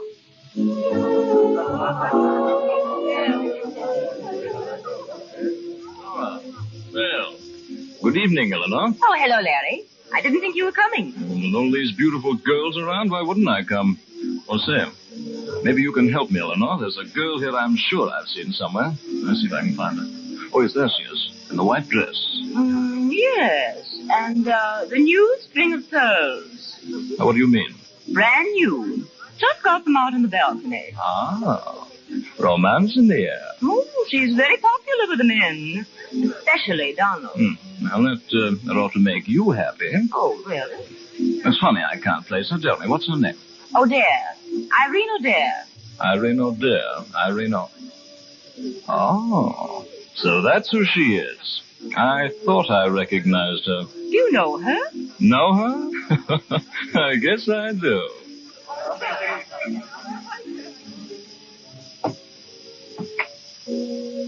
Come on, young lady. I want to speak to you. Can't we stay inside, Donald? Honest, I haven't been in there all night. That's just what I wanted to speak to you about. Where have you been? Oh, I don't know. Out here, walking in the garden. Every place but dancing, and that's what I want to do. Come on. Now, wait a minute. What's the matter, Irene? You're acting so strangely. Oh, it's nothing. I'm just excited tonight, I guess. So many people making me talk, and when I get excited, I speak terribly, like I used to, remember? Yes. And the funny part of it is they always ask me to talk some more like that. They like it. But there's one thing certain. They wouldn't like it if I wore the clothes that went with it. I wonder what they'd say if they found out who I really am. They'll never find out now. You've made good, Irene. Yes, so far. The problem is now how to go on making good. Getting harder and harder all the time. What do you mean? I don't know what I mean. You wouldn't understand. You see, you don't know me very well. I'm not the same with you as I am with other men. I can't pretend with you. You know what I was. And I know what you are now. Yes. I've been trying to figure out what you must be thinking of me. Masquerading. Oh, so that's what it is. Mm-hmm. Underneath all these clothes, I'm still just Irene O'Dare from 9th Avenue. But whenever I've thought of you, I've always wished I wasn't masquerading. I've always wished it was real. You're real, Irene. Oh, no, I'm not. Oh, you are. To me. I'm in love with you, Irene. Donald. Didn't you know it? You must be crazy. I don't think so. I was always a normal baby. Donald, be serious. I am. More serious than I've ever been before. I love you, Irene. Oh. I love you. You love me? Oh, gee, this is a dream. Can't be true. Oh, it's got to be a dream. But if I ever wake up now, heaven help me.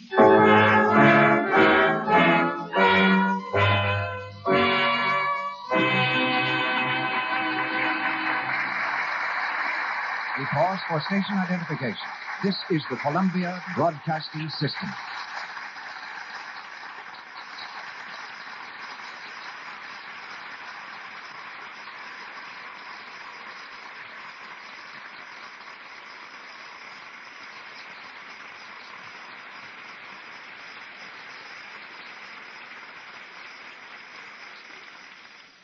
This is Cecil B. DeMille speaking to you from the stage of the Lux Radio Theater in Hollywood. The conclusion of Irene with Jeanette MacDonald will be heard shortly. Here in Hollywood, people are known by the things they do. The property man on a picture is known as props. The head electrician is the gaffer. His assistants are called juicers. And a stagehand is a grip.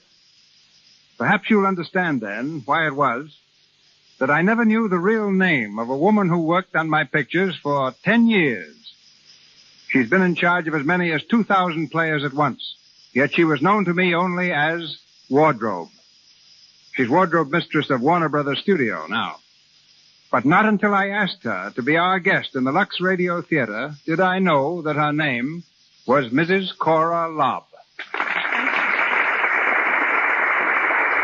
You know, I'm so used to being called Wardrobe that when someone asks for Cora Lobb, I often say, I'll see if she's here. I remember so well the time you were directing a scene for the Volga Boatman, Mr. DeMille, in which the gorgeous gowns worn by 50 girls were practically ruined in a storm. Those gowns came back to the wardrobe wrinkled and caked with mud, but I don't believe you gave them a second thought. No, I knew you'd take care of them. Yes, we saved every one. You see, ladies and gentlemen, it's my job as wardrobe mistress to cut down the clothes budget by making costumes last as long as possible. Take the new Joan Blondell Dick Powell picture, Stage Struck. It's packed full of lovely clothes that are going to keep for ages because we know how to take care of them. We wash them with Lux, and that goes for gloves and stockings too. Luxing makes gowns look like new, makes stockings wear longer. When gowns are damaged, we often have to make emergency repairs. We've even used adhesive tape, paste, and chewing gum. Once on location, a hole was burned in a star's gown. We couldn't fix the dress, so we fixed the girl. Where the dress was burned, I painted her skin to match. with ordinary green house paint. Last week, Mr. DeMille, you had the famous artist James Montgomery Flagg as your guest. And this week, well, I paint the stars, too. Good night. Good night, wardrobe.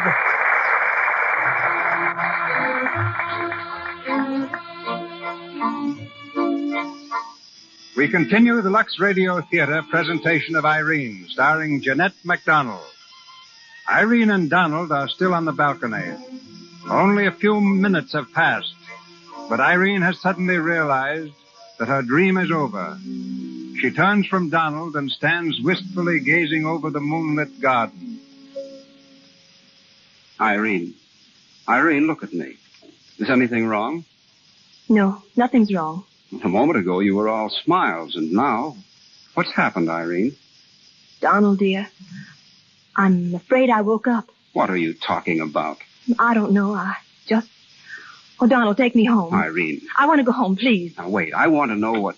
Donald, Oh, yes, Eleanor. I hope you don't mind my breaking in on you like this. Of course. What is it, Eleanor? I have a little news for you. News? Well, if you'll excuse me... Don't go, Miss Adair. I'd like you to hear this. It's about you. Me? Now, wait a minute, Eleanor. No. You might as well know this, Donald, and right now. The charming Miss Adair, who's been enjoying such popularity around here, is an imposter. Is that so? And where did you get your information? Larry Bradley told me. He's here tonight, and he recognized her. I see. Larry would let the cat out of the bag, wouldn't he? You mean you knew she was a shop girl? Of course. Well, I think I'd better go, Donald. Stay right where you are, Irene. I'll take care of this. A shop girl. And you knew it all the time. It's really amusing, Donald. Is it? But it's a wonder you wouldn't have a little more decency than to inflict her on your own friends. Just what do you mean by that? I mean that she's nothing but a money grubber. A cheap little gold digger. What? Don't you dare touch me. Irene. You let me alone. I want to know what she's talking about. Those pearls you're wearing will answer your question, Miss Adair. You didn't have them when you came. Where did you find them? Why, Let me see them. Where did you get these, Irene? Why, Mr. Bowden... Exactly. Mr. Bowden gave them to her. Is that right? Yes, but let me explain. He gave them to me to wear tonight. I was going to give them back. Donald, what is this I hear about Miss Adair? Is it true that you're a shop girl, Miss Adair? Yes, it is. Oh, Donald, you ought to be ashamed of yourself. Mother, listen to me. I will not listen. Miss Adair, I want you to leave this house at once. At once, do you hear? Yes, Mrs. Marshall. No. Mother, you've got to listen to me. It wasn't her fault. It was mine. The whole idea was mine, can't you see? All I can see is that she's an imposter. She's here for one reason, to get money from my guests. But that's not true. I won't have you think that. It's all right, Donald. Let them think what they want. It may not be true I came here to get money, but I am an imposter. I'm out of my class. I don't belong here any more than you belong over on 9th Avenue. Here are your pearls, Mr. Bowden. Thanks for letting me wear them. Good night, Donald. It was fun while it lasted, but I guess it's all over now. I'll send the gowns back in the morning. Irene. Don't say any more, please. It's all been so swell up to now. Now I just want to remember the swell part. Good night, Donald.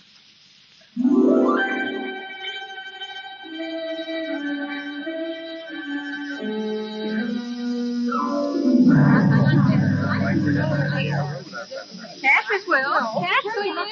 Eighth floor, madam. Going up. Step to the rear of the car, please. Going up. So you want your job back, do you, Miss Adair? I'd like to have it back, Mr. Sweeney. Yeah, well, I don't know now. When a girl leaves for no good reason at all, we don't usually... Oh, please. Well, how do we know you won't walk out on us again? Oh, I won't. I haven't any place to walk to. And I do need the job, Mr. Sweeney. I haven't got anything now. And where did you go when you left us? I was a model. A model, eh? I believe I warned you once before about getting high ideas. Yes, sir. And I was right, wasn't I? Yes, sir. Well, I tell you what I'll do, Miss Adair. You can go back to your job if you want to. Oh, thank you. With a reduction in salary. Oh. Oh, that doesn't suit you, does it? Oh, yes, sir. I was just thinking how I was going to get along on any less money than I was making. That's up to you, Miss Adair. If you want to work, those are the conditions. Take it or leave it. I'll take it, sir. Oh, gee, my feet are killing me. How are yours? Yeah, Irene, I'm talking to you. Oh, I'm sorry, Jane. What'd you say? Oh, nothing. What's the matter with you lately, anyway? Ever since you got back, you've been mooning around like a lost calf. Yeah, I know. I get to thinking, and I kind of get lost. Well, you better snap out of it. Old man Sweeney will be having you up on the carpet again. Hey, you going to the rehearsal this afternoon? The rehearsal? Yeah, the Sales Girls Review. We've been getting along swell, only we need more singers. Oh, I'm not much interested in singing right now. Ah, come on. It'll do you good. Oh, maybe. I'll think it over. Cash, please. Cash, please, Miss Evelyn. Well, it's most irregular, Mr. Marshall, most irregular. I know that. Just what is it you want to see her about? It's personal. Then why don't you try to reach her at home? I did. She has no phone. Anyway, I want to see her now. Well, if you want such a good customer, Mr. Marshall, I'd say no. Thanks. Where is she? Well, she's down in the social hall. The girls are giving a show next week, and Miss O'Dara's rehearsing. Well, may I go down there and see her? Well, I suppose so. Now, I'll have someone show you the way.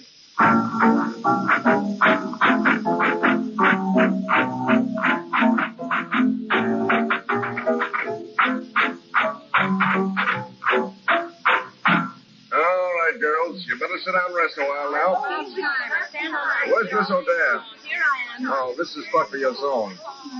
Yeah, I know, but I wonder if you'd excuse me just for this afternoon. I don't feel so very good. Come on, Miss O'Dare. You can do it. And the music for Miss O'Dare's number, Joe. We build our castles in the air and bid the world go by. So half the time we're living here, we're dreaming in the sky. In dreams we'll go through the day, a shame there can't be more. If every girl could have her way, we'd dream the 24.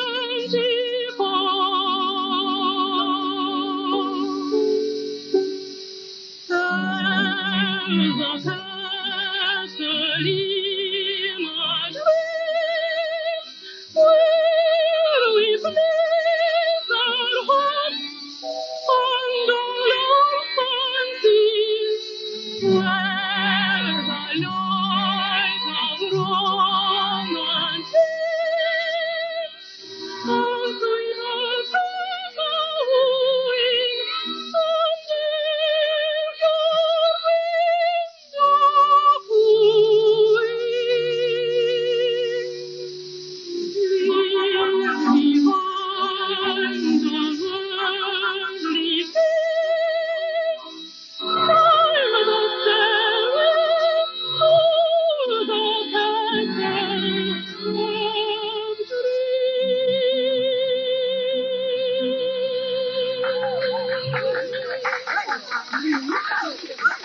Gee, Irene, you were swell. Just listen to the girls. Jane.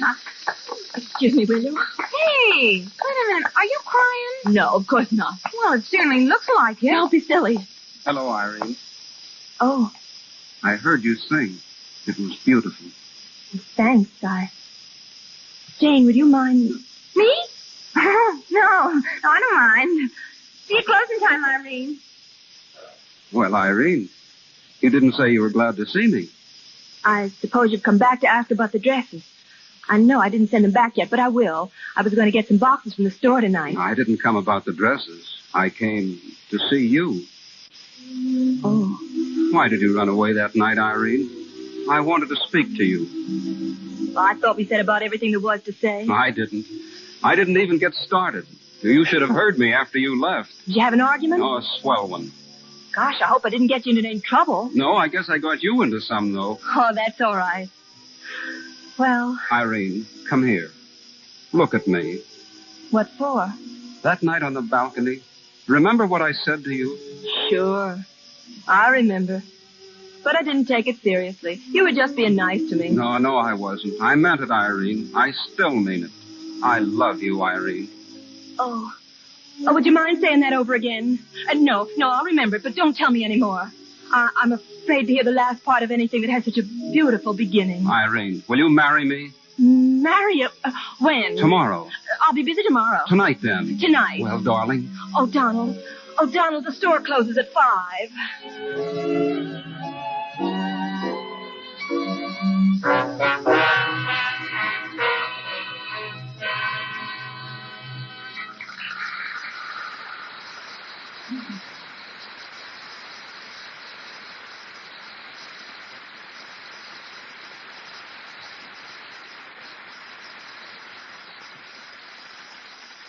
And that's the end of the play. But tonight's Irene, Miss Jeanette MacDonald, will be with us again in a few moments. And now, ladies and gentlemen, we turn the spotlight of the Lux Radio Theater on the first great director of motion pictures, the man who changed motion pictures from a novelty to an art. He is the only director of his day who never used a megaphone. Pioneer and prophet, trailblazer and teacher, the greatest genius of his art, D.W. Griffith.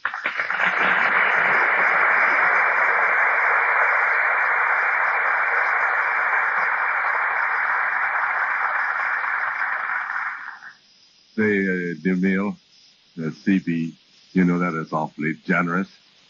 But there was a reason why I seldom use megaphones. Now, let me explain. You know that during the war between the states, my father, he was a commander of the 1st Kentucky Cavalry. They say he could be heard yelling above the sounds of battle. They called him Roaring Jake Griffith. Well, I didn't inherit his brains, I'm sorry to say. But perhaps I got some of his loud voice. Our battle of pictures was almost a war in itself. Well, we were fighting each other, CB. But for the same cause, I think we did it, help establish them. Well, to say. You know, I sort of remember a picture called The 10 Commandments that you made while we were throwing this stuff at each other. But while we were matching each other star for star and reel for reel, something happened. In reaching out for new weapons, you created the fade-out and the close-up. Yes, you know, people thought I'd gone crazy. I think they were about right, too. They said, what's the idea of showing people without bodies? What are they doing? Swimming? Then, just as I was filming people so the audience could get a good look at their faces, oh, we had some beautiful ones in those days, too, didn't we? Now, you came along with that Rembrandt lighting. And a headache. We light the face as Rembrandt did in his paintings. Often one side of the face was in darkness. One of our executives called me up in a rage. If you're only going to show half the face, he said, people will only want to pay half the price. I told him, if you haven't got sense enough to know Rembrandt lighting when you see it, it's not my fault. Oh, he replied, is that what it is, Rembrandt lighting? Oh, they'll pay double for that. And they did. Well, that's a good way to get the coin in. Said, you know, CB, there's one thing I'm getting a little tired of. You know, a lot of people are always congratulating me on some of your productions. Oh, that I don't care for it. Especially the King of Kings. You know, at first I'd answer and say, well, that's not my picture, that King of Kings. That's DeMille's. But finally I got tired of denying it, so I just said, no. Yes. Oh, yes. Sure, that was a great picture. One of my best. You know, I worked like a dog on that King of Kings. So you've had some great productions on the screen, CB. I don't need to tell you that. And you're doing a fine job here with this radio theater. Say, what about that new picture of yours, The Plainsman? So many people still get us confused. I'll hope you'll make it good, or I'll be disgraced. Good night. Good night. Good luck.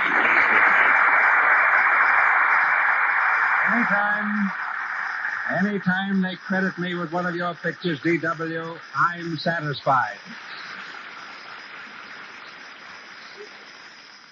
Seldom have we received so many requests for a player as we have for Jeanette MacDonald. Among them was a petition from Detroit bearing nearly 1,000 signatures. So tonight's was really a command performance. If you've pictured our star only as a demure little girl in an Alice blue gown, I think you should meet her in person. She's one of Hollywood's liveliest wits, the prima donna with a sense of humor, Miss Jeanette MacDonald.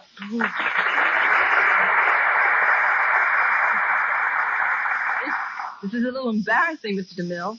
I may be a little gayer than the American tragedy, but I'm not nearly as funny as Donald Duck. Well, you quack much better. Ouch. very encouraging. Perhaps one day we'll hear you at the Metropolitan. Perhaps. That's just one of my unrealized ambitions. I also want to make a concert tour of the United States. And then, there's another ambition, but I'm afraid to confess what it is. All right, I won't ask you. All right, then I'll tell you. My other ambition is to dance just once in a picture. Why just once? Well, because I think just once is possibly all the public will stand for. If you dance as well as you sang tonight, you can dance in a DeMille production anytime. Thanks. That's quite a concession if my memory serves me rightly. Ouch. But I do want you to know how much I enjoy your Lux Radio Theater. All of my friends in Hollywood think it's about the greatest show on the air. I never miss a performance, and rather wish I'd been home to hear it tonight. Well, the people who are home, Jeanette, are waiting to hear you sing again. So I'm going to ask you to sing Would You, from your latest MGM picture, San Francisco. Mr. Silvers, please.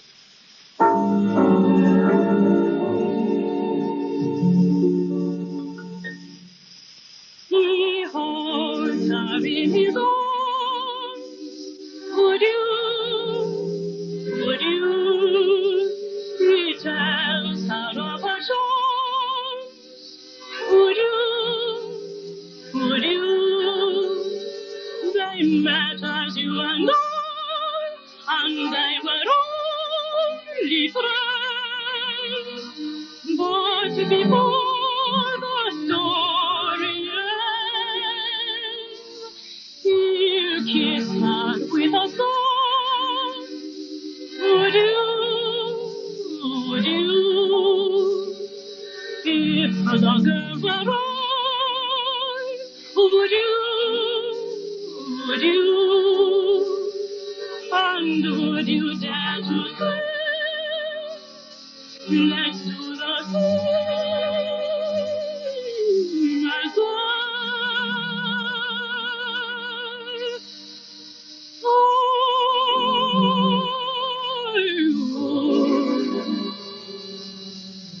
would you?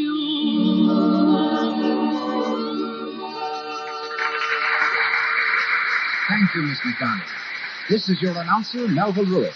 Miss Jeanette McDonald comes to us through the courtesy of Metro-Goldwyn-Mayer. Louis Silvers from 20th Century Fox and Mrs. Cora Lobb from Warner Brothers. And here is our producer, Mr. Cecil B. DeMille.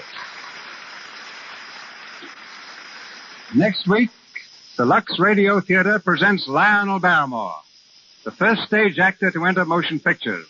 The eldest Barrymore's fame is founded on scores of superb portrayals, which have made him the outstanding character actor of the screen, a reputation he will more than sustain in our next production.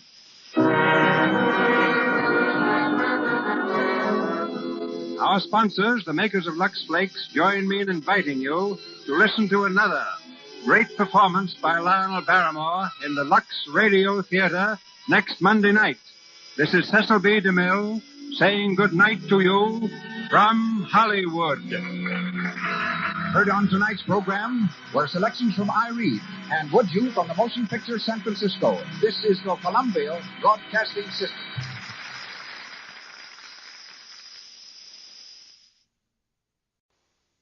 Hollywood, California, Monday, July 20th. Due to studio commitments, Wallace Beery and Stuart Irwin, previously announced for this date, will appear in a future program in Viva Villa. And here's great news. Tonight, the Lux Radio Theater brings you Claudette Colbert and Walter Houston in The Barker with Norman Foster.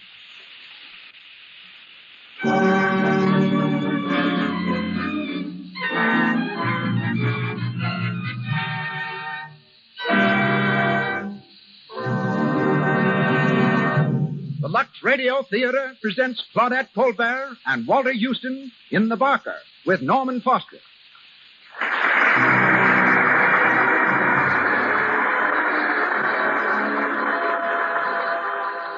Lux presents Hollywood. Tonight, you will hear Claudette Colbert, Walter Houston, Norman Foster, Cecil B. DeMille, King Vidor, Louis Silvers, Emily Berry, and many others.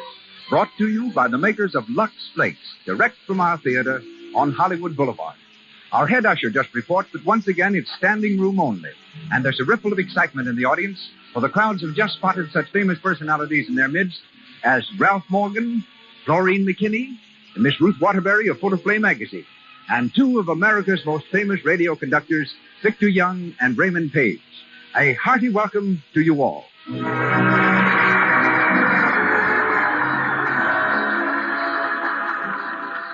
This entertainment is an expression of goodwill by the makers of Lux Flakes, those remarkable fine soap flakes that protect colors, freshen all fabrics, and keep your washables new-looking so much longer. No wonder Lux Flakes are used in all the leading Hollywood studios. And now our producer. The foremost authority on drama, he has created over 60 great pictures, started more actors, and developed more stars than any man in Hollywood. Ladies and gentlemen, Mr. Cecil B. DeMille.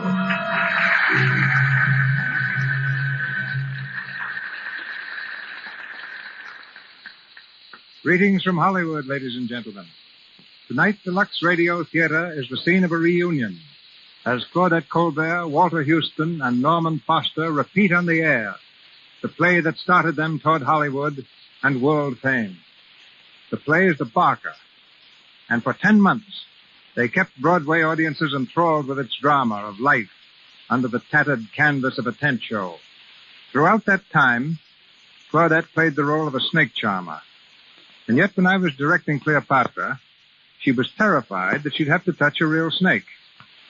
From the time we started, I'd been secretly thinking of various ways of getting her to handle the snake, and she'd been secretly worrying about what I was going to do about it. As Claudette sat on the glittering golden throne of the pharaohs, I walked up to her with a live California king snake, almost 6 feet long, coiled around my right arm. Behind my back, in my left hand, I held the harmless small snake that was to enact the role of the deadly Egyptian viper. When Claudette saw the big snake around my arm, she shrieked, "Oh, Mr. DeMille, I couldn't touch that snake. I couldn't possibly. Please don't ask me to." "Well, how about this one?" I said, taking the little snake from behind my back. "Oh, that one?" She said. "Oh, that's just a baby. Yes, give me that," and took it in both hands, and we made the scene. My only contact with Miss Colbert's distinguished co-star is that he's always escaped me. In every picture I make, I have a great part for Walter Houston. But each time, he has a great part with some other director. So I've never been able to catch him in my net. But at last I have him on my network. If this were 45th Street, Walter Houston's name in lights would be a beacon over Broadway. Taxis would crowd the curb. Mounted policemen would be struggling to disentangle them. Through a packed lobby, top hats and ermine coats would move eagerly to their places. There's the same sort of excitement in Hollywood tonight as the Lux Radio Theater presents Walter Houston.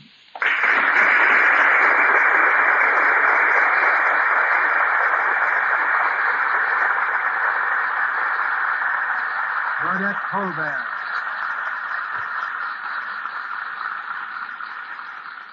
The curtain rises on our play, The Barker.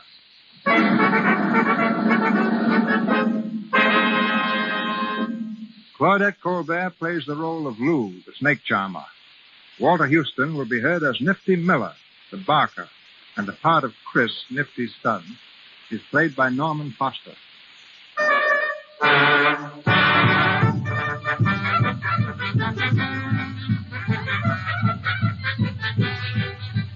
Colonel Gowdy's big city show has arrived in town.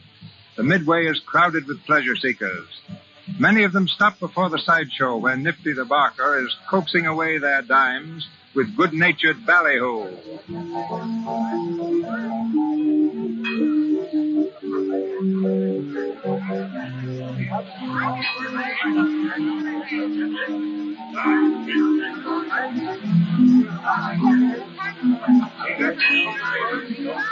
Ladies and gentlemen, you have just seen our free outside exhibition. I'm going to ask you to step in just a little closer so that I can tell you what we've got to entertain you on the inside. You are now standing in front of the big feature attraction of Colonel Gowdy's Big City Show. The biggest show for the money that has ever played your beautiful little city. It's a show full of spicy dancing, a show full of peppy dancing. On the inside, you see Princess Kalima, the pride of sunny Honolulu. She'll do her famous dance that has made her notorious throughout the civilized world. And folks, when she dances, she makes old men young and young men old. Take her along. She's worth the price of admission. Then you'll be entertained by that Royal Hawaiian Trio, playing and singing haunting melodies from those far-off islands in the Pacific. And folks, if you say when you come out that it ain't the biggest show you ever saw, your money will be refunded as cheerfully as we take it from you. Now, as a special advertising price tonight, the admission is a dime. 10 cents. Tenth of a dollar. Already. The box office is open. The performers retire. And the show starts right away. It takes you all the way, people. It's something you can't afford to miss. Hey, hey, hey, hey. Well, I'm glad that's over, Hap. My throat's as raw as a piece of beefsteak. Nifty, looks like we're going to get a little dough on this bird yet.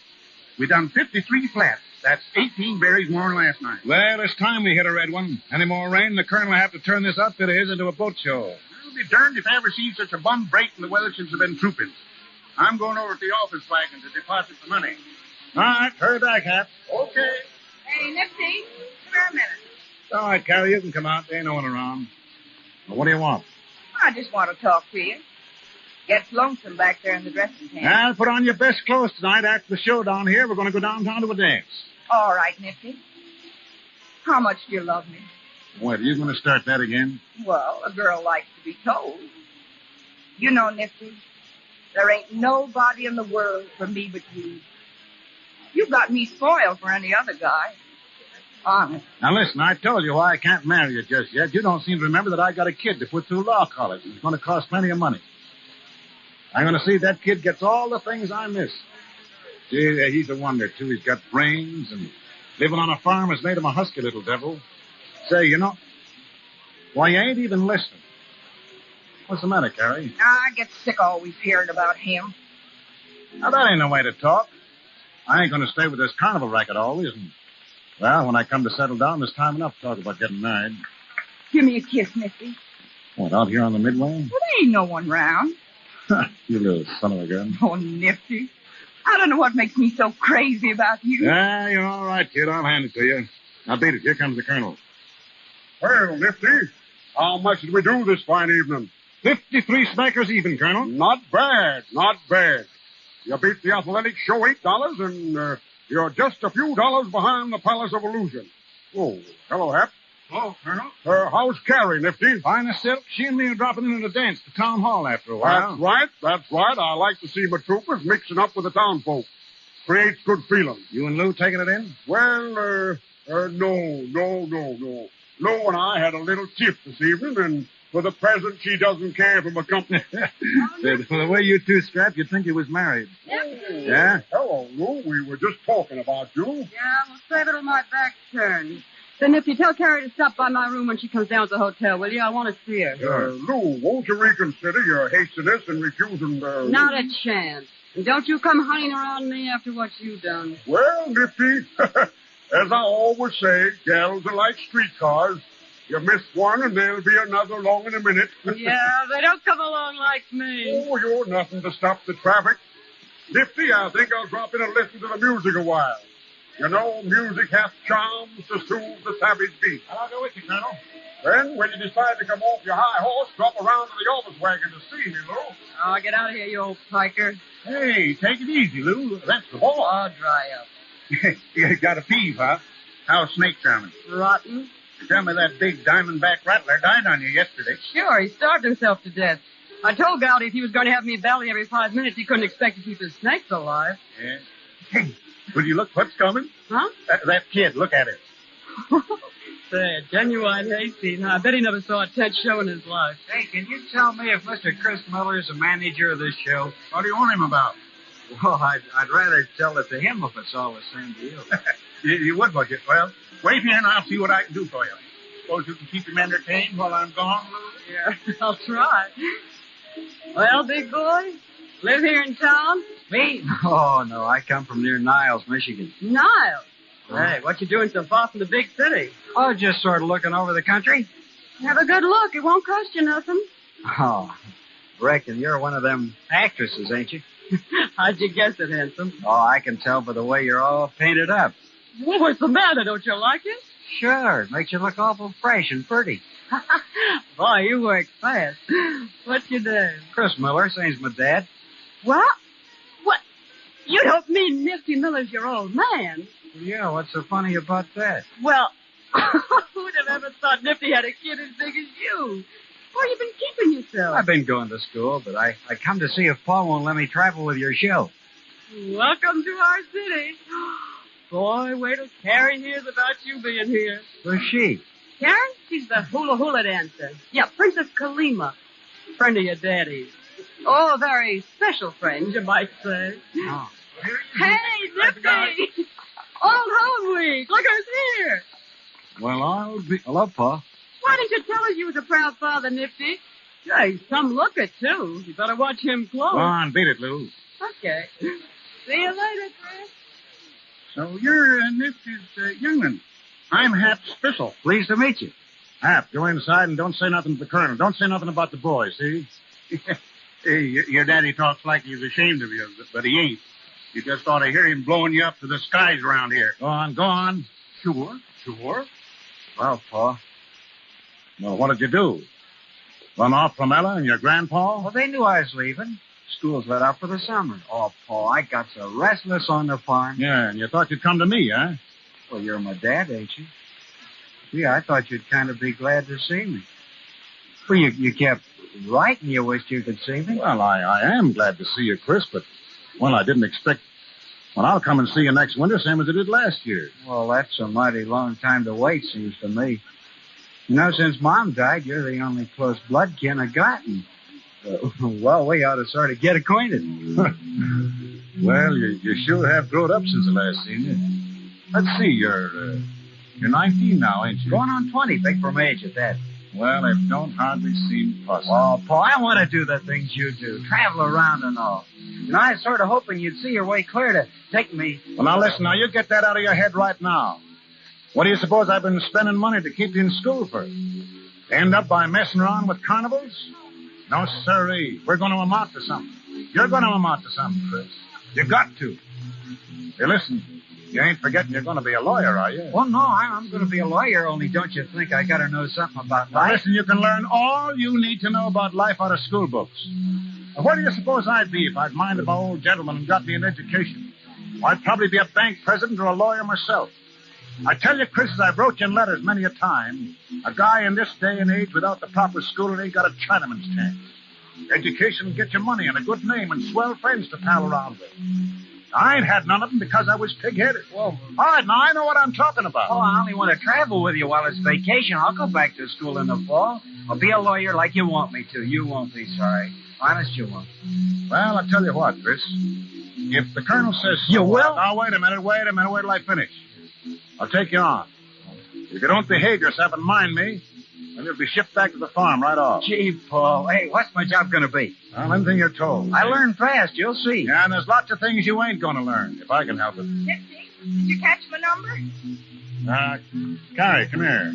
What do you want? Chris has turned up. Chris? Yeah, you know, the kid.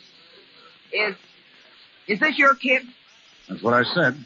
What's he doing around here? Well, this is a vacation. He's going to stay with the outfit for the summer. Chris, come over here and shake hands with Carrie. Pleased to meet you. Well, I can't say the same for you. Now, look here, Carrie. You two got to be good friends. You hear me? I said good friends, and that goes. Come on, Carrie, sweeten up. You look like you'd swallowed a pint of vinegar.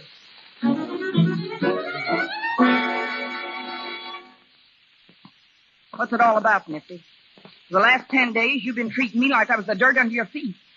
Well, I've been pretty busy, Carrie. No, I'll say you have. Since that kid of yours joined the outfit, I ain't hardly had a minute alone with you. What's the matter with you, Nifty? You never used to act like this. Now, listen, Carrie, I've been thinking things over, and I decided the only thing to do is to lay our cards on the table. Now, it comes down to this. We're through. Through? Understand, this ain't something that I'm doing on the spur of the moment. But there's other things I've got to consider, and, well, I got to think of Chris. Chris? You make me sick. All of a sudden you start squawking because you think I ain't good enough to associate with him. But I'll show you. You can't throw me off like an old shoe. I'll show you. Oh, what was I doing to ever fall in love with you? You ain't got a heart in your body. And, Carrie, I don't like this any better than you do. But it had to come sooner or later, and, well, now it's over. And I guess there's nothing more to say. Get out of here. Get out of here and let me alone. I'm sorry, Carrie. Carrie, could you let me here? Hey, what's the matter here? Carrie. Oh, Carrie, what's come over you? Is it something Nixie done? He quit me, Lou. He quit me. Boy, the dirty bum. Oh, pull yourself together, honey. No, there ain't a guy living worth crying over. There's only one thing for me to do, Lou, and that's quit the show. I can't stand having all the gang laughing at me behind my back. Now, who's going to laugh at you? No, I can hear him. Nifty's give Carrie the air since his kids come on the show. She don't know enough to clear out. Well, if you feel that way, instead of giving up, do something to turn the laugh on Nifty. The only way I could get back at him would be doing something to that kid of his. If anything happened to that young puzzface, he'd get a taste then of his own medicine. To make him see how it feels when you lose someone you love. Well, you might let me vent the kid. I can make him forget his happy home. Lou, would you do that? Would you? Do what? Help me get the kid away from Nifty. What? Hey, I was only kidding. I know, but you can do it. Make him fall for you. Gee, he's green as a grass. Well, he'd never be able to pass up a good looker like you. Them eyes of yours would draw ducks off a pond. Say, I'll tell you what I'll do, Lou. If you'll get this kid to fall in love with you, hook, line, and sinker, I'll make you a present of $100 cash. Oh, you're kidding me. I'll show you if I'm kidding. I'll give you the 25 right now, and the rest later. Oh, how would I ever get him alone? Nifty watches him like a hawk. I'll fix that end of it. Well, what do you say, Lou? A little business deal just between ourselves? Hey, Carrie. It's him. Oh, gosh. Do you think he hurt it? Well, if he's standing outside the tent, he couldn't help it. Carrie, can I come in a minute? Oh, wait a minute. Well, Lou. Oh, all right, I'll do it. Here's the 25. All right, Chris, I guess you can come in now. Oh, hello. I kind of thought I heard talking in here. Yeah? Sit down, Chris. You know Lou, don't you? Oh, sure. We ain't ever talked much, though, since the first night I joined the carnival. It's your own fault. Where you keep yourself all the time? Well, when I'm not working around the show, I'm usually somewhere with Pa. Oh, I guess you ain't got the time for girls, have you? Oh, they don't have much time for me. Hey, a good-looking young fella like you could make any girl fall in love you wanted. Lou here was telling me only today how she'd like to get better acquainted. If you ask me, I think she's kind of gone on you, Chris. Gary, hush up. Well, suits me. Well, you two kids will have to excuse me. I got to go over to the office wagon to see the colonel about something. Anyhow, 2's a company and 3's a crowd. I can see that all right. I guess you won't miss me. So long. So long. Come on over here and sit, Chris. Oh, come on now. Come on, take the load off your feet. Oh, all right, thanks. Well, now way over there. Here, by me. Oh, like this? Yeah, that's better. Oh, you and Nifty had your pictures took this afternoon. You gonna give me one when it's finished? If you like. Oh, I don't look for them to be much good, though. Now, how could they help being good? Sure, I bet you take a swell picture. Nice features like yours. Oh, I don't know. How was your pose, huh? Well, we were standing up. Paul had his arm sort of around my shoulder like. Something like this? Oh, sure. Oh, are you moving away? No, I ain't. Don't you like me to put my arm around you? Oh, sure. Yeah, sure I do. You know, you're an awful nice kid. You're kind of nice yourself. You think so? You bet I do. You think you could get to really liking me? Well, I don't see why not. Well, how are you on keeping things to yourself? Huh? Well, I mean, you don't go telling Nifty everything that goes on, do you? Of course not. Would you run and tell them if I was to kiss you? Oh, what do you think I am? I bet you must have had a lot of sweethearts when you was home, Chris. Well, I never had much use for country girls. They don't know anything. Sure. Didn't you have a special one? You'd take out buggy riding sometimes? Well, Sure, I thought so. And did you used to kiss and hug her? Show me how you used to kiss her. Oh, come on. Come on now. You can shut your eyes and pretend I'm her. What's the matter? Wouldn't you like to kiss me? well, sure, but... But you're scared? Aren't you? All right. I'll kiss you. Oh, Lou. Listen, kid. You and me, we've got to get together more, huh? Yeah, well, suits me. Will you meet me somewhere tonight? Sure. Sure I will. Sure. You're awful sweet.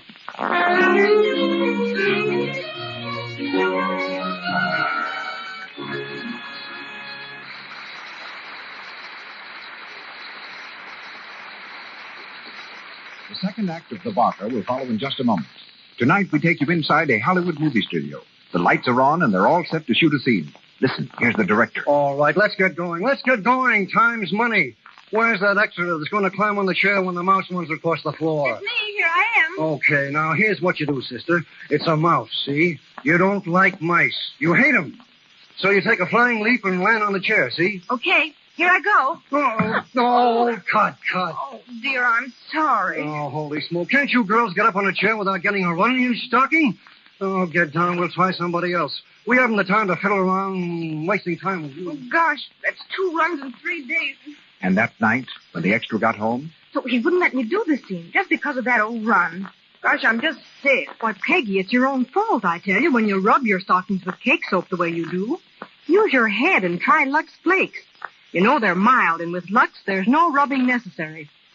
Smart girls everywhere know that Lux Flakes cut down on stocking runs because they save the elasticity that allows the silk threads to stretch and then spring back again without breaking. Cake soap rubbing and soap with harmful alkali weaken elasticity. Stockings tend to pop into runs under strain. Tonight, protect your stockings against tomorrow's runs. Use Lux. We continue with the second act of The Barker, starring Claudette Colbert as Lou and Walter Houston as Nifty.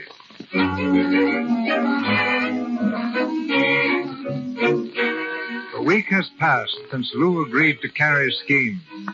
It's late in the morning, and outside the tent show, Nifty has been waiting for Chris to come to work. At last, the boy turns the corner of the tent opposite the sideshow and hurries across the midway. Morning, Pa. Sorry I'm late. I guess I must have went back to sleep. I suppose you know you're holding us up. I told you I wanted them jacks built. Well, we got plenty of time. I thought we'd wait till it cooled off. Now, listen, when I give an order, I ain't talking just to hear myself talk. The sooner you get that in your head, the better. I'm sorry, Pa. I didn't know it was that important. Now, Chris, it ain't my idea to be nagging at you. But I ain't satisfied with the way you've been acting lately. And I might as well tell you, if you want to stay around here, you got to brace up and take more interest in what's going on. Well, a fellow's got to have his sleep. Yeah, if you'd go to bed nights, you wouldn't be so groggy mornings. Where'd you go the last 3 or 4 nights after we shut down here? Oh, I don't know. Where were you last night? Well, nowheres in particular. Took a walk. You took a walk? Yeah, it must have been a long one. Well, it was a nice night. Was you by yourself? Sure, why not? Where'd you go after your walk? Well, I stopped uptown at lunch car and I had a bowl of chili. Hey, what you so nosy about? Now, listen, Chris, I don't mean to be nosy. Don't get me wrong. Only I think I got a right to keep track of you a little. You see, kid, I've made a good many mistakes in my life that I ain't any too proud of. Well, I figured it wouldn't be right to let you go and not put your wife. Oh, I'm all right. Yeah, I think you are, too. That's why I'm counting on you. Now, you and me hit it off pretty good, and there's no reason that after you get to be a lawyer, we can't settle down somewhere together. I ain't going to spend the rest of my days on a lousy carnival. I got plans for us, Chris. Well, it'll be a long time before I get through all them colleges. Yeah, I know. It seems long now, but you'll see how quick the time passes. Just think how nice it'll be to have an office of your own and people coming in to see you to get them out of trouble and And more dough than you'll know what to do with. Wow. Come on, Chris. Let's be pals. What do you say? I didn't know we ever stopped, Pa. That's the boy. Now get after them jacks. When you get finished, you and me'll go down to the creek and have a swim. Okay, how about it? All right, Pa. Oh, I'll see how I feel.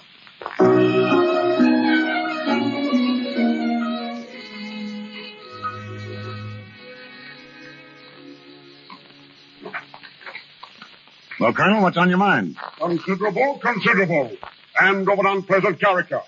Do you know what that young squirt of yours has been up to, sir? Chris? He has the impudence and audacity to be carrying on a love affair with Lou right under our very noses. What? Why, there ain't a word of truth in it. Ah, my friend, in spite of your vigilance, the lad has fallen in love. And with Lou, of all people. Why, it couldn't be possible. Are you with your son every minute? For instance, were you with him last night? Well, he took a walk. I'll tell you where he was last night. He was keeping a rendezvous with the little snake charmer, that's where. How do you know? Last night, Nat Brody shadowed the lady in question, saw Chris meet her, and they walked off together with their arms around each other.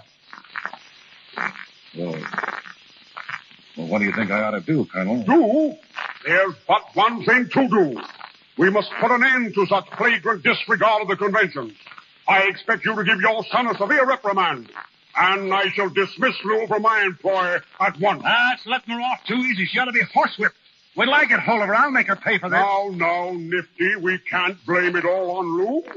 Boys will be boys. You and I know the lure of the petticoat. Oh, now I can see what's changed Chris in the past week, the little simp. He'll try slipping something over on me, will he? Well, I've got a good notion to ship him right back to the farm.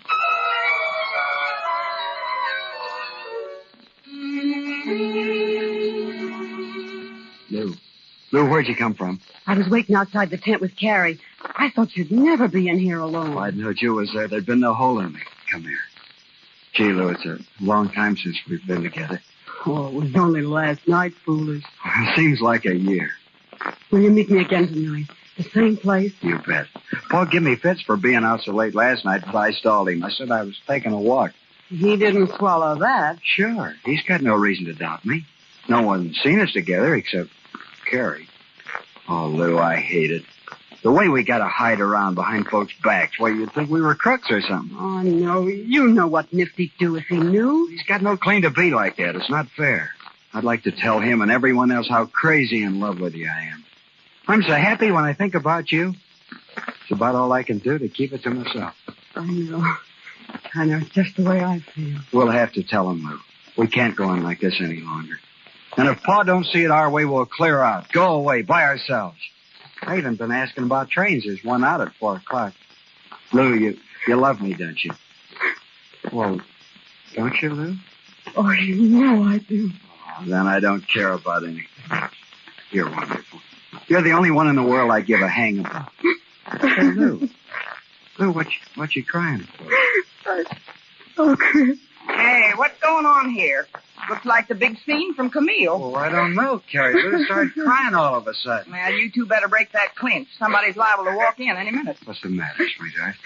Oh, it's nothing. I'll get over it. Chris, go get her a bottle of pop. If you ask me, she's crazy with the heat. I don't want nothing. Sure she does. Go on, Chris. Get her a cold bottle. Well, I won't be a minute. Well, what's all the shooting for? Oh, I've been making a fool out of myself, that's all. You don't need to tell me that. Carrie, Chris is in love with me. Didn't I tell you it'd work? Whenever I want any more vamping done, you get the job. Oh, cut that out. Well, what's the matter? What's come over you? Nothing. Except that I'm crazy about him, too. He's got me going around like a top. Hey, you know what you're saying. Yeah, all I know is I couldn't go on living without him. You mean you'd marry? Marry him? Carrie, look. Why, it's a ring. Yeah. A wedding ring. Well, Chris wouldn't take no for an answer. I tried to put him off, but I ain't got a mind of my own where the kid's concerned. I'm so hipped on him. Carrie, if he'd tell me to jump in front of an express train, I'd go do it. Honest, I didn't think there was a guy living could get me this way. Can you imagine? Me, a missus. Oh, I swear, Carrie, when that tape he was talking, I thought it was a dream. And after all I said to you. Well, for the first time since I can remember, I'm happy. Really happy. I feel like laughing and crying all at once. Chris is the same way, too. We're just like a couple of kids. Well, you got an awful wallop coming when you wake up. All I can say, you better make yourself hard to find if Nifty shows up here. As long as I got Chris, I ain't scared of him or anyone else. Well, I'll wash my hands of you. Don't forget that. Well, what are you crabbing about? Hey, you ought to be glad that you get Chris out of your way, don't it? We're thinking of leaving the show. Yeah? Where do you think of going? I'd like to try Chicago. I know it's there. You can starve and shy as well as anywhere else, I suppose. Don't worry, Carrie. We'll make out. I can do cabaret work, and Chris ain't afraid of soiling his hands. Lou. What's the matter? Lou, honey, we're in for it. What? I just met Hap.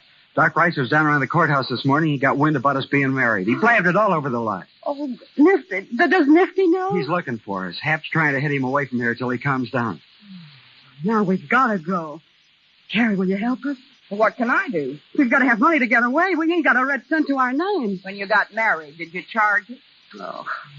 Chris had a 10 spot, but that went for the ring and the justice of the peace. Oh, yeah? Well, Carrie, what about the money you owe me? You only paid me $25, remember? You promised me $100. I ain't so sure I owe you anything at all. Seems to me you got your reward when you got Chris here. What are you talking about?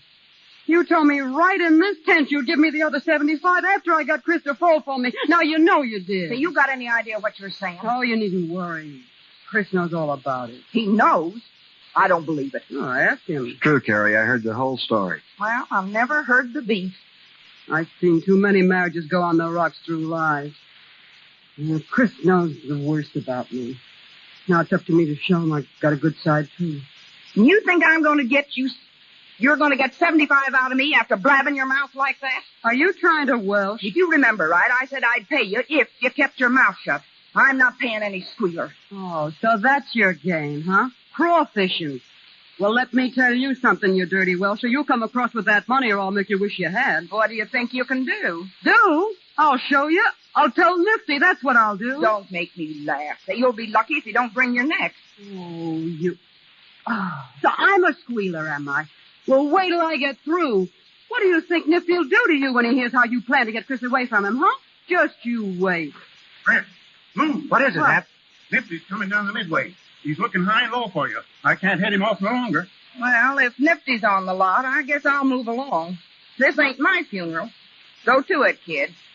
See you later, maybe. Hap, you think Nifty's liable to come back here? Sure he is. Oh, well, listen, Chris, you beat it quick. Pack your suitcase and then come back here for me, see? I'll take care of the money before I get away some way. Lou, I ought to be here with you when he comes. No, I can handle him. I ain't afraid. But I gotta be here, Lou. Oh, listen, Chris, he's your father, but I know him better than you do. Now hurry up and don't argue, will you, please? Sneak out the back way. Well, all right. Don't worry. Everything's gonna be all right. I'll be right Yeah. Hey, Lou, is it really true? Are you really married? Sure we are. Why not? No, listen, Hap. You've got to help me. I'm awful up against it. How much money you got on you? How much you need? All you got and maybe more. How, $20 to you? Is that all you got? Well, well, here's another 10. Oh, you're a white man.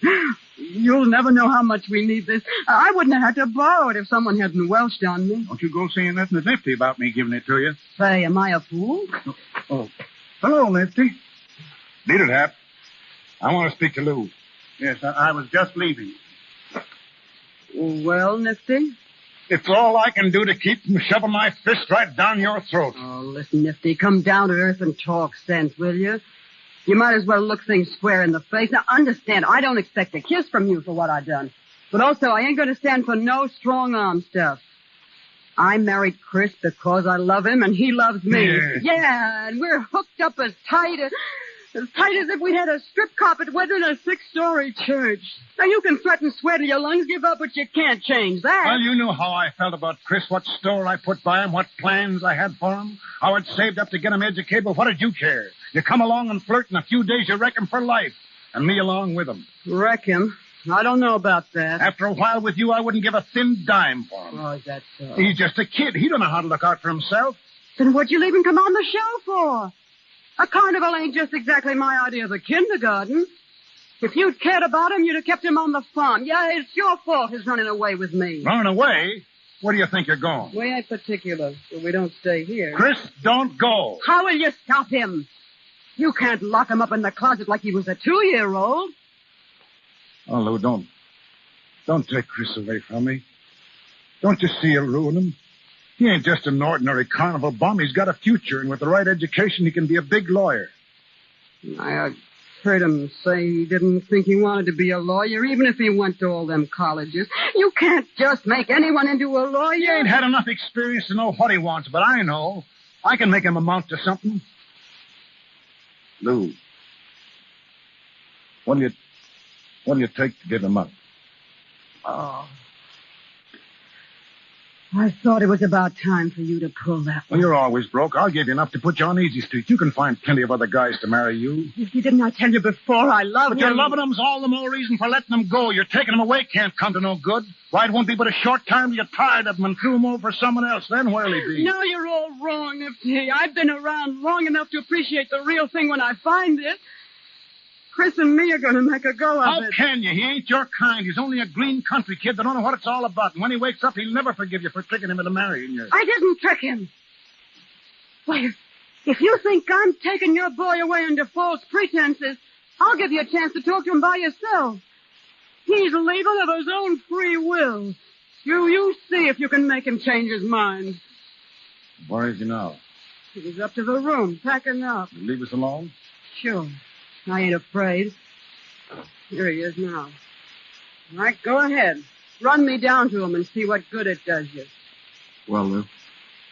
Well, your daddy don't seem to fancy me as his daughter-in-law. Yes, I want to talk to you. Lou, you know what you said. Sure. I'll be outside, honey, when you want me. Where are you going? I told him I'd step out while he has his say. He can say it in front of you.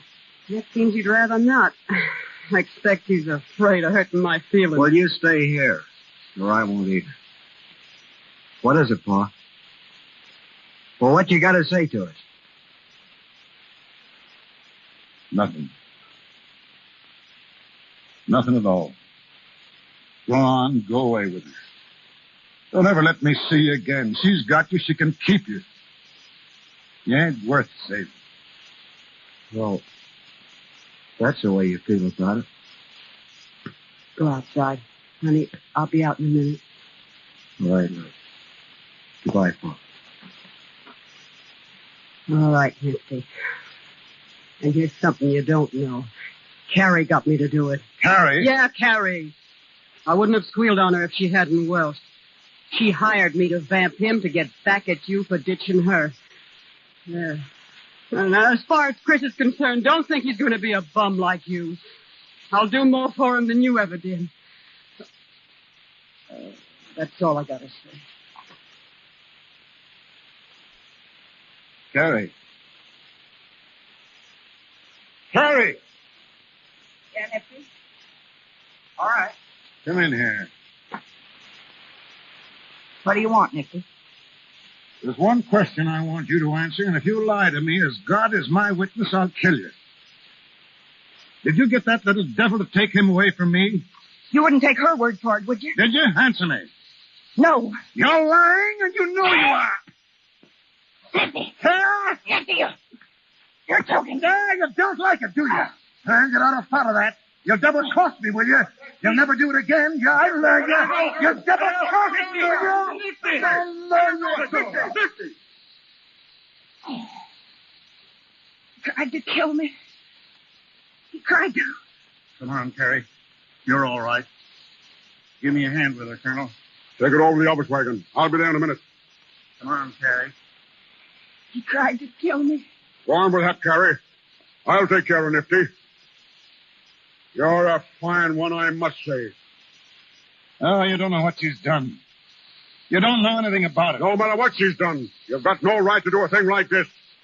You ought to be ashamed of yourself. Well, I'm not. I wish I'd killed her. Now, that kind of talk won't do you any good. If you don't want Carrie here, why didn't you come to me and say so? We'll get rid of her. Oh, I don't care what you do with her now. I'm leaving, Colonel. You know you don't mean that, Nifty. I'll show you whether I mean it or not. This is my notice. Nifty, I need you. Haven't I always played square with you? Oh, yes, you've used me well enough, but I'm going just the same. What'll you do? Where'll you go? What difference does it make where I go? All I know is I'm through forever with Tupin. You took Chris from me and sent him to hell? That's what your lousy carnival's done for me.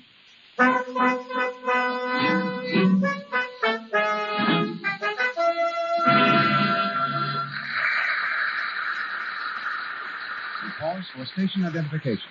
This is the Columbia Broadcasting System.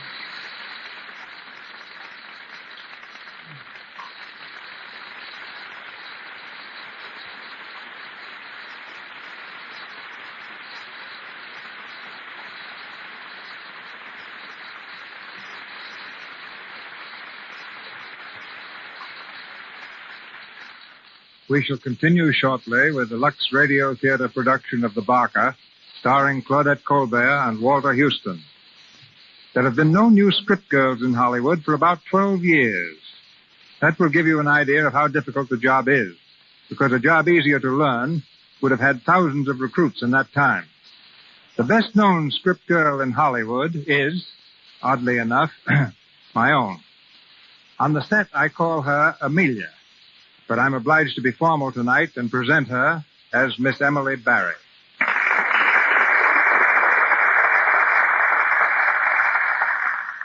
As a matter of fact, Stevie, the way you usually address me on the lot is, hey, you. That's when everything's all right. I'm not good at remembering names. You're not good at remembering small details, either. No director is. That's why there are script girls in Hollywood. Why, working for you, a script girl even has to be an explorer. When we were making Four Frightened People in Hawaii with tonight's star, Claudette Colbert, I was sent by plane to an isolated mountain to pick api-api leaves for her costume. It took me 5 days, and when I finally reached the nearest village, my beautiful white linen costume looked like 10 minutes past midnight. Just black. I found a little inn, but no stores and no laundry. Threw myself at the mercies of a little Japanese housemaid and went to sleep, exhausted. When I awoke, there were my clothes, and fresh and spotless as when I got on the plane. I asked her how she'd ever managed to get them so clean. She couldn't speak English, but she led me to a wash tub and pointed to a box of Lux Flakes. Now, I know we use Lux Flakes at Paramount, but imagine seeing that familiar package at the foot of a mountain in Hawaii. That housemaid deserved a reward. I sent it to her from Honolulu, a whole carton of Lux Flakes. As I remember it, your stay in the Hawaiian Islands was more pleasant than your stay on Blackwell's Island. Even Lux Flakes couldn't help you soft soap your way out of there. That time, Mr. DeMille needed data on women's prisons, so he sent me to a much more exclusive island than Hawaii, Blackwell's Island, New York's prison in the East River. Mr. DeMille had me jailed as a shoplifter, and no one knew my real identity. I spent 5 weeks in a cell until he remembered where I was and bailed me out. P.S. I got the material. Emily, in my next picture, The Plainsman, Jean Arthur, as Calamity Jane, is captured by Indians. Now, Emily, I wonder how it feels to be scalped. That's one thing I'm not going to find out for you. I've just had a new permanent. Good night, Steve. Good night, Jailbird. We come to the last act of The Barker, with Claudette Colbert as Lou and Walter Houston as Nifty. 2 weeks have passed. It's a stormy night, and the faraway rumble of thunder is in harmony with Nifty's sullen state of mind. He's determined to leave the carnival. This is his last night with the show, and we find him sitting on the cot in his tent smoking a cigarette, while Hap perches on a trunk opposite him. Well, Nifty, you sure picked one peach of a night to get out of the show business. Raining cats and dogs. What time do you reach home in the morning? I only get to South Bend at 4 and lay over till 6. I'll be home at the farm in time for Ella to get my breakfast. And believe me, it'll be breakfast. None of your greasy cook-off sinkers in mud. I swear, Nifty, I don't know what this here outfit's going to be like without you. I'm getting too old to be working with guys I ain't used to. Oh, Doc will get onto the ropes in time. Doc, huh? I don't know what the colonel's idea is letting him take over the show. Doc Rice. He couldn't bally on a peanut stand.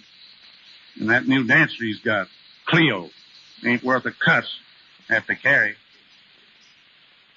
Say, Nifty, you going away without saying goodbye to Carrie? Are you sure you're shooting square to go off like this without a word? All I want her to do is to keep out of my way. Whatever she's done right or wrong, 'twas because she loved you. Wasn't in her mind to drive the kid away? Say, don't you think I can't see through all this gab? Carrie's asked you to beg for her. Carrie don't have to get nobody to talk for her. The only thing, Nifty, when she comes to say goodbye, don't be hard-nosed. Treat her decent. Tell her you forgive her whether you do or not. It won't hurt you and will save her many a heartache. Ah, dry up. Don't make me chicken-hearted with all this Sunday school talk. They can't ruin my life and expect a kiss for it. She's getting just what's coming to her. Nifty, here she is. I know that was how you felt. But I had to come all the same. Oh, so you heard what I said, eh? Well, all the better. Well, what do you want? I want to talk to you. You've got nothing to say. You listen to her, Nifty, or say, help me out. Well, I'm going now. I want to hear you two get some sense in your heads and part friends. This here's a short life and a rotten one. We don't know what's ahead. Well, Nifty, take care of yourself.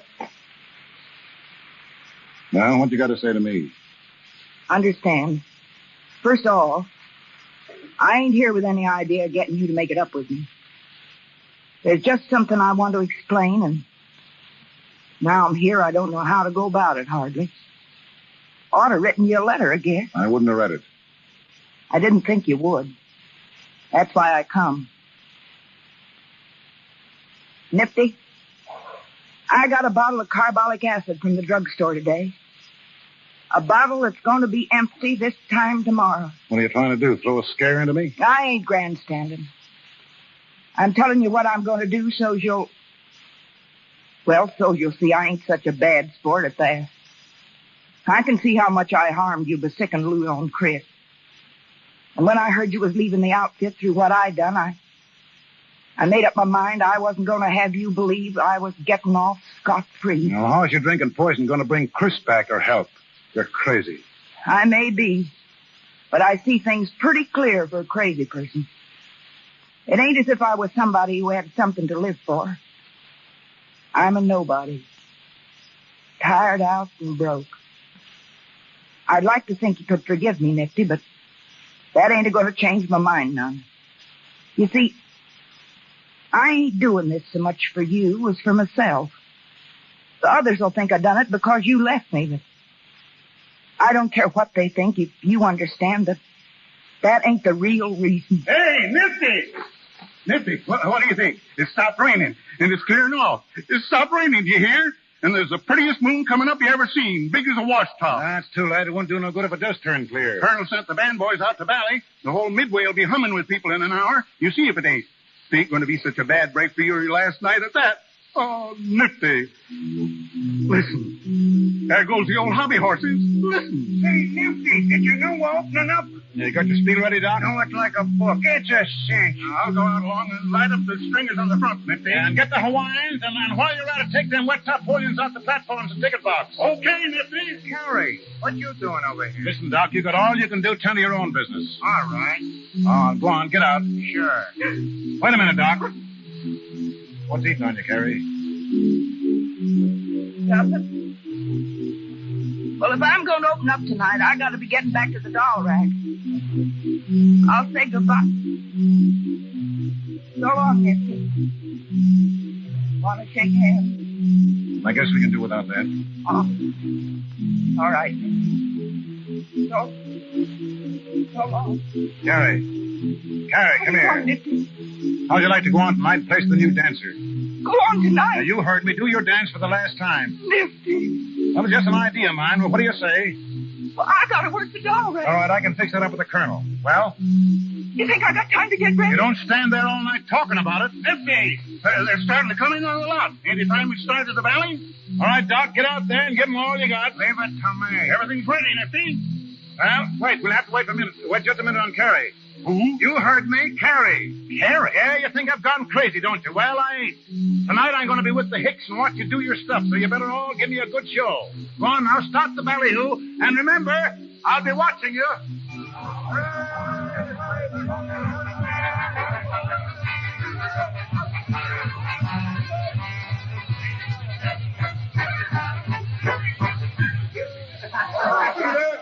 All right, Doc. Come on, get out. Ladies and gentlemen, you are now standing in front of the big feature attraction of the Midway. The biggest show for your money that has ever plagued your town. It's a show full of spicy dancing. A show full of peppy dancing. And with your kind indulgence, allow me to introduce the artists. First, introducing Princess Kalima, the pride of sunny Honolulu.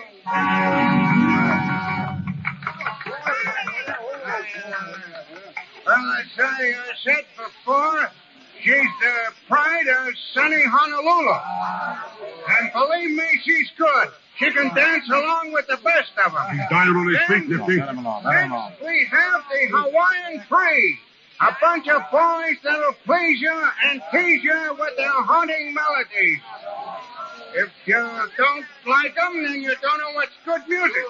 Hey, either start to walk away on him, Nifty. Get up there and show him how to do it. If you're looking for Billy Sunday and his tabernacle, then don't buy tickets.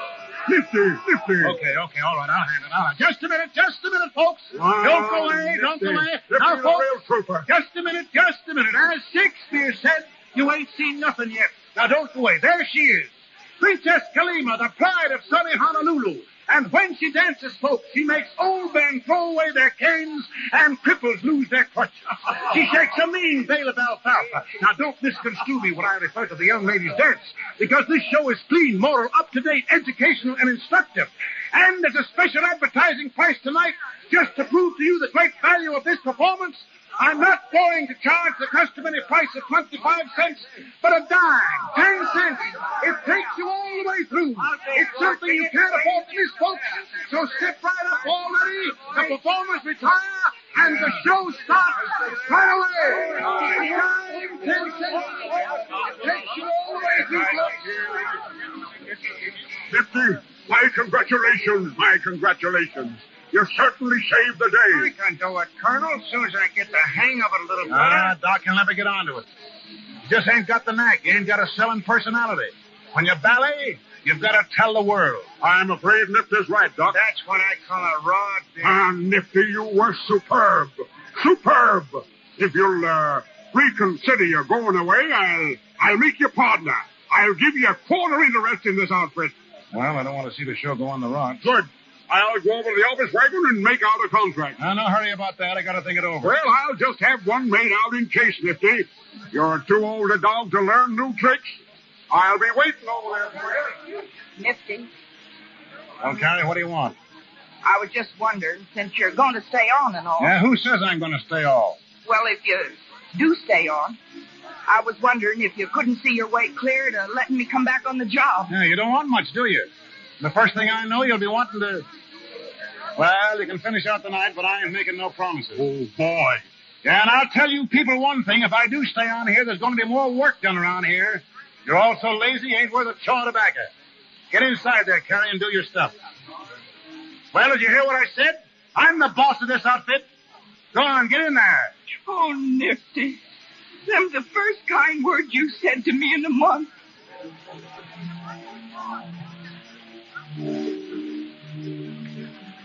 Hap.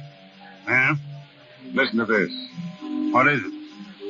It's a card from Chris and Lou. It came this morning. What do they say? Well, Lou's got a job hoofing it in a nightclub, and Chris is working in an office. Yeah? Yeah. And Hap, it's a law office.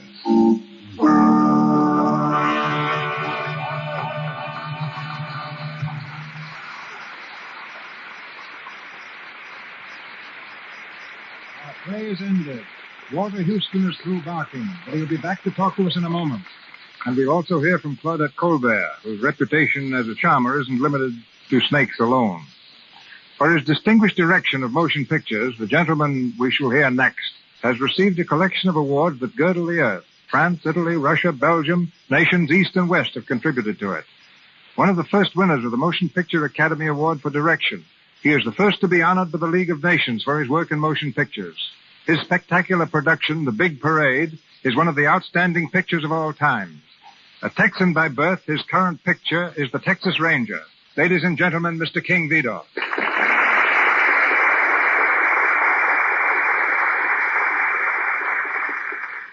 Even in that little Texas town, I had a hunch I could make motion pictures. I made one there before I ever saw the inside of a studio. I sold it, too. But I thought I'd better come to Hollywood before I tackled another one. I landed here in a broken-down car and 20 cents in my pocket. Perhaps you remember that, C.B. Yes, you were not only a Texas Longhorn, you were somewhat of a greenhorn. Maybe I was, but I remember you accepted the first suggestion I ever made to you. We were looking at a picture you had just finished called Why Change Your Wife? I saw how you could improve a scene with a close-up, and I told you what I thought. Everybody looked at me as though I had spoken out loud in a cathedral. But you said, that's a fine idea, and you put it in the picture. I never fail to adopt a good idea when it's offered to me, even by a greenhorn. And I never overlook an opportunity. The trouble is, people don't always know when an opportunity comes along. One time I was looking for the ideal American youth to feature in a picture called The Crowd. I tried to find the right actor for weeks, and then one day I saw a fellow go by on a streetcar. I chased it, jumped on board, and looked for him. But while I was getting on at the rear, he'd gotten off at the front. I left the car and roamed the streets, trying to catch sight of him, but he had disappeared completely. That young man will never know how close he came to a career in the movies. The moral of that is, if you want to get into the movies, always ride an extra block on the streetcar. The fact is that a lot of people don't want a career in pictures, as you'll find out when you start working with those Indians and the plainsmen. When we were out in the desert shooting a battle scene for the Texas Rangers, an Indian boy who had worked for about 3 weeks finally came up to me and said, "When can I go home, Mr. Vidor?" "What's the matter, son? Aren't we treating you right?" I asked. "Yeah," he said, "but I'm getting awfully tired of playing Indian." It's been a pleasure to appear in your Lux Radio Theater, C.B. There's no other medium that brings Hollywood and the stage to every home in America in such distinctive fashion. Good night. Good night, King.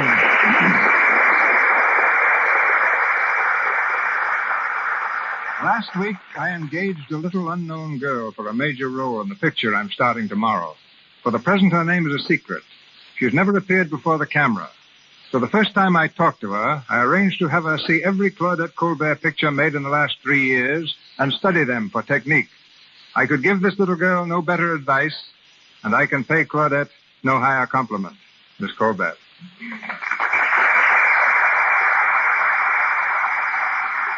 Thank you so much, Mr. DeMille. I think you're doing a marvelous thing by bringing back these grand plays so that everybody who may not have seen them on the stage can enjoy them over the Lux Radio Theater. I can't tell you how thrilled I was to play the Barker again. Thank you. Good night. Good night, Claudette. Walter, there's an old popular song called Where Did You Get That Hat? And I'd like to know why you've been wearing yours all through tonight's performance. Well, I'll tell you, C.B., that hat goes back to 1927 when we tried out the Barker in Atlantic City. After the performance, a real Barker came backstage to see me. He was the owner of a mitt joint, or, in polite language, a place where palms are read. He liked everything he said. He liked everything I did on the stage except my hat and my acting. He volunteered to teach me how to bark, so I palled around with him and learned the tricks of the trade. After a few days, he told me I was a fool to keep on acting and offered me his hat and a job with the carnival. I took the hat. Maybe you missed your big chance. By this time, you might have owned a little mitt joint of your own. No. C.B., we can't all be successes. But I take off my hat to your choice of plays, Mr. Silver's music, and the general excellence of the Lux Radio Theater. Tell me, Walter, do you wear that hat in Dodsworth? Dodsworth? Well, no. Sam Dodsworth was hardly the type, but I am going to wear it in the first act of Othello. Thank you. Good night. Good night, Parker. Miss Colbert, whose next picture is Maid of Salem, appeared through courtesy of Paramount Studios, as did Mr. DeMille and Mr. Vidor. Mr. Houston, now engaged in filming Dodsworth at United Artists Studio, through courtesy of Mr. Samuel Golden. Miss Berry, Paramount, and Mr. Louis Silver's 20th Century Fox. Now, Mr. DeMille. Next week, the Lux Radio Theater presents Joan Crawford and Francho Tone in Chains. Miss Crawford will play the same role she played on the screen, promising us one of the distinctive hits of the year.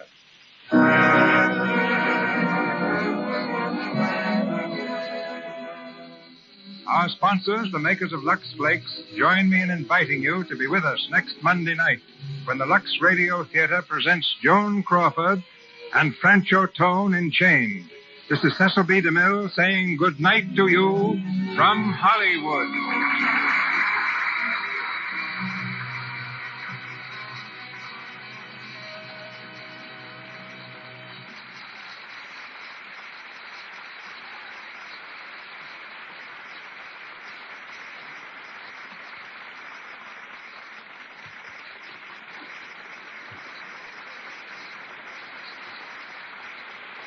This is the Columbia Broadcasting System.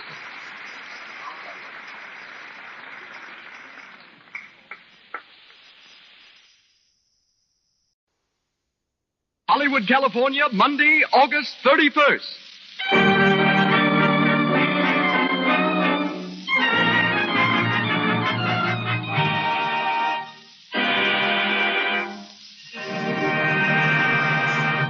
The Lux Radio Theater presents George Raft in Cheating Cheaters with June Lang.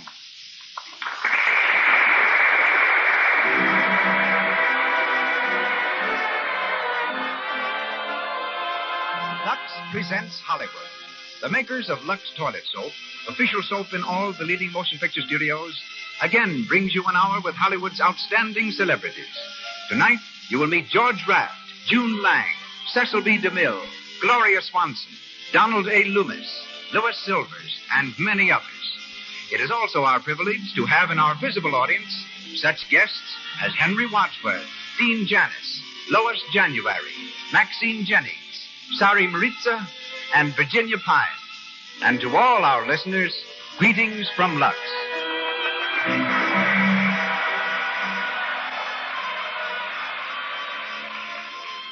There's an excellent reason why Lux Toilet Soap is used by 9 out of 10 screen stars and by lovely women everywhere. This pure white soap, with its delicate fragrance and active lather, removes cosmetics thoroughly, protects daintiness, and brings you the charm of a clear, smooth skin. It's Hollywood's beauty care, yet it's so inexpensive that everyone can enjoy Lux Toilet Soap every day. And now our producer. At present engaged in making his 63rd picture, he has started more actors and discovered more stars than any man in motion pictures. Ladies and gentlemen, Mr. Cecil B. DeMille.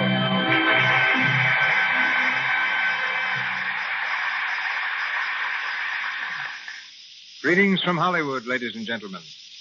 In 1916, the famous Al Woods was a hit-and-run manager with a hit on Broadway that ran for many months. Also enjoying his run in those days was a delivery boy by the name of George Raft. Many times young Raft passed the theater where Mr. Wood's company was performing, but the play Cheating Cheaters meant no more to him than he did to the swirling crowds on the busy streets about him. But tonight, 20 years later, George Raft stars in Cheating Cheaters in the Lux Radio Theater. Born and raised in Hell's Kitchen, the handsome young delivery boy enjoyed his rounds until he entered the ring. Then they brought him nothing but punishment. After his 25th professional bout, he woke up in Bellevue Hospital. George was a leading man even then, but he'd been caught leading with his chin, and his dream of becoming lightweight champion was over. He next tried baseball as a minor league player, but his hits were all ahead of him. Because of the batter, he couldn't get to first base. But after being fired, he struck out once again, this time for a new profession, dancing. And the feet that couldn't cover the bases or hold him upright in the ring brought him immediate fame on the stage. He starred in musical comedies, introduced a dance called the Charleston, taught King Edward VIII then Prince of Wales, how to do it, and was the highest paid American dancer to tour the continent. Coming to Hollywood for a vacation, George was seen in the Brown Derby restaurant by a director who thought he'd make an ideal screen gangster. A few weeks later, the delivery boy from Hell's Kitchen was delivering lines in a studio. June Lang, our leading lady, has the distinction of being twice discovered by the movies. A dancer since the age of 5, June was given her first part when only 14. Last year, her contract expired and she was dropped. But Darryl Zanuck rediscovered her in an old test, called her back, and gave her leading parts in 4 recent films, Captain January, The Country Doctor, Every Saturday Night, and The Road to Glory, in which she plays the only feminine role and is starred with Warner Baxter, Frederick March, and Lionel Barrymore. Tonight, we hear her in the part of Ruth Brockton. And now, the curtain rises on the Lux Radio Theater, presenting Cheating Cheaters, starring George Rath with June Lang.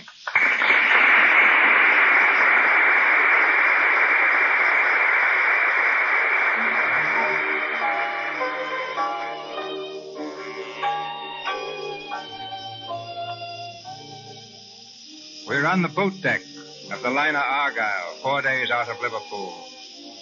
It's late evening, and in the shadow of a lifeboat, Tom Palmer, played by George Rath, and Ruth Brockton are sitting close to each other in deck chairs. As they gaze out over the moonlit waters, Ruth breaks the long silence. Moonlight on the crest of a wave. It's beautiful, isn't it? Getting poetical. A little. That's a good sign. How do you mean? Well, now maybe you'll pay a little attention when I tell you how I feel about you. I've been paying attention. You haven't done very much about it. I meant every word I said. Perhaps you did with the ocean and the moonlight. But wait till we dock in New York. You'll forget me soon enough. Just like that, eh? Uh-huh. Well, you're wrong. You can't get rid of me as easily as that. I'll make you listen to me if I have to follow you clear across the country. And the villain still pursued her. Right. Oh, Tom, you're mad. Do you realize we've only known each other 4 days? That's long enough for me. I make up my mind pretty fast. If the steward hadn't accidentally put us at the same table, you wouldn't have had a chance to make up your mind at all. That's right. Remind me to leave an extra large tip for the steward. He's a great guy. Oh, I wouldn't give him all the credit. Who else is there to thank? Well, if my father hadn't gone to Antwerp to add a few jewels to his collection, I wouldn't be on this boat. 3 cheers for your father. And if my mother hadn't decided she needed a sea voyage, I wouldn't be here either. Yes, that's so. Well? Well, what? Go on. Say it. Oh, all right. I'm glad your mother decided she needed a sea voyage. Swell. Now we're getting someplace. Yes, that's what I'm afraid of. Well, there they are, Mrs. Palmer. I told you we'd find them spooning on the boat deck. Hello, Dad. Hello, Mrs. Palmer. My dear, we've been looking all over the boat for you. What's the matter, Mother? Mr. Brockton was afraid Ruth would catch cold up here, Tom. It's getting terribly chilly. Oh, I'm all right, Mrs. Palmer. Better get a steamer blanket if you're going to stay. There's a fog coming up. Say, looks like you're right. There goes your moon, Ruth. Oh, by the way, Ruth, I've quite a surprise for you. Yes? Mrs. Palmer just told me that she and Tom are taking a house in the country. And where do you suppose it is? Where? In Westchester.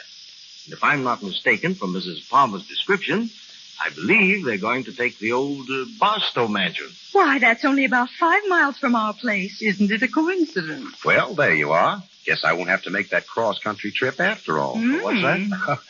Nothing much, Mr. Brockton. Tom, this fog is getting thicker every minute. I think I'd better go down. All right, Mother. I'll take you to your cabin. Good night, Ruth. Night. See you at breakfast. Good night, Mrs. Palmer. Good night. This way, Mother. Well, Tom, Wait till we get away from here. to get the dope? Shut up, I tell you. You want to crab everything? Say, don't talk that way to me. I'm getting sick and tired of acting the part of your old lady without taking any guff. Listen, Rosie, you're supposed to be my mother, and you'll go on being my mother until I say so. I'll take it or leave it. All right, all right. All I want to know is, did you find anything about the Brockton jewels? Yes, Brockton keeps them in a safe at his place in Westchester. Oh, yeah? Well, they've fallen swell for the mother and son stuff. We can move right up there next to them, and they'll never be the wiser. Pretty slick work, Tom. Yeah, maybe it's too slick. What are you talking about? Say, You ain't falling for the dame, are you? I don't know. I feel like a heel, that's all. Telling her I'm nuts about her, then turning around and copping her old man's jewels. Oh, so I was right, huh? You have fallen for her. Forget it, will you? Sure. Maybe you better forget it, too. I'm going to my cabin. This fog is as thick as pea soup. See you in the morning. What the devil? Tom, what's wrong? I don't know. Sounds like they reversed the engines. Ruth, I've got to find Ruth. Come on, hurry up. Don't leave me here alone. Ruth, where are you? We hit an iceberg. Get the boat. My boy, somebody help me find my boy. Ruth, where are you? Oh, Tom. Are you all right? Yes. Where's your mother, Tom? We're sinking fast. Look, those sailors are launching the boat. They're going down by themselves. Stand back there, you men. Stand back. Listen, you men, I've got a gun here, and I'm not afraid to use it. Now stand back or I'll blow you to bits. Now free that boat. Go on. If any man gets in there before a woman or child, I'll shoot to kill. Ruth, get in that boat. Let me in, too. Let me in. All right, Mother. Go on. Hurry, Ruth. But, Tom, what about you? Never mind me. Get in there. All right, men. Work fast. Clear that boat and lower away. Stand by those davits. Watch that line. Come on, you men. Hurry up.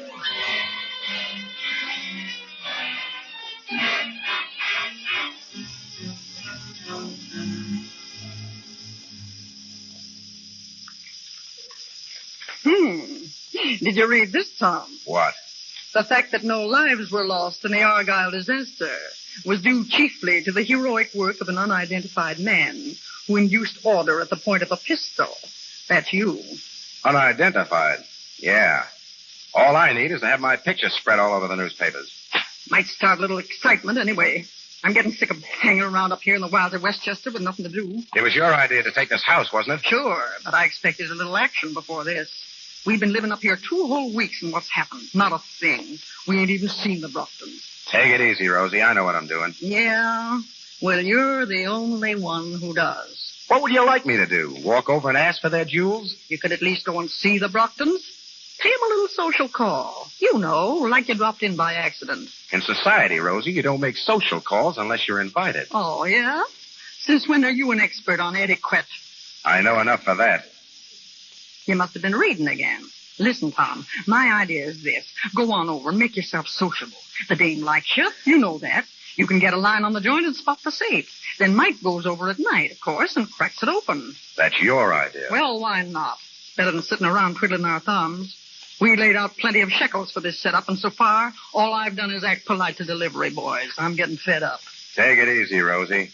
Rome wasn't built in a day. There you go, putting on the dog again. Hello, boss. Hey, can I come in? Sure, come on in, Mike. Hey, look, boss, I got a beef. Yeah? Spill it.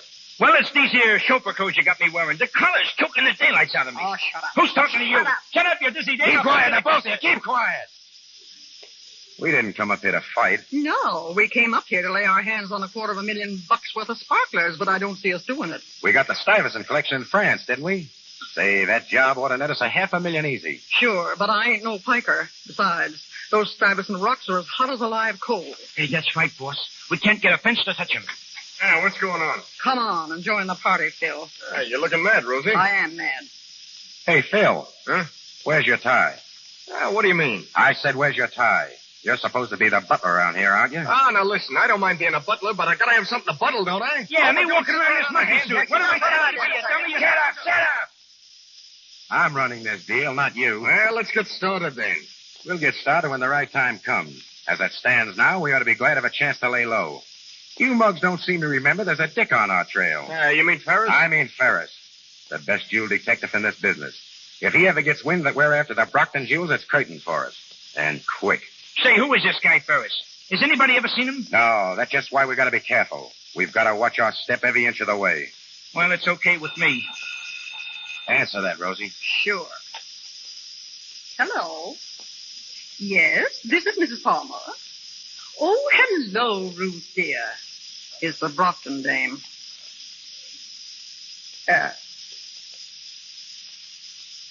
What'd you say, dear? Of course, just a moment. She wants to speak to you. Give me the phone.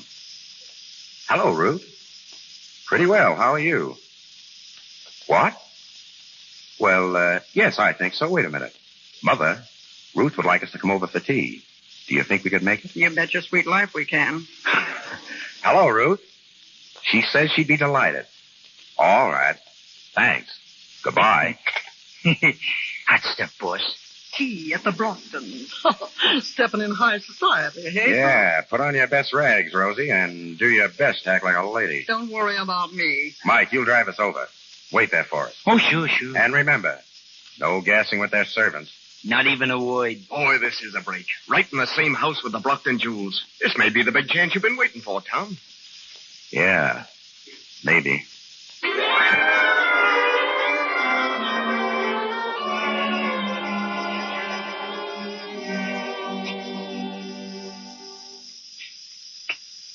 Another cup of tea, Tom? Tom, Oh, no thanks. what's the matter with you? Nothing. Why? You've been sitting here all afternoon looking like Blue Monday. All I can get out of you is yes and no. Well, I'm not always as talkative as I was on the boat. Yes, I've noticed that.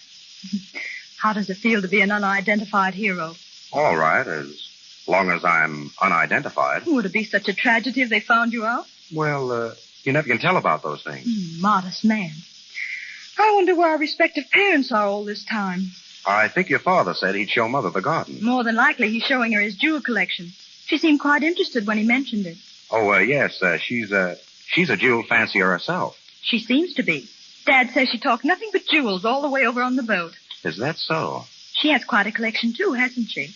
Did she, say that? Why, yes, of course. She does have a collection, doesn't she? Oh, yes, the Palmer jewels. Very famous. I thought so. Well, I think it's time we were going. Tom, what's the matter with you? Why do you act so distant? Am I distant? You were different on the boat. Yes, talkative. Too talkative? I'm afraid so. Oh, then you don't feel the same. About me, I mean. Sure I do, only... Only what? Look, let's not talk about it now. Someday I'll tell you the whole story. That yellow diamond is the pride of my collection, Mrs. Palmer. Oh, it's beautiful. Tom, you must get Mr. Brockton to show you his diamonds. They're just lovely. Yes, they must be. I beg your pardon, Mr. Brockton. Yes, Wilson? What is it? A telegram just came for you, sir. Oh, excuse me, please. This may be important. Of course. I hope it isn't bad news, Dad. I'm afraid it is. I've got to leave for Chicago immediately. Oh, dear. I'm sorry, Ruth, but you'll have to come along with me. Must I? Well, you can't very well stay here all alone. No, I suppose not. Oh, Mr. Brockton, if Ruth doesn't want to go, why can't she come over and stay with us? We'd love to have her, wouldn't we, Tom? Why, yes, of course. Well, it's awfully nice of you. If it's not too much of an imposition. Nonsense, my dear. We'd be offended if you didn't come, really. Well, all right. Thank you. Oh, I just thought of something. I can't walk off and leave my jewels here, and the bank vault is closed. That's a little difficult. Unless, of course, you'd like to leave them in my safe. That's, of course. Why didn't I think of that? That's an idea, Dad. I could bring them over to Mrs. Palmer's. I'm sure they'd be all right in Tom's safe. Well, I hate to burden you, Tom, with a responsibility like that. Those jewels are worth a fortune. Certainly, that's why we want them. I mean, to keep them safe for you. Very well. It's really awfully nice of you.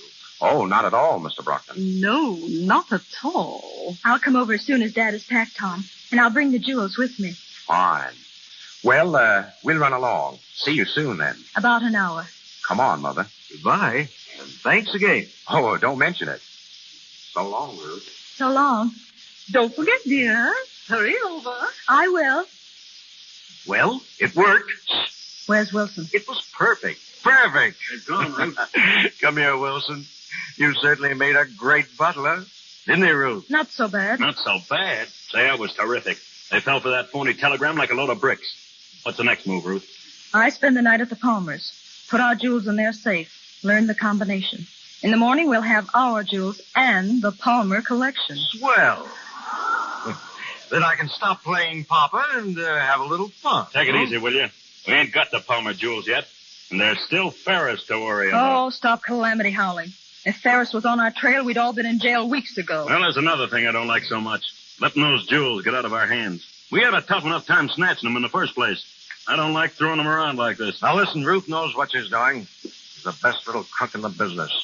A plan can't fail, can it, Ruth? Hey, what are you dreaming about? I was just thinking, if we applied the same energy and resourcefulness to being honest, we'd probably all be rich. Yeah? Well, we'll be rich anyway. Say, Ruth, what's getting into you? Is it that guy Palmer?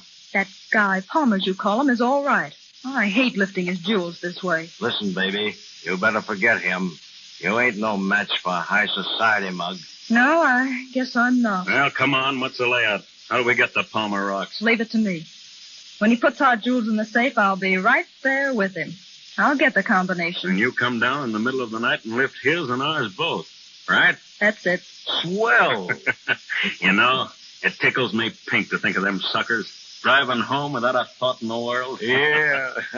I can just see their faces when they wake up tomorrow and find their rocks has gone bye-bye.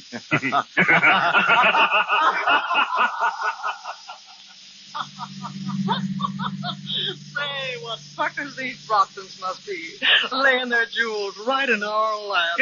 Yeah, it's perfect. Yeah, you sure had the right hunch, boss. Laying low like this till the time was right. Yeah, the Brockton jewels are practically in our pockets right now. Well, it looks like a good day's work for us.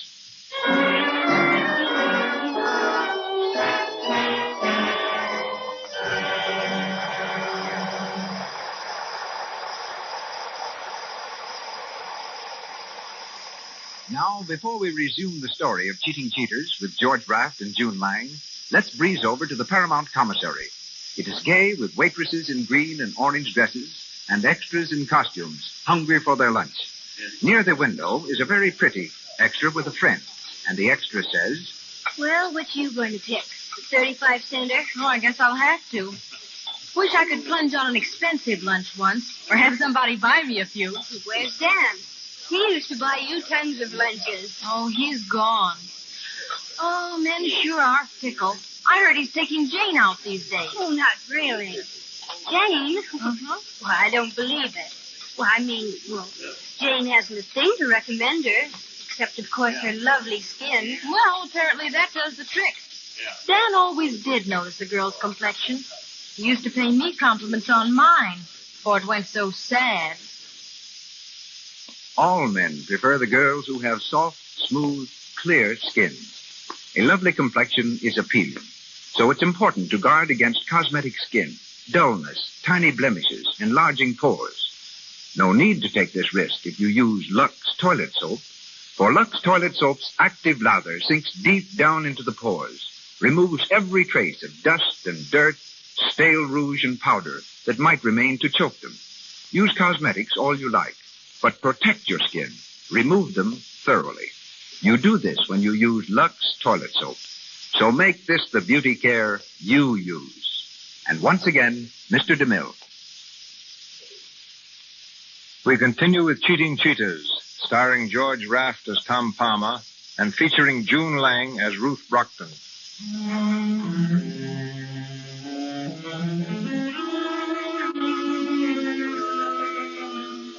Two gangs of jewel thieves working at cross purposes. Each gang intent upon robbing the other of a valuable collection of diamonds.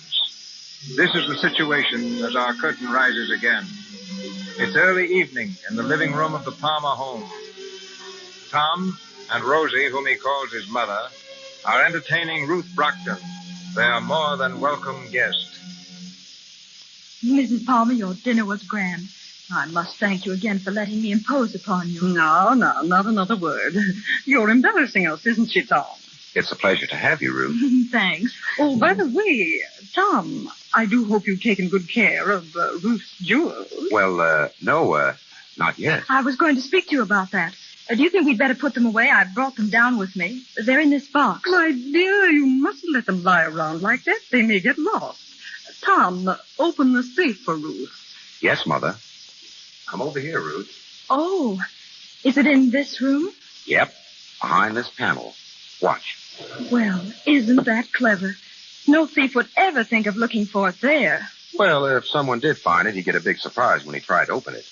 You see, the combination dial is charged with electricity, high voltage. You mean if he touched that dial, he'd get a shock? A couple of thousand volts. Oh, would it kill him? No, not instantly. Oh, I see. The torture would last about 10 minutes unless someone turned off the switch. It's hidden right here in this bookcase, see? Oh, yes. Don't you think you'd better turn it off for a moment? Of course. There you are. Now, just a second till I work the combination. Isn't that interesting? I've never seen a safe open before. This happens to be a pretty good one. Simple, but effective. I can imagine. All right. Let's have the jewels, Ruth. Here you are. Are the Palmer jewels in this safe, too? Oh, yes. We're very careful about our collection. Well, if you keep yours there, I guess mine are safe enough. Of course, dear, of course. I beg pardon, Mr. Palmer. Yes, Phil, what is it? Mr. Morton Hanley to see you, sir. Morton Hanley? The gentleman who's been calling you all afternoon. Oh, yes. Did he say what he wanted? No, sir. Just that it was very important. Important? Oh, all right. Ask him to come in. Very good, sir. Would you rather see him alone, Tom? I can run upstairs. No, don't go. It can't be as important as he thinks it is. If I were you, Tom, I'd close that safe. You never know who it might be. All right, Mother. But don't be so jumpy. Well, close it anyway. There. Does that make you feel better? Thank you, dear. Mr. Palmer is in the living room, sir. Thank you. Thank you. Well, good evening. Good evening. You are Mr. Palmer? That's right. Would you have a seat? Thank you. My name is Hanley. I represent the Dexter Hero Foundation. Oh, yes. This is my mother, Mr. Hanley. How do you do? And our guest, Miss Brockton. How do you do? Miss Brockton? Miss Ruth Brockton? Yes. You know her? No, not personally, but her name is on my list. You see, Mr. Palmer, I'm gathering testimony from people on board the Argyle. An unidentified man was quite a hero on that occasion, and we really must find him. What for? We're going to award him a gold medal for his valorous conduct. I'm afraid I can't help you. No, yes, you can, Mr. Palmer. Yes, you can. You see, we have it on excellent authority so far that you are the unidentified man. You're making a mistake. Tom, don't be modest. You know it was you. Thank you, Miss Brockton. Well, your statement completes our chain of evidence. Mr. Palmer, allow me to congratulate you. Just a minute. You said you had other evidence that I was the man. Who told you that? Oh, we have reports from several of the passengers. Dr. Holt, whom you doubtless recall, gave a really glowing statement. But the clearest account of all we received from a detective, a man named Ferris. Ferris? Excuse me. Did you say he was a detective? That's right. Ferris? I don't recall the name on the passenger list. Do you, Mother? I don't believe I do. Well, he may have traveled incognito. Detectives often do when they're after somebody. Have you seen this Mr. Ferris? Well, no. I called at his office this morning, and one of his assistants told me Mr. Ferris was after a very clever gang of jewel thieves. I see. Very interesting. Well, Mr. Hanley, thanks for calling, and please give my thanks to Mr. Ferris when you see him. Thank you. I'll do that. And I hope shortly to have the honor of witnessing the formal presentation of your medal. Well, good evening. Good evening. The butler will show you out. Thank you. Good night. Well, you're going to get a medal. That's exciting. A little too exciting for me. It's given me a sick headache. I think I'll run off to bed. Is there anything I can do, Mrs. Palmer? No, dear. Thank you. Good night. Good night. Oh, Tom, I'd like to see you before you go to bed. Yes, Mother. Good night. Good night. Your mother seems quite upset. Oh, she'll be all right. Well, I guess I'd better run along, too. Wait a minute. Don't go yet. I want to speak to you. I'll be here in the morning. I want to speak to you now. Sounds important. It is. Well? Do you remember what I told you on the boat? Of course. But you needn't worry. I've no intention of holding you to it. I wasn't afraid of that. As a matter of fact, I want you to hold me to it. What? I meant what I said then, and I mean it now. I want you to marry me, Ruth. Tom. Well? Well, are you sure that... I've told you that I loved you. Yes, but... But what? Oh, I can't explain it. It's just impossible. Why? Oh, Tom, you're mad to do this. You don't know a thing about me, not a thing. You're taking an awful chance. So are you. Listen, I've knocked around a lot. More than you think. And I found out something. It doesn't make any difference what a person has been. It's what he's going to be. Suppose you found out something about me that did make a difference. What, for instance? Oh, you can't tell. I might have a secret life of my own that you know nothing about. Maybe I tap every third post or step on every other crack in the sidewalk. For all you know, I might even be a thief. You? That's a laugh. Is it? I'm serious, Ruth. We could be married tonight. By tomorrow, we'd be away from here. For good. For good? Tom, I don't understand you. Why should you want to leave here? Oh, never mind that. Will you marry me? I can't, Tom. You mean you're not in love with me? I didn't say that. All right. I'm not going to rush you. Suppose we wait till tomorrow. You can give me your answer then. Tomorrow? Well? All right, Tom. Excuse me, sir. Yes, sir. Miss Brockton's butler is here, sir. Oh, yes. I asked him to bring something over for me. Show him in, Phil. Yes, sir. I'll say good night, Ruth. See you in the morning. Of course. Good night, Tom. You'll find Miss Brockton in the living room. Thank you. Good evening, Miss Ruth. Good evening, Wilson. Sorry I had to bring you all the way over here. Oh, that's all right, Miss Ruth. Well, how's it going? Be careful. Everything okay? Yes. Joel's in the safe? Of course. You know the combination? I told you everything was all right. Okay. What time do you want me to be back here? 3:00. There's sure to be a sleep then. 3:00. Right. Well, looks like a good day's work for us.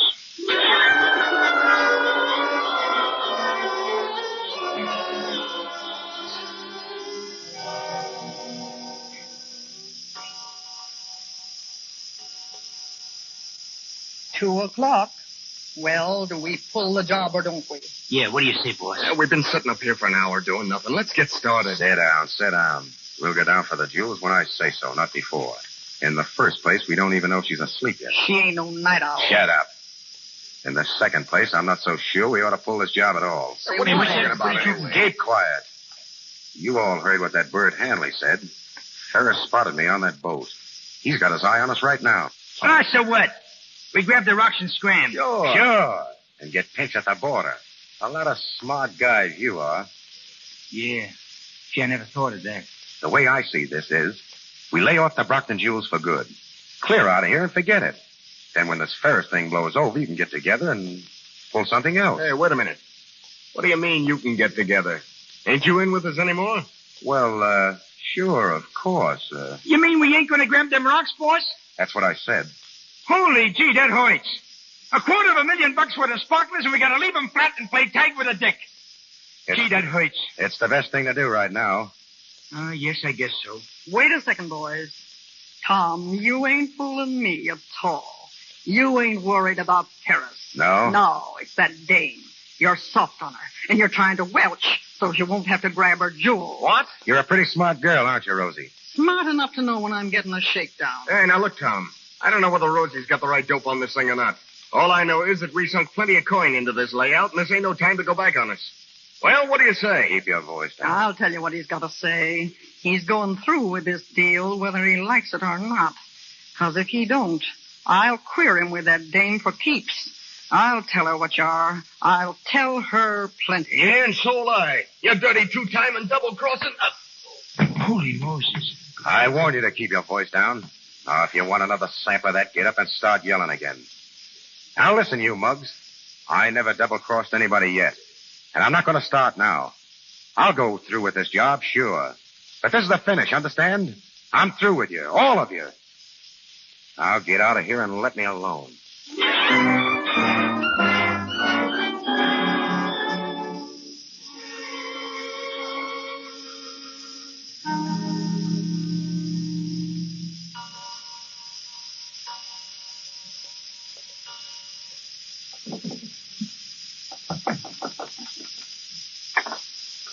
Come in, Wilson.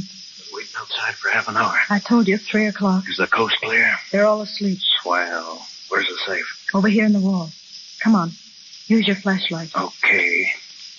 Did you say on the wall? It's behind the panel. Not bad. Not bad. Oh, come on, let's get to work. Look out. What's the matter? Don't touch that safe. It's full of electricity. That's nice.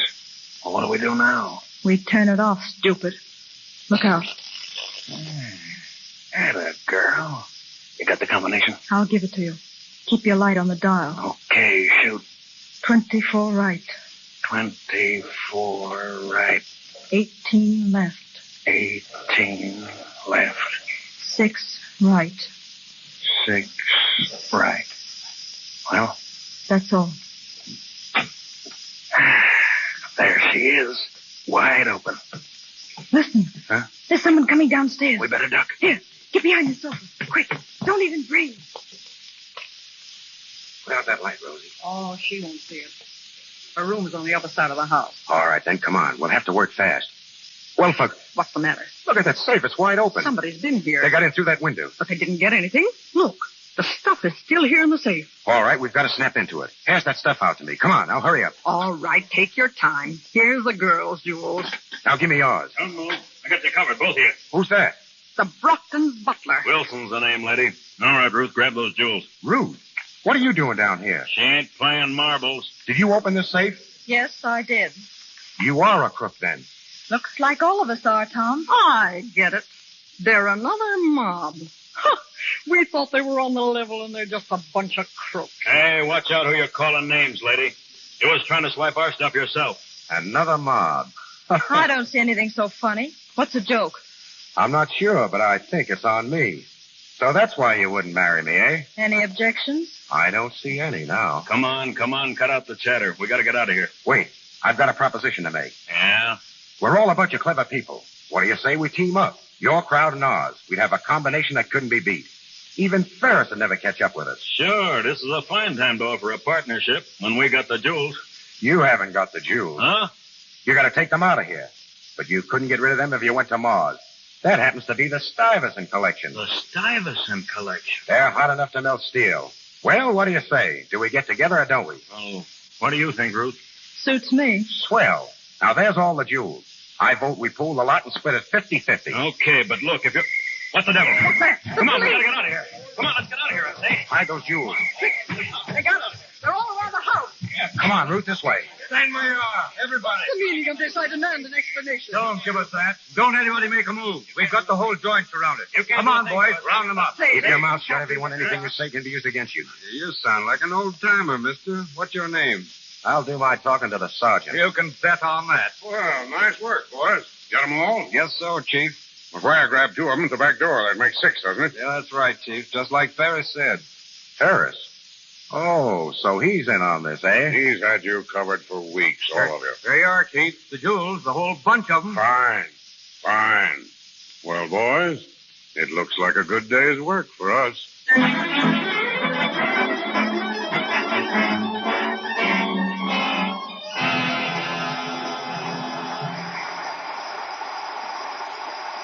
For station identification. This is the Columbia Broadcasting System.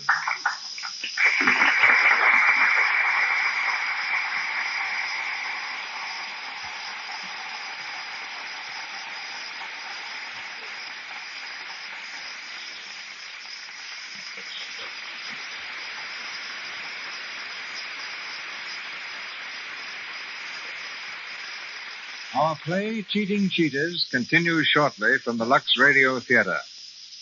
8 years ago, a vaudeville gymnast injured his back severely while performing at the Hippodrome in New York. He refused to surrender to the doctors who told him he'd be a cripple for life. Instead, he commenced treating himself through exercises. Today, he's not only a perfect physical specimen, but he holds what is probably the only job of its kind in the world. He's employed by the Metro-Goldwyn-Mayer Studios to keep their stars in proper physical condition. Ladies and gentlemen, Mr. Donald A. Loomis. Every day, I worked with such stars as Joan Crawford, Jean Harlow, Louise Reiner, Eleanor Powell, Jeanette MacDonald. The beauty and glamour they reveal on the screen are direct results of constant training and strict adherence to regular exercise. The advice I'm about to offer is the same advice I have given to them. I don't mean that if you follow it, a movie contract will be waiting, but I do believe you can develop charm and beauty beyond your expectations. The fact to remember is this: only through the proper circulation of blood can you have a healthy, beautiful body. And nothing in the world promotes good circulation like exercise. It has no substitute. It'll take off weight or put on weight, tone up your skin marvelously, and develop a figure such as you now envy in the stars. But you must exercise every day, or at least every other day. Begin gradually, out of doors if possible. For most people, swimming is usually the best form of exercise. But take it easy. Watch your posture. Round shoulders is the most common fault with women. Copy Norma Shearer. Her posture is the best among all movie stars. Cleanliness is all important. An invigorating shower with plenty of Lux toilet soap will do two things for you. Free your pores of foreign matter and keep your complexion clear and smooth. I'm glad to say that Lux is the soap used by the stars at MGM. Eat, play, and work as you see fit. Don't pass up a good dinner because you're afraid of getting fat, but compensate for the food by proper exercise a little later. Give your body this attention it deserves, and I can safely say that after a few weeks of sensible training, you will feel better, look better, and your whole mental attitude will be completely renewed. You get a different view of these stars than anyone else. Who are the best physical specimens in Hollywood? I'd say Joan Crawford, who has trained faithfully for years, Norma Shearer and Dolores Del Rio. And the men with the best physiques, in my opinion, are Clark Gable and Robert Taylor. A couple of weeks ago, Robert Taylor flew 3,000 miles from New York to Hollywood just so he wouldn't miss a workout. But exercise need not be vigorous. Jeanette MacDonald's singing helps greatly to keep her fit. Try singing. It's great for your lungs and chest. And perhaps a little rough on the neighbor's ears. That's why I say never try to do too much of anything at one time. And here's something that may surprise you. When Eleanor Powell does one of her dance routines, she actually uses up more energy than Max Schmeling required to knock out Joe Louis. Well, that seems to prove that Joe ought to take up dancing. Or that Eleanor should challenge Braddock. In any event, I'm glad to have been here, Mr. DeMille. And if any of our audience would like a little more specific advice regarding exercises best fitted for themselves, I'll gladly try to help. Just address your letter to Donald Loomis, Metro Golden Mayer Studio, Culver City, California. Good night. Good night, Samson.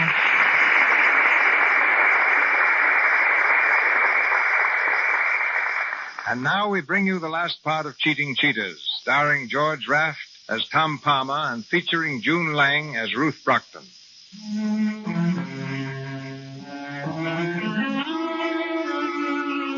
It's the following morning. We're in the office of the National Detective Agency, where the members of both gangs are waiting for the official proceedings that will put them behind the bars.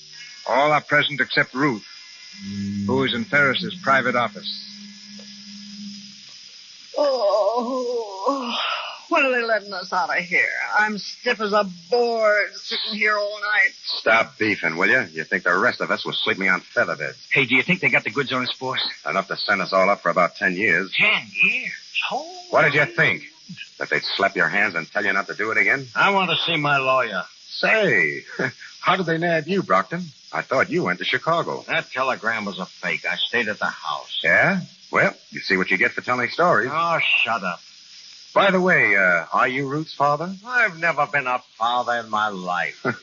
That's a break for somebody. Hey, this guy Ferris, is he on the police force? No, he's a private detective employed by the insurance companies. Good morning, everybody. Hiya, Folly. Pull up a chair. Never mind the wisecracks, young fella. Hey, look, Chief, how about some ham and eggs? I'm starved. Well, you'll all get breakfast over in the tombs. How long do you think you can keep us here? This isn't a police station. It's the office of a private detective agency. That's right. You see, this is just a little stopover on the way to headquarters. As soon as we get a confession, we'll get going. Yeah? Who do you think is going to confess? Well, we're getting one right now. You mean Ruth? What do you think? So she welched on us, huh? Yeah, came through with everything we asked her. You're a liar. What? You heard me. Ruth's no squealer. She wouldn't let us down. Wait till you find yourself in the jug, Palmer. Maybe you'll change your mind a little. Hello? Who wants Ferris? Oh, the district attorney. Well, I'll talk to him. Hello? Well, how are you, Mr. Andrews? No, this is Farley speaking. I'm sorry, but Ferris is engaged. Getting a confession. Yeah, Ruth Brockton, head of the Brockton gang. She's spilling it now. All right, I'll tell Ferris. We'll shoot the confession over to you as soon as she signs it. Goodbye, Mr. Andrews. You'll excuse me, won't you, folks? I'm very busy this morning. Scram, bum.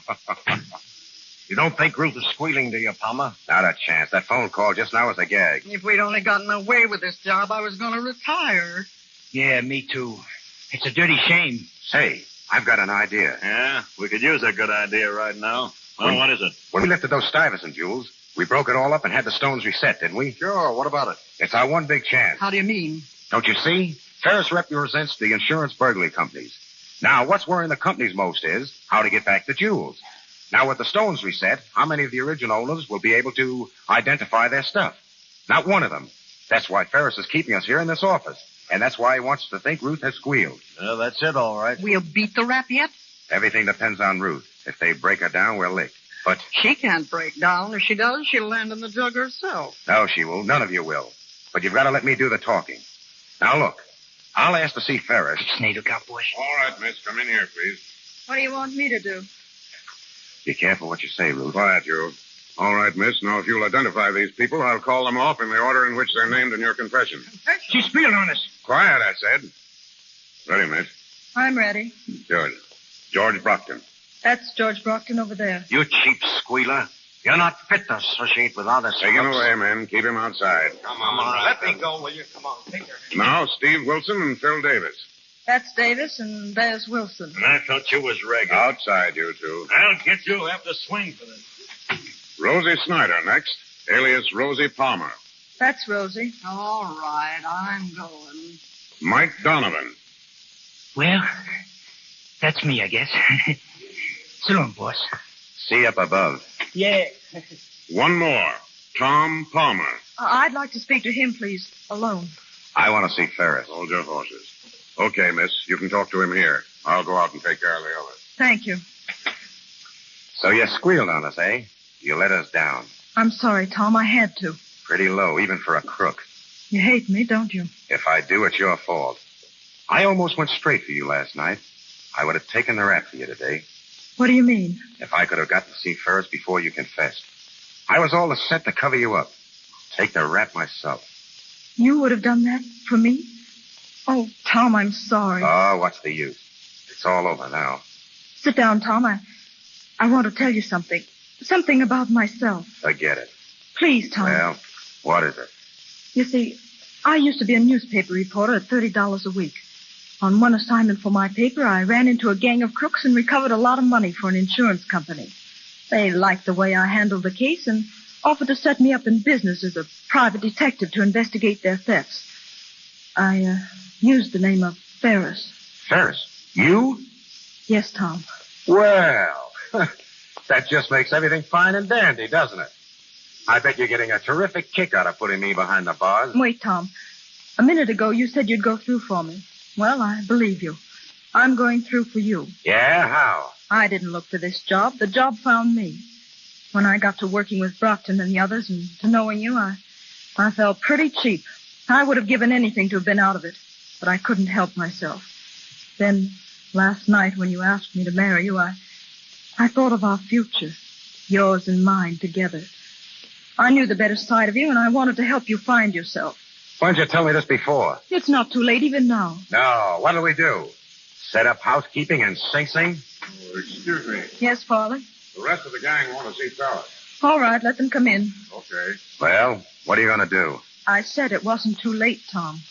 You mean you're going to give me a chance to go straight? I think that's all you need, a chance. Am I right? If you'll stick close to me. I'll never let you out of my sight. Oh, gee, Ruth, I don't know. Be careful. All right, boys, come on in. Hey, where's Ferris? Yeah, where is he? Ain't in here. Yeah, we said we wanted to see Ferris. Just a minute, boys. Let me introduce the head of the National Detective Agency, Miss Ruth Ferris. Well, all right, Ruth. If you're Ferris, I've got a proposition to make. I think I know what your proposition is, George. But let me make one first. Now, boys, you want to make restitution of the stolen property in exchange for a light sentence, right? Right. Well, I'm going to do better than that for you. I'm going to put you all to work. Did you say work? Oh, this is the end. For a long time, you've been preying on society. Now I'm going to give you a chance to come in here and help Protect Society. But let me tell you this. The first time you hear of a job that's being pulled off and fail to report it, or double-cross me in any way, it means 20 years. She's going to make detectives out of us. Well, I've had a good education for the job. Now it's up to you. There's pen and ink out in the front office. I want a signed confession from each one of you. What are you going to do with the confession? Nothing, as long as you remain on the square with me. Now take your choice. The concessions or 20 years. Hey, lead me to the pen and paper. There's plenty of both out in the front office. Yeah. Hurry up. Well, Rosie, not going to sign? Oh, I'll sign it all right. Me, a detective. Huh. I'll never be able to hold up my head again. Well, Tom? I suppose you want a confession from me, too. Uh-huh. All right, I'll go outside and write it. That's not the kind of confession I want from you. No? I want you to confess that when you told me you loved me, that you meant it. Every single word. Guilty. You want a couple of witnesses to that? I think we could use them. Sure. 2 witnesses. We can let them sign the marriage certificate. Well, it looks like a good day's work for us.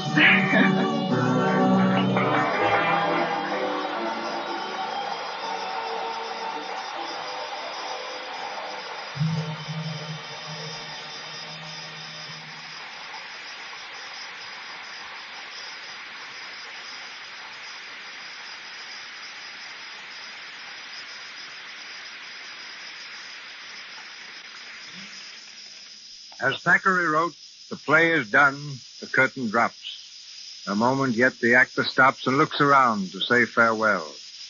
Tonight's stars, George Raft and June Lang, return shortly to the microphone.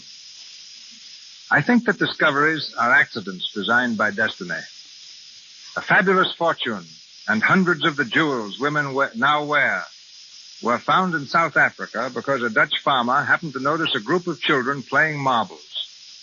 The marbles were diamonds and led to the opening of one of the richest mines in the world. It was also by accident that I myself once discovered a diamond in the rough. In fact, it was in the rough and tumble action of a Keystone comedy that I saw her. And just the way she leaned against the door conveyed to me an appeal that I knew would intrigue the world. I took her out of comedies and made her the star of 60 mil productions. She was an absolutely new type of heroine, because most of the heroines who preceded her were sweet and charming ingenues, while all the sirens were evil women and heavies. She combined the best qualities of both and became the screen's first romantic siren who was not a villainess. This famous young woman was the first of many screen stars who can truly be said to have possessed glamour. She did more than any girl before or since to make Hollywood the fashion center of the world. And she now steps to the microphone just as fascinating as she was then. Ladies and gentlemen, Gloria Swanson.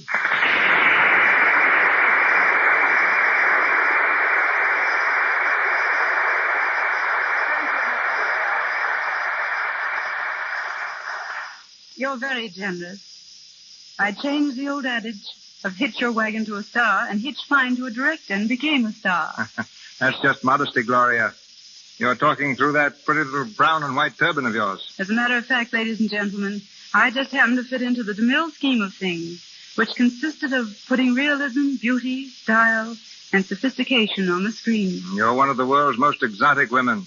It just happens that you're also a very good actress. No, all women are good actresses. And I still insist, ladies and gentlemen, that it was Mr. DeMille's daring that made me a star. Until he produced Old Wives for New, every picture followed the same formula. A boy met a girl, lost her for a while, and then finished the picture by marrying her. Mr. DeMille took the story up from there. So producers believed that you couldn't make a successful picture about a husband and wife. Mr. DeMille made one, and thereby made history. It was a great success and introduced the social drama to the screen. It wasn't my daring that people talked about. It was yours. You remember the scene in Male and Female? When we duplicated the famous painting, The Lion's Bride, and had a lion crouched above you with its claws on your bare back? while the trainer cracked the whip in its face to make it snarl? Yes, Mr. DeMille, I remember. Now, I've got a scene in my present picture that... I'm very sorry, but I'm not as daring now as I was then. Well, you're just as charming. I never saw you look more beautiful. That's, LUX. Now, what's that spell? Oh, Shane, go to the bottom of the class. That spells Lux. Oh, yes. Lux is my favorite beauty soap, and now, through its radio theater, you and I meet again for the first time in nearly 7 years. Then before we say goodnight, I'd like to give you one final bit of direction. What is it? Sing for us. Well, I don't pretend to be a singer, but if you're willing to risk my singing on your program, so am I. I'll sing None But the Lonely Heart by Tchaikovsky. Please.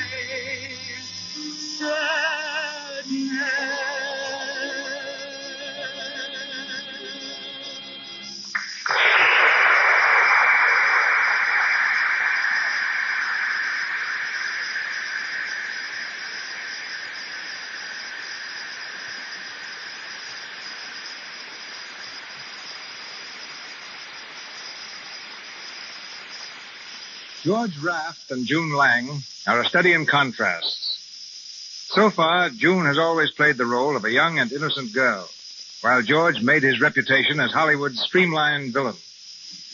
George spent most of his life in New York. June has just returned from her first trip to Manhattan. But suppose they speak for themselves and as themselves. Ladies and gentlemen, George Raft and June Lang.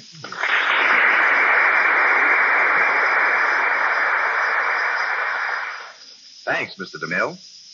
Well, June, how did you find the old hometown? Oh, easily, George. I took the plane to Newark and drove over the Skyway, through the Holland Tunnel, and there it was. I mean, did you like it? Oh, immensely. I was fascinated by the New York crowds, and I've never seen so many well-dressed women before. And judging from their wonderful complexions, they apparently use Lux toilet soap just as much as we do here in Hollywood. I even had Lux in my hotel room. It made me feel really at home in New York. In New York, George was the most popular boy in his neighborhood. The other kids would do anything he told them to. Incidentally, George's grandfather owned the merry-go-round on Coney Island. My grandfather also was a gold prospector here in California. He made several strikes. You followed his example as a ball player? I guess you're right, but in pictures I'm better with a gat than a bat. I don't know why you're a gangster on the screen so many times, George. Oh, I don't know. I like being a villain. I think it's more interesting. I also think it's more true to life. June, down deep, I believe there's a bit of villainy in every man. Even in Mr. DeMille? Why not? Oh, I think Mr. DeMille's one of the nicest men I ever met. Now, don't stop, June. I'm beginning to enjoy this interview. Just let me tell you what he did to me one day. He was making this day and age Well, you talk, George, like one of my actors. You weren't even in that picture. Well, one morning when I came to work, my dressing room had completely disappeared. Why blame me? I'm a director, not a magician. The reason I couldn't find it was that DeMille had completely surrounded it with one of his big sets. Didn't he give you another room? Oh, yes. For 2 solid weeks, I shared quarters with Tuffy, the collie mascot. But it wasn't so bad. I used to be a mascot myself. George was mascot of the New York Yankees, if I remember rightly. Yeah, I chased home runs all over New York City. Tonight you hit one yourself, George. And you too, June. Thank you. It's been marvelous being here. Good night. And all is forgiven, Mr. DeMille. I've had a great time, and I hope to be back again sometime. Good night. Good night, George.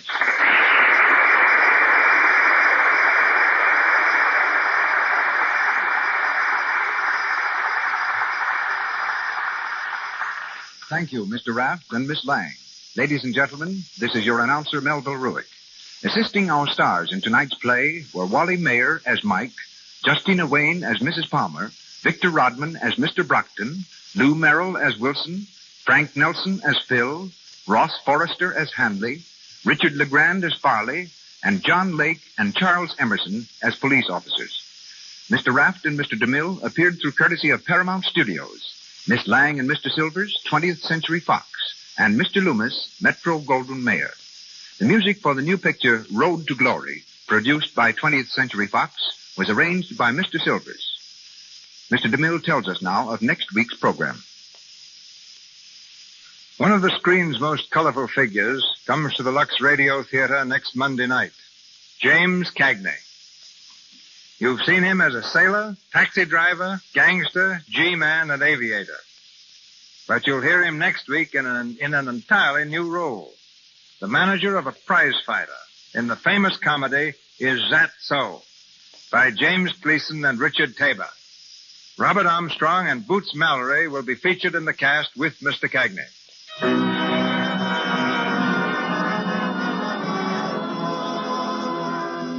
Our sponsors, the makers of Lux Toilet Soap, together with Mr. Cagney, Mr. Armstrong, and Miss Mallory, join me in inviting you to be with us next Monday night in the Lux Radio Theater presentation of Is That So?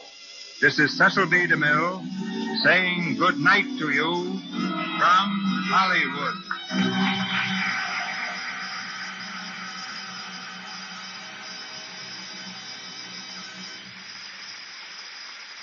This is the Columbia Broadcasting System.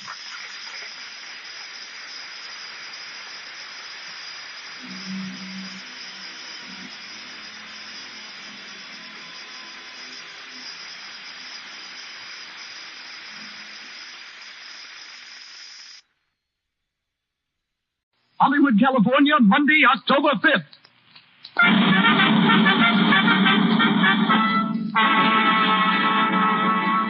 The Lux Radio Theater presents Elmer the Great, starring Joe E. Brown with June Travis.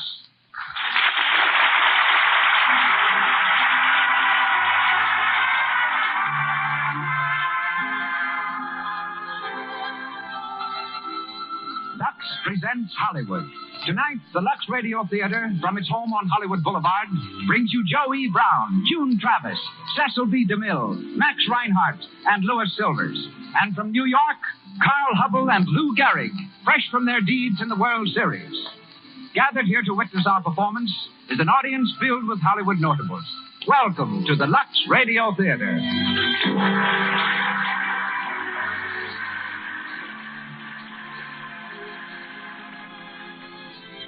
We can think of no higher recommendation for Lux Flakes than the fact that these sheer, marvelously effective flakes are used by all the leading picture studios here in Hollywood for wardrobe protection. And now the producer of the Lux Radio Theater takes his place at the microphone. Motion Picture's most eminent director, ladies and gentlemen, Mr. Cecil B. DeMille.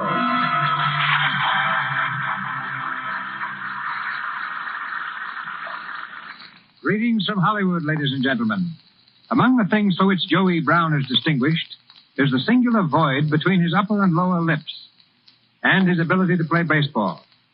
Both of these are probably the result of Joe's belief in the old Spanish proverb, a closed mouth catches no flies. But Joe caught flies, off and on for 10 years as a member of minor league baseball teams. Later, he played exhibition ball with the Boston Red Sox. For 3 years, he kept their bench warm for the New York Yankees, and today is the owner of a semi-professional team in Los Angeles. But long before Joe ever struck out as a ball player, he struck out for a career in the circus. When only 9 years old, he became an acrobat. He was known as Master Joe, the boy wonder. His aerial feats were not limited to acrobatics, however. In 1907, at Montreal, he was persuaded to make a flight in an airplane glider. He sailed 50 feet in this pioneer venture, landed on his head, and broke a finger. But no records. Joe was earning $300 a week as the daring young man on a flying trapeze when he decided to turn comedian. For 1/4 the salary. It was the wisest move in his career. A series of hit plays soon brought him stardom. Among them, the baseball comedy in which we hear Joe tonight, Elmer the Great. Hollywood was quick to sign him when he appeared on the West Coast. And after 9 years in pictures, Joseph Evan Brown remains among our top-flight comedians. June Travis is also appropriately cast as the leading lady in a baseball story. For she's the daughter of Harry Grabiner, vice president of the Chicago White Sox, and while at college played first base in an all-girls team. In pictures, June has played leads in Ceiling Zero and with Joe E. Brown in Earthworm Tractors. Tonight, we hear her in the role of Nellie Poole, owner of a small-town grocery store.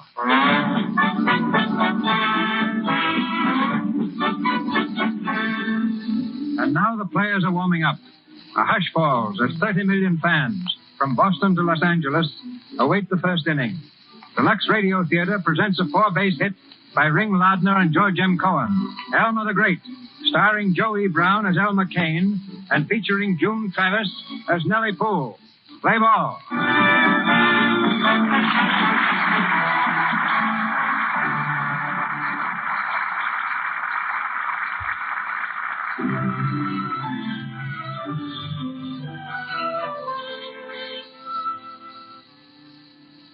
Our scene is Elmer Kane's home in the village of Gentryville, Indiana. It's 2:00 in the afternoon on February 22nd, Washington's birthday. And our hero, taking full advantage of the holiday, has still not come down for breakfast. As the curtain rises, Mrs. Kane, Elmer's mother, is busily setting the table in the dining room. Elmer! Oh, Elmer! Better come down to breakfast now. Your breakfast's ready. Oh, Elmer! Is that you, Nick? Yeah, Ma. Oh, boy. Gosh, it's cold out. It's regular blizzard. Now, Nick, don't you go tracking snow all over the house. I won't. Oh, what are you setting the table for, Ma? Your brother Elmer's going to have his breakfast. Breakfast? In the middle of the day? Well, there ain't no reason to get up early on Washington's birthday. Why not? I'll bet Washington did. Oh, don't be silly, Nick. Anyway, Elmer worked hard all day yesterday. Oh, driving a delivery wagon ain't hard work. The horse knows the way, and the boy delivers the groceries. All Elmer has to do is sit on the front seat and go to sleep. Oh, Ma. Oh, hello, Elmer. Breakfast ready yet? In a minute. You can sit right down now if you want. Again? Say, that's the best news I had since dinner time last night. How are you, Nick? All right, Sleeping Beauty, and how are you? Oh, pretty good. A little tired, but pretty good. Oh, Elmer, Mr. Wade just telephoned. Said it was important. Wade? Oh, yeah, I know him. He wants you to call him back at the commercial house. Oh, he does, huh? Well, he's going to have a long wait. Bring on the ham and eggs, Ma, and let's get down to business. Maybe that's him again. Yeah, well, if it is, you tell him that I ain't in. Hello? Oh, hello, Nellie. How are you? That's good. It's Nellie Poole, Elmer. Oh, gosh, what does she want? There, Ma, give me the phone. I'll go and get your breakfast. Hello, Nellie. Yes. What?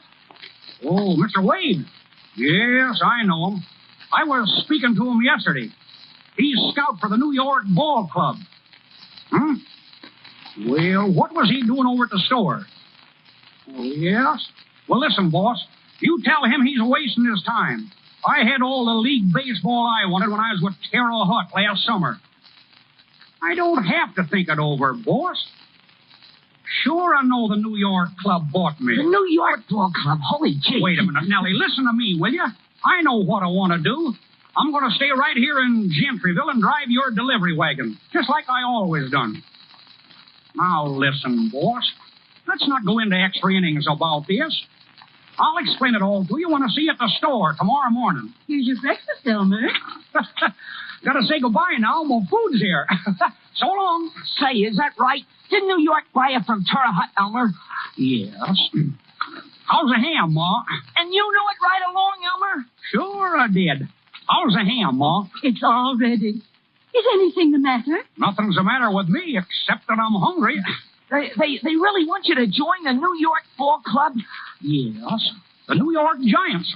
Well, what are you going to do? Well, right now I'm going to eat this food. You mean you're going to pass up a chance to pitch for the Giants? Yes, but I ain't going to pass up a chance to pitch into this ham. Gee, can you beat that? You must be crazy, Elmer. Hey, Ma, take this kid away from me before he spoils my appetite. Leave Elmer alone, Nick, and let him eat in peace. There's pancakes, too, Elmer. Swell, Ma. Shoot him right along. and bring plenty of syrup with him, too. Oh, gee, Ma, he'll never get a break like this again in 1,000 years. Turning down the Giants. Do you know what that means? No. What's it mean, Elmer? Don't mean a thing in the world to me, Ma. But it'll probably cost them the pennant. Where's the pancakes? Oh, yes, I'll get them right away. Oh, listen here, Elmer. You ain't serious about this, are you? Oh, forget it, Nick. But if you go with the Giants, you're liable to turn out to be the greatest pitcher in the world. Liable to turn out to be? Say, where do you get that stuff? Well, Len, you are the greatest pitcher in the world. Didn't I always say you were? Yes. Well, I had to explain it to you first. Oh, Ma, got any more ham? I'll bring it right in, Elmer. Listen, Elmer, why don't you see this fella Wade again and have another talk with him? Talk about what? About pitching. Say, he can't tell me nothing about pitching. I don't care who he is. Oh, gosh. I'm so excited about this thing, I won't be able to sleep tonight. Well, I will. I think I'll take another little nap this afternoon, too. Boy, that sure was good ham. Oh, how can you talk about ham at a time like this? What time is it? Here's the pancakes and more ham, Elmer. Yeah, well, put them right down there, Ma. I'll dive right into them. Oh, sit down there, Ma, will you? Let's talk to this fella. He's got the chance of his lifetime. A chance to become rich and famous. Is that so, Elmer? Let him rave, Ma. Let him rave. Oh, listen, Ma. This may be the most important day of his life. Why, because it's Washington's birthday? As a corker, Ma. Hey, where's the syrup? Oh, dear, I forgot the syrup. Do you want a piece of apple pie, too? Yes, bring it in. I'll flirt with it. Oh. Why don't you want to go to New York? Why? Because I don't like it, that's why. Oh, how do you know you don't like it? You never been there. That's just it. I hate places I ain't never been. But New York's the greatest city in the world. How do you know? You ain't never been there.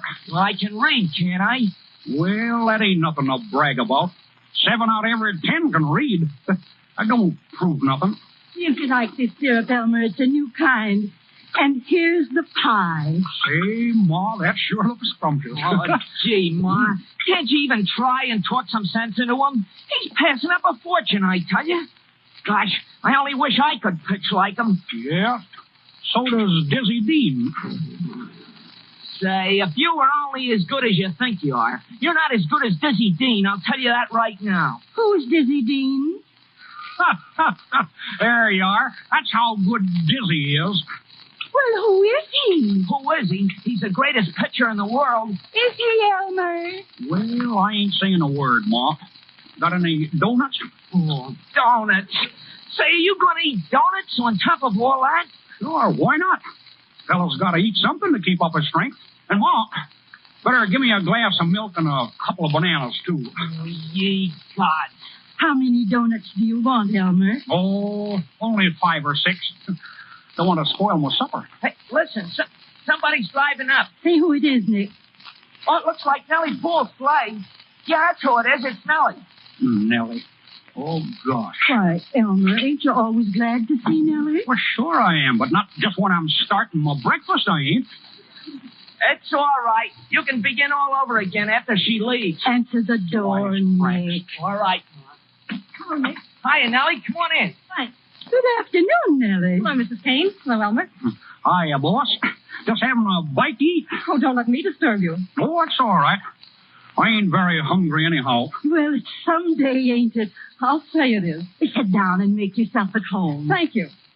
How's things at the store, Nellie? Oh, pretty well. People are still buying groceries. Everyone says it's wonderful the way you took over that store after your pa died and put it on a good paying basis. Yeah, with Elmer in town, any grocery store could make a big profit. Hey, that'll be just about enough out of you, young fella. Well, if you'll excuse me, Nellie. Of course, Mrs. Kane. I'd better get after those dishes. I'll see you before you go. Elmer. Yes? What's on your mind, boss? Well, I went over to the commercial house after I spoke to you, and I saw Mr. Wade again. Yes, I thought that was it. Well, I ain't going to go to New York, and you might as well not... Now, wait a minute. Now, listen to reason, Elmer. Wade is going to leave town in a few minutes. Yeah? I ain't holding them back. Oh, but you're passing up a wonderful opportunity. Why, Wade says you're the greatest pitching possibility of the season. He predicts you'll be a second Dizzy Dean. Boy, what a boost. Yeah, for Dizzy. Nick, will you run upstairs for a few minutes? I want to speak to Elmer alone. Oh, all right. But it ain't going to do no good. I can see that. You'll never be able to get anything through that swell head. He's a great kid, ain't he? Elmer, what's the matter? Why are you throwing this chance away? Oh, I got more reasons. Is it because you're afraid to go to New York? Afraid to go to New York? I wouldn't be afraid to go to Chicago. Oh, no. I mean because it's a big league. Is that what scares you? Scares me? Say, listen. I could take the whole 16 clubs in both leagues and make them look as though they never had a bat in their hands. Scared. Say, is that what that fellow Wade thinks? That I'm scared? Well, he's got to think something. Yeah. Well, I'd knock his block off if he said it to me. Elmer, they paid Terre Haute $10,000 for you. Did you know that? I didn't get any of it. Oh. Oh, so that's the reason you won't go. I wouldn't go if they paid $1 million. Elmer, look at this. What is it? Your contract. I asked Mr. Wade to let me have it. It's all ready for you to sign. Yeah? Well, I ain't ready to sign it. Well, then you're out of baseball if you know anything about the game. I know all about the game. Well, here it is on the table in case you change your mind. Oh, Elmer, what's the reason for your acting this way? Why do you want to stay in a one-horse town like this when you've got a chance to get out and be somebody? There's no future for you here driving my delivery wagon. Oh, what is it? Tell me. Yeah. You really want to know? Yes, Elmer. Well, here, take a look at this watch. Your watch? Well, open the back of the case. Oh. There. Now, you see? My picture. You carry my picture in your watch case. Yeah. I never thought I'd get up courage enough to show it to you. That's the first time anyone's ever seen it outside of myself. But I don't understand. Gee, boss. Don't you know what I mean? Gosh, I'm miserable. I dream about you when I go to sleep at night. Even when I'm eating, I think about you. And sometimes when I'm driving a delivery wagon during the day, I make believe you're sitting beside me and I talk to you. Just like you was there. No matter what I do, I can't get my mind off you. Oh, I know I got an awful crust for even having such thoughts. But this has been going on for years and getting worse every day. Had to come out sometime, I suppose. Well, now I guess you know why I've been acting like I was half off my nut. I'm sorry, boss. Please forgive me. It's all right, Elmer. Here's your watch. Do you mind if I keep the picture in it? No. I don't mind. I don't suppose I got a chance in the world, have I? I mean, with you. I'm sorry, Elmer. You ain't gonna hate me, are you? No. You don't know how sorry I am. Oh, yes, I do. I ain't no darn fool altogether. I understand. Elmer. Yes? Elmer, I don't think you ought to come to the store anymore. No? No. Well, I guess you're right. I'm sure I am. Well, I've got to go now. I've got an awful lot to do.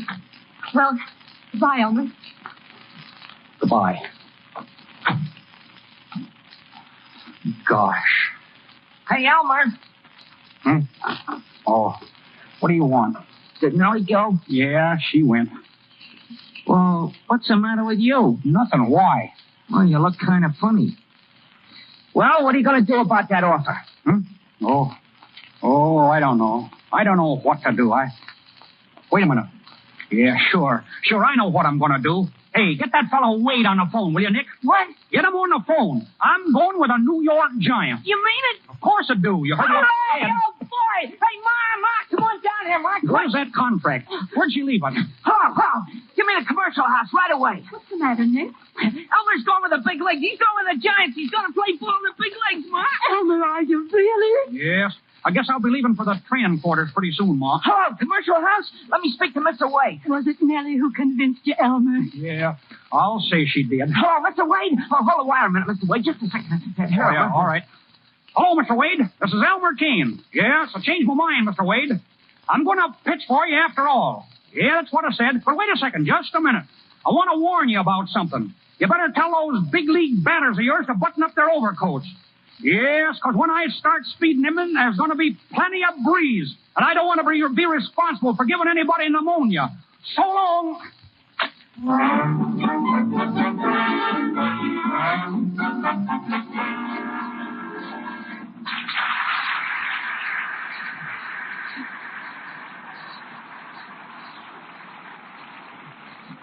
Here in Hollywood, working hours are often irregular, frequently very long.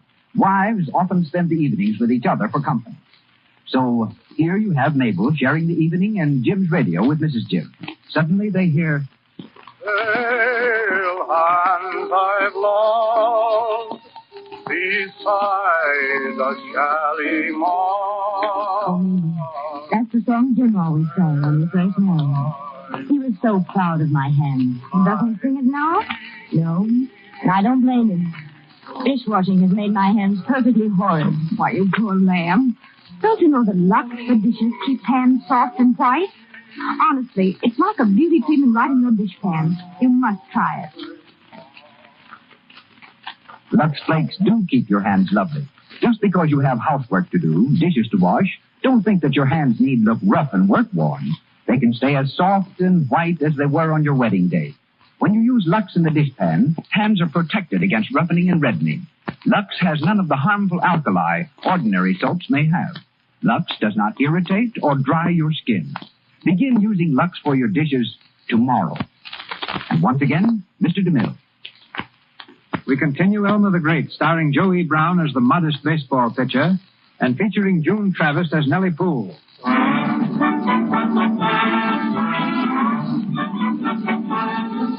Several weeks have passed, and Elmer has been training with the Giants in Florida.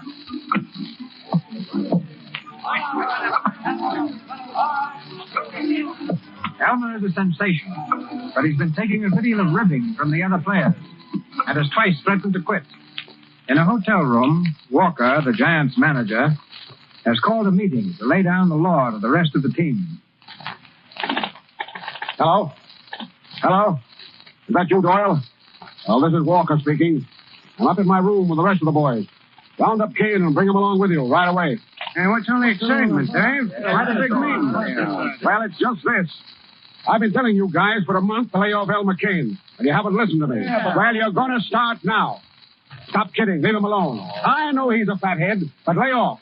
This guy Kane is a valuable man. We need him, and you birds ain't going to laugh him off this team. Sure, let's give him a loving. Now, never mind the sarcasm, Noonan. No, I mean it. We're going to humor him. Let's go after it right.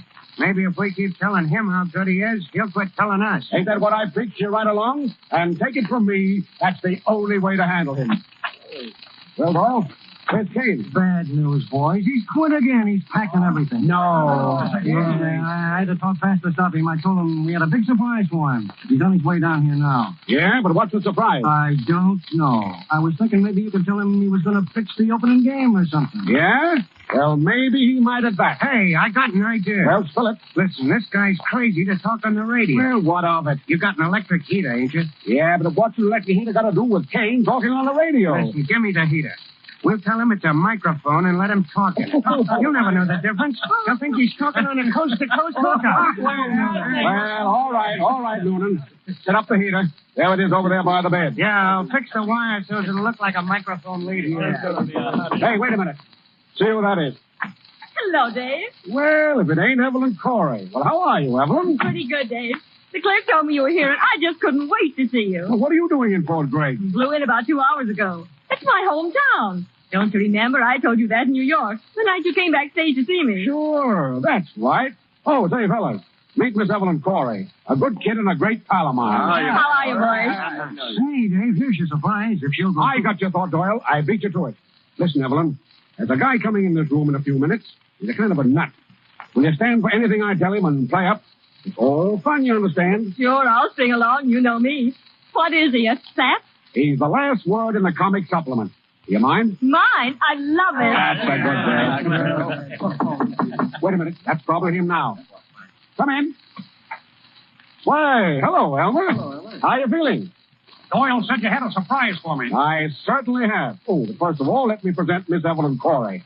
Miss Corey, this is Elmer Kane himself. Elmer the Great, in the flesh. The greatest pitcher in the country. Yes, or in the city either.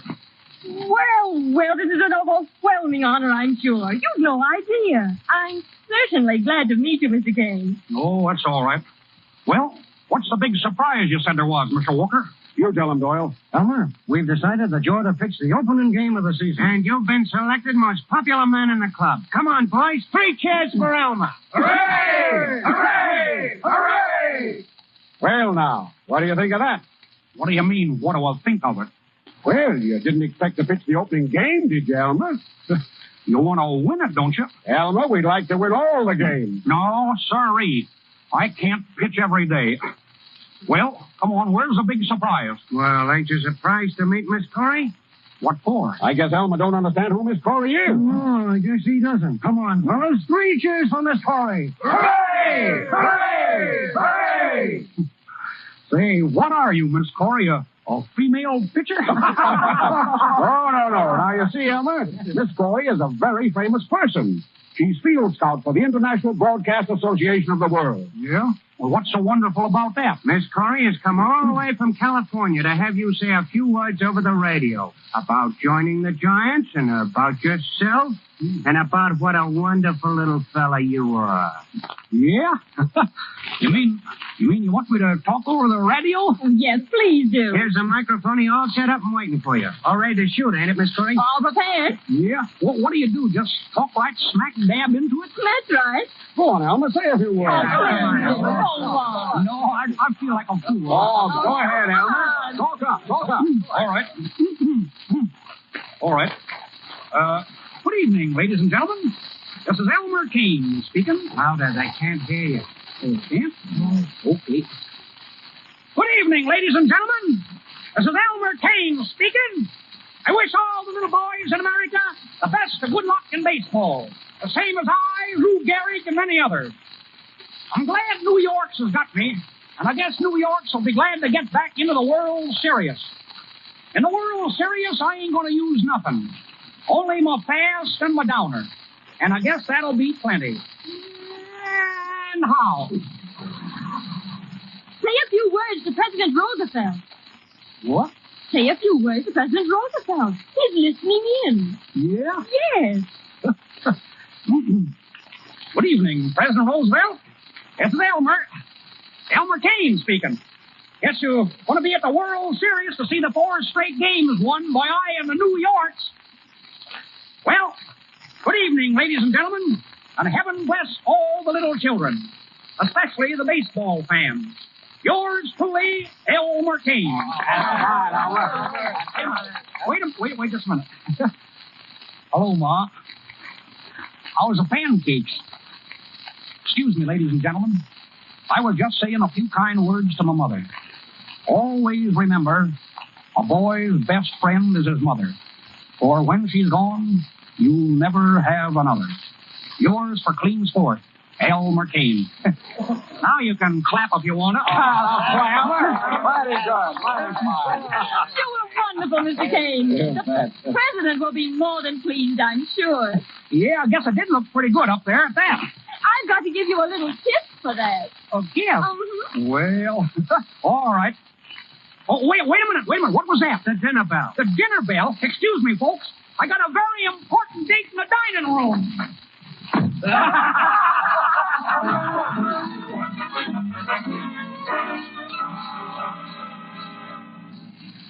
Here your final baseball scores. Elmer Kane wins opener for Giants. Shuts out Philly. Here you are. Elmer Kane wins opener.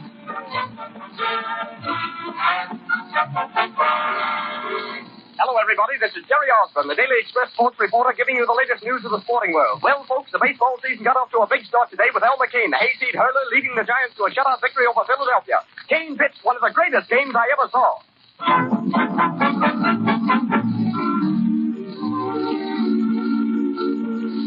Hey, Nellie, Elmer won the opener. I know, isn't it wonderful? Oh, you ain't seen nothing yet. He'll win them all.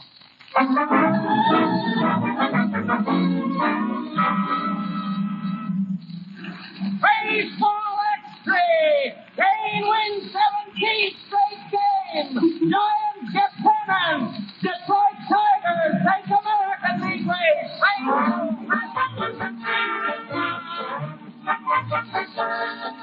Good evening, everybody. Jerry Osborne speaking. Well, it came true, folks, just as I predicted on this program 3 months ago. The Giants cinched the National League pennant today, and Elmer Kane, the ace pitcher from Gentryville, is the boy who did it. The World Series opens next week between the Giants and the Tigers. And when Kane is in there pitching for New York, it's going to be a pinch to pick the winner.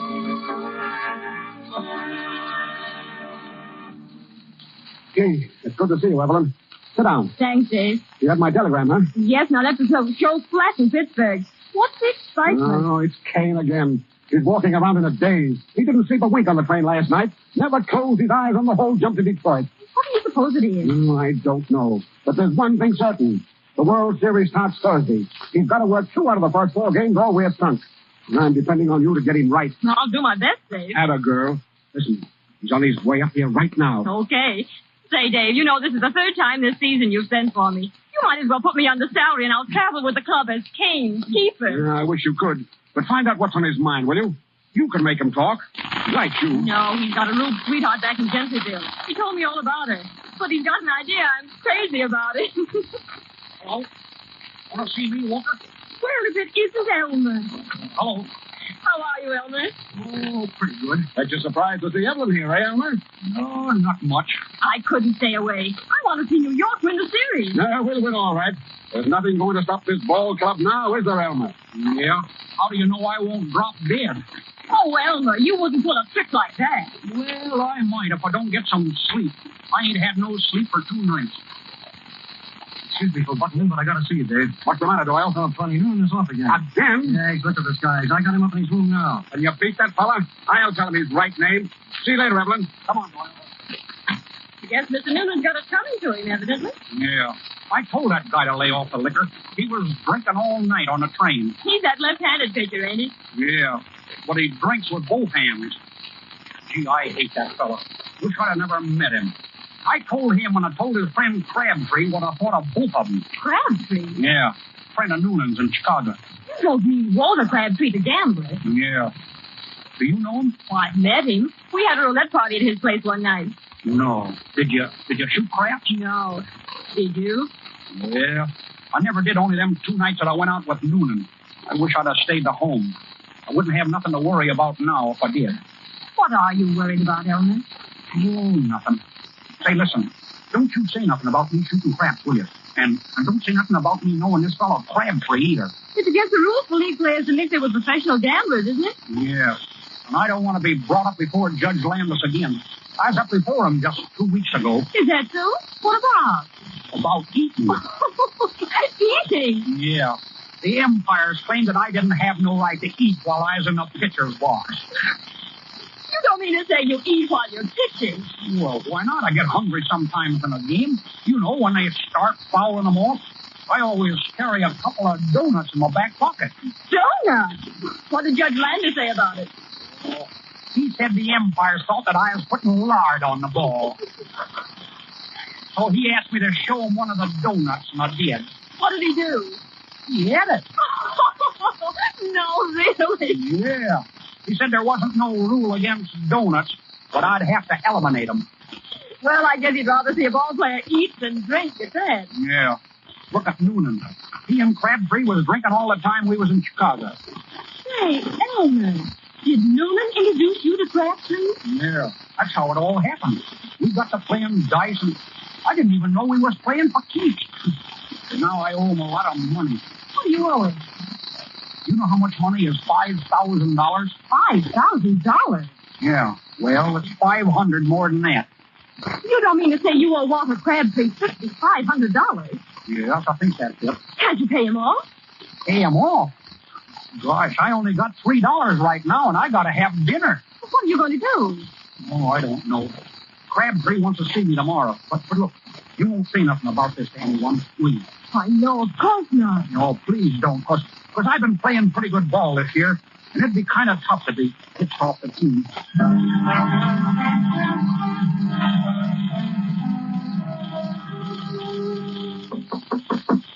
Come in.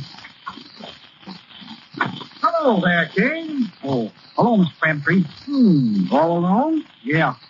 Sit down. Thanks. Well, I suppose you know why I'm here, Kane. Yes. But I ain't got it, Mr. Crabtree. I ain't got but only a few dollars. Look, you'll have to give me more time. I'll dig it up someplace. Honest, I will. Oh, that's all right. Now, don't get excited. I'm not going to rush you, son. Oh, no? Why, of course not. After all, what's $5,500? Chicken feed. Chicken? You don't say. Sure. That's all it is to me. Chicken feed. You know, as a matter of fact, I came here tonight for the express purpose of telling you not to bother about it. Yes? You mean I don't have to pay you? That's the idea. Well, say that's swell. But I owe it to you, don't I? Well, I'll say. You see, Kane, you know, you're in a position to do me a little favor. And maybe make a little something for yourself on the side. What are you getting at, mister? Well, I'm plain spoken, Kane, so here it is in a nutshell.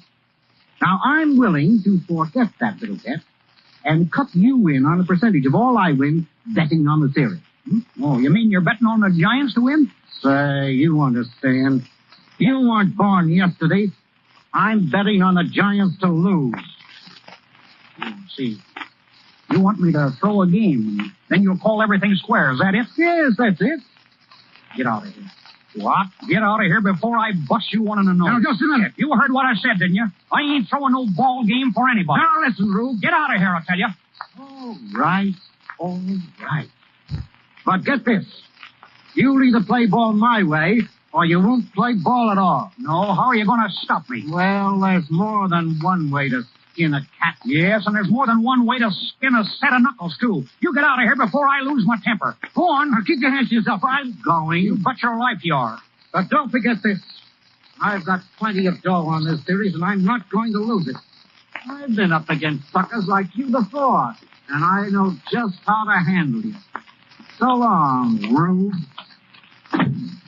Dirty, four-flushing crook. For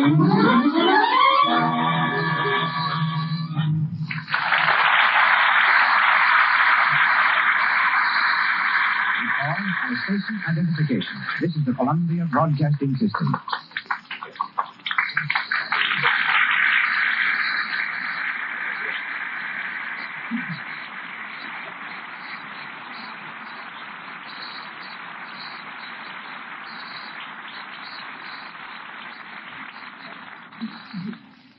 Our play, Elmer the Great, starring Joe E. Brown with June Travis, continues shortly.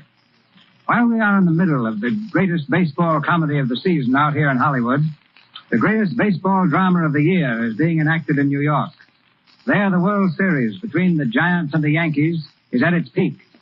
This week, the star of the Giants, Carl Hubble, and the Yankee slugger, Lou Gehrig, have their pictures on the cover of the magazine Time, an honor reserved for the outstanding personalities of the week. The Lux Radio Theater is proud to present both these stars direct from New York. All right, New York, batter up. You know, Lou, I seem to remember you saying that the Yankees would win the World Series by Monday night. Well, Carl, can I help it if it rained last Thursday? It didn't rain today. No, and it didn't rain Thursday either. I kind of wish it had, Lou. You Yankees sure gave it to me Sunday, and your homer cinched it. Well, I was lucky, Carl. It was the biggest curveball in the world, but it was about time. I'd batted against you for quite a while without even getting a loud foul. And that Schumacher, was he tough today? He sure pitched the ball game. What was it he threw you when he struck you out in the third with the bases full? Or is that too personal? It's personal, all right. He threw me everything, and then he came through for the third strike with his Sunday pitch. It was a curved ball, and I missed it a mile. I'll have to get him to teach it to me. You've got enough right now. What do you say we forget about today and talk about tomorrow? What's going to happen, anyhow? The Giants are a saint. A pitch will show you more than you saw today. Oh, sure, the Giants are a cinch. Just like they were in that 18-4 game. It's a good thing for you fellas we let up in that game yesterday. What do you mean let up? You got 6 runs in the 9th inning. That's when we let up. We were afraid if we made any more, you wouldn't show up for the third game. Say, Lou, you're a great hitter, all right. What's your average so far in the series? Oh, about 315. That's pretty good. Of course, I'm hitting 333 myself. Then everybody don't hit like a Hubble. Watch it tomorrow, slugger. Lou, we've been doing a lot of ribbon here tonight. There's one thing I want the folks to know, and that is that last week you were voted the most valuable player in the American League for the 4th time. Yes, and I want the folks to know that you got the same award in the National League. Yes, but that was before they heard Joey Brown in Elmer the Great. Speaking of Joe, I bet it's tough on him missing the series. You know how crazy he is about baseball. I don't know. It seems like he's pitching a pretty good game out in Hollywood tonight. By the way, Lou, who's going to pitch for the Yankees tomorrow? Looks like Gomez. And then we all go home for the rest of the winter. Why don't you have dinner with me tomorrow night, Carl? We're going to have Yankee bean soup, Yankee pot roast. Wait till after Wednesday and eat with me. I'll treat you to some of the best giant raspberries you ever saw. Sort of a celebration, you know. And then I'm going back to Meeker, Oklahoma and getting some hunting and fishing.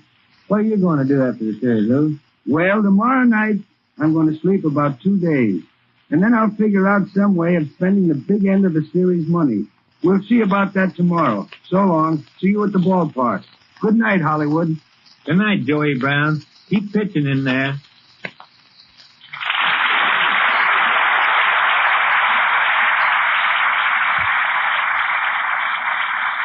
We come to the final inning of Elmer the Great, starring Joey Brown and featuring June Travis.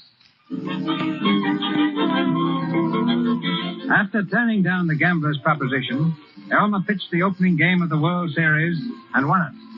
5 games have been played since, and the score is now tied, 3-3. The winner of the next game will, of course, win the series.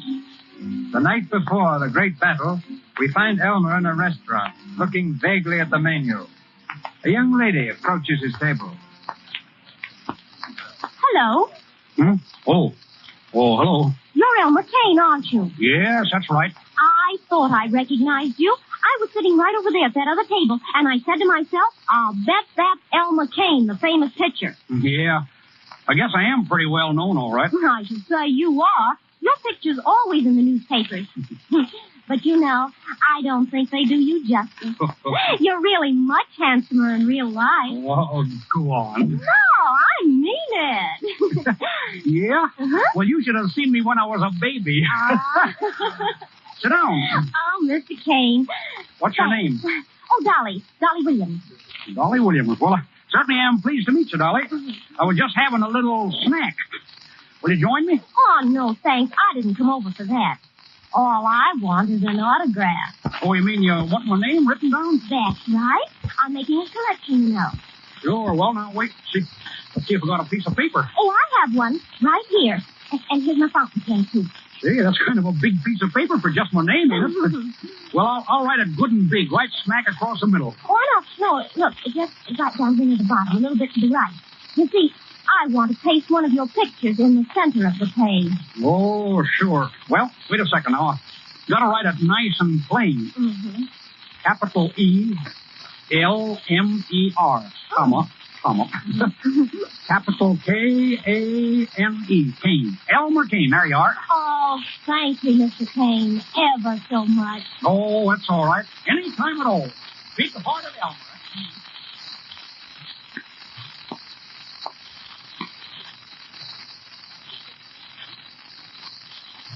Hello?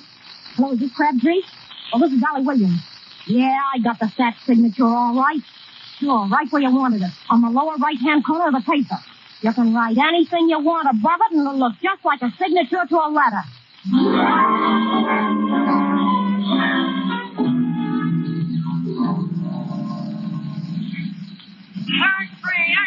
Elmer Kane involved in baseball scandal. X3, Elmer Kane out of baseball. X3, paper!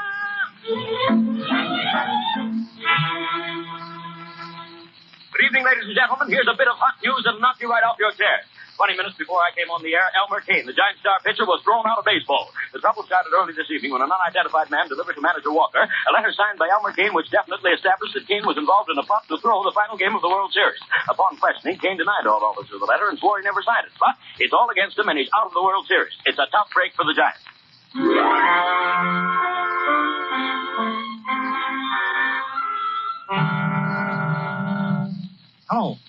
Hello, Mr. Walker? Is this you, Mr. Walker? Well, this is Elmer Kane. Listen, Mr. Walker, I've been trying to get you on the phone all morning. They told me you won't speak to me. You gotta speak to me, Mr. Walker.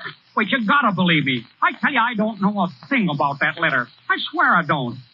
I never throwed a ball game in my life. And you gotta let me pitch today. Hello. Gosh. Come in. Hello, Elmer. Boss. Elmer. Oh, gosh, boss. Oh, gosh, it's good to see you. I just got in. I heard about it last night, and I came right away. I thought you might need somebody now. Yeah, I do, boss. How did it happen? Oh, I don't know. That's just it. I don't know what it's all about. You mean you didn't agree to throw the game? Of course I didn't. Nellie, I ain't no crook. But why are they all saying you are? Oh, it's that letter. Some fella came to the hotel last night and slipped a letter under Walker's door. It said that I got $10,000 from some gamblers and that I was going to allow a lot of hits this afternoon. It was like an agreement between me and the gamblers. And at the bottom, my signature. Elmer. Yes, there it was in black and white.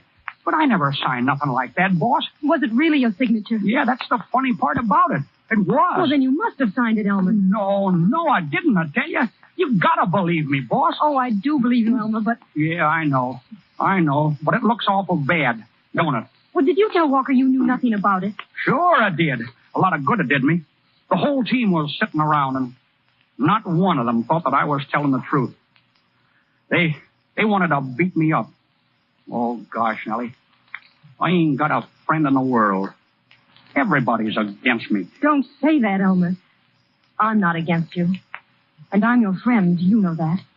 Yeah, sure, I know it. Gee, it was swell of you to come, boss. I can't tell you what it means to have somebody to talk to. You don't have to leave right away, do you, boss? No, Elmer. I'll stay just as long as you want. You mean it? Of course I do. And I won't ever leave if you don't want me to. I don't get you, boss. That's just it, Elmer. You do get me, if you still want me. Nellie. Oh, gee, Nellie. No, you're just sorry for me, that's all. You're just taking pity on me. No, Elmer.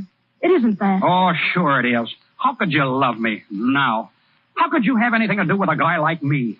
I thought I was a big shot. I went around blowing off like a steam engine. Well, what am I now? Just a hayseed. A hayseed crook. No, I ain't going to let you do it, Nellie. Oh, Elmer, listen. This isn't anything new with me. You told me that you had loved me for years. Well, I've loved you, too. I sent you away because I thought it was the thing to do. I wanted you to make good. Well, you need me now, Elmer. You need me. And here I am. Gosh, Nellie. Gosh. I ain't dreaming, am I? No, Elmer. Then could I kiss you? Of course you can. Oh, gee. Well, now what are you going to do? Oh, I don't know. I guess I'll just pack my bags and go back home. Oh, no, not yet. Why not? Well, don't you see? It'll look like you're running away. You've got to stay and fight this thing out. No, what's the use? The game's going to start in a few minutes. Now, never mind this game. Think of the future. I ain't got any future. Not in baseball, anyway. Walker's got that letter, and he won't even let them listen to me. Oh, Elmer, are you sure you didn't sign it? Of course I am. Gee whiz, I ought to know. Now, wait. It isn't a forgery, is it? Well, it don't look like it. All right. If it's genuine, you must have signed something, Elmer. But I tell you, I didn't. I ain't signed a thing. I ain't even... Wait a minute. An autograph. What? I signed an autograph. Elmer, where? In a restaurant. Oh, no, I mean on what? On a piece of paper. A big piece of paper. Elmer, was there anything else written on it? No, it was all blank. That's just what it is. Somebody got hold of that paper, and then they wrote the letter so it looked like that I signed it. Oh, Elmer, that's it. I'm sure that's it. Yeah, that's it. But how am I going to prove it? Well, go to Mr. Walker and tell him the whole story. Oh, he wouldn't believe it. He might. No, not a chance. Well, see him anyway. Where is he? Over at the ballpark. Quick, jump in the cab and get over there right away. Okay, I'll do her. Where's my hat? Oh, never mind your hat. Oh, all right. I'll see you later, Nellie. So long, boss.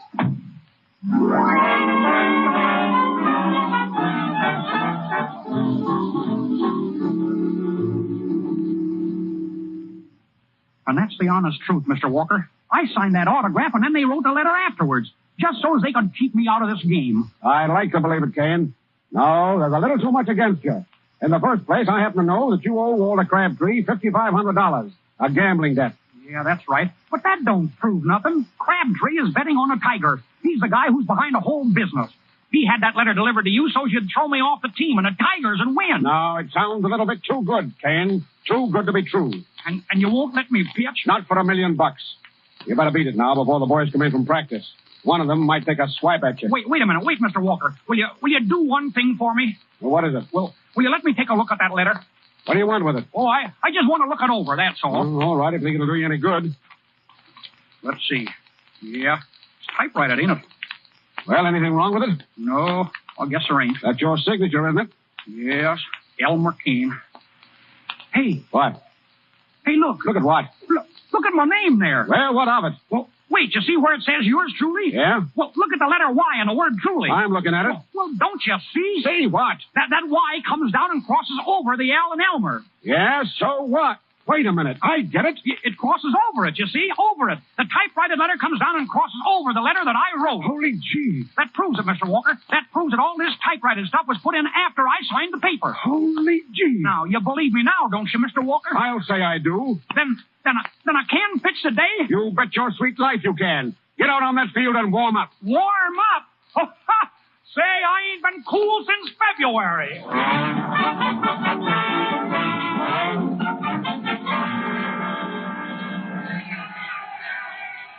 Oh, boy, is this a ball game? Is this a ball game? It's the last half of the ninth inning, folks, with the score 3-2 in the Giants' favor. The Tigers are up at bat, 2 men on base, and a hit means a ball game. But there's 2 down, folks, and don't you forget it. Kane lines up. Here it comes. Strike 2. It's 3-2 now. 3 balls, 2 strikes, 2 men on base, and 2 down, and the crowd is going mad. Kane's got the ball now. He's looking toward the catcher for instructions. This may be the last pitch ball of the season, folks, and little Elmer isn't taking any chances. He wipes his hands on his shirt. Now he's winding up, and here it comes. Strike 3, and the batter's out. It's all over, folks. It's all over. The Giants win, and the fans are going wild. They've surrounded Elmer Kane down there on the field, and they won't let him go. I'm going down to see if I can get him to say a few words over the air. Stand by a minute, folks. Hey, wait a second. Wait a second, folks. One at a time, folks. Elmer. Oh, Nellie. Oh, Elmer, you were wonderful. Yes, I guess it was pretty good at that. Mr. Kane, will you say a few words to the radio audience? Radio, huh? Yes. Hey, wait a second. The last time I spoke over the radio, I was talking into an electric heater. This ain't no fake, is it? Of course not, Mr. Kane. There's a million people listening. Go ahead, Elmer. All right. Howdy, radio and baseball fans. Now that the World Series is over and I won the game for the Giants, I want to let you in on a little secret. Wasn't no surprise to me at all. The trouble is, I knew how it was all going to turn out right from the start. Trouble is that a bashful fella like I has got to make it look difficult. Otherwise, people wouldn't believe you. I could go on for hours talking about myself and telling you how I done it. Only I always say that a fella should not brag about himself. I've always made it a rule never to talk about myself. And in closing, I want to tell the followers of the New York Giants that you don't have to worry none about the pennant again next year, as your old friend Elmer Kane and myself will be out on the field in a Giants uniform. So long, folks. Oh, yes, and don't forget to read the story that's running serially in all the newspapers next week. And before I forget it, hello, Ma. You better start the cook stove going. Me and Nellie are on our way.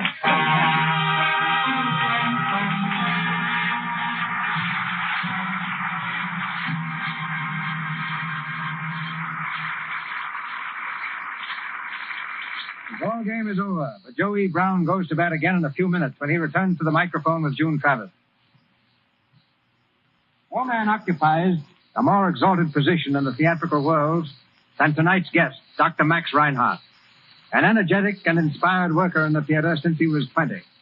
He has been responsible for more than 300 productions, exerting a tremendous influence on the international stage. In this country, we think of him chiefly in the light of two achievements, the stage version of The Miracle and the motion picture production A Midsummer Night's Dream, now about to be shown in neighborhood theaters all over the country. He has just returned to Hollywood from Europe, where he produced Everyman and Faust, and is now at work for Warner Brothers preparing Sheridan Gibney's famous drama of the French Revolution, Danton. Ladies and gentlemen, Dr. Max Reinhardt.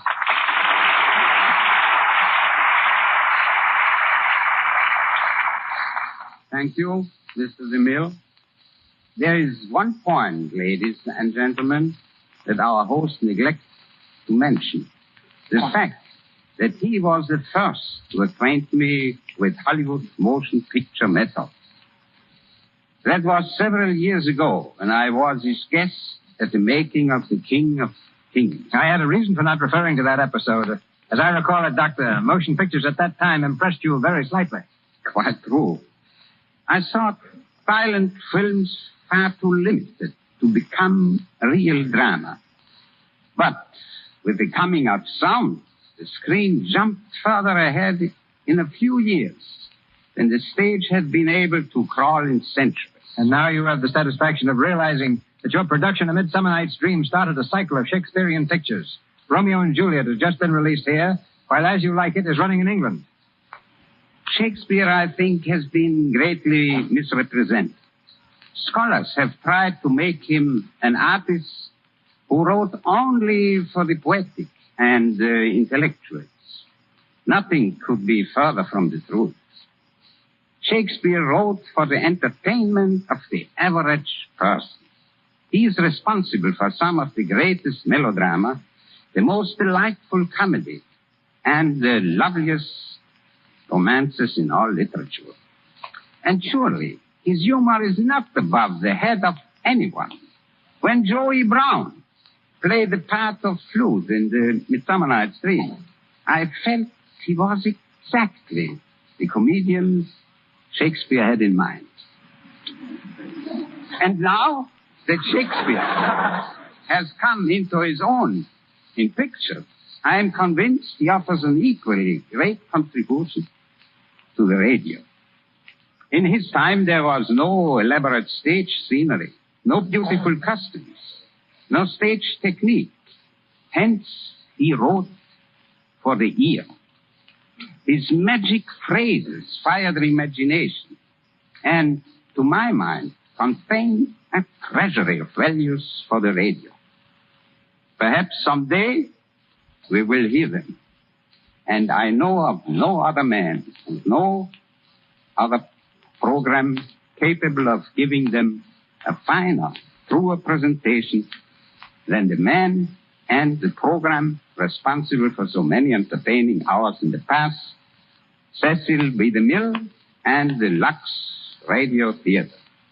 To all of you, my thanks and good night.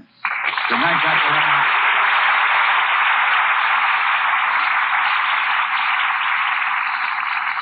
And now tonight's stars. Ladies and gentlemen, June Travis and... and Joey Brown. Oh, Joe. What's the trouble? It's okay now, but for a minute I thought this microphone was another one of those electric heaters. Well, Mr. DeMille, I want to thank you for making me a ball player once again. Playing Elmer was quite different from playing flute in A Midsummer Night's Dream. In that picture, I had to wear long yellow curls and murmur sweet nothings to Jimmy Cagney. After your performance tonight, Joe, you can play ball for Lux Flakes anytime. And I don't mean on the scrub team. Thank you. I used to be pretty good as a cleanup man. And before our side is retired, Mr. DeMille, may I say that since coming to Hollywood, there's been nothing I've enjoyed more than this appearance on the Lux Radio Theater. Good night. Good night, Mr. DeMille. I'm heading for the showers. Good night, Joe. Good night, Joe. Thank you, Joey Brown and June Travis. Ladies and gentlemen, this is your announcer, Melville Ruick. Word of next week's play comes to us shortly from Mr. DeMille. Dr. Max Reinhardt and June Travis appeared through courtesy of Warner Brothers, Mr. DeMille, Paramount, and Louis Silver's 20th Century Fox, whose new film, Ladies in Love, was musically arranged by Mr. Silvers. And here's Mr. DeMille. Next Monday night, the Lux Radio Theater stars Ginger Rogers in The Curtain Rises. Ginger came to Hollywood as a singer and is now a dancing star. And next week adds a dramatic triumph to her repertoire in Benjamin Kay's story of a girl who thought romance had passed her by. Featured with Miss Rogers will be an all-star cast. Our sponsors, the makers of Lux Flakes, join me in inviting you to be with us next Monday night when the Lux Radio Theater presents The Curtain Rises, starring Ginger Rogers with an all-star cast. This is Cecil B. DeMille saying good night to you from Hollywood. This is the Columbia Broadcasting System.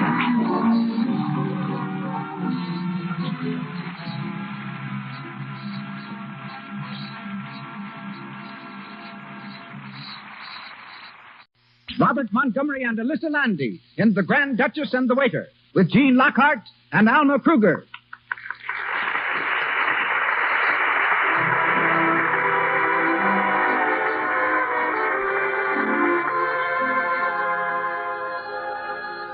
Lux presents Hollywood. Our stars, Robert Montgomery, Alyssa Landy, Gene Lockhart, Alma Kruger, and Lionel Pape. Our guests, Vince Barnett and Natalie Bucknell. Our producer, Cecil B. DeMille. Our conductor, Louis Silvers. On behalf of our sponsors, the makers of Lux Flakes, welcome everyone to another hour in Hollywood.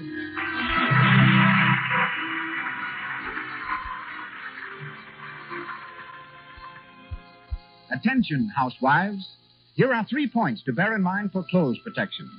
Lux Flakes cut down runs in silk stockings by preserving the elasticity of the threads. They keep your clothes new-looking so much longer by doing away with harsh cake soap rubbing.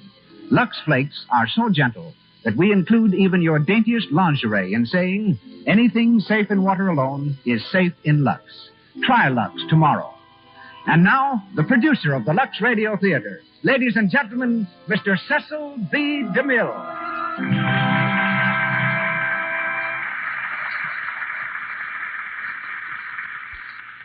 Greetings from Hollywood, ladies and gentlemen. By birth and circumstance, tonight's stars are well equipped to play the parts of a noble woman and a waiter. Alyssa Landy happens to be the daughter of a countess, while Robert Montgomery proved his ability to wait by waiting 9 years before fame and fortune came to him in Hollywood. Both are under contract to MGM. Bob left a job as a deckhand on an oil tanker to play tank towns and stock companies. He wrote for a while in Greenwich Village, but preferring 3 meals a day to art, went to Otto Kahn for advice and a loan. He got the advice. Once on Broadway, however, Bob's ability was quickly recognized. He turned down silent picture offers, but turned westward when talkies arrived. Off the screen, Bob's as serious as he's carefree on it. He's president of the Screen Actors Guild, an avid reader, an amateur farmer, and enjoys driving fast cars and hard bargains. In spare moments, he writes stories and carries on a perpetual game of backgammon with Frank Morgan. After months of playing, he and Frank each insists the other owes him $9. I first became acquainted with Alyssa Landy's remarkable talents when I engaged her to star with Frederick March in The Sign of the Cross. Not only an accomplished actress, Alyssa is the author of 5 novels, considerable poetry, and a play now pending production in New York. She's a singer and pianist, and, knowing several languages, has made pictures in France, Germany, and Sweden. Born in Italy, she's heard tonight as the Grand Duchess Xenia, whom we first meet in a Swiss hotel. All in all, a woman of the world. As the waiter, Robert Montgomery bears a tray in his hands, a napkin over his left arm, and the name of Albert. And with these nutshell introductions, the curtain rises on the Lux Radio Theater presentation of Alfred Savoy's comedy, The Grand Duchess and the Waiter, starring Robert Montgomery and Alyssa Landy with Gene Lockhart and Alma Kruger.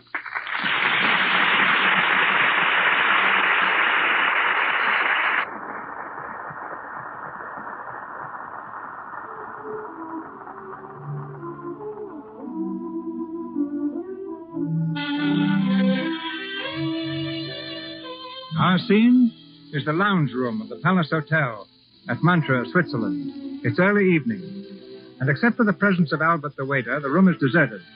Albert, attired in a brass-buttoned waiter's coat and stiff-bosomed shirt, is slumped comfortably in an armchair, idly blowing rings of smoke at the ceiling.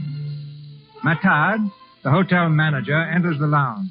He sees Albert, stops short, and then stands watching him with ill-disguised irritation. Well, good evening, Albert. Hello. Quite comfortable, I hope. Got everything you require? Yes, thank you. There's a draft, though. You might shut that door. Shut the door? You must be mad. Mad or insane, I don't know which. A fine waiter I've been landed with, sitting in the lounge room. And what's that you're smoking? That? Oh, that's a cigar.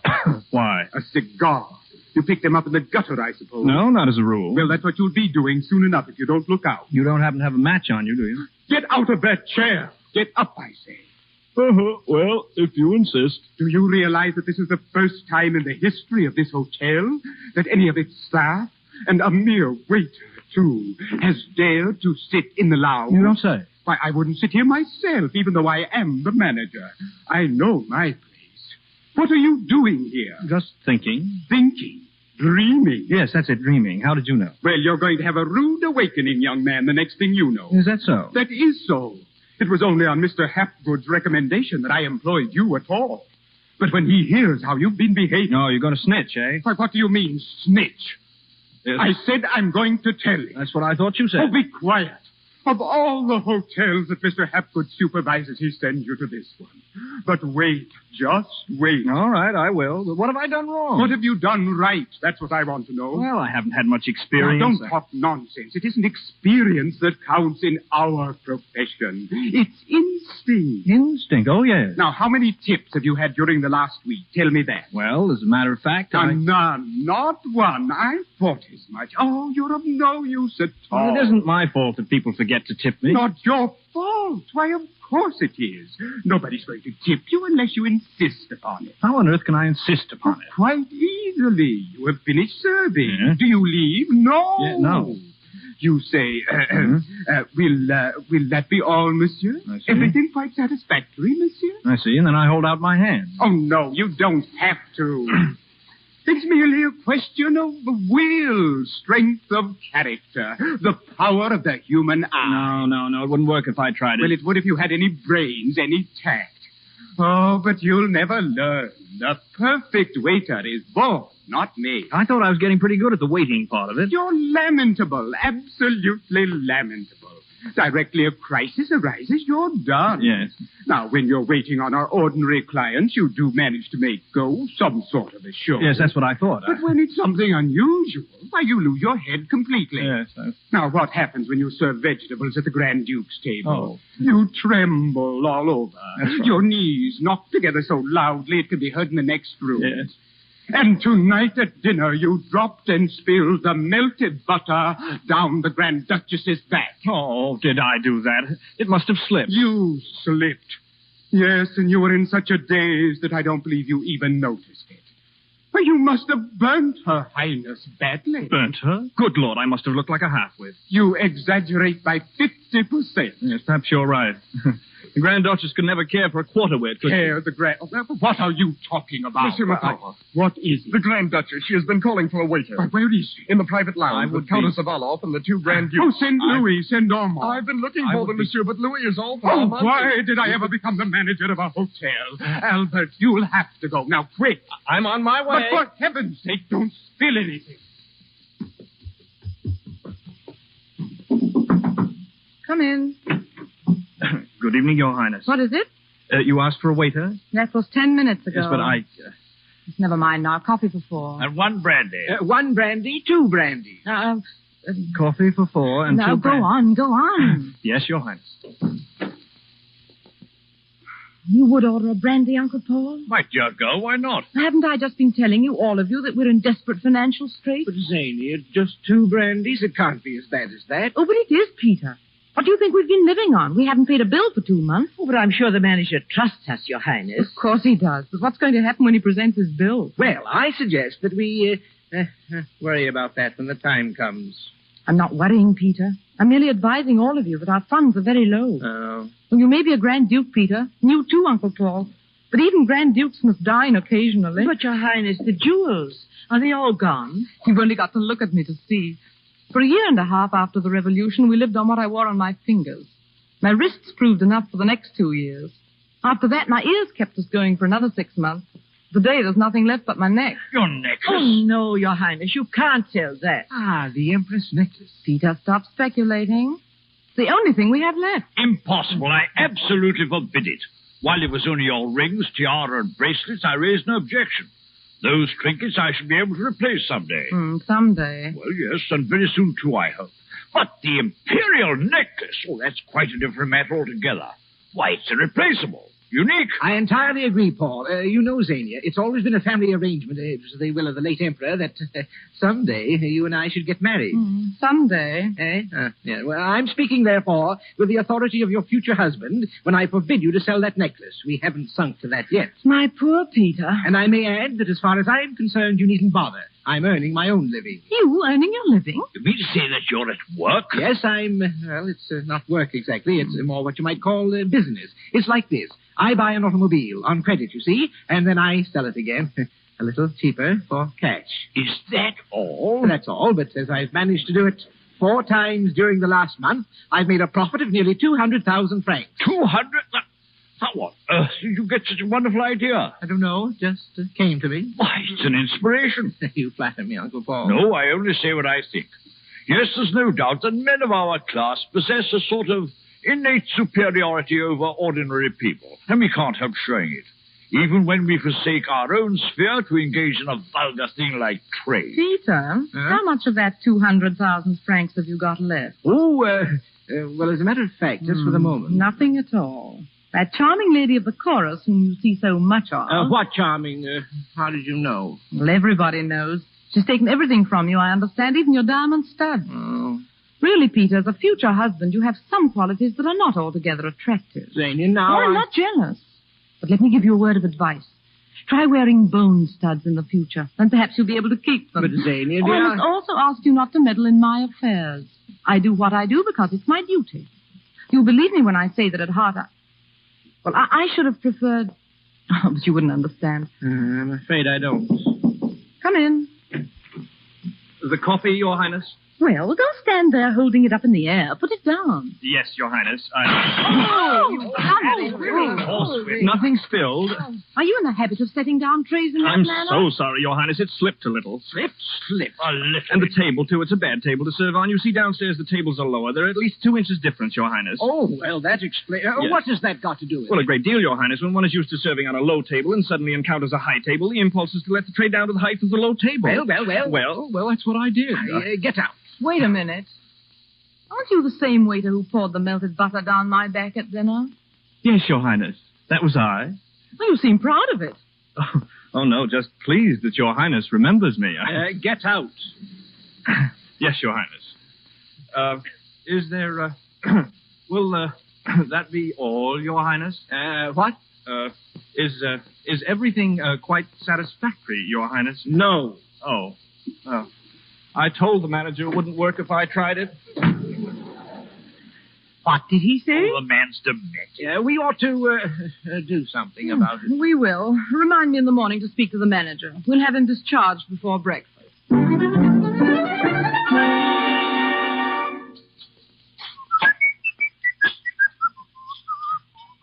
Albert. Uh-huh. What are you doing? Polishing the silver? Well, you can stop. Thank you. You're discharged. What? Are you deaf? You're discharged. Have you written to Mr. Hatgood already? Oh, I don't have to write to him. I'm discharging you at the request of the Grand Duchess Xenia. I refuse to offer my resignation. Resignation? Are you crazy? You're through. You're finished. Pack your bag and get out. Where is Her Highness? Oh, it won't do you any good to appeal to her. Get away from that phone. Hello, connect me with the Grand Duchess suite. Stop. Do you hear what I say? Stop pushing, will you? I'm going to ask her myself.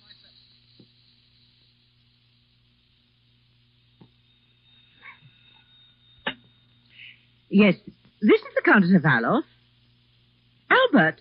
Oh, not Prince Albert of Latvonia. What?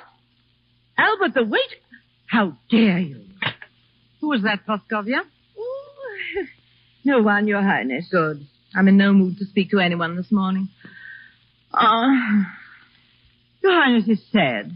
Strangely enough, no. Now that I've at last decided to part with the necklace, I feel a sense of relief. After all, what does it matter? What does anything matter nowadays? Peter been here this morning? Yes, Your Highness. He left immediately. He's gone to speak to the jeweler. You take the necklace with him? No, Your Highness. It's there in the jewel box. I suppose Peter will haggle for a week or two about the price. Your Highness, don't you think you should keep the necklace in the hotel safe? Don't be silly. But it's worth a fortune, and with so many robberies... Well, they won't rob the Grand Duchess Xenia. Let that be enough. Yes, Your Highness. Well, I shall want the car at 4 today, Countess. A ride would be good for me. A walk would be better, Your Highness. What? The chauffeur gave notice last night. He's gone. Why? Money. Poor fool, he should have waited till I sold the necklace. Well, we shall get someone else. Who is it? It's Albert. You. Get out of here. One moment, please. I thought you were discharged. Yes, I was, Your Highness, but you needn't be alarmed. I won't upset anything. I won't break anything or spill anything. You see, I have nothing in my hands except a napkin. This useless and perfectly hateful napkin. And why is it hateful? Because it's a symbol of my lowly station, Your Highness. It weighs a ton. Then why don't you put it in your pocket? You don't mind. Thank you. There, I feel better already. Your Highness. What an extraordinary way. I'm glad I'm able to make you laugh. I know how little gaiety there is in Your Highness's life. What do you mean? Have I said too much? It would appear so. You Swiss believe too much in democracy. Swiss? No, not me. I'm an American. Really? What's an American waiter doing in a Swiss hotel? Well, it's a long story, Your Highness. Then we shan't bother with it. Very good, Your Highness. But might I be allowed to ask Your Highness a question? No. Understand whatever your name is. Albert, Your Highness. Understand, Albert. Etiquette does not permit me to be asked questions. That must be rather a handicap to general conversation. Yes. Well, I promise not to ask any questions, but I've a request to make to Your Highness. A very humble petition. Impossible. All petitions must first be addressed to Countess Avaloff, my lady-in-waiting. It is for her to decide whether they shall be passed on to me. I see. Countess Avaloff, I beg of you, I beseech you to convey my petition to Her Highness. It depends on what it is. Whether I think it's suitable. I admit that I'm not a very experienced waiter. I'm clumsy, I know. I lose my head when I pass the asparagus. Yes, go on. We know about that. But is that sufficient reason to blight my young career, to nip it in the bud? I shall improve. In time, I know I shall. And even if I haven't any of the qualities necessary to a good waiter, I may possess other virtues, unsuspected, hidden away, which are just as admirable. Is it not so? It's possible. Undoubtedly. Countess Avaloff, I am devoted to Her Highness. What? In a nice way. I am devoted to her with a loyalty, with a passion that mocks the power of words. All that I ask is to be allowed to serve her with the last breath in my body, with the last drop of my blood. In Her Highness's service, I should live in ecstasy. I should die content. That, Countess Avaloff, is the petition I beg you to lay at the feet of Her Highness. Is that all? That's all. I refuse to forward your petition. You refuse? It's already in the wastebasket. Countess Avaloff? Your Highness. Forward the man's petition. It is Your Highness' wish. It's my command. You may go, Albert. Thank you, Your Highness. Schopenhauer was evidently right. Who, Your Highness? Schopenhauer, the German philosopher. He said that monarchy was the form of rule most natural to mankind. The common people in their hearts are still loyal to their rulers. And when we find a man like that, a mere waiter, who can express himself on the subject with so much eloquence, so much obvious sincerity, how can we doubt that someday our people will return to a reasonable form of government? Nothing is more certain, Your Highness. Yes. I'm glad I told the manager to discharge him. Now I can find something for him to do in my own household. What? He might even act as my chauffeur. We need one. As Your Highness wishes. Your Highness commands, and of course I can only obey. What's the matter? Have you anything against him? No, Your Highness, nothing. Nothing. I merely ask if Your Highness is certain she is not making a mistake. A mistake? Is that waiter really the devoted monarchist that Your Highness seems to imagine? Oh, you're absurd. You see spies everywhere. Oh, I don't for a moment suggest that Albert's a spy. What I think he may be is, Well, go on. Well, it isn't altogether impossible. The man may be in love. In love? With whom? With Your Highness. Praskovia, it's a long time since I boxed your ears. Your Highness. You're mad, absolutely mad. Yes, Your Highness. There can't be anybody so idiotic as you in the whole world. No, Your Highness. The terrible times we've been through have upset your mental balance. The whole world's gone mad, I know. But even so, there must be some limits to its folly. There are few things left that one may still regard as impossible. Yes, Your Highness. This servant, this waiter in love with me. How dare you to imagine such a thing? Well, I don't know. But you must know. Explain yourself. But really, I can't. But, well, you see... Yes? The last week he's certainly been making eyes at Your Highness. Making eyes at me? Praskovia, leave the room at once. Yes. Go and don't dare come back until my temper's had time to cool down. Yes, Your Highness, yes.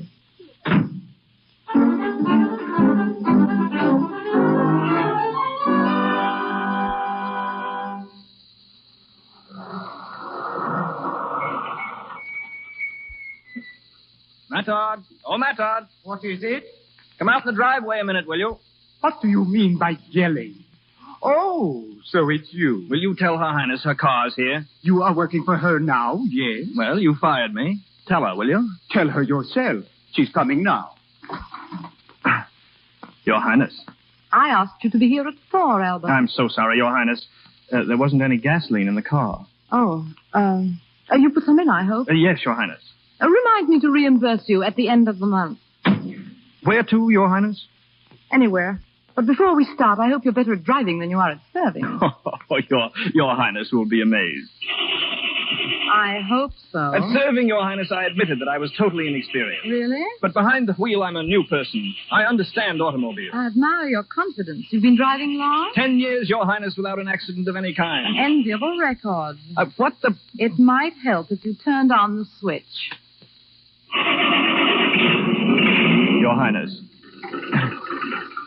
Did you say anywhere, Your Highness? Anywhere. All I want to do is relax and breathe fresh air, so go slowly. It will be a pleasure to serve Your Highness. A great pleasure. You are devoted. Here, what are you doing? Stop! Stop! There's something wrong. Fool you! Look what you've done. Look at the car. Well, what have you got to say? I'm so sorry, Your Highness. Something must have slipped again.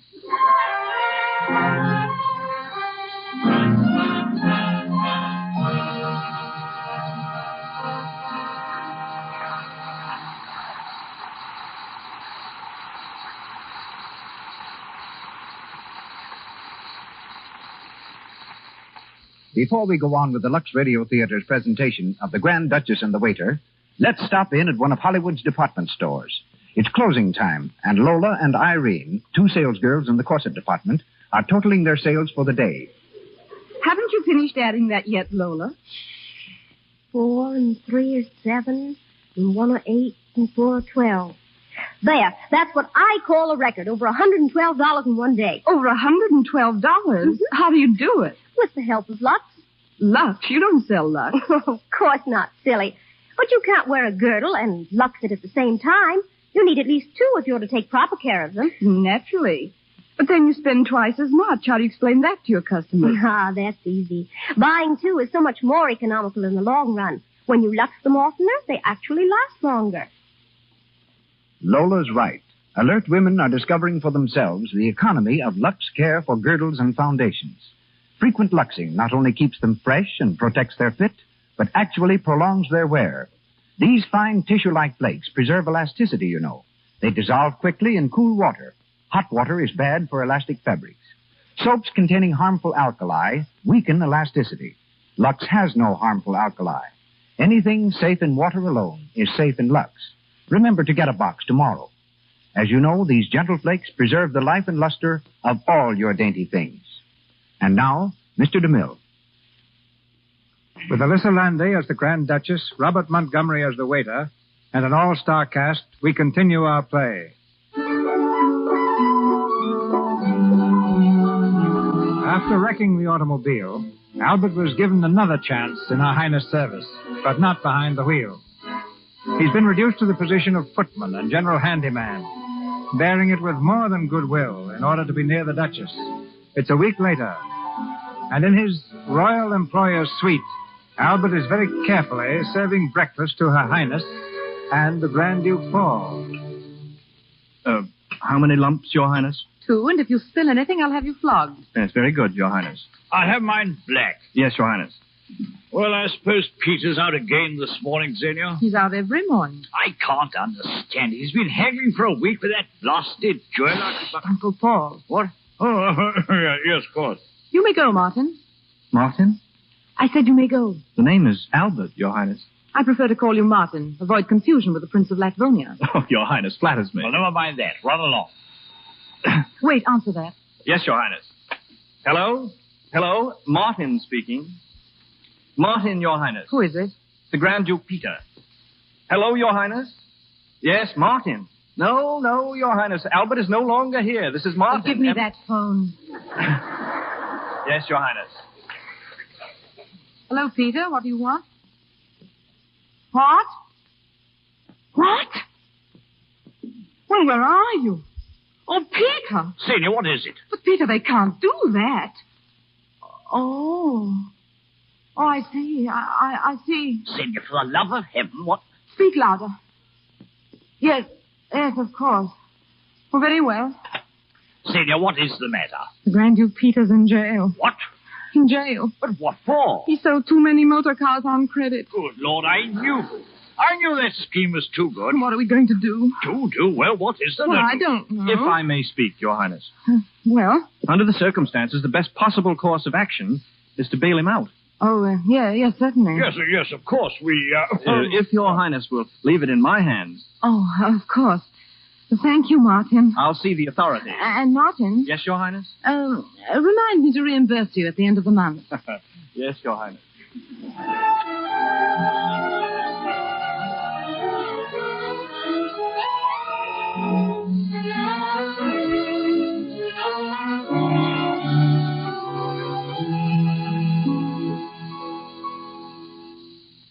Albert?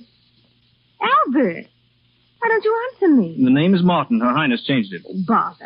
Have you seen Her Highness Barstow? You're the maid here, Henrietta, not me. Really? Really. Then what are you doing in Her Highness' room? Don't be saucy. It doesn't become you. I'm here because she told me to come here. Oh. She's getting awfully friendly with you, isn't she? She doesn't know I exist. Oh, yes, she does. Ever since you got the Grand Duke Peter out of jail, you've become her little pride and joy. You don't have to get so upset about it. I'm not. But every time she wants anything, she calls you. And even if she doesn't want anything, she thinks up something to want, so she'll have an excuse to call you. Are you sure of that? You don't have to look so happy about it.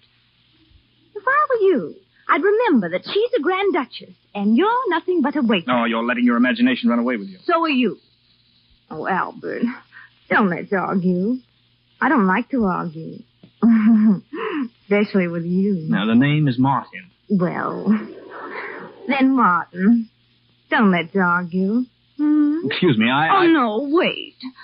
Why do you always run away when I speak to you? Run away? Don't be silly. Oh, but you do. Don't you like me? Of course I like you. I like everybody. It's my disposition. You know, a girl could get to like you easily. Is that so? Albert. Now, here, stop it. You're choking Oh, me. Now, Albert. don't do that, please. Oh, Lord. What is going on here? Oh, Your Highness. Silence. Martin, I'm ashamed of you, my own servant. Oh, but Your Highness. Get out. Yes, Your Highness.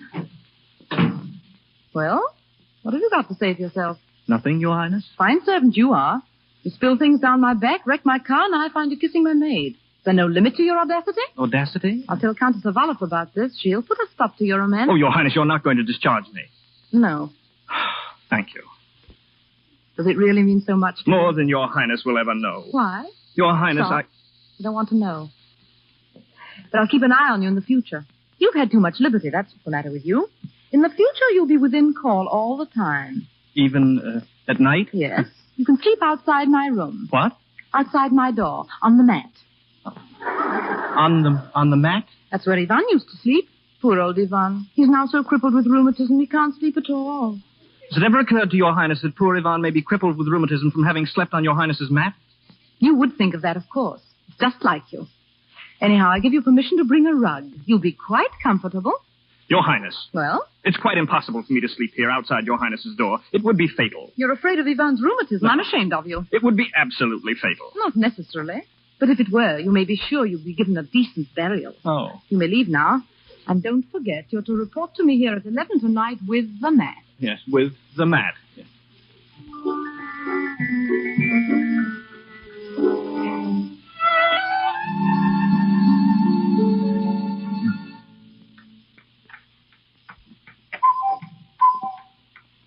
Oh, 10:30. I wonder where Senior is. I don't know. She said she wanted to speak to us after dinner, and then she disappeared. You know, she's been acting very strangely of late. Have you noticed it? No. Ah, yes, you wouldn't. But she has. And I think she must be in love. Who? Why, Senior. Oh, no, I don't think so. Besides, whom would she be in love with? Well, she's engaged to you. Eh? Oh, yes. Good evening. Ah, Senior, at last. Well, we've been waiting for you. Yes, my dear. Where have you been? I went for a walk. I wanted to think. To think? Why, my dear Don't girl... be so horrified, Peter. Peter, some people do think, you know. Well, you said you wanted to see us, Senior. Yes. Something astonishing has happened. Ah, I knew it. What? No, nothing. Go on. Well, listen. For the last 2 weeks, Peter's been trying to sell the necklace. Sell the necklace? Well, he hasn't been successful. No, that confounded jeweler won't meet our price. Never mind. During that time, we've been very hard-pressed for cash. That's true. But tonight, before dinner, I happened to look in the drawer of my desk, and I found 25,000 francs. What luck. But I can't remember putting them there. That's why before you dressed for dinner, I asked you to turn out your pockets and make a note of exactly how much money each of us had. You, Uncle Paul, had 1,000 francs, and you, Peter, 650. Yes. Now, do you mind counting your money again?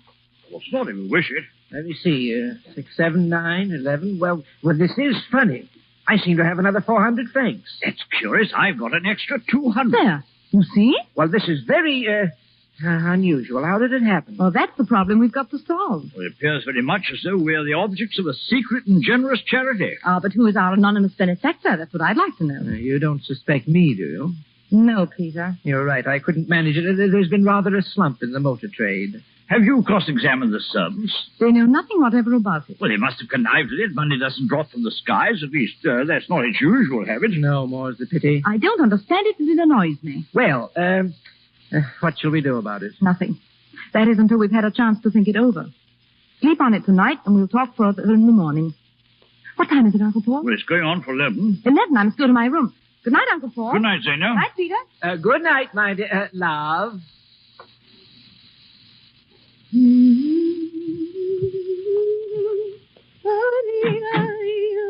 Good evening, Your Highness.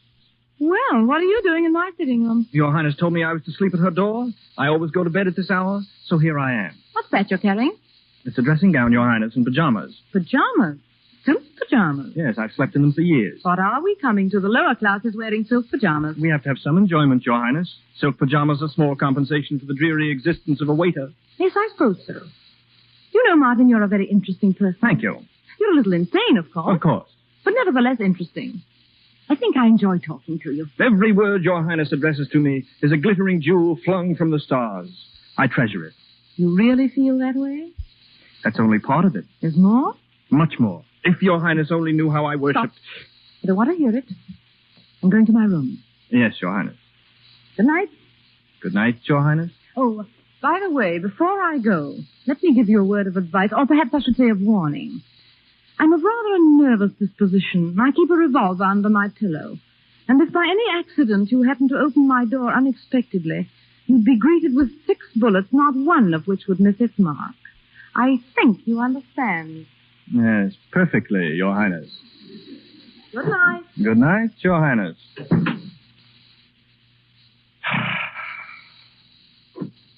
Oh, Your Highness. I can't sleep. You didn't allow much time to try. No use, I can't. I want to talk. Shall I call the Countess Valov? No, you do. Thank you. You said... One moment, whose keys and things are those on the table? They're mine. This your handkerchief, too? Yes, Your Highness. Pure silk. Must have cost at least 100 francs. Yes, that's very likely. It was a present. From a woman? Yes, Your Highness. What's this thing? It's my wallet. You know, for money.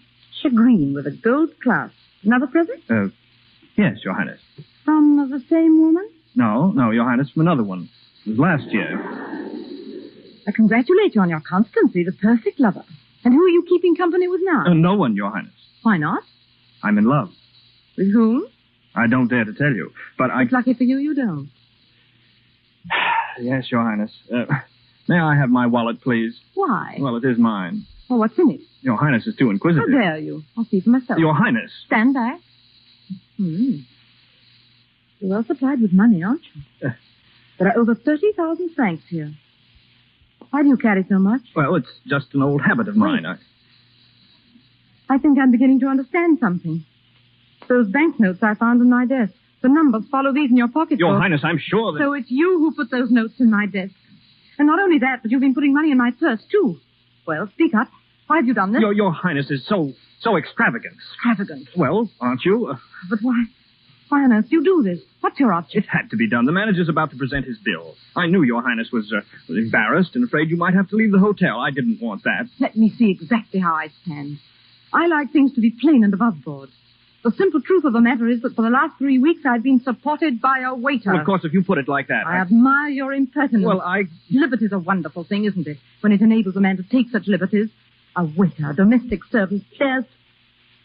But where did you get all this money? Your Highness, How on earth could you have so much? That's the thing I can't say. Not difficult to guess. Thief, that's what you are. Thief? One of a gang of hotel robbers. Yes, perhaps you're right.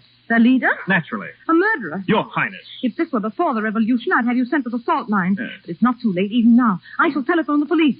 Telephone's over there on the desk. Give it to me. Certainly, Your Highness. Shall I ring them for you? Yes, please. Hello? Give me the police station. What? No, any police station. We've got a thief here and we want to hand him over. Hello? Is that police station? Oh, wait. Wait, please. Will Your Highness speak to them herself? No, I can't do it. You know I can't. It's more than I can bear. No. Hello. She can't do it, and you know she can't do it. It's more than she can bear. Goodbye. I love you. I've loved you. I've loved you for so long. I can't help it. I had to. Stop. Please go, Martin. I'll take it. No, Your Highness, and after what's happened between us, I can no longer be Martin to you. Call me Albert. Albert, like the Prince of Latvonia. Albert, go away, please. I love you. I do. But don't you understand? You must go away. You love me, too? How long have you loved me? That day you burnt me with that horrible melted butter. Oh, yes. It was then I suddenly realized. Not till then. I realized much earlier. When? Well, it was 10 minutes earlier when I was serving the soup. I loved you so much I didn't know what I was doing. Luckily, they took the soup tureen away from me. The manager gave me the devil. Oh, how unjust it is. No, I deserved it. Oh, it's too unjust. Here am I, the most virtuous, the proudest of princesses, in love with a waiter. Xenia. What did you call me? Xenia. So it's come to this. A waiter has the right to call me Xenia. Now, look here, you're not going to be silly about this, are you? Don't you understand? I am the Grand Duchess Xenia. For generations, my family's been of noble blood. Our men have married queens, our women princes. Oh, couldn't you make an exception in this case? Stop. I'm sorry, Xenia. Look up here. I want you to promise me one thing. Yes. Don't marry anyone else until you hear from me. But... Promise? I love you, Albert. Darling.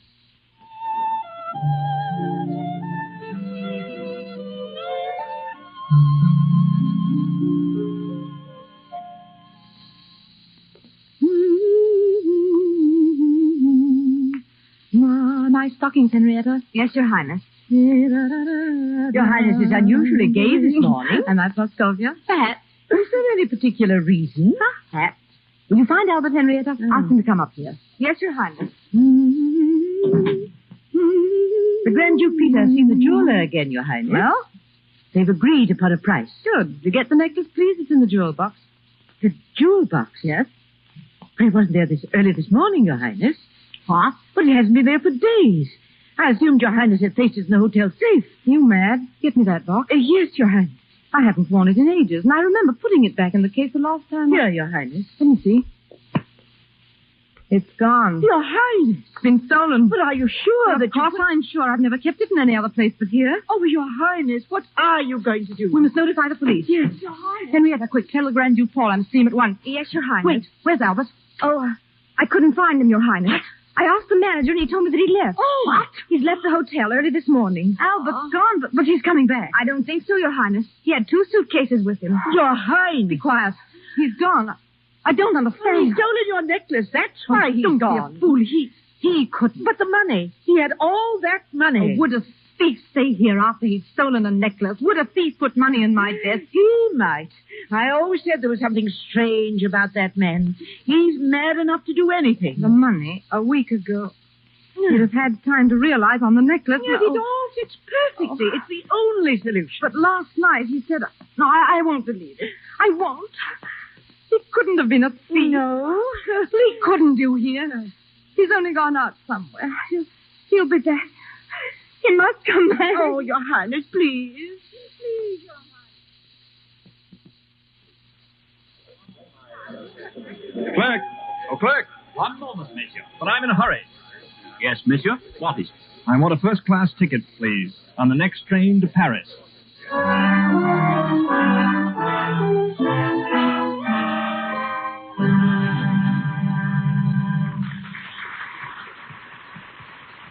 We pause for station identification. This is the Columbia Broadcasting System.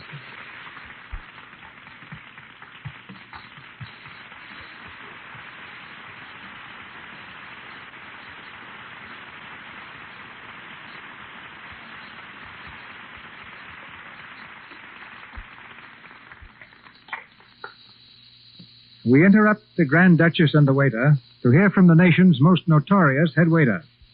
Employed by hosts for the express purpose of embarrassing guests, all in fun, of course, he's really a character actor, having appeared in 125 films in the last 5 years.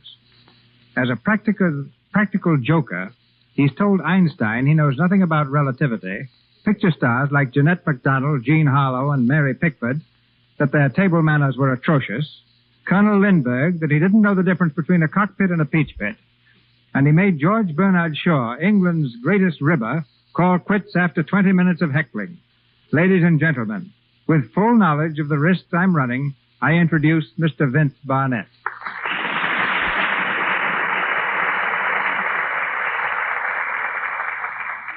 Thanks, Mr. DeMille. Yes, it's my pleasure to make as big a nuisance out of myself as possible. But though I may be public pest number 1, I can honestly say that my victims and I have always parted the best of friends. I've impersonated scores of people, but find that a head waiter offers about the greatest field for a man's talents as a practical joker. You can mix up the food orders, criticize the table manners of the guests, interrupt the speech makers, and shout back when anyone dares complain about the service. I particularly remember a dinner here in Hollywood attended by 400 of the biggest names in pictures, stars and executives. Charlie Chaplin was entertaining some guests at his table with amusing capers. I went over to him in my waiter's garb, flourishing my napkin in his face, told him to stop making a fool of himself. You don't have to balance olives on your nose to attract attention here. Everybody knows who you are, and they're sick and tired of seeing any more of you politics. Chaplin's face turned scarlet. Marion Davies, who was at his table, proceeded to give me a tongue lashing for my impudence, but suddenly recognized me. She suggested I leave the dumbfounded Chaplin and pick a second victim. I did. He was Winnie Sheehan, then head of Fox Studios. He and Winston Churchill were greeting a group of distinguished women when I shoved my way through and shook my finger under his nose. You are offending these ladies, I scolded. Besides, how can the waiters get around you with their trays when you block up the aisles? Mr. Sheehan was so dumbfounded he couldn't say a word, so I continued. The ladies don't matter so much, but the waiters have work to do. Get back to your table and I call the police and have you put out. Mr. Sheehan still remained speechless, but he grabbed the nearest chair and was about to obliterate me when Miss Davies interrupted what might have been an act of public service. What I fail to understand, Vince, is how, after years of annoying the innocent, you're still all in one piece. Oh, I've been hit only once. The others showed rare self-control. Who was the lucky man? He was the great Arctic explorer, the late Raoul Amundsen. But when he found out who I really was, he was so apologetic that tears actually streamed down his grizzled face. Of which exploit are you proudest? The time I told Clark Gable that he made love like a horse. That's as bad as telling the housewives of America there's a better way of washing clothes than with Lux Flakes. Well, one word led to another, and Gable, his patience exhausted, challenged me to put up my fists. You think I fight with fists? I answered, daggers we fight with or nothing. You, the great Gable, fray. Thoroughly incensed, Gable came back. I'm sick of this great Gable stuff. You'll fight me now or never. With that, he took a swing, and the host, Douglas Fairbanks, Jr., having pity on me, intervened, and all was forgiven. Before I go, Mr. DeMille, do you mind just one question? Oh, I'm suspicious, but go ahead. You've been in Hollywood since movies began. Mm-hmm. But tell me, Mr. DeMille, just what business are you in? Trying to repeal laws that protect practical jokers. Good night.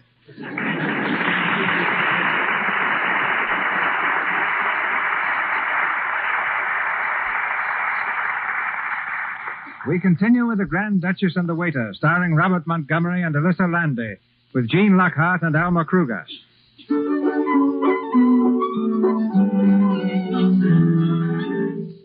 Several weeks have passed since Albert disappeared from the hotel in Switzerland.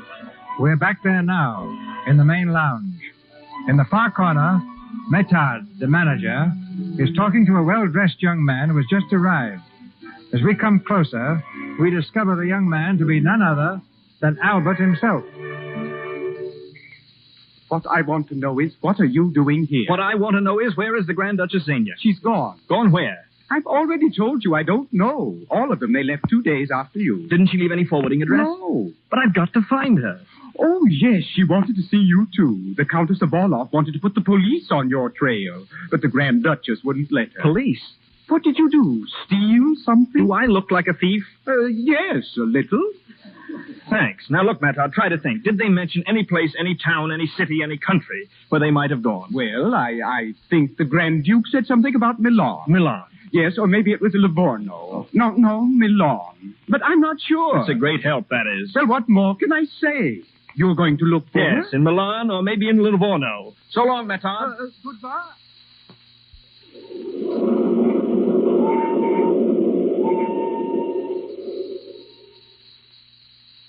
Duchess Xenia, I've been looking for her for the last 2 months. But you're not sure she came to Livorno? No. The police are not magicians, senor, but we will do what we can. Thanks. If you can pick up any trail it's for.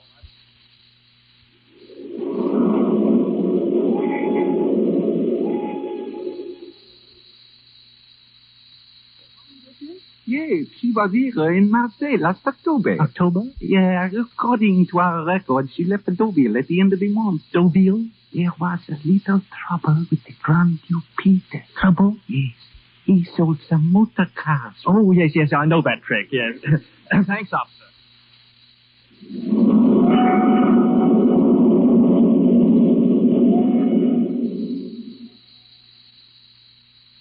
The Grand Duchess for you, monsieur. Good. Where? Go to this address. You will find her there. The cabaret...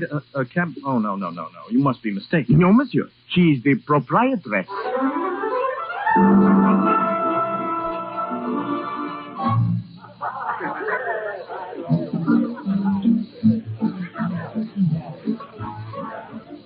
Pascovia, will you shut that door, please? Yes, Your Highness.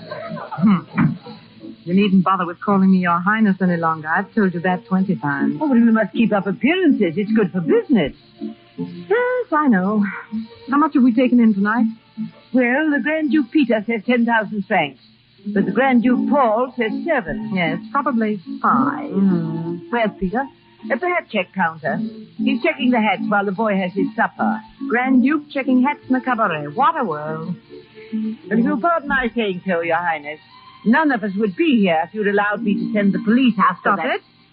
I won't have you throwing that up to me all the time. It was my necklace. And if I prefer to let him steal it, that's my business. Yes, Your Highness. Anyway, working's good for us. Certainly kept Peter out of trouble. He hasn't tried to sell a car for 6 months. Hello, my love. Come then, Peter. How's business? Ah, never better, never better. I've checked 120 hats in an hour. Did you get any tips? Tips? Now, don't be vulgar.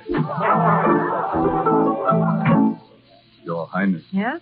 Will you check this bill, please? Yeah, let me see it. I'll, 124.36. Why, this seems to be correctly totaled. Yes, it lacks imagination. Your Highness. Add another 50 francs. What for? What for? The flowers. But they didn't have any. Well, what's that got to do with it? I say... Peter, leave that bill alone. Do you want to get into trouble again? Oh, very well. Oh, Your Highness. Yes? There's a young man at the corner table. He asked to see you. Well, I'm in for it again. They all want to meet a real Grand Duchess. After all, you can't blame them, and it's good for business. I'll see you later, Peter. Yes, my sweet.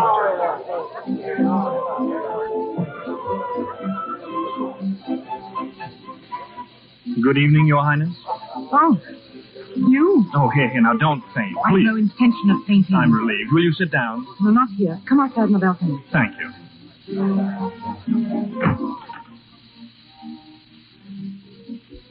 Well, what are you doing here? I might ask you the same thing. Well, I should think you'd be ashamed to show your face after what you Oh, did. you mean my disappearing act? I'm sorry I didn't get a chance to speak to you before I left. I was in a hurry. I can imagine. I never thought you'd leave the hotel without hearing from me. It wasn't exactly honest, was it? Honest? What are you talking about? Well, you might have left word for me. If this is a joke, I'm not appreciating it. What did you come here for? First, to see you. Second, to return your necklace. Oh, then you did take it? Yes, of course I did. But why? Isn't it obvious? I knew you were planning to sell it. I also knew you didn't want to sell it, so I took it. Took it away with me for safekeeping. There you are. Oh, good Lord. What's the matter?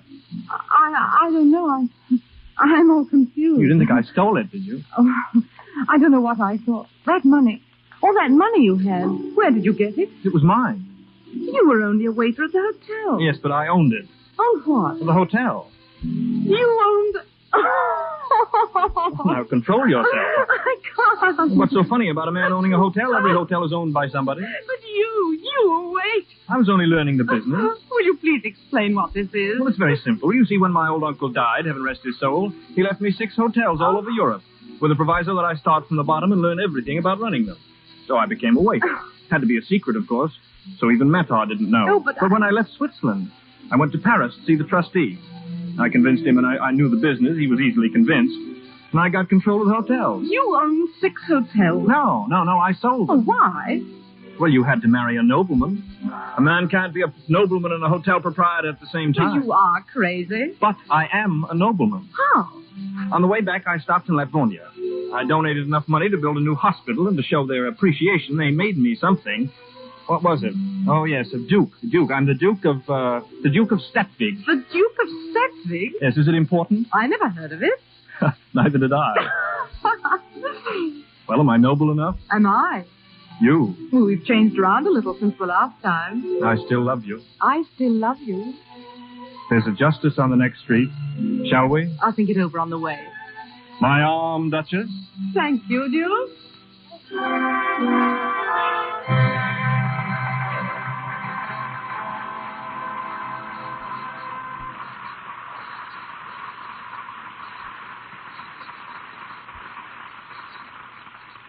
The curtain falls, and boy gets girl, proving again that everything comes to him who waits, even if he waits on tables. And if we wait just a few minutes, we'll find Robert Montgomery and Alyssa Landy back at our microphone. Every great picture you see on the screen represents weeks of careful research. Not only must every detail be accurate, but names of characters and places must be selected to avoid any legal complications. Tonight we hear from the head of the research department of Metro-Goldwyn-Mayer Studios, Mrs. Natalie Bucknall. Her name is one many will recall from World War days. As a volunteer nurse in Russia, she was personally presented with the Medal of St. George for bravery by Tsar Nicholas. In 1917, she fought with the famous 2nd Women's Battalion of Death. Later, she became a British Secret Service agent, and in 1919 was made head of the aid post of the British military mission in Russia. Called a second Florence Nightingale by the British government, she is one of the 3 foreign-born women ever to have been honored with the Order of the British Empire. Ladies and gentlemen, Mrs. Natalie Bucknall.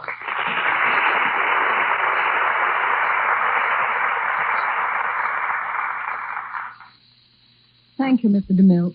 Such an introduction really makes me feel less nervous when facing, or should I say speaking, to all these thousands of charming invisible people. Rather terrifying, even after the war experiences. But here goes. As you said, it is the job of my department to eliminate from our pictures wherever possible what are referred to as boners. I mean obvious errors in fact, and the less obvious errors which would lead to legal complications through unintentional duplication of names of characters and places. Of course, it is impossible always to be absolutely correct or safe, but we do try hard. And I must say, MGM have been rather successful. The best way to illustrate this would be to give examples, I think. Someone in our picture afterwards in man jumps into a taxi and tells the driver to take him to 346 Smith Street. Well, it would take the driver not only hours, but days and months to find that address in San Francisco, simply because there isn't such a street.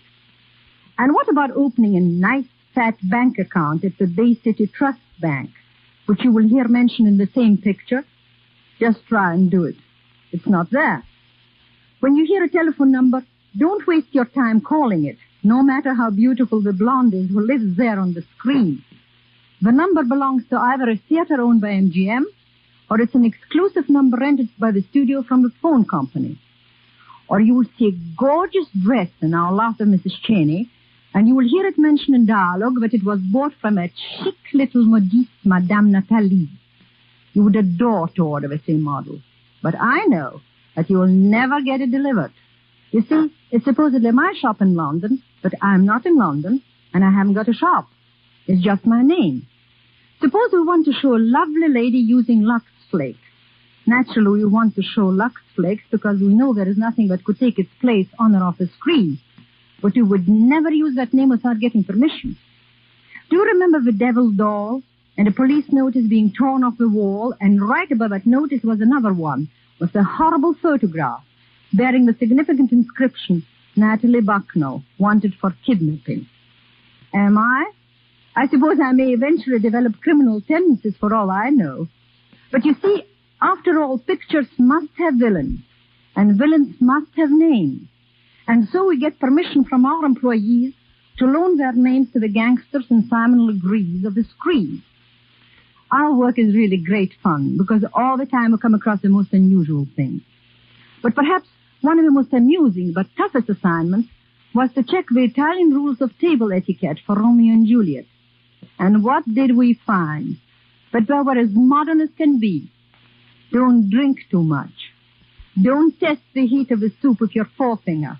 Perhaps it was polite to use only the thumb. Say that all the dishes are good. Wouldn't a modern hostess love to hear that? Don't place your elbows on the table. Don't sit with crossed legs or lean forward. Don't gulp. The famous 3 don'ts of my own childhood. How many times did I hear my nurse repeat them to me? And so no doubt have you. And here I think is the sanest advice of all. It is sometimes better not to seat relatives together at a banquet, but to seat other guests between them. And with this sage bit of philosophy, may I say thank you and good night. Good night, Mrs. Bucknell.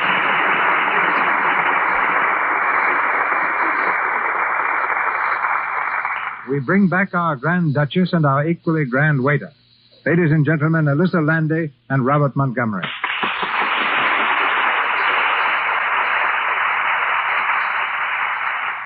Thank you, Mr. DeMille. This has been a most enjoyable evening. Up to now. Yes, I agree. You see, in pictures, I always seem to be the rather easygoing young man who gets all the smart lines to say, but drop me in front of a microphone, and what have you got?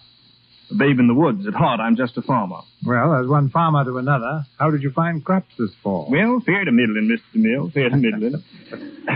And I'll have you know, sir, I'm not fooling. I spent a couple of months early this fall on the Montgomery homestead in Upper New York. Just another of those gentlemen farmers, I suppose, who've plowed from the easy chair to the front porch? Is that so? Just take a look at these calluses on my hands.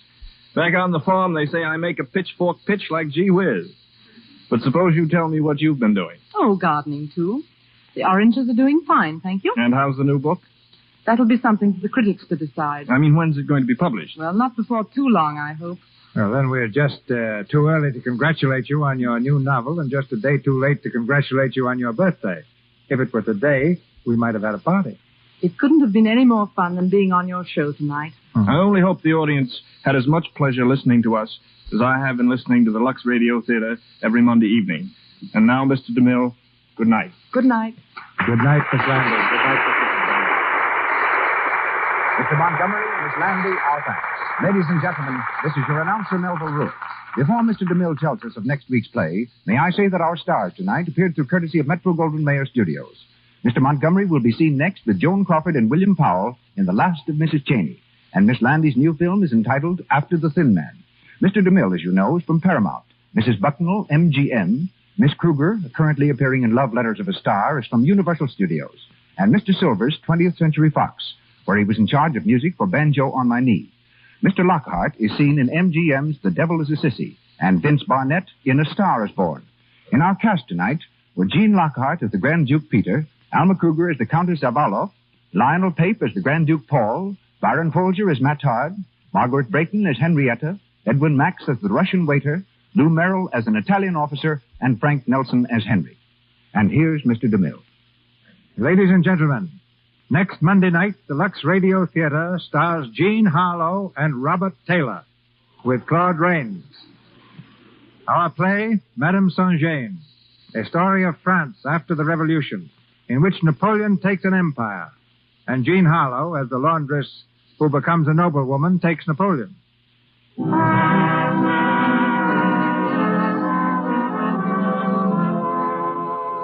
Our sponsors, the makers of Lux Flakes, join me in inviting you to be with us again next Monday night when the Lux Radio Theater presents Jean Harlow and Robert Taylor in Madame Saint-Jean with Claude Rains and C. Henry Gordon. This is Cecil B. DeMille saying good night to you from Hollywood.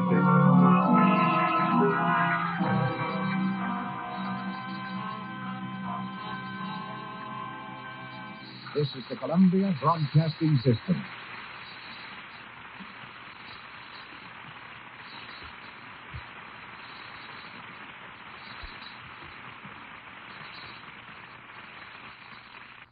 Hollywood, California, Monday, December 14th.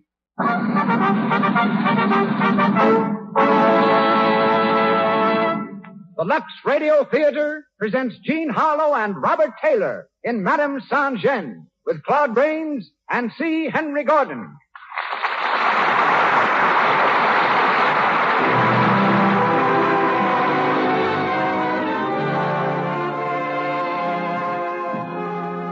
Lux presents Hollywood.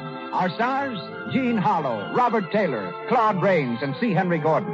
Our guests, Jerome Napoleon Bonaparte and William Councilman, screenwriter and creator of Ella Cinders. Our producer, Cecil B. DeMille. Our conductor, Louis Silvers. To you who crowd our theater on Hollywood Boulevard tonight, and to you unseen millions the nation over, welcome to the Lux Radio Theater.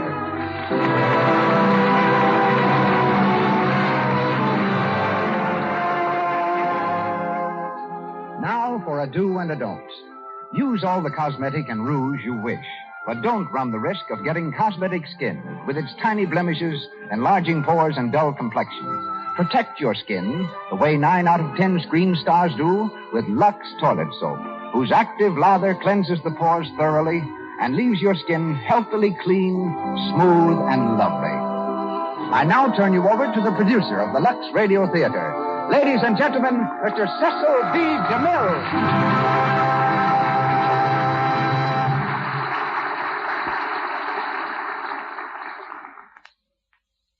Greetings from Hollywood, ladies and gentlemen. To preface tonight's play, as it would be prefaced on the screen, I should smack my lips, glance at the audience, and roar like the Metro-Goldwyn-Mayer lion. For we're presenting two of MGM's brightest stars, Jean Harlow and Robert Taylor. I've been hearing about Jean ever since she was a child. My daughter Cecilia used to come home from school and tell me that this little blue-eyed blonde was making so many conquests there weren't enough boys left to go round.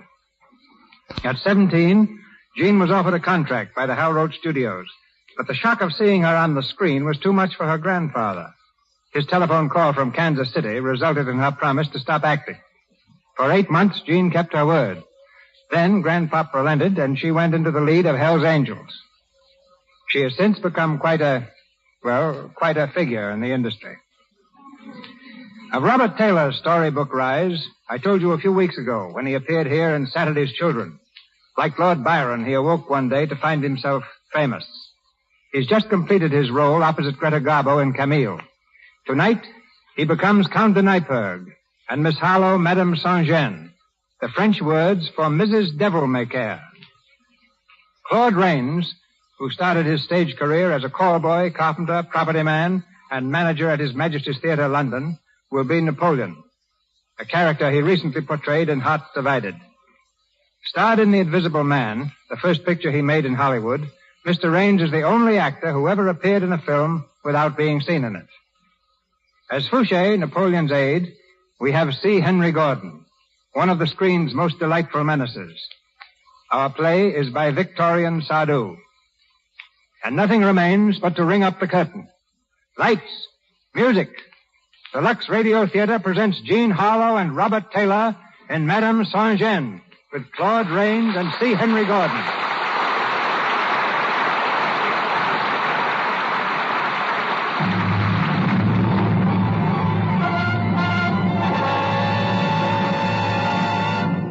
August 10th, 1792. France is rocked by revolution.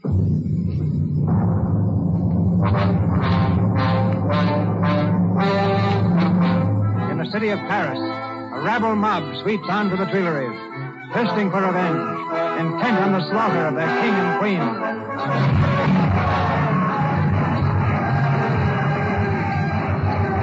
Ragged, bearded patriots, eyes hot with the lust of battle, swarm madly in the Rue Saint-Nicaise, their pikes raised high in the air, their voices lifted in a hoarse hymn of hate.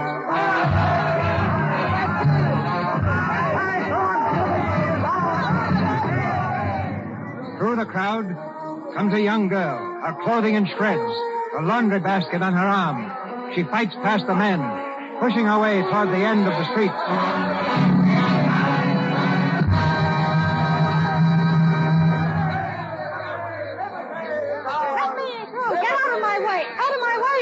Hey, where are you going? None of your business. Come back here. Let me alone. You want to be pushed full of holes? I'm going to the Rue de Shot, and you're not going to stop me. There's fighting down there. You'll get your skull cracked. Well, it's my skull. What have you got in that basket? Food? No, it's not food. It's laundry. There's a nobleman who lives there, and I hear he's going to skip. Well, he owes me for 3 weeks' wash counting this one, and he's not going to skip without paying. A revolution going on, and all she thinks about is a laundry business. Oh, shut your mouth. I know her. Her name is Madame Saint-Jean. Madame Devil-May-Care, huh? Well, Madame Devil-May-Care, you're a brave little girl. And patriotic, too. Come here and give me a kiss. Take your dirty hands off me. What? No kiss for an honest patriot? You may be a patriot, but you smell of garlic. Sergeant Lefebvre is my man, and if I tell him what you've done, he'll bite your nose. You tell Sergeant Lefebvre we wouldn't let you cross the Rue de Shot. And if he values your pretty neck, he'll give us a reward. Go on now. Back to your laundry. Let me go. Go on, back. Go on. He'll say,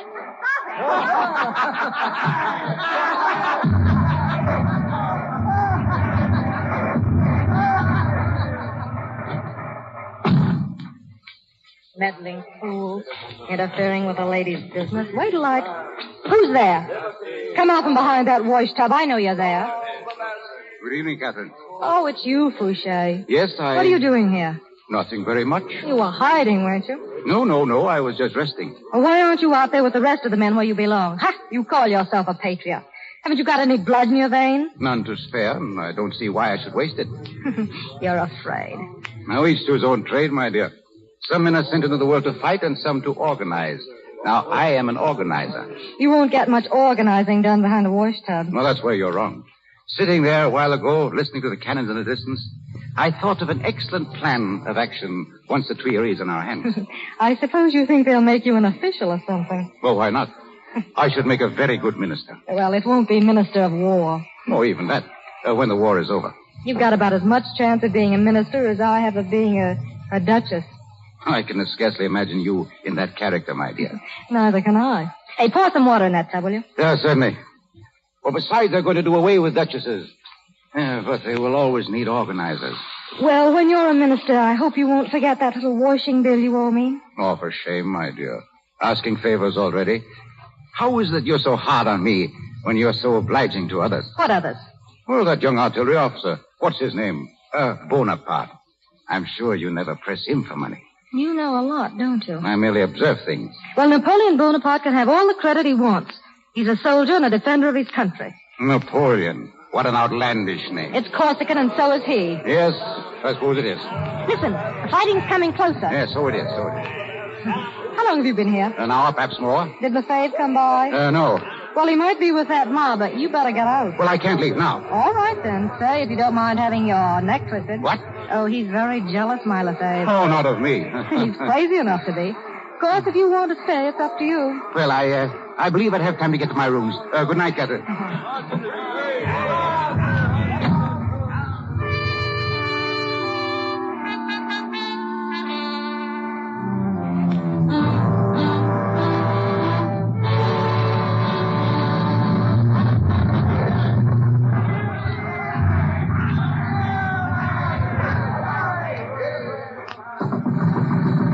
Who's there?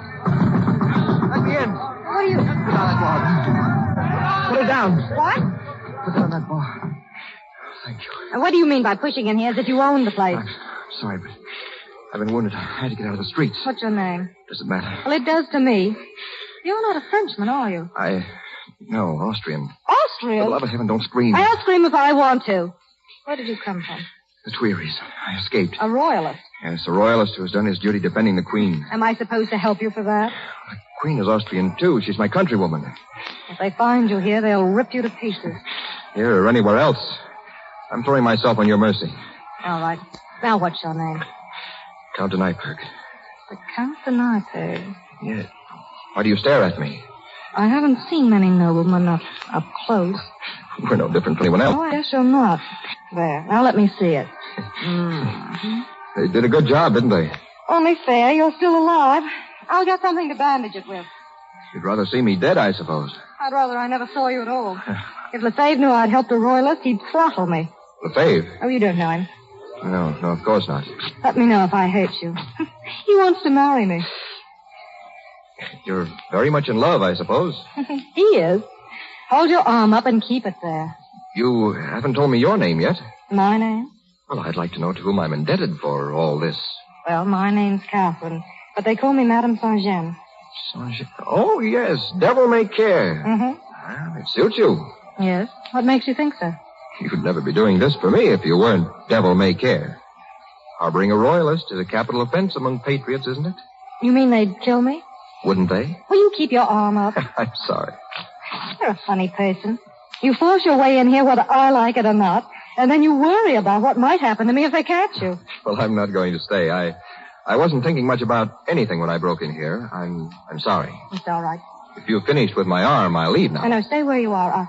I'll get you some other clothes. They'd spot you in a minute with that fancy brocaded coat. Just as you spotted me? I knew you weren't French. But I guess somehow I knew you weren't like the rest of the mob.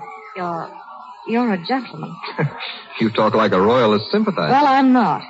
But that doesn't mean I can't sympathize with one of you. Thank you. Well, we'd all have been nobles if we could have been. Even though right now I'm glad I'm not. You should be. Well, I guess you can go now, Count de Nyperg. I don't know how I can thank you for this. Don't try. And if I get out safely, and if there's anything I can ever do for you, you'll let me know, won't you? I guess I won't need much help. I don't believe you will. Who's that? Oh, Parker. It's Lefebvre. Quick, get into the bedroom. Yes, but you... Don't stop to talk. Go in there. Oh, open the door. Now, don't come out until I tell you. You understand? Yes, very well. Open up. Open up, Parker. It's Lefebvre. I'm coming. Don't be in such a rush. Well, it's about time. Oh, come on in. Where the devil were you, up in the garret? I don't open doors at night until I find out who's there.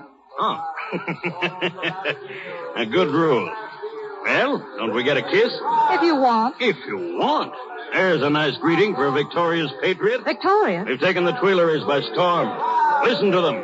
Ah, it's a night to be remembered, girl. The king and queen. The temple under lock and key. They won't be for long if that mob has anything to say about it. Bring me some wine. We'll drink a toast to Madame Guillotine.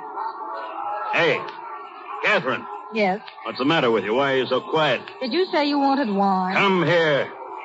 You're in a funny mood tonight. I came here expecting to be greeted with open arms. You expected too much. I'll get the glasses. I can wait. What are you looking at? Nothing. Someone came here tonight? Yes. Who? Your friend Fouché. You're not jealous, are you? Anybody else? No. Sure? Of course I'm sure. Why do you ask? No reason. Except that I can't imagine Fouché wearing a brocaded coat. It's hardly Fouché's style, is it? Put down that coat and get out of here. I'll have a look around first. Get away from that door. Oh, so that's where he is. Thank you. Get away or I'll burn you with this iron. Put it down. I mean it. Yes, you do, don't you? Now I understand why you've been putting me off for so long. Oh, don't be a fool. I won't be any longer. I'm going into that room. You go in there when you're my husband and not before. And if you ever want to be my husband, you better get out of here. What do you mean? Oh, I'm sick of your jealous fits. Sick of your raving every time I happen to look at another man. There's nothing wrong here tonight, not a thing. And why not let me see for myself? Because you've got to learn to trust me. And you've got to learn now. I warn you, if you open that door half an inch, I'll never see you again. And if I don't open the door? I've already told you.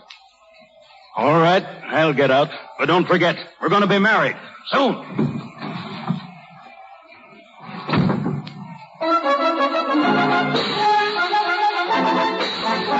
Everyone quick! To advance the revolution, the king is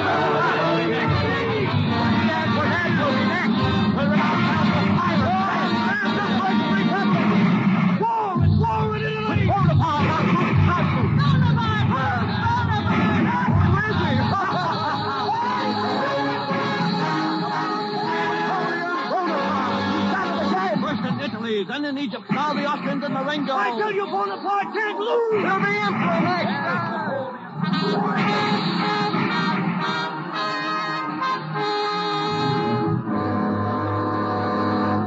Whoa. When is the man ever going to stop? Never, probably. But why worry? You haven't done so badly, Catherine. The wife of General Lefebvre. Huh. It's a far cry from washing dirty linen. Oh, stop putting on airs. You've just been lucky. Lucky? I intend to be luckier. Wait till Napoleon is through with the Austrians.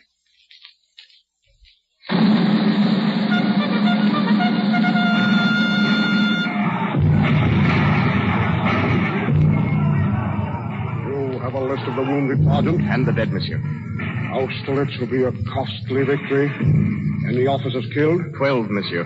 One of them, a general. Who is it? General Lefebvre, monsieur. He died at the hospital tent an hour ago.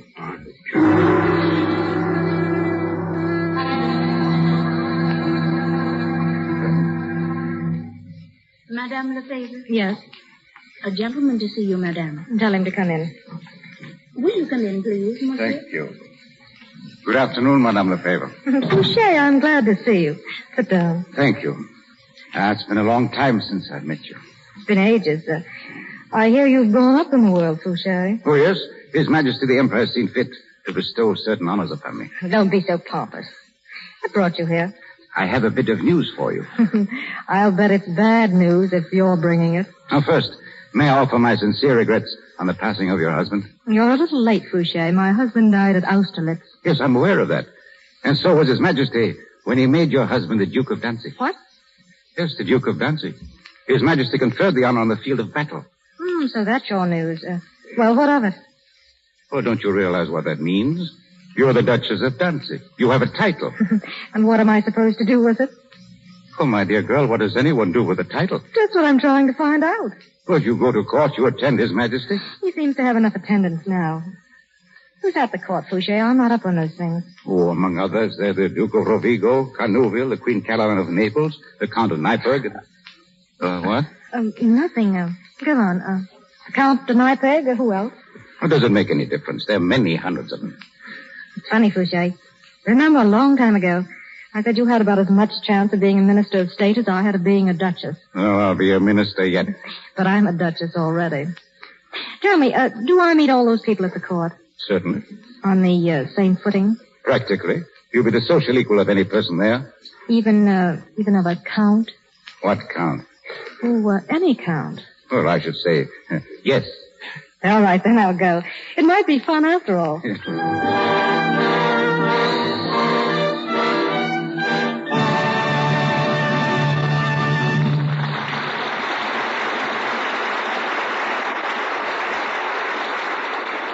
We will continue presently, starring Jean Harlow and Robert Taylor in Madame Saint-Jean.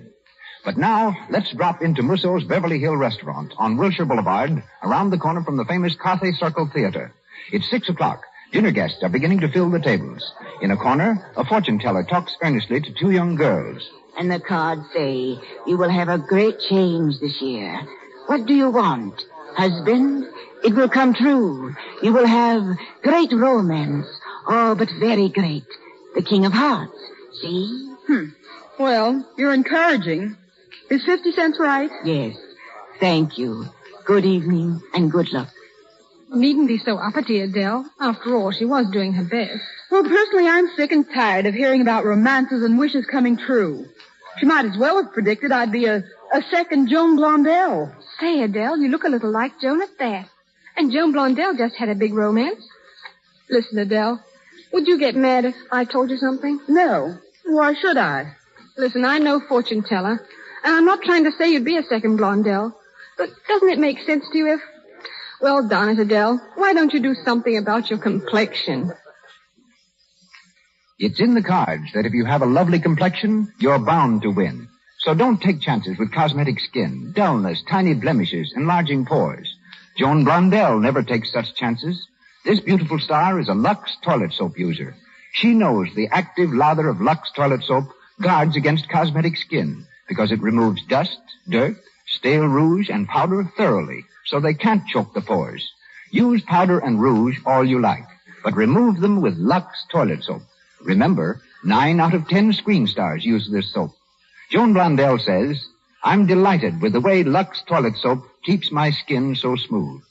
And you know, clear, smooth skin means success, romance. And now, Mr. DeMille. We continue with Madame Saint-Jean, starring Jean Harlow and Robert Taylor, with Claude Rains and C. Henry Gordon.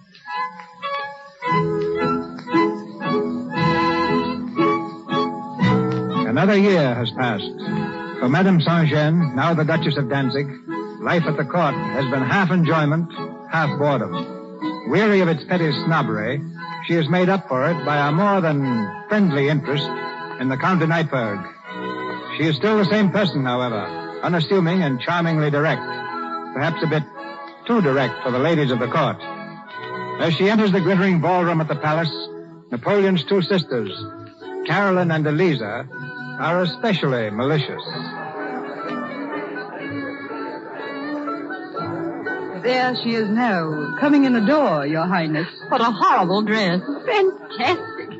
She seems, as usual, to be having a little difficulty with the train. Almost as much as she has with her speech. Have you ever heard some of the expressions she uses? Yes. The men seem to enjoy it. Look at them, flocking to her. Oh, I don't see the Count de Nyberg. Isn't he usually dancing attendance upon her? My dear, don't be absurd. Count de Nyberg is amused by her, not in love with her. It's a wonder she doesn't come to you at once, Your Highness. She must know tonight's ball is in your honor. I expect little courtesy from a washerwoman. I'd like to tell her that sometime to her face. She's coming over. I'm honored. Your Highness? Oh, my dear Catherine, we're delighted to see you. I hope Your Highness will pardon me for being so awfully late. But I had a terrible job getting into this dress. It's a little tight around the seam. Oh, my dear. How quaint. Yes. We've noticed, Duchess. You have a very original manner of expressing yourself. So, picturesque. Are you making fun of me, Madame Sabre? If you are, you can save yourself the trouble. That's the way I have always spoken, and it's the way I always will speak. Really? If you'll forgive my saying so, your expressions seem to have been borrowed from the lower classes. Not borrowed, brought. I'm from the lower classes myself. I shouldn't boast of it, my dear. I'm not, but I'm not ashamed of it either. Just what were you before you became a duchess, Catherine? I think you know that, but I don't mind telling you again. I was a washerwoman. Really? I should think you'd rather keep that quiet, my dear. Your Highness, there aren't any stupid trades. Only stupid people. You forget yourself. I had a trade, and I'm proud of that. And let me tell you, I'm in good company here. Monsieur Dupré used to sell oil. Bessier was a wig maker, Brune a printer. And your own husband, Your Highness, who is now the King of Naples, was once a servant in his father's wine shop. Be quiet. And some people here who now call him Your Majesty used to shout at him, "Hey, waiter, bring me some soup." Oh, I think you have said enough. The Emperor shall hear of this. Oh, I'm sure he will. Good evening, Your Highness.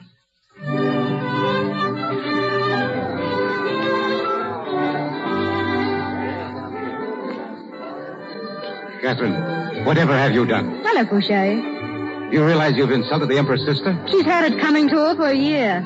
If she'd stayed a little longer, I had a lot more to say. You may pay dearly for it. The Emperor's in a nasty mood tonight. What about? Well, heaven only knows. If heaven knows, so do you. Now, what is it? There's something about the Empress. A little jealousy, I think. Is that all? He'll get over it. You take other people's love affairs very lightly, my dear. Well, I happen to know something about jealousy. I married Lefebvre. Yes, of course. And jealousy is very stupid. Doesn't get you anything in the end. Yes, quite right. Oh, by the way, how is the Count in Nyberg? I haven't seen him for a week. Oh, really? Oh, then it wasn't you who was driving with him in the park last Wednesday. In the park? Was he in the park? Yes, with a woman. They passed What me. did she look like? I really couldn't say. She was very heavily veiled. However... Will you order my carriage? What? My carriage. I'm going home. My dear Catherine, what has happened to your philosophy of jealousy? If you think that I'm in love with my peg... Well, aren't you? Oh, Fouché, you're a nosy, meddling old fool. Get out of my way.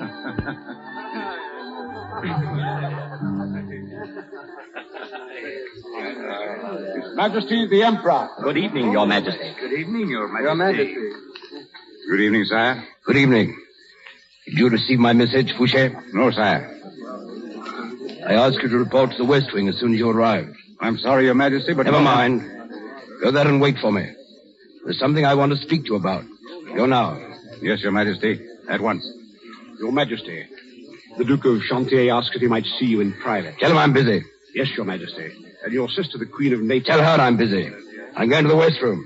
Cancel all appointments and see that I'm not disturbed. Yes, Your Majesty. Sit down, Fouché.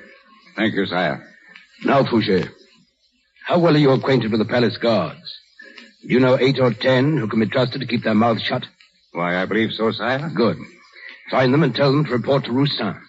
I'm putting a special guard around the Empress' apartment tonight. And I want men, not fools. A special guard around Her Majesty's apartment? May I ask why, sire? Are you pretending that you don't know? Oh, Your Majesty, I have reason to suspect, Fouché, that someone will try to gain admittance to the Empress' chambers late tonight. A scandal must be avoided at all costs. Oh, Your Majesty, you surely don't imagine... Why, it's incredible. You must be mistaken, sire. You're paid to follow orders, Fouché, not to question them. Very good, Your Majesty. One moment. Yes, sir. There's a woman here tonight, the Duchess of Danzig. Do you know her? Very well, Your Majesty. My sister tells me this woman has insulted her publicly. I wish to see her at once. I'm sorry, Your Majesty, but the Duchess of Danzig has already left the palace. Are you sure? I'm quite sure, Your Majesty. She asked me to order her carriage. She must be on her way by now. Well, I'll see her in the morning. Leave word that she's to be here at 10 o'clock. Yes, sir.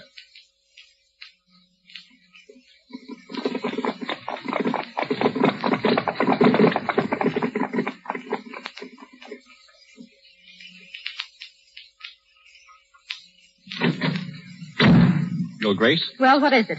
The Count de Nyberg is here, Your Grace. The Count de Nyberg. Where is In the he? drawing room. I told him you were at the palace. Oh, never mind now. Yes, Your Grace. Good evening, Louis. Catherine. I've been waiting for you. You knew I was at the palace. If you wanted to see me... Well, I wanted to speak to you alone. Oh, sit down, Louis. There isn't much time, Catherine. I may have waited too long now. But I couldn't leave without... Leave where? What are you saying? I'm trying to say goodbye, Catherine. I'm leaving France tonight. You mean for good? Yes. Why? This afternoon, the Duke of Rovigo handed me the Emperor's orders to leave before nightfall. Leave? Yes, to cross the frontier by the shortest route and never come back. But what have you done? He can't send you away for nothing. My motto covers all crimes, Catherine. I've been faithful. But Faithful to my name and to Austria. You see, I was a friend of the Duc d'Angoulême. Napoleon never forgave that. When the date was fixed for his marriage to Marie-Louise, a list of officers was submitted to his inspection. Officers who were to conduct Her Majesty from Austria into France. With one stroke of the pen, he scratched my name from the list. He hates me. And that's why he's sending you away? No. No, he's a little too clever for that. He's discovered what he thinks to be a love affair of mine in the palace. A love affair? He's become very strict on that point since his second marriage. He's using this affair as an excuse to get me out of the country. Is it only an excuse, Louis? Yes. You don't love this woman? I told you I didn't. Then why do you look so sad? Who is she, Louis? I can't tell you that. Then you do love her, don't you? Catherine. Oh, you do. It's written all over you. Are you going to see her before you leave? Tonight, very late. She's arranged a meeting. Louis, will you do something for me? Yes. Don't see her. But it's my last chance. Please, for my sake. Do you know what you're asking, Catherine? I think I do. I know what you're going through, Louis. I know what it means to love someone that you can't have. You? Why, every man at court is mad about you. Except one. And he's the only one that matters. Please, Louis, don't see this woman. Why do you ask that? If Napoleon hates you now, how will he feel when he finds out that you deliberately disobeyed him? Well, he won't find out. You forget, I'm leaving France for good. Oh, but there may be some hope if someone spoke up for you. To Napoleon. I know him when he's had his feathers ruffled. It's like speaking to a stone wall. But he can't send you away like this. He can't. Louis, wait here for me. Catherine, where are you going? I won't be long. Just wait, please. Francois. Your Grace. Order the carriage. I'm going back to the palace.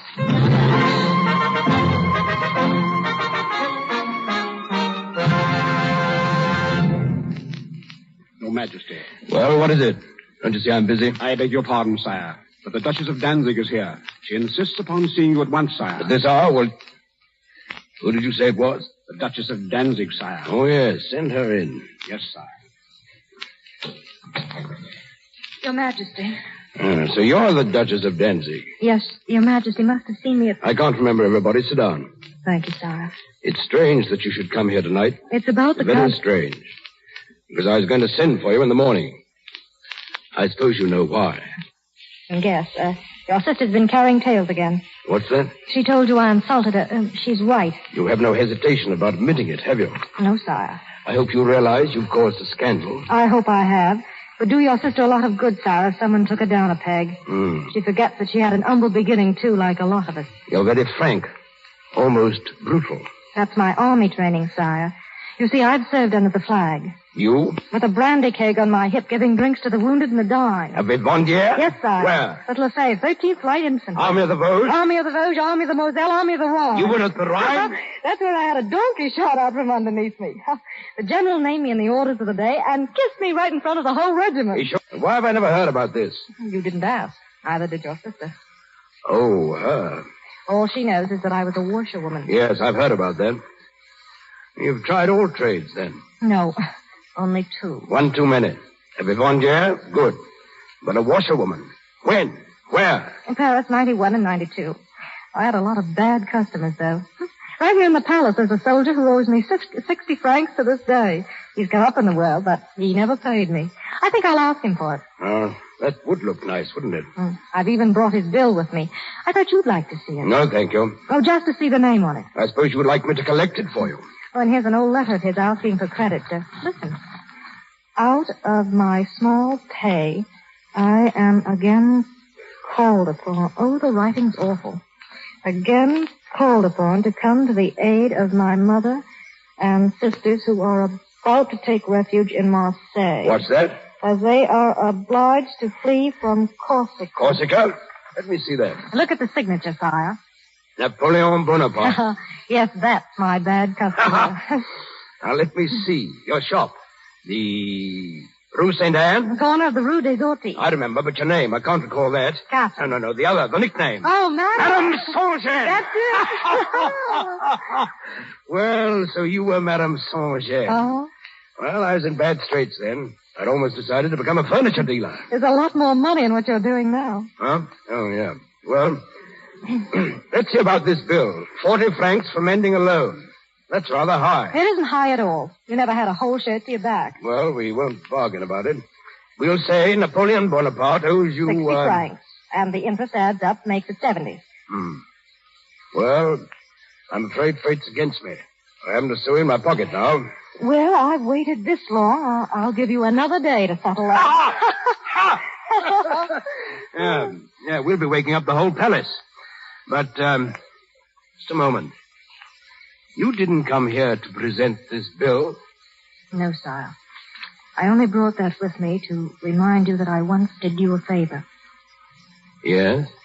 Because now I'm going to ask a favor of you. Go on.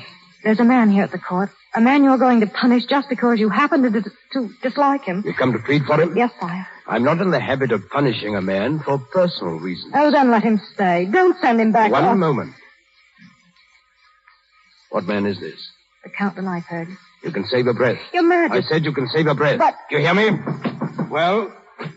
Your Majesty. What is it, Roustan? Downstairs. The door to the private staircase has just been opened. You see who it was? Oh, yes, sire. Well, come on. Speak up, man. It was the Count de Nyperg. Louis, what... Quiet. Please.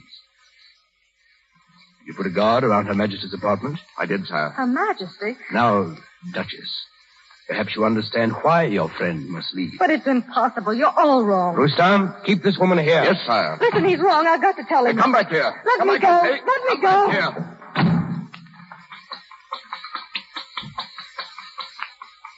Your Majesty. Stand back. Go on. Here he is, sire. We've got him. Louis. Well, sir, I was prepared for this. So I see. Perhaps you'll tell us what you were doing at the door to the Empress' apartment. I didn't wish to leave without bidding Her Majesty farewell. Really? At this hour? Your Majesty didn't give me the choice of the hour at which I should receive the orders of my sovereign. And what orders have you to receive from the Empress? Those which she alone has the right to dictate to me. I am neither the subject nor the valet of Your Majesty. I'm a general in the service of my country.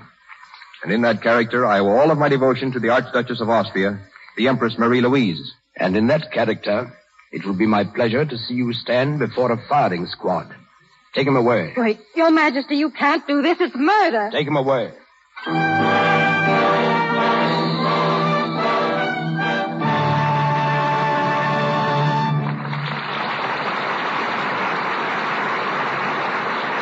We pause for station identification. This is the Columbia Broadcasting System.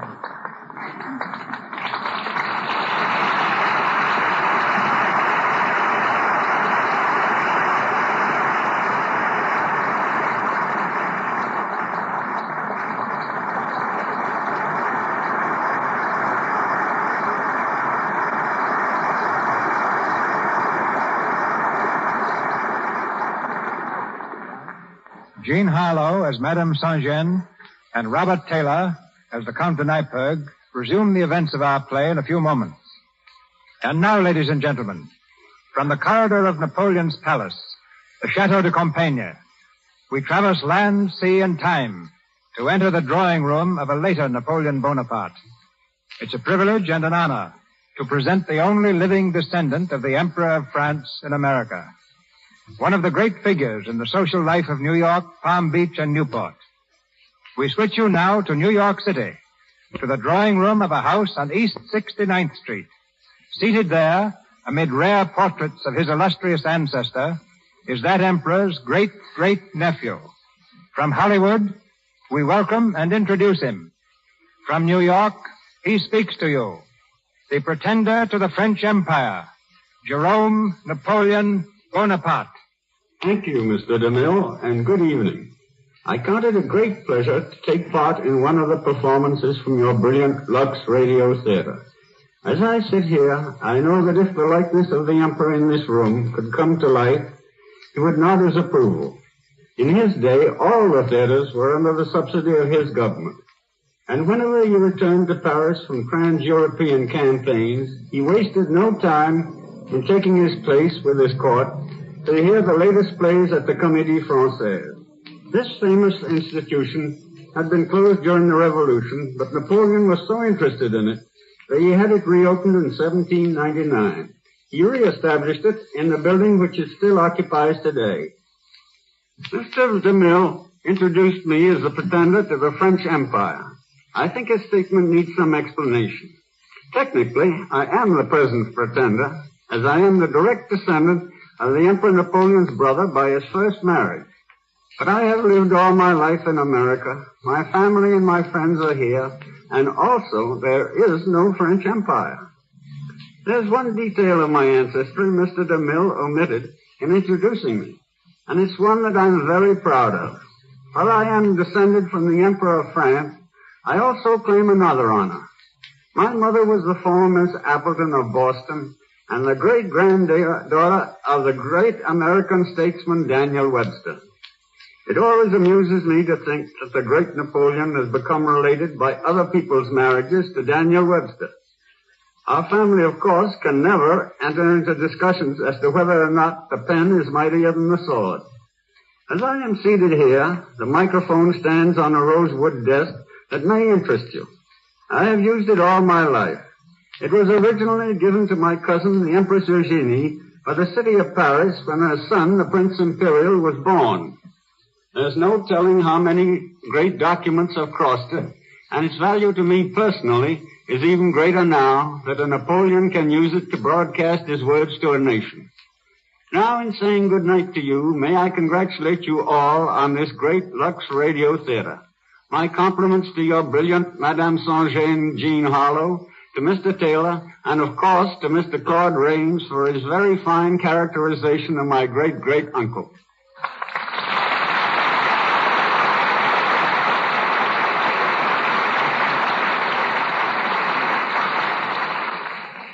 Thank you, Mr. Bonaparte. We're back in Hollywood now, where Jean Harlow and Robert Taylor star for us in Madame Saint-Jean, with Claude Rains and C. Henry Gordon.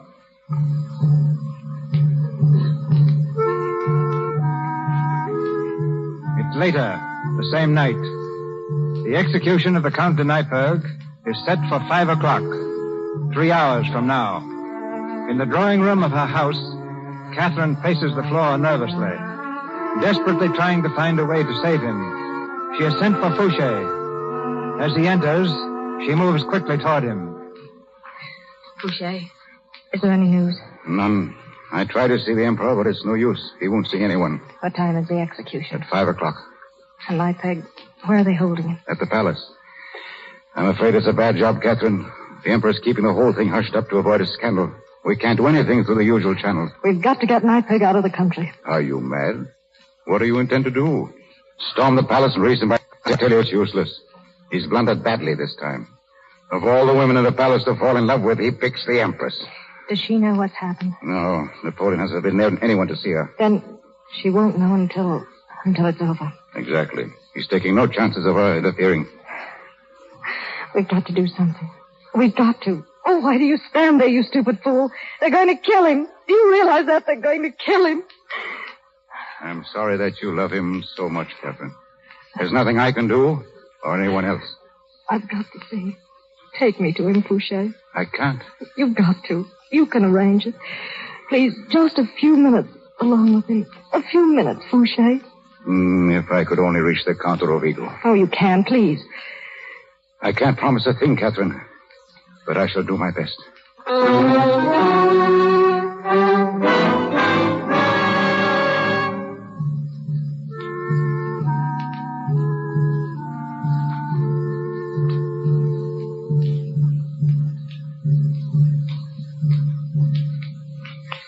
In here. Thank you.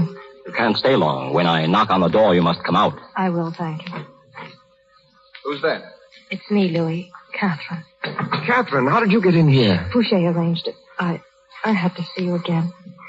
Louis, why did you do it? Why didn't you wait? You promised. Would it have done any good? I came here tonight to see the Emperor, to ask him to let you stay. You came here without knowing the facts, Catherine.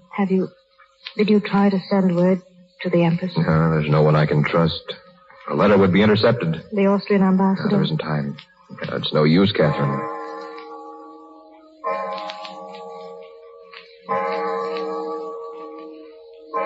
You see? Well, shall we talk about something else? What else is there? If time is so precious. Time is nothing now. There's so little of it left. This time even you can't save me. This time? Well, you haven't forgotten that you saved me once. Oh. I've thought of that night often. I always meant to ask you, how did you get rid of Lefebvre? Doesn't matter now. I went back there once after the revolution. Back to the shop? Mm-hmm. Why, Louis? I wanted to thank you. Oh. And they told me you had married Lefebvre. Never thought I'd see you again. Then that night, the night you were first presented at court, the Duchess of Danzig. You saw through me quick enough. Well, I recognized you, if that's what you mean. But you knew that I wasn't really a duchess. But you were. You are, Catherine. No. I'm all dressed up now, and the servants call me Your Grace. Way down underneath, I'm the same as I always was.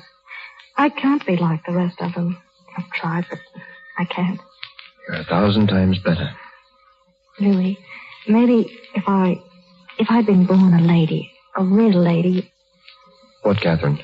Nothing. Why do we sit here and talk when... Catherine, are you crying? I guess I am. I never cried before that I can remember. Oh, now look up here. You mustn't do that. I'm sorry. That's a fine thing for a vivandière. Louis, you're not afraid? Afraid to die? No, why should I be? You love her that much? As any soldier loves his queen. What are you saying? I'm devoted to her. I asked you if you loved her. As a man? No. But Marie Louise and I grew up together in Austria. We've been friends, good friends, since childhood. She came here as Napoleon's wife. We tried to continue that friendship, that's all. But tonight you were going to... At her request. She asked to see me. Oh, why didn't you tell that to the Emperor? Have him laugh in my face. But he thinks that... He thinks whatever he chooses to think. Then you don't love her. You don't love her. It's the guard. He'll have to go now. Louis. Your Grace. Oh, one moment, please. I'm sorry, Your Grace. Goodbye, Catherine. Goodbye, Louis. This way, Your Grace. Wait, I want you to take me to the Emperor. Your Grace, that's... Take me to him. He won't see you. He won't see anyone, Your Grace. Take me to him. If you don't, I swear I'll wake the whole palace. I want to see the Emperor.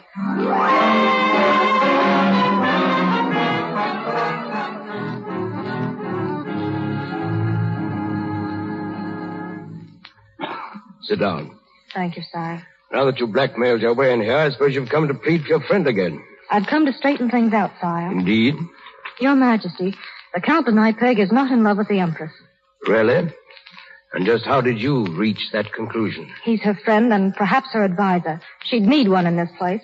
Thank you. But that's all there is to it. He's not in love with her any more than she's in love with him. You still haven't answered my question. No, I can't give you proof. You'll have to take my word for it and your wife's. And just why should I do that? For the past 3 months, I've had the Count de Nypeg followed, day and night. There are the reports on my desk. Those reports inform me that he's been meeting the Empress regularly and secretly. I prefer to take the word of my police officers. The Count is Her Majesty's friend. These reports confirm that. But he's not in love with her, I know it. You seem so sure. I am. Why? Because he's in love with me. What? He is. That's why I came here tonight.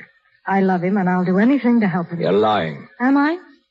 You said you had reports of his movements. Have you got one for tonight? Certainly. Then look at it and find out where he was before he came here. At 10, to the home of the Duchess of Danzig. Well? It doesn't prove anything. But it makes good sense. Where does a man go when he's ordered to leave the country? To the woman he loves. He came to me. He also came to the Empress. I knew he was coming. He told me. But he came to her because she asked him to. He loves me. Do you mind if I ask him that? In your presence? Of course not. Very well. Rooster. Your Majesty. Have the Count de Nypeg brought here at once.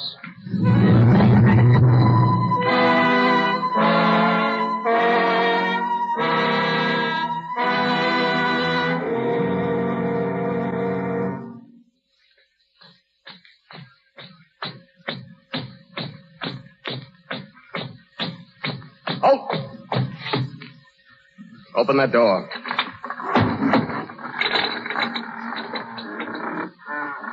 Count de Nypeg. Yes, what is it? Will you come out here, please? Aren't you a little early, Captain? The clock struck 4:30 just a moment ago. I have orders to take you. Very well. You don't mind if I finish a letter, I hope. You'll have time for that later.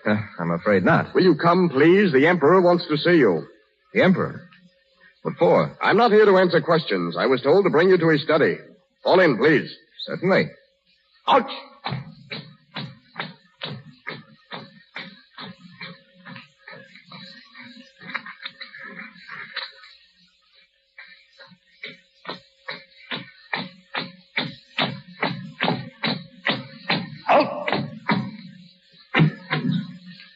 Majesty. Bring him in, Rousseau. In here, please. Louis. Catherine, what are you doing? That'll be all, Rousseau. Wait outside. Yes, sire. Well, Nyberg? Your Majesty? I have a question to ask you. It's rather important. So I want you to think carefully before answering. Your Majesty, may I ask? Thank you. I'll ask it myself. Nyberg, if you'll pardon a purely personal question, are you in love? Your Majesty? Are you? I have been for a long time. I hardly knew it myself, but I'm sure of it now. Good. Now, this is the important point. Would you mind telling me with whom? Must I answer that? I insist. Very well. Since I'm to die in an hour, it can't do much harm. Who is she? Well? Your Majesty doesn't know her. Louis. I don't know her, eh? No, Your Majesty. Her name is Madame Saint-Jean. Oh, Saint-Jean? Lord. Here, catch her quick. Catherine, what's wrong? She's fainted.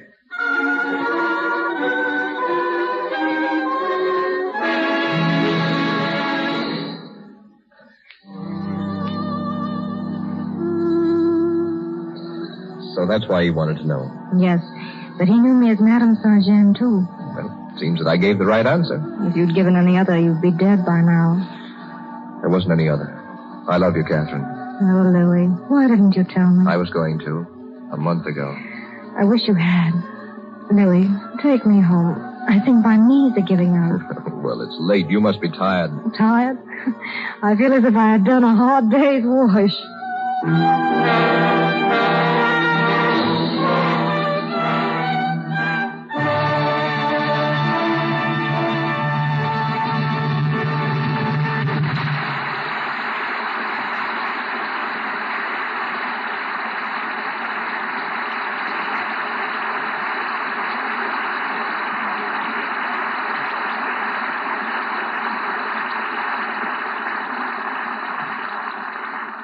The play is through, but not the players. Gene Harlow and Robert Taylor return shortly for a curtain call. Ella Cinders is a human being known in most American homes, where she drops in daily as the heroine of a comic strip. Tonight we present her creator, William Conselman. Bill came to Hollywood 10 years ago when Ella Cinders was made into a motion picture starring Colleen Moore. He has remained to become one of 20th Century Fox Studios' most sterling and reliable scenario writers. Many of Will Rogers' pictures came from his typewriter. Likewise, many of the Shirley Temple films. His latest hit, written in collaboration, is Pigskin Parade. And he is now writing the story for Irving Berlin's new musical, On the Avenue. Ladies and gentlemen, Mr. William Conselman.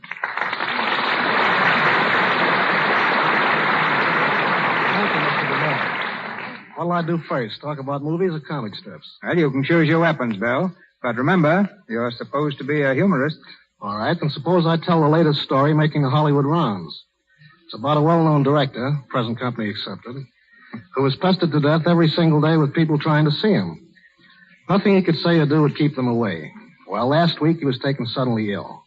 He rushed home and told his wife to get a doctor quickly. 3 hours later, she managed to reach one, and as the physician drove up to the house, the director's wife rushed into his room. "Henry," she said, "Dr. Brown is here to see you." "Impossible," he said weakly. "Tell him to drop around next week. Can't you see? I'm much too sick to see anybody." Well, not bad, Bill. Not bad for a starter. But now I have to confess, that story I just told is pure myth. It's the exact story, worded a little differently, that was pulled in France about 400 years ago. I cited it to prove the point I'm about to make. Namely, there's no such thing as a new joke. Take any funny story, and if you're curious and patient enough, you can find its duplicate, told in different languages, all the way back to ancient Greece and Rome. That's why trying to be funny is such a sad job. All we can do is grind away and trust we'll be lucky enough to find a new twist to someone else's gag. That goes for pictures and comic strips, too. Well, I've noticed a definite change in comic strips, Bill. They seem to be dropping humor in favor of melodrama. Even Ella Cinders has lost those freckles she used to have. That's because the people didn't like Ella with freckles. Women take a tremendous interest in comic strip characters. Originally, Ella was a skinny little girl with freckles and scraggly hair. Readers protested so much, we dropped the freckles. The next campaign to get Ella a permanent wave. For this, we drew the line. If we're ever interested in making Ella as beautiful as the Hollywood picture stars, why, we'll follow their example and acquaint Ella with your splendid product, Lux Toilet Soap. Once Charlie Plum, my associate, and I were debating whether or not to have her marry. This question drew 40,000 letters from our readers on the blisses and pitfalls of the wedded state. Ella, by the way, is still single. Today, about 200 different comic strips are read in the United States. Over a period of time, they wield a mighty influence. Popeye, for example, has probably sold more spinach than all the advice the physicians can give. The first comic strip ever published was printed in Germany about 50 years ago, while the granddaddy of the American funny paper was the still-remembered Yellow Kid. Ella Cinders is perhaps a little different from most others, in that it has a closely knit continuity, and we try to tell a complete story every day. Between the movies and Ella, I seldom waste a single gag. If I can't work it into a scenario, you can depend you'll see it in the funny papers. But whether it's a motion picture, a comic strip, or a radio program, we're all working for the same common end, to please as many people of as many different types as possible. It's been very nice being here, Mr. DeMille, and meeting you and Robert Taylor again. I can't help but feel a little proud of Bob's success. When I was writing the script of Handy Andy for Will Rogers, we decided to look outside our own studio for the masculine love interest. We borrowed Bob from MGM, and Handy Andy was the first picture he ever played in. Thank you and good night. Good night, Bill. Good night.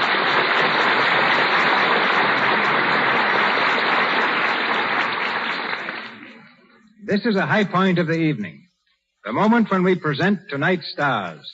Not as characters in a play, but as two of Hollywood's supreme favorites. Jean Harlow and Robert Taylor. Thank you, Mr. DeMille. I'm glad you said nothing about glamour in your introduction. If you had, I'm afraid I would have screamed. Why don't you, glamour Oh, girl? Taylor!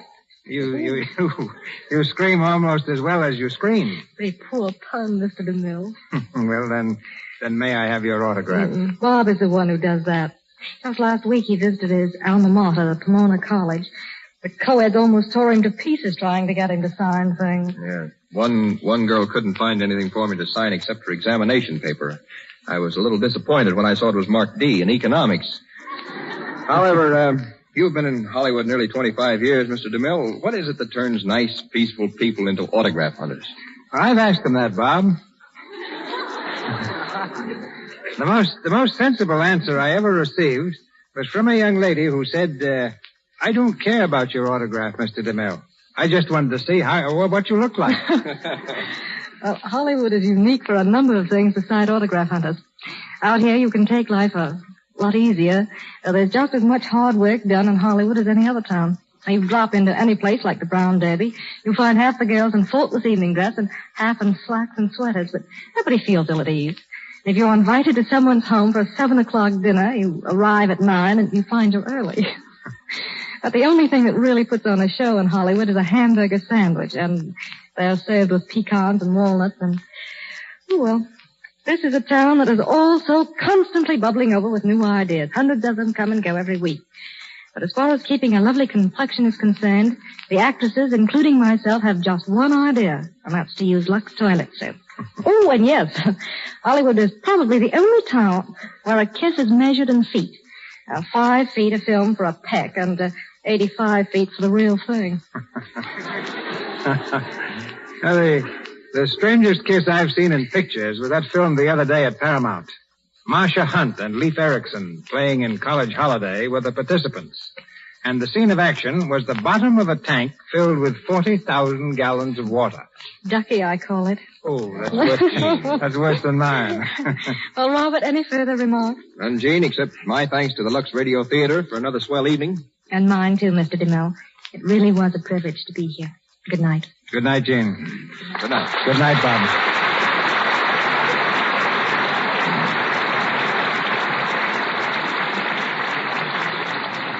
Thank you, Miss Harlow, and thank you, Robert Taylor.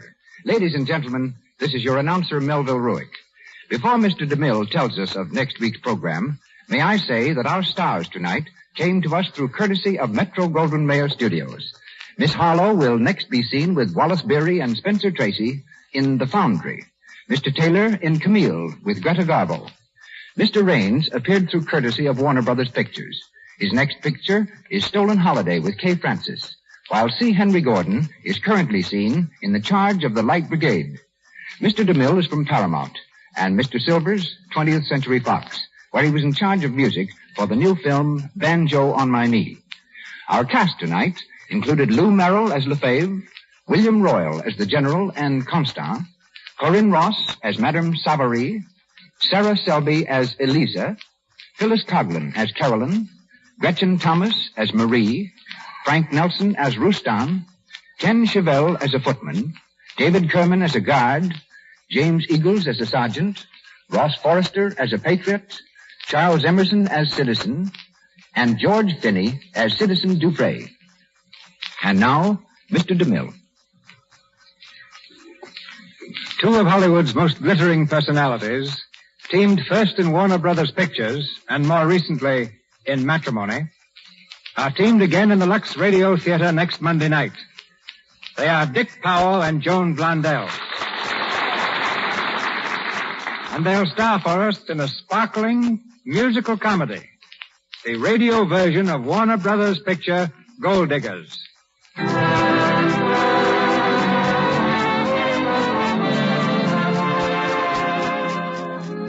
Our sponsors, the makers of Lux Toilet Soap, join me in inviting you to be with us again next Monday night when the Lux Radio Theater presents Dick Powell and Joan Blondell in the radio version of Warner Brothers' picture Gold Diggers.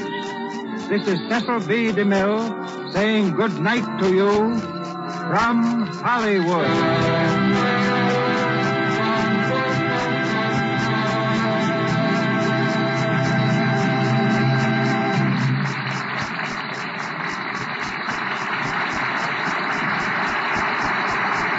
This is the Columbia Broadcasting System. Hollywood, California, Monday, December 28th.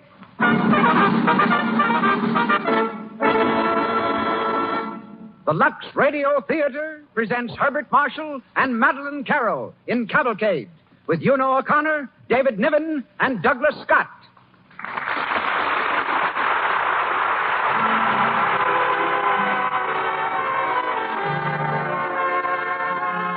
Lux presents Hollywood. Our stars, Herbert Marshall, Madeline Carroll, Una O'Connor, David Niven, Elsa Buchanan, and Douglas Scott. Our guest, Noel Coward, author of Cavalcade. Our producer, Cecil B. DeMille. Our conductor, Louis Silvers. With this exceptional array of brilliant personalities, the makers of Lux Toilet Soap welcome you to another gala event in the Lux Radio Theater.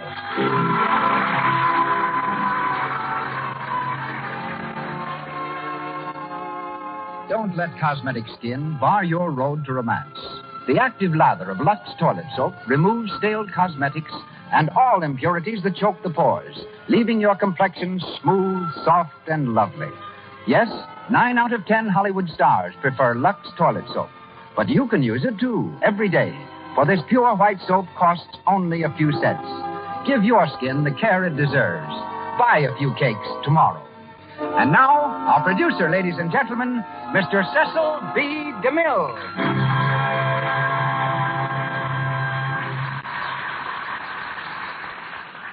Greetings from Hollywood, ladies and gentlemen. On time's eternal stage where scenes are marked by passing years, another curtain soon will fall. With Cavalcade, the Lux Radio Theater says farewell to 1936.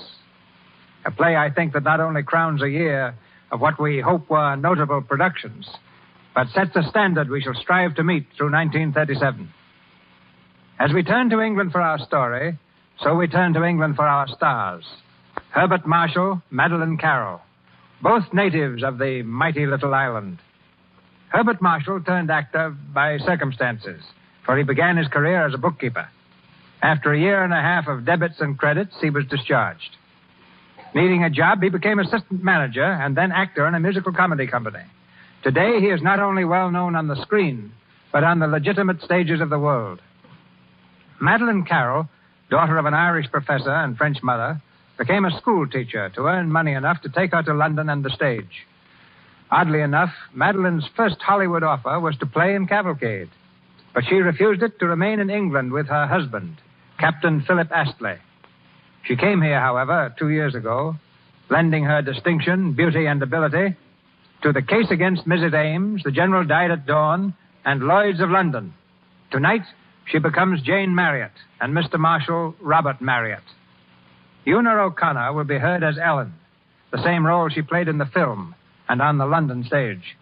David Niven, seen currently in Dodsworth and Beloved Enemy, is Edward Marriott, and the part of Edward as a boy is played by Douglas Scott, who is seen as Horatio Nelson in Lloyd's of London.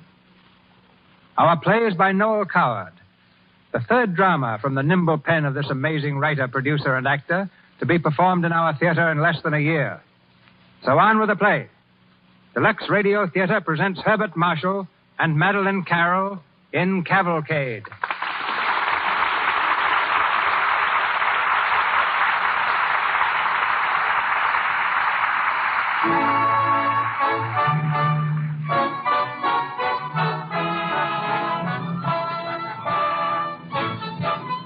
December 31st, 1899. Despite the Boer War, then raging in South Africa, all England celebrated the most momentous New Year's Eve in modern history. The turn of the 20th century, the beginning of a new era. In a charmingly furnished drawing room of a house in London, Ellen, the maid, is setting the table for a light supper.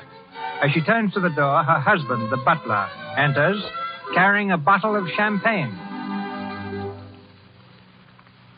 Did the master say they'd have champagne too, Bridges?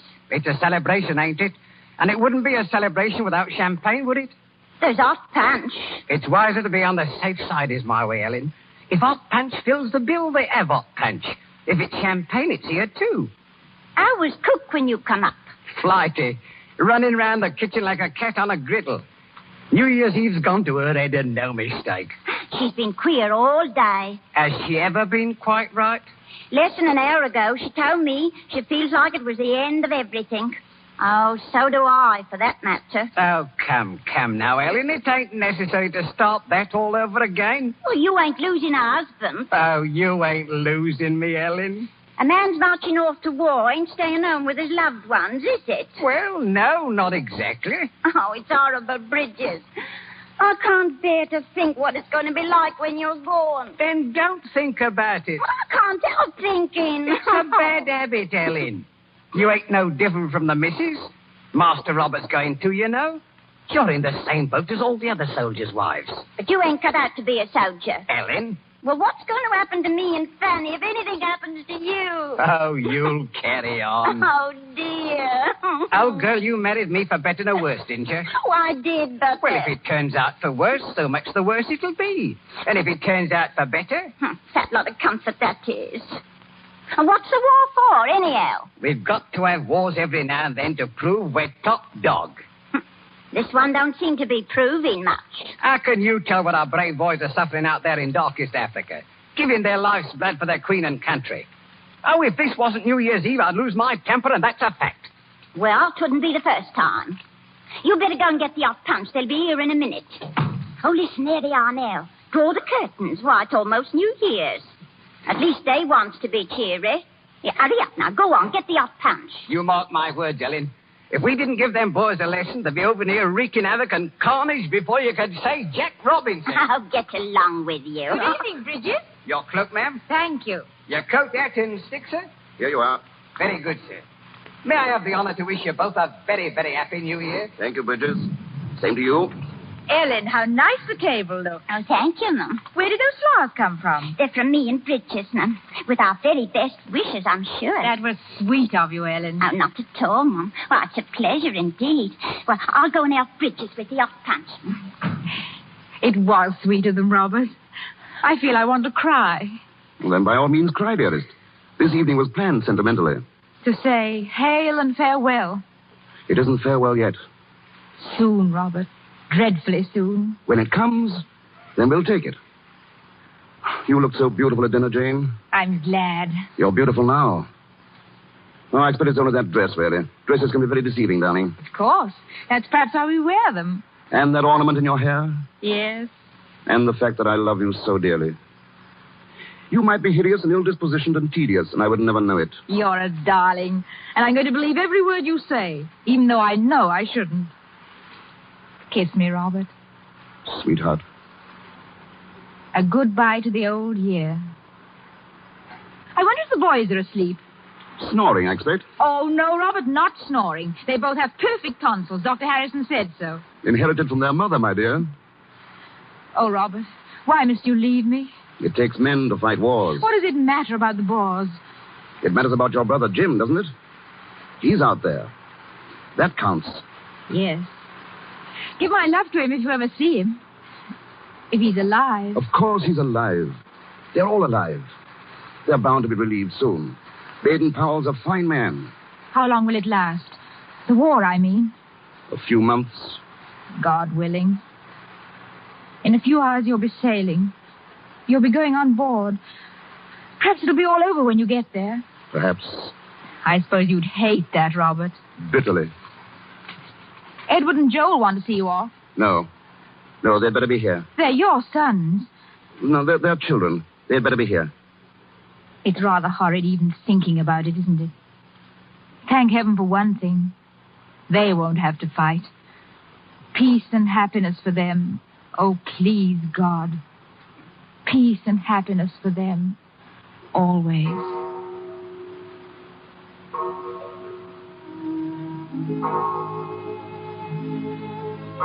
A new year.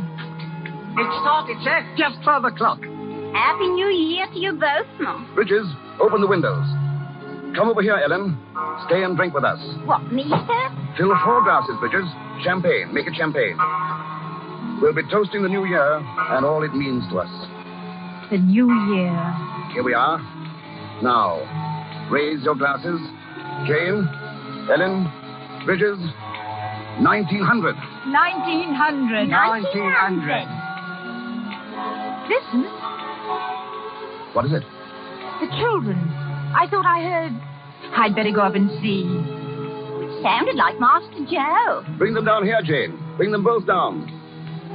How very impolite of the 20th century to waken the children. Goodbye, dear. Goodbye, Mike. Goodbye. Cheer up.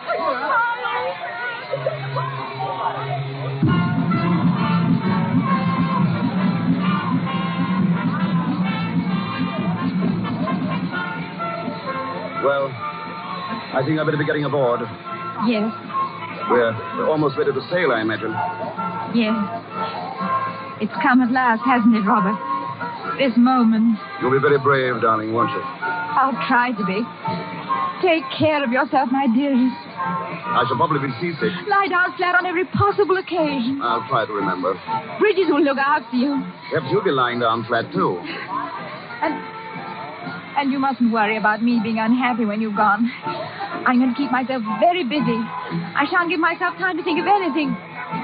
Except that I'm so proud of you, darling. I'll write and telegraph whenever it's possible. Please do. Well? This is horrid, isn't it? I really must go. Not just for a minute. Jane. Yes, Robert? I'm going to kiss you once more. And then I want you to turn away. Turn away and go right on talking. So you won't actually see me leave you. Very well, my darling. Now, Jane. Edward and Joe were terribly anxious to come, but I'm glad I didn't bring them, really. Joe gets overexcited so easily. He's had a very bad cold anyhow. Edward could have come, I suppose, but that would have upset Joe so dreadfully. Being left alone. Take care of yourself, my own dear. You're not here anymore, so I can break down a little. I felt you go when I said about Joe being overexcited. Robert.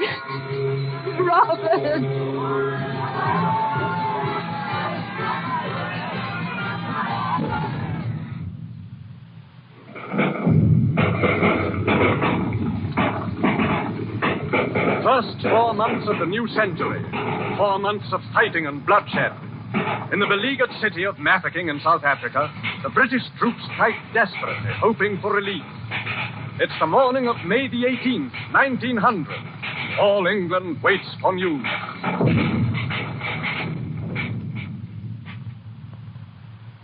Bang, bang, bang, bang, bang, bang, bang, bang. There, Edward. How many boars did I kill that time? 27. Set them up again, Cousin Edith. This one's got his leg knocked off. Then he's wounded. You've got to put him back in the box. I wonder how many boars Father has killed, Edward. Oh, hundreds, I expect. I wish these were real boars instead of tin ones. Bang, bang, bang. Dirty old Kruger. Bang. Shut up, Joe. How dare you fire without orders? Excuse me, sir. There, that is very much more like it. Put your army up again, will you, Cousin Edith? Edward, Well, what is it? need I always be the boss? Yes. Why? Because you're only a girl. Watch out. Bang, bang, bang. I'll teach you, you mean little pig. I have a cannon of my own, even though I am a boar. Bang, bang, bang. How do you like that? Bang. Take the old cannon. Don't throw it at Joe. I'll smash all of his soldiers. It's not fair. Stop walking all over my soldiers. Edith, that was cheating. I'm sick of being the boss. I'll never be the boss again so long as I live. I won't be the boss. Edith. I won't be. Children, why on earth are you making such an awful noise? Aunt Margaret and I could hear you right down the hall. It's Edith, Mother. What's the matter with Edith? She doesn't like being the boss, Aunt Margaret. She's mutinied. I don't blame her. Bang, bang, bang. Here's your cannon thrown back. Joe! Ouch. Joe, you're a naughty, wicked little boy. You go upstairs this minute. I only meant... Upstairs. But, Mother, men fight. I don't see why I can't. Come over here, Edith, and stop crying. He hit my knee with his cannon. She got angry because we killed her soldier. Oh, stop it, stop it, stop it! Can't you play any other game but soldiers? Soldiers hurting each other, killing each other. Go away from me, go away! Jane, don't. Run along now, all of you. I'm sorry, Mum. It's all right. Run upstairs, dear. Yes, Mum. Come on, Cousin Edith. Come on, Joe. I'm sorry, Cousin Edith. I didn't mean to hurt you. Jane, I'm all right. It's just nerves. Listen, soldiers of the Queen. There's no escape from it anywhere, is there? Shall I throw them some money and ask them to go away? I don't care. If it isn't them, it'll be somebody else. Oh, Margaret, will these days ever end? Robert said it'd be only a little while and then it'd be all over. That was nearly 4 months ago. News will come soon. You must have courage, Jane. I don't believe I shall ever see Robert again. Be brave, dear. It's much easier to be brave when there's something to hear, something definite. I can't go on smiling through long, dragging weeks. I can't do it, Margaret. You're not in it alone, Jane. 2 people I love best in all the world, down there suffering. I don't hear a word. It's dreadful. Madigan is bound to be relieved within the next few days. And then it's all over. All the papers say so. That's what they've said for months. But they're dying down there. Please, dear. Dying. I can't bear to think of it, and yet I can't stop thinking. I can see it at night. Come in. Pardon me, Mama. I just thought that some nice hot tea. Splendid, Ellen. Tea does help, Mum. Has any news come? Not yet, Ellen. No news. None. We've been standing outside the War Office for hours. Then we went to Fleet Street to the newspaper offices. Well, here's a nice cup of tea, Mum. That'll make you feel better. Thank you, Ellen. Well, there ain't no cause to worry about the master, Mum. He's all right. He's got my bridges with him. And if anything happened to either of them, we'd be bound to hear from one of them, if you know what I mean. You must be fearfully worried too, Ellen. Oh, well, on and off I am, but I says to myself that no news is good news, and what must be, must be. You'd never believe how that cheers me up, Mum. Ellen, find out what the news is. Yes. It's about Mafeking. Oh, Margaret. Wait a minute. Boy, wait. There's Ellen. She's down there. She's speaking to him. Ellen, what news? Are the lists of the wounded? Ellen, what is it? Nothing but what we've been hearing, Mum. Nothing. Always the same. Jane. Yes? You're going to rest. Rest? How can I? Then we're both going out. Out? I'm going now. She'll be back at 7:15. Why? We're going to dine at the Café Royal, Jane, and then go to the theater. I couldn't. You could and you will, Jane. It's senseless sitting at home by yourself, fretting and worrying. Doesn't do any good. Robert wouldn't want you to. What you need is life and music. I can't go. You are going. It's a gesture, Jane. You've got to make it. Be ready at 7:15. I'll be here. Margaret, wait. A gesture for men who are dying. Keep on. Go on playing. Play louder. soldiers of the Queen, wounded and dying and suffering for the Queen. Play louder, play louder, play louder!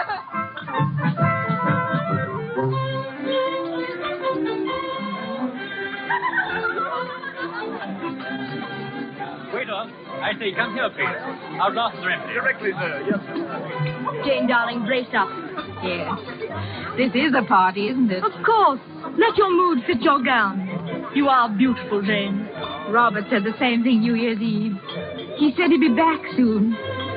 I slept after you left me this afternoon. Splendid. I dreamed. Only it wasn't as if it were a dream. It was so real that Margaret. Yes, Jane? I saw Robert. I was with him, Margaret. I don't know where it was. I couldn't tell somehow. It was a place I'd never been before. Lovely, peaceful. And Robert was there. Come now, drink your wine. Robert spoke to me, tossed his hat aside, and came running to me as if he were a boy, like Joe or Edward. He laughed, called as he came running. He called me by name.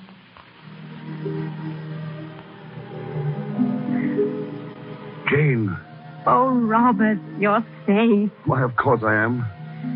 Jim, how is he? As right as man can be. Let me look at you, darling. Oh, sweetheart. You look so tired. You haven't been worrying about me, have you? No, not too much. Huh. Oh, you were never a good liar. I'm glad of that, though. Not to miss me. Not to care. Too much. Oh, I've missed you so, dear. But you're here, and you're... Robert! What's wrong, dear? Your left arm. It's all right, Jane. It's gone! I do nicely without it. It was just fooling about with some youngsters. We were making believe war. Oh. One of them became furious when I called her a bore. He threw a cannon at me. Not so sporting, I thought. But it wasn't an arm, Robert. It was the knee. Was it? Oh, very well. What's the difference? We'll stop playing before long. We will settle down at home. Drink a toast to the Queen. Robert. I saw Jim.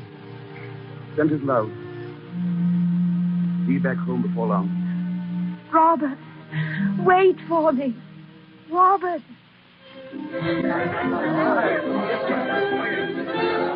I know what that dream means. Shadows. Jane, dear, don't be absurd. My arm coming back, Margaret. Wars will go on forever. Boys will grow and become men. And because it's man's task to prove we're the master... Jane, what are you saying? Bridget was right. He told Ellen the truth. We must prove we're top dog. Men must be born and live, die. What was that? Quiet. Quiet, please. Ladies and gentlemen, we have news from the front. Mafeking has been relieved.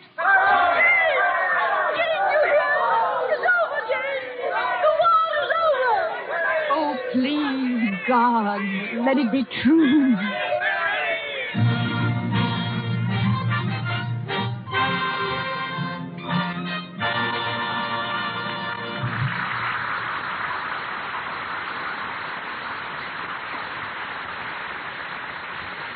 Our Lux Radio Theater production this evening is a cavalcade indeed. From Hollywood, the procession is headed by Herbert Marshall and Madeline Carroll. In New York, they are joined by the brilliant author of our play, Noel Coward, famous in London and on Broadway as an actor, dancer, singer, composer, producer, and playwright. Mr. Coward outdoes himself this year by offering and acting in 9 one-act plays entitled Tonight at 8:30. We switch you now from Hollywood to the star's dressing room at the National Theater in New York City. We can have our distinguished guest for only a moment. His own audience is still applauding his first play, and he must change his costume for the next. But here he is, ladies and gentlemen, Mr. Noel Coward. Thank you, Mr. DeMille. I am more honored than I can tell you. Not only by your very kind words of praise, but by your having selected 3 of my plays for production in your Lux Radio Theater. All this tribute is too much, and you're taking an unfair advantage in delivering it from behind the protection of the Rocky Mountains. Yes, I have been active in the theater for many years, but this is the first time I've ever played 2 theaters all in one brief evening. I'm enjoying the experience very much. I would like you to know how fine I think the Lux Radio Theater is. And I'm particularly happy that I can salute my friends Herbert Marshall, Madeline Carroll, and Una O'Connor. This last, a very old friend to Cavalcade, as she created the part of Ellen in the original production. And I consider them perfectly cast in the principal roles. Many people have ascribed all sorts of motives to the writing of Cavalcade. Motives patriotic, political, and financial. Some people make a career of motive discovery. They search every word for a clue, like old ladies peering under the bed for burglars. The real story behind Cavalcade is very different. All my life I had wanted to do a big play on a big scale. I had considered all periods and episodes, and one day I happened to pick up a back issue of the Illustrated London News. In it was a picture of a troop ship leaving for the Boer War. The whole scheme seemed to take form in my mind, then and there. I made some tentative arrangements, but then I had to go off to America to play Private Lives. All of a sudden, early in April, Charles B. Cochrane wired me from London. I had to set an opening date for Cavalcade in order to get Drury Lane Theatre. So I took a chance for the end of September. There I was, no play, no cast, no costumes, all set. Just an opening date. But we finally succeeded in opening the show just 2 weeks after the original date. Then came the critics. One of the most amusing remarks was the reference of the press to my canny, shrewd political sense. A strong patriotic play just 2 weeks before a general election. The truth is that I'd been so busy I had completely forgotten that there was to be an election at all. People have asked me what parts of Cavalcade I like best. My own choice is Queen Victoria's funeral scene and the outbreak of the war in 1914. Tonight, we are all approaching another New Year's Eve. The first scene of Cavalcade, you remember, was on that same occasion. The last scene also takes place on New Year's Eve. At the close of that scene, a toast is proposed to England. As you hear it tonight, I should like you to feel that I am proposing a toast to each of you and to your country.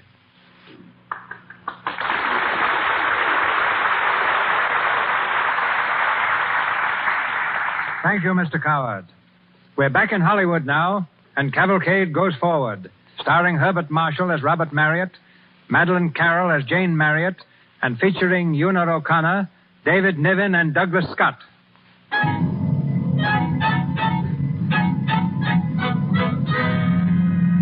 January, in the year 1901, Mafeking has been relieved, and the soldiers of Queen Victoria start back to England and home. Robert Marriott and the butler Bridges were among the first to return. In the basement kitchen of the Marriott home, Bridges enters. He waves a newspaper excitedly.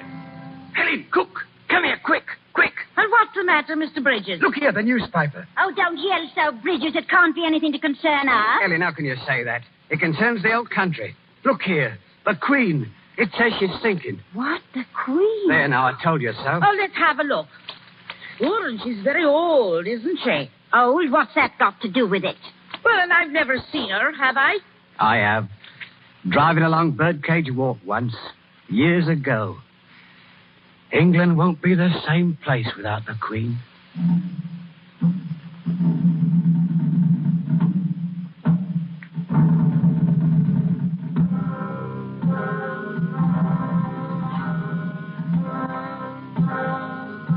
The procession. It's coming, Mother. Quiet, Edward. Stand back a little from the window. Let Bridges and Ellen see, too. Can you see, Ellen? Oh, thank you, Mama. I can see. Oh, the Queen. Oh, God bless her. Easy, girl. Easy now. Look, Mum. There's Father. There's Father down there in the procession. Shh, be quiet, darling. They're passing now. Stand absolutely still. To attention. Like your father showed you. Yes, Mum. 5 kings riding behind us. Mum, she must have been a very little lady.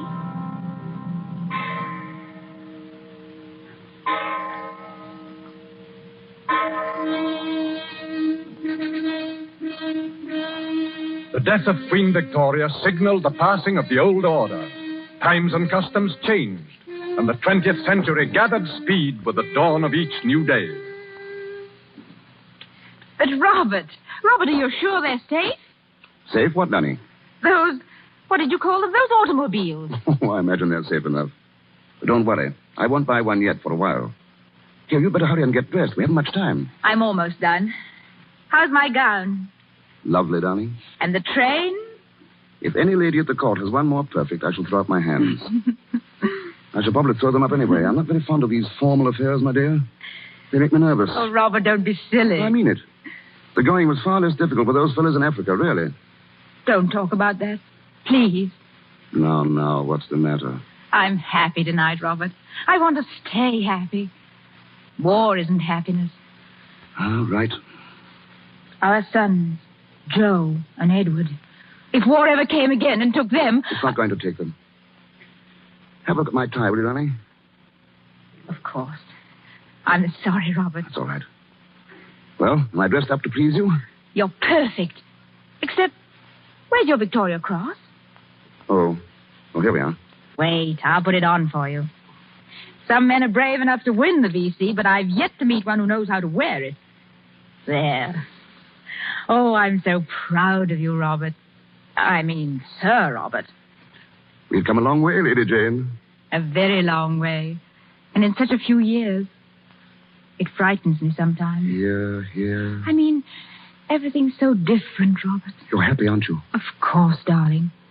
And yet, oh, haven't you ever ached right down inside for the other days? Before the war? If you want. Yes, I think I have. Things are different. Things have changed. But it isn't only us. It's the whole world. It's all England. There's a new spirit to things, a new thought, a new philosophy of existence. I don't know exactly what it is. I don't even know that I care for it. But it's there. Well... I sometimes wonder if we weren't just as happy then in a small house with just Ellen and Bridges. Oh, good old Bridges. I miss them, Robert. I miss Ellen. We must run down and see them sometime. They opened a pub, you know, after they left us.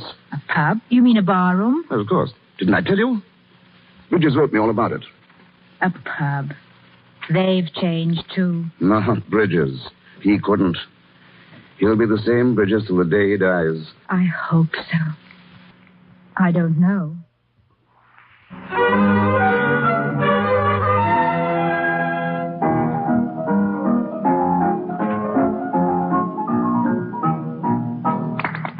She dances beautifully, Ellen. Oh, thank you, Mum.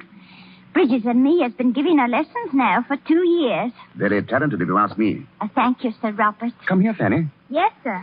I don't suppose you remember me. You were just a baby when I knew you. Yes, sir. Mama's told me how we used to live at your house. You know, that's enough. Now go and sit down, Fanny. Yes, Mother. I hear Master Robert is at Oxford College, milady. Yes, mad about it, too. You must come and see us sometime when he's down on vacation, Ellen. Oh, thank you, Mum. Hello, Ellen. Oh, hello, George. I've got the missus with me. Oh, I didn't know you had company. Oh, please stay. Don't go on our account. Oh, come in, Flo. We just dropped by, Ellen. We didn't know you had.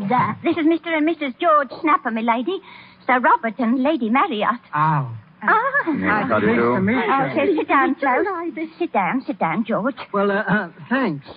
A nice day out, Sir Robert. Yes, it's really spring now. Yes, sir.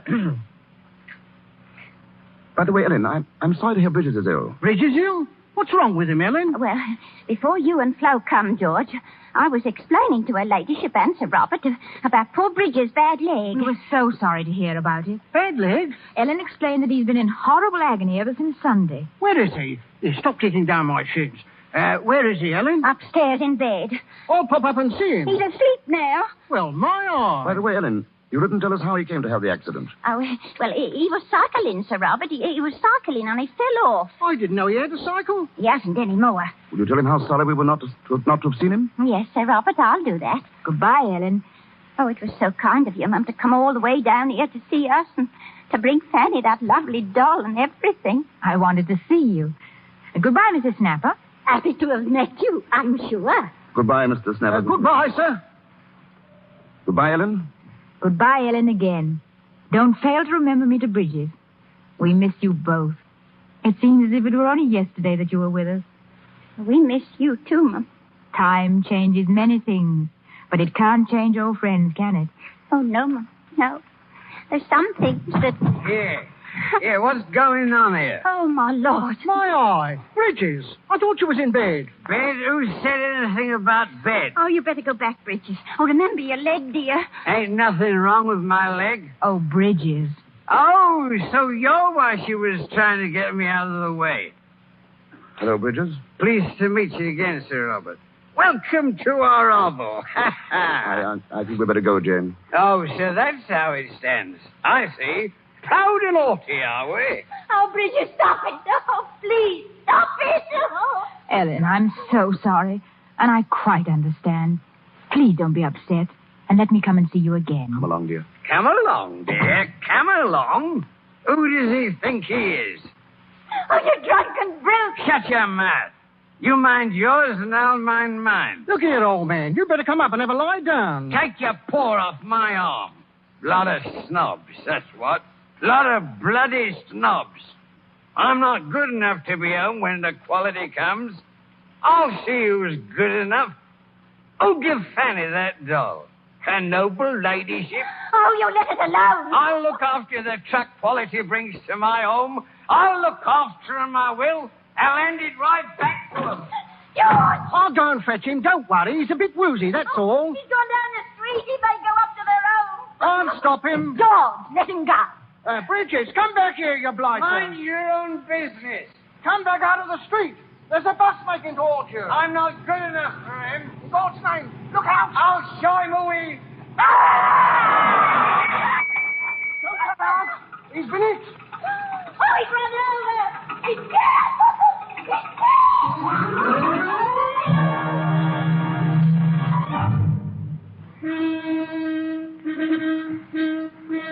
The 20th century swings into its second decade.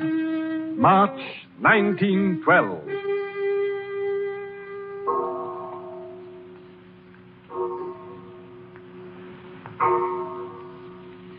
I say, Father. Yes, Edward? Father, are you going to sit up all night?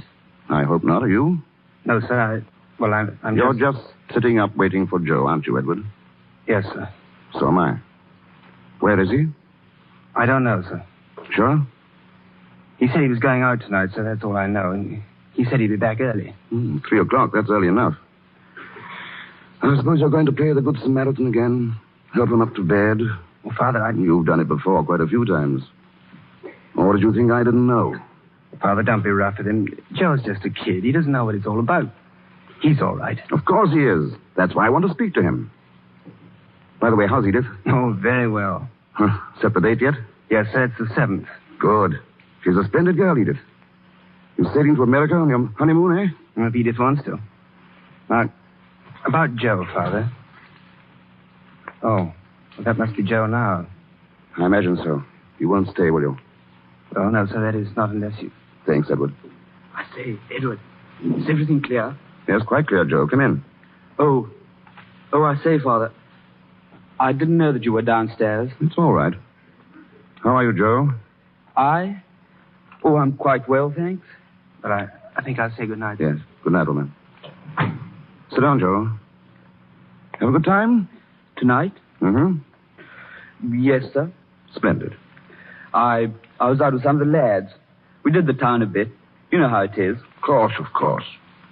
I used to go out with the lads myself. Oh, we had some gay old times. Used to stay out till all hours. Really? Yes. Once in a while. Oh. You fellows go a good deal faster than we did, of course. Things were speeded up so. Only the other night, your mother and I went to a restaurant after the theater. First time I'd been for years. There were a lot of young people there. I was quite surprised. Surprised? The way they were carrying on. Oh, I wasn't shocked or anything like that, but it was so different. So utterly different from anything I'd ever known. It was unhealthy somehow. There was a young fellow off in the corner with a party. Fellow about your age, Joe. He had a girl with him. Very pretty girl, too. But they'd both been drinking quite a lot. Wasn't a very pleasant sight. Luckily, your mother had her back to them. But I didn't want to take any chances. I took her out of the place. On the way home, I got to thinking. I thought, I'm glad that boy wasn't Joe. If it had been Joe, it would have hurt horribly. What restaurant was it, sir? Cafe Royal. I see. Ever been there, Joe? Yes, sir. You say that you took Mother out? That's right. She didn't see? No. Well, good night, Joe. Good night, sir. See you in the morning. Yes, sir. And Father? Well? Thank you for taking Mother out.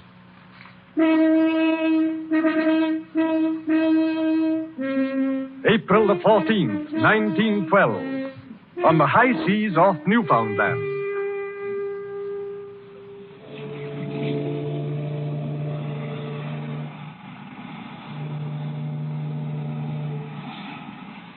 Edith? Yes, Edward? Darling, stand here close to the rail. Oh, it's glorious. But it's too big, the Atlantic, isn't it? Far too big. And too deep. Much, much too deep. I don't care a bit, do you? Not a scrap. Wouldn't it be awful if a magician came to us and said, unless you count accurately every single fish in the Atlantic, you'll die tonight? And we should die tonight. How much would you mind dying, I mean? I don't know, really. A good deal, I expect. I don't believe I should mind so very much now. You see, we could never in our whole lives be happier than we are now, could we? But, darling, there are different sorts of happiness. This is the best sort. Oh, sweetheart. Don't, darling. We don't want any more of the stewards to know we're on our honeymoon. Why not? Most of them forgot what a honeymoon's like. Did you ever think when we were children, going to the pantomime and going to the zoo and playing soldiers, that we should ever be married? Of course I didn't. Was I a nice child? Horrible. So were you. So was Joe. Vile. You always used to take sides against me. And yet we all liked one another, really. I think I liked Joe better than you. But then he was younger and easier to manage. He was awfully funny at the wedding, wasn't he? Yes, he has no reverence, I'm afraid. Absolutely none. He's passing gallantly through the chorus girl phase now, isn't he? Gallantly, but not quickly. You had several love affairs before you married me, didn't you? Light of my life, please shut up. You'd be awfully cross if I'd had, wouldn't you? Did you? Hundreds. Liar. Oh. I rather wish I had, really. Perhaps I should have learned some tricks to hold you with when you begin to get tired of me. Oh, I never shall, darling. Oh, yes, you will. One day. The loveliness we feel now will fade, and the guilt wear off the gingerbread. Tell me, have you ever seen gingerbread with guilt on it? Never. Then that's settled. Mm-hmm. Anyway, look at Father and Mother. They're perfectly happy. They had a better chance at the beginning. Things weren't changing so swiftly. Life wasn't so restless. Well, how long do you give us? I don't know. I don't care. This is our moment, Edward. Complete and heavenly. This is our own. Forever. Wireless message for you, sir. Oh, thank you, Stuart. I'll take it here. A wireless message for us? Nobody else, darling. Look here. Mr. and Mrs. Edward Marriott. On board the steamship Titanic.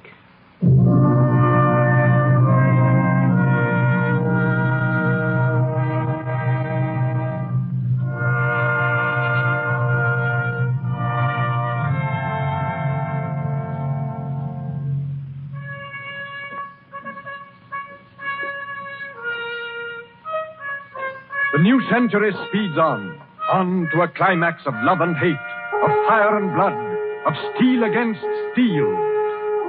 August the 4th, 1914. Robert, help me off with these dust sheets. We'll get a woman in tomorrow and clean up. All right, dear. I shall never go on a holiday again. Ever. It's horrid when you're there, and it's much worse when you come back. Still, it is better to be here in London, Jane, if anything's going to happen. It's going to happen, all right. I'm afraid there's no doubt about it now. Oh, it's so hot I can't breathe, Robert. Hello, Mother. Oh, Joe, darling. It's grand to see you back. How are you, Father? Fine, thanks. Cigarettes? No, son, no. They're pretty exciting, all the things that are happening, aren't they? Yes. Rather like Germans, don't you? Enormously. There is a war. How long do you think it will last? 3 months at the outside. I suppose we shall win, shan't we? Robert, What's wrong, dear? I'm going upstairs for a minute. I shan't be long. All right, darling. I say, the war might last for 6 months, don't you think? Oh, impossible. Have you any idea, Joe, what a war costs in actual money? I suppose quite a lot. Yes. And the Germans can afford it even less than we can.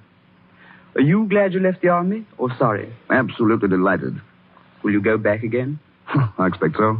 I'll go, too. You want to? Terribly. Why? I don't know. I just want to. I wish Edward was still here. We could have started off together. Now, don't be too impulsive, Joe. Think of your mother.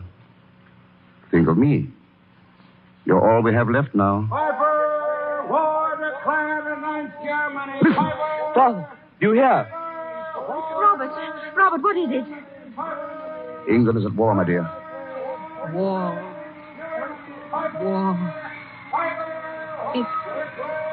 It's hot, isn't it? Don't look so sad, Mum. It won't last long. I say, Father, we ought to have some wine. We must drink to this. We've only hot. We'll have to drink to the downfall of Germany in her own wine. Here, here. Edward missed this. I'm glad. Jane. He died when he was happy, before the world broke over his head. Don't say that, Jane. We've had wars before without the world breaking. Drink to war, then, if you want. I'm not going to. I can't. Rule Britannia. Send us victorious, happy and glorious. Drink, Joey. You're on your baby still, but you're old enough for war. Drink like the Germans are drinking. To victory and defeat and stupid, tragic sorrow. But leave me out of it.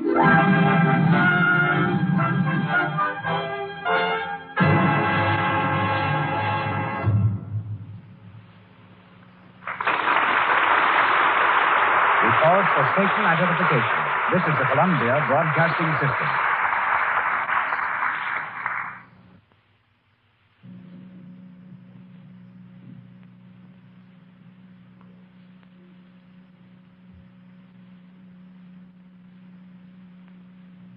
Herbert Marshall, Madeline Carroll, and our all-star cast will be back in the Lux Radio Theater presentation of Cavalcade shortly. For the moment, let's drop in at Universal Studios. It's after closing time for Sally B., secretary to a famous producer. But Sally won't go home. She's still hoping for that invitation out on New Year's Eve. The telephone rings. She picks up the receiver hopefully. Hello, yes? Oh, hello, Alice. I thought it might be somebody else. New Year's Eve? Guess I'll go to bed. What? Oh, no, I have something to wear. Just remade my old blue velvet. Well, I can't dance alone, can I? Oh, I'm sorry. It does seem everybody's going out but me. Oh, I'm not bitter. You'd be fed up, too. What are you driving at? Oh, don't be silly, Alice. If you have something to say, say it. Complexion? What about it? And now on the other end of the wire, Alice is telling Sally, and truthfully so, that a girl is out of the picture where men are concerned unless her complexion is lovely. Important to guard against cosmetic skin. Its dullness, tiny blemishes, enlarging pores spoil good looks, ruin your chances for romance. Begin the new year right. Use for your complexion the care screen stars use, Lux Toilet Soap. Its active lather removes dust and dirt, stale rouge and powder thoroughly. Prevents the pore choking that causes cosmetic skin.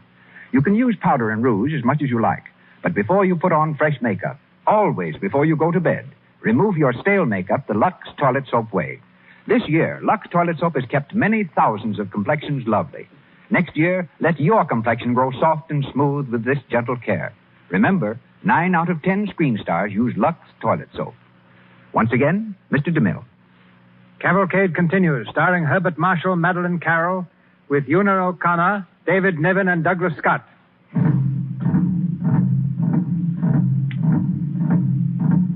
Time swings in its orbit. Men battle, men die. The whole world roars in chaos.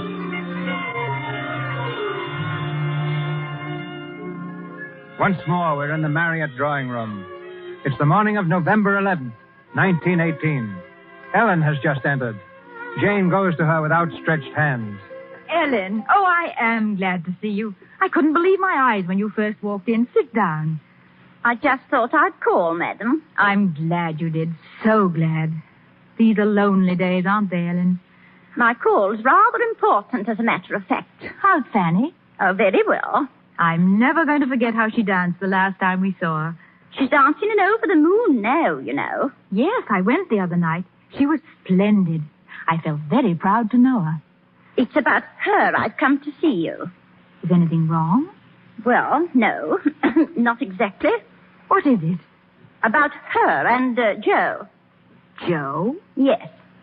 I don't understand, Ellen. Well, they've been what you might call in love. Yes. My Joe? Yes, your Joe. His last 2 leaves, he spent a lot of time with Fanny. Oh, I see. I wouldn't have come to see you about it at all, only, well, now that the war's over, or almost over, that is, and he'll be coming home, I thought that... What did you think? Well, I thought they ought to get married. Does Fanny want to marry him? Oh, I haven't talked to her about it. She doesn't know I know. And how do you know? I found a letter he wrote. And you read it? Of course. I brought it with me. I knew you'd want to see it. I do not wish to read it. Oh, I see. I think we better let the whole thing stand until Joe comes home. Then he and Fanny can decide what they wish to do. Oh, I didn't wish to upset you. I'm not in the least upset. It's been on my mind. But you didn't tell Fanny before you came here. I think I know why. In any case, I never interfere with my son's affairs. Well, sure, I'm very sorry. That's all. Goodbye, Ellen. I suppose you imagine that my daughter isn't good enough to marry your son. Well, if that's the case, I can assure you that you're very much mistaken. Fanny's received everywhere. She knows all the best people. How nice for her. I wish I did. Oh, things aren't what they used to be, you know. Oh, no. It's all changing. Yes, I see it is. Fanny's at the top of the tree now. Oh, she's having the most wonderful office. Oh, Ellen. What is it? I'm so sorry, so sorry. Don't know what you mean. Oh, yes, you do, inside. You must understand, Ellen. Something seems to have gone out of all of us. Goodbye, Ellen. Your pardon, milady. Yes? What is it, Belden? A telegram. Thank you. It's all over, milady. The war's over. It's 11 o'clock. Milady. There's no answer, Belden. No answer. Milady, is anything wrong? Oh, ma'am. Oh, quick, what's happened? What's in that telegram? You needn't worry about Fanny and Joe, Ellen. He won't be able to come back anymore. Because he's dead. Dead? Oh, God. Oh, dear God.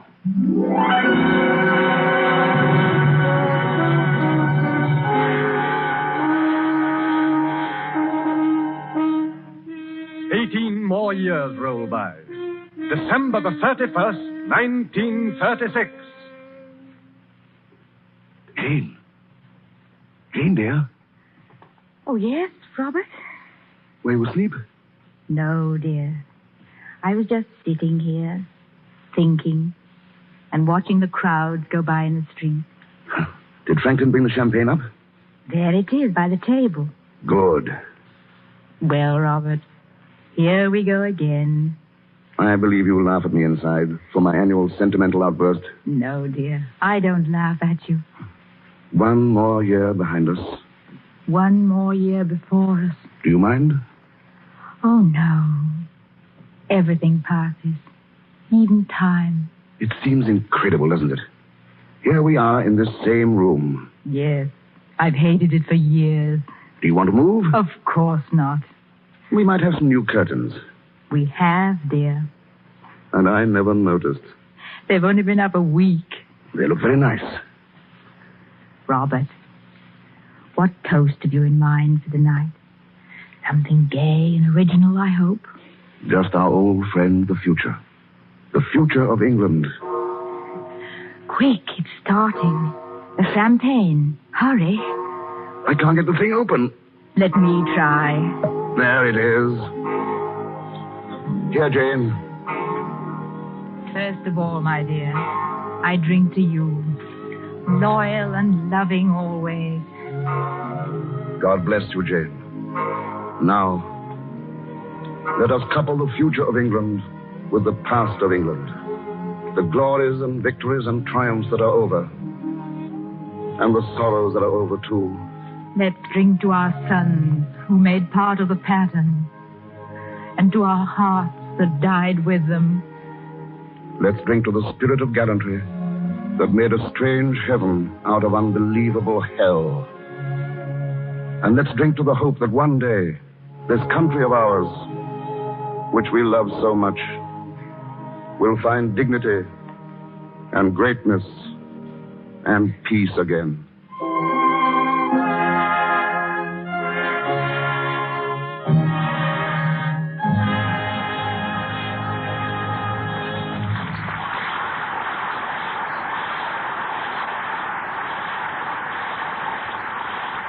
Herbert Marshall and Madeline Carroll have a word for us in a few moments. But now, a curtain slowly falls. The cavalcade is gone. Gone to the home of straight ascending smoke, of distant melodies, of white sails that vanish on a red horizon. Gone to the home of all brave things that flourish, fade, and disappear, to live again in memories. To England I give thanks. Thanks for showing the world how to muddle through. Thanks for her patriots and poets, for roast beef and plum pudding, for Trafalgar and tobacco, for kippers and Kipling, for bowler hats and bowling on the green, and for performers like Madeline Carroll and Herbert Marshall, who now rejoin us. Miss Carroll, Mr. Marshall.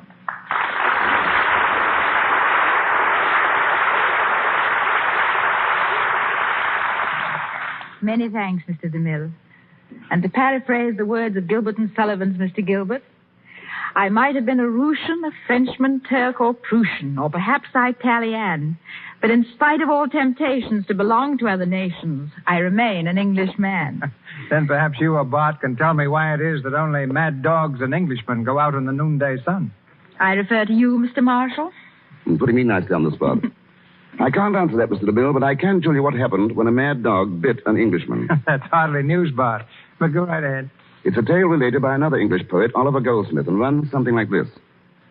The dog and man at first were friends, but when a pique began, the dog, to gain some private ends, went mad and bit the man. The wound, it seemed both sore and sad to every Christian eye. And while they swore the dog was mad, they swore the man would die. But soon a wonder came to light that showed the rogues they lied. The man recovered of the bite. The dog it was that died. Proving perhaps that all Englishmen should be muzzled. But before that happens to me, I want to add just a word of appreciation of Lux Toilet Soap. To me, it's just as important in my dressing room as a mirror. It's really an international beauty care. For in England, too, actresses turn to Lux Soap for keeping complexions at their loveliest, just as we do here in Hollywood. In fact, I was using Lux Toilet Soap when I was teaching school, so you can see we're friends of long standing. I want to thank you, too, Mr. DeMille, for the opportunity to play Robert Marriott in what I think is one of the greatest dramas of our generation. Plays like this are characteristic of the Lux Radio Theater and bring to the air a dignity and prestige equaling the highest traditions of the legitimate stage. Cavalcade is a play for the new year. Perhaps it's neither my place nor my talent to stand here and deliver a message. Cavalcade can do it so much better. Yet, how splendid a thing is love of fellow men, of country and of peace. A few days more, and in Hollywood, in Times Square, in London, and in all their counterparts the world over, there will be a sound of bells and celebration. Let's hope that when they ring again, in another 12 months, they'll echo through a world a little closer to understanding itself, a little more tolerant, a little nearer to the truth that it is a good old world, and they serve their country best, who serve the cause of peace. Good night. Good night, Mr. DeMille. Good night, and thanks to you both. Ladies and gentlemen, this is your announcer, Melville Ruick. Mr. Marshall appeared through courtesy of RKO Studios and Columbia Pictures. Miss Carroll through Walter Wanger Productions. I refer you now to Mr. DeMille. Your season ticket in the Lux Radio Theater is renewed next Monday night when we salute 1937 by starring Spencer Tracy, Virginia Bruce, and Francis Farmer. Our play is one which met with tremendous enthusiasm on both stage and screen. The Pulitzer Prize play, Men in White, We shall hear Mr. Tracy in the role of Dr. George Ferguson, intern. Miss Farmer as Barbara Denon, and Miss Bruce as Laura Hudson, the girl whose love stands between Ferguson and his profession in this gripping story of clashing loyalties.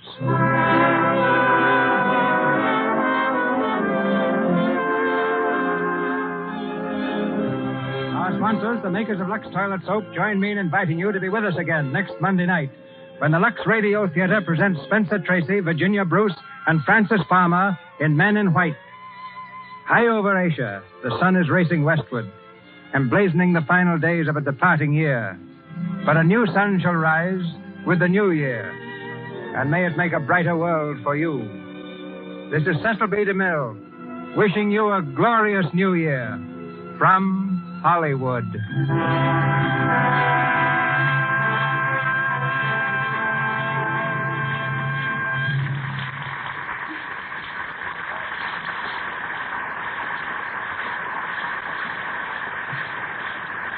This is the Columbia Broadcasting System.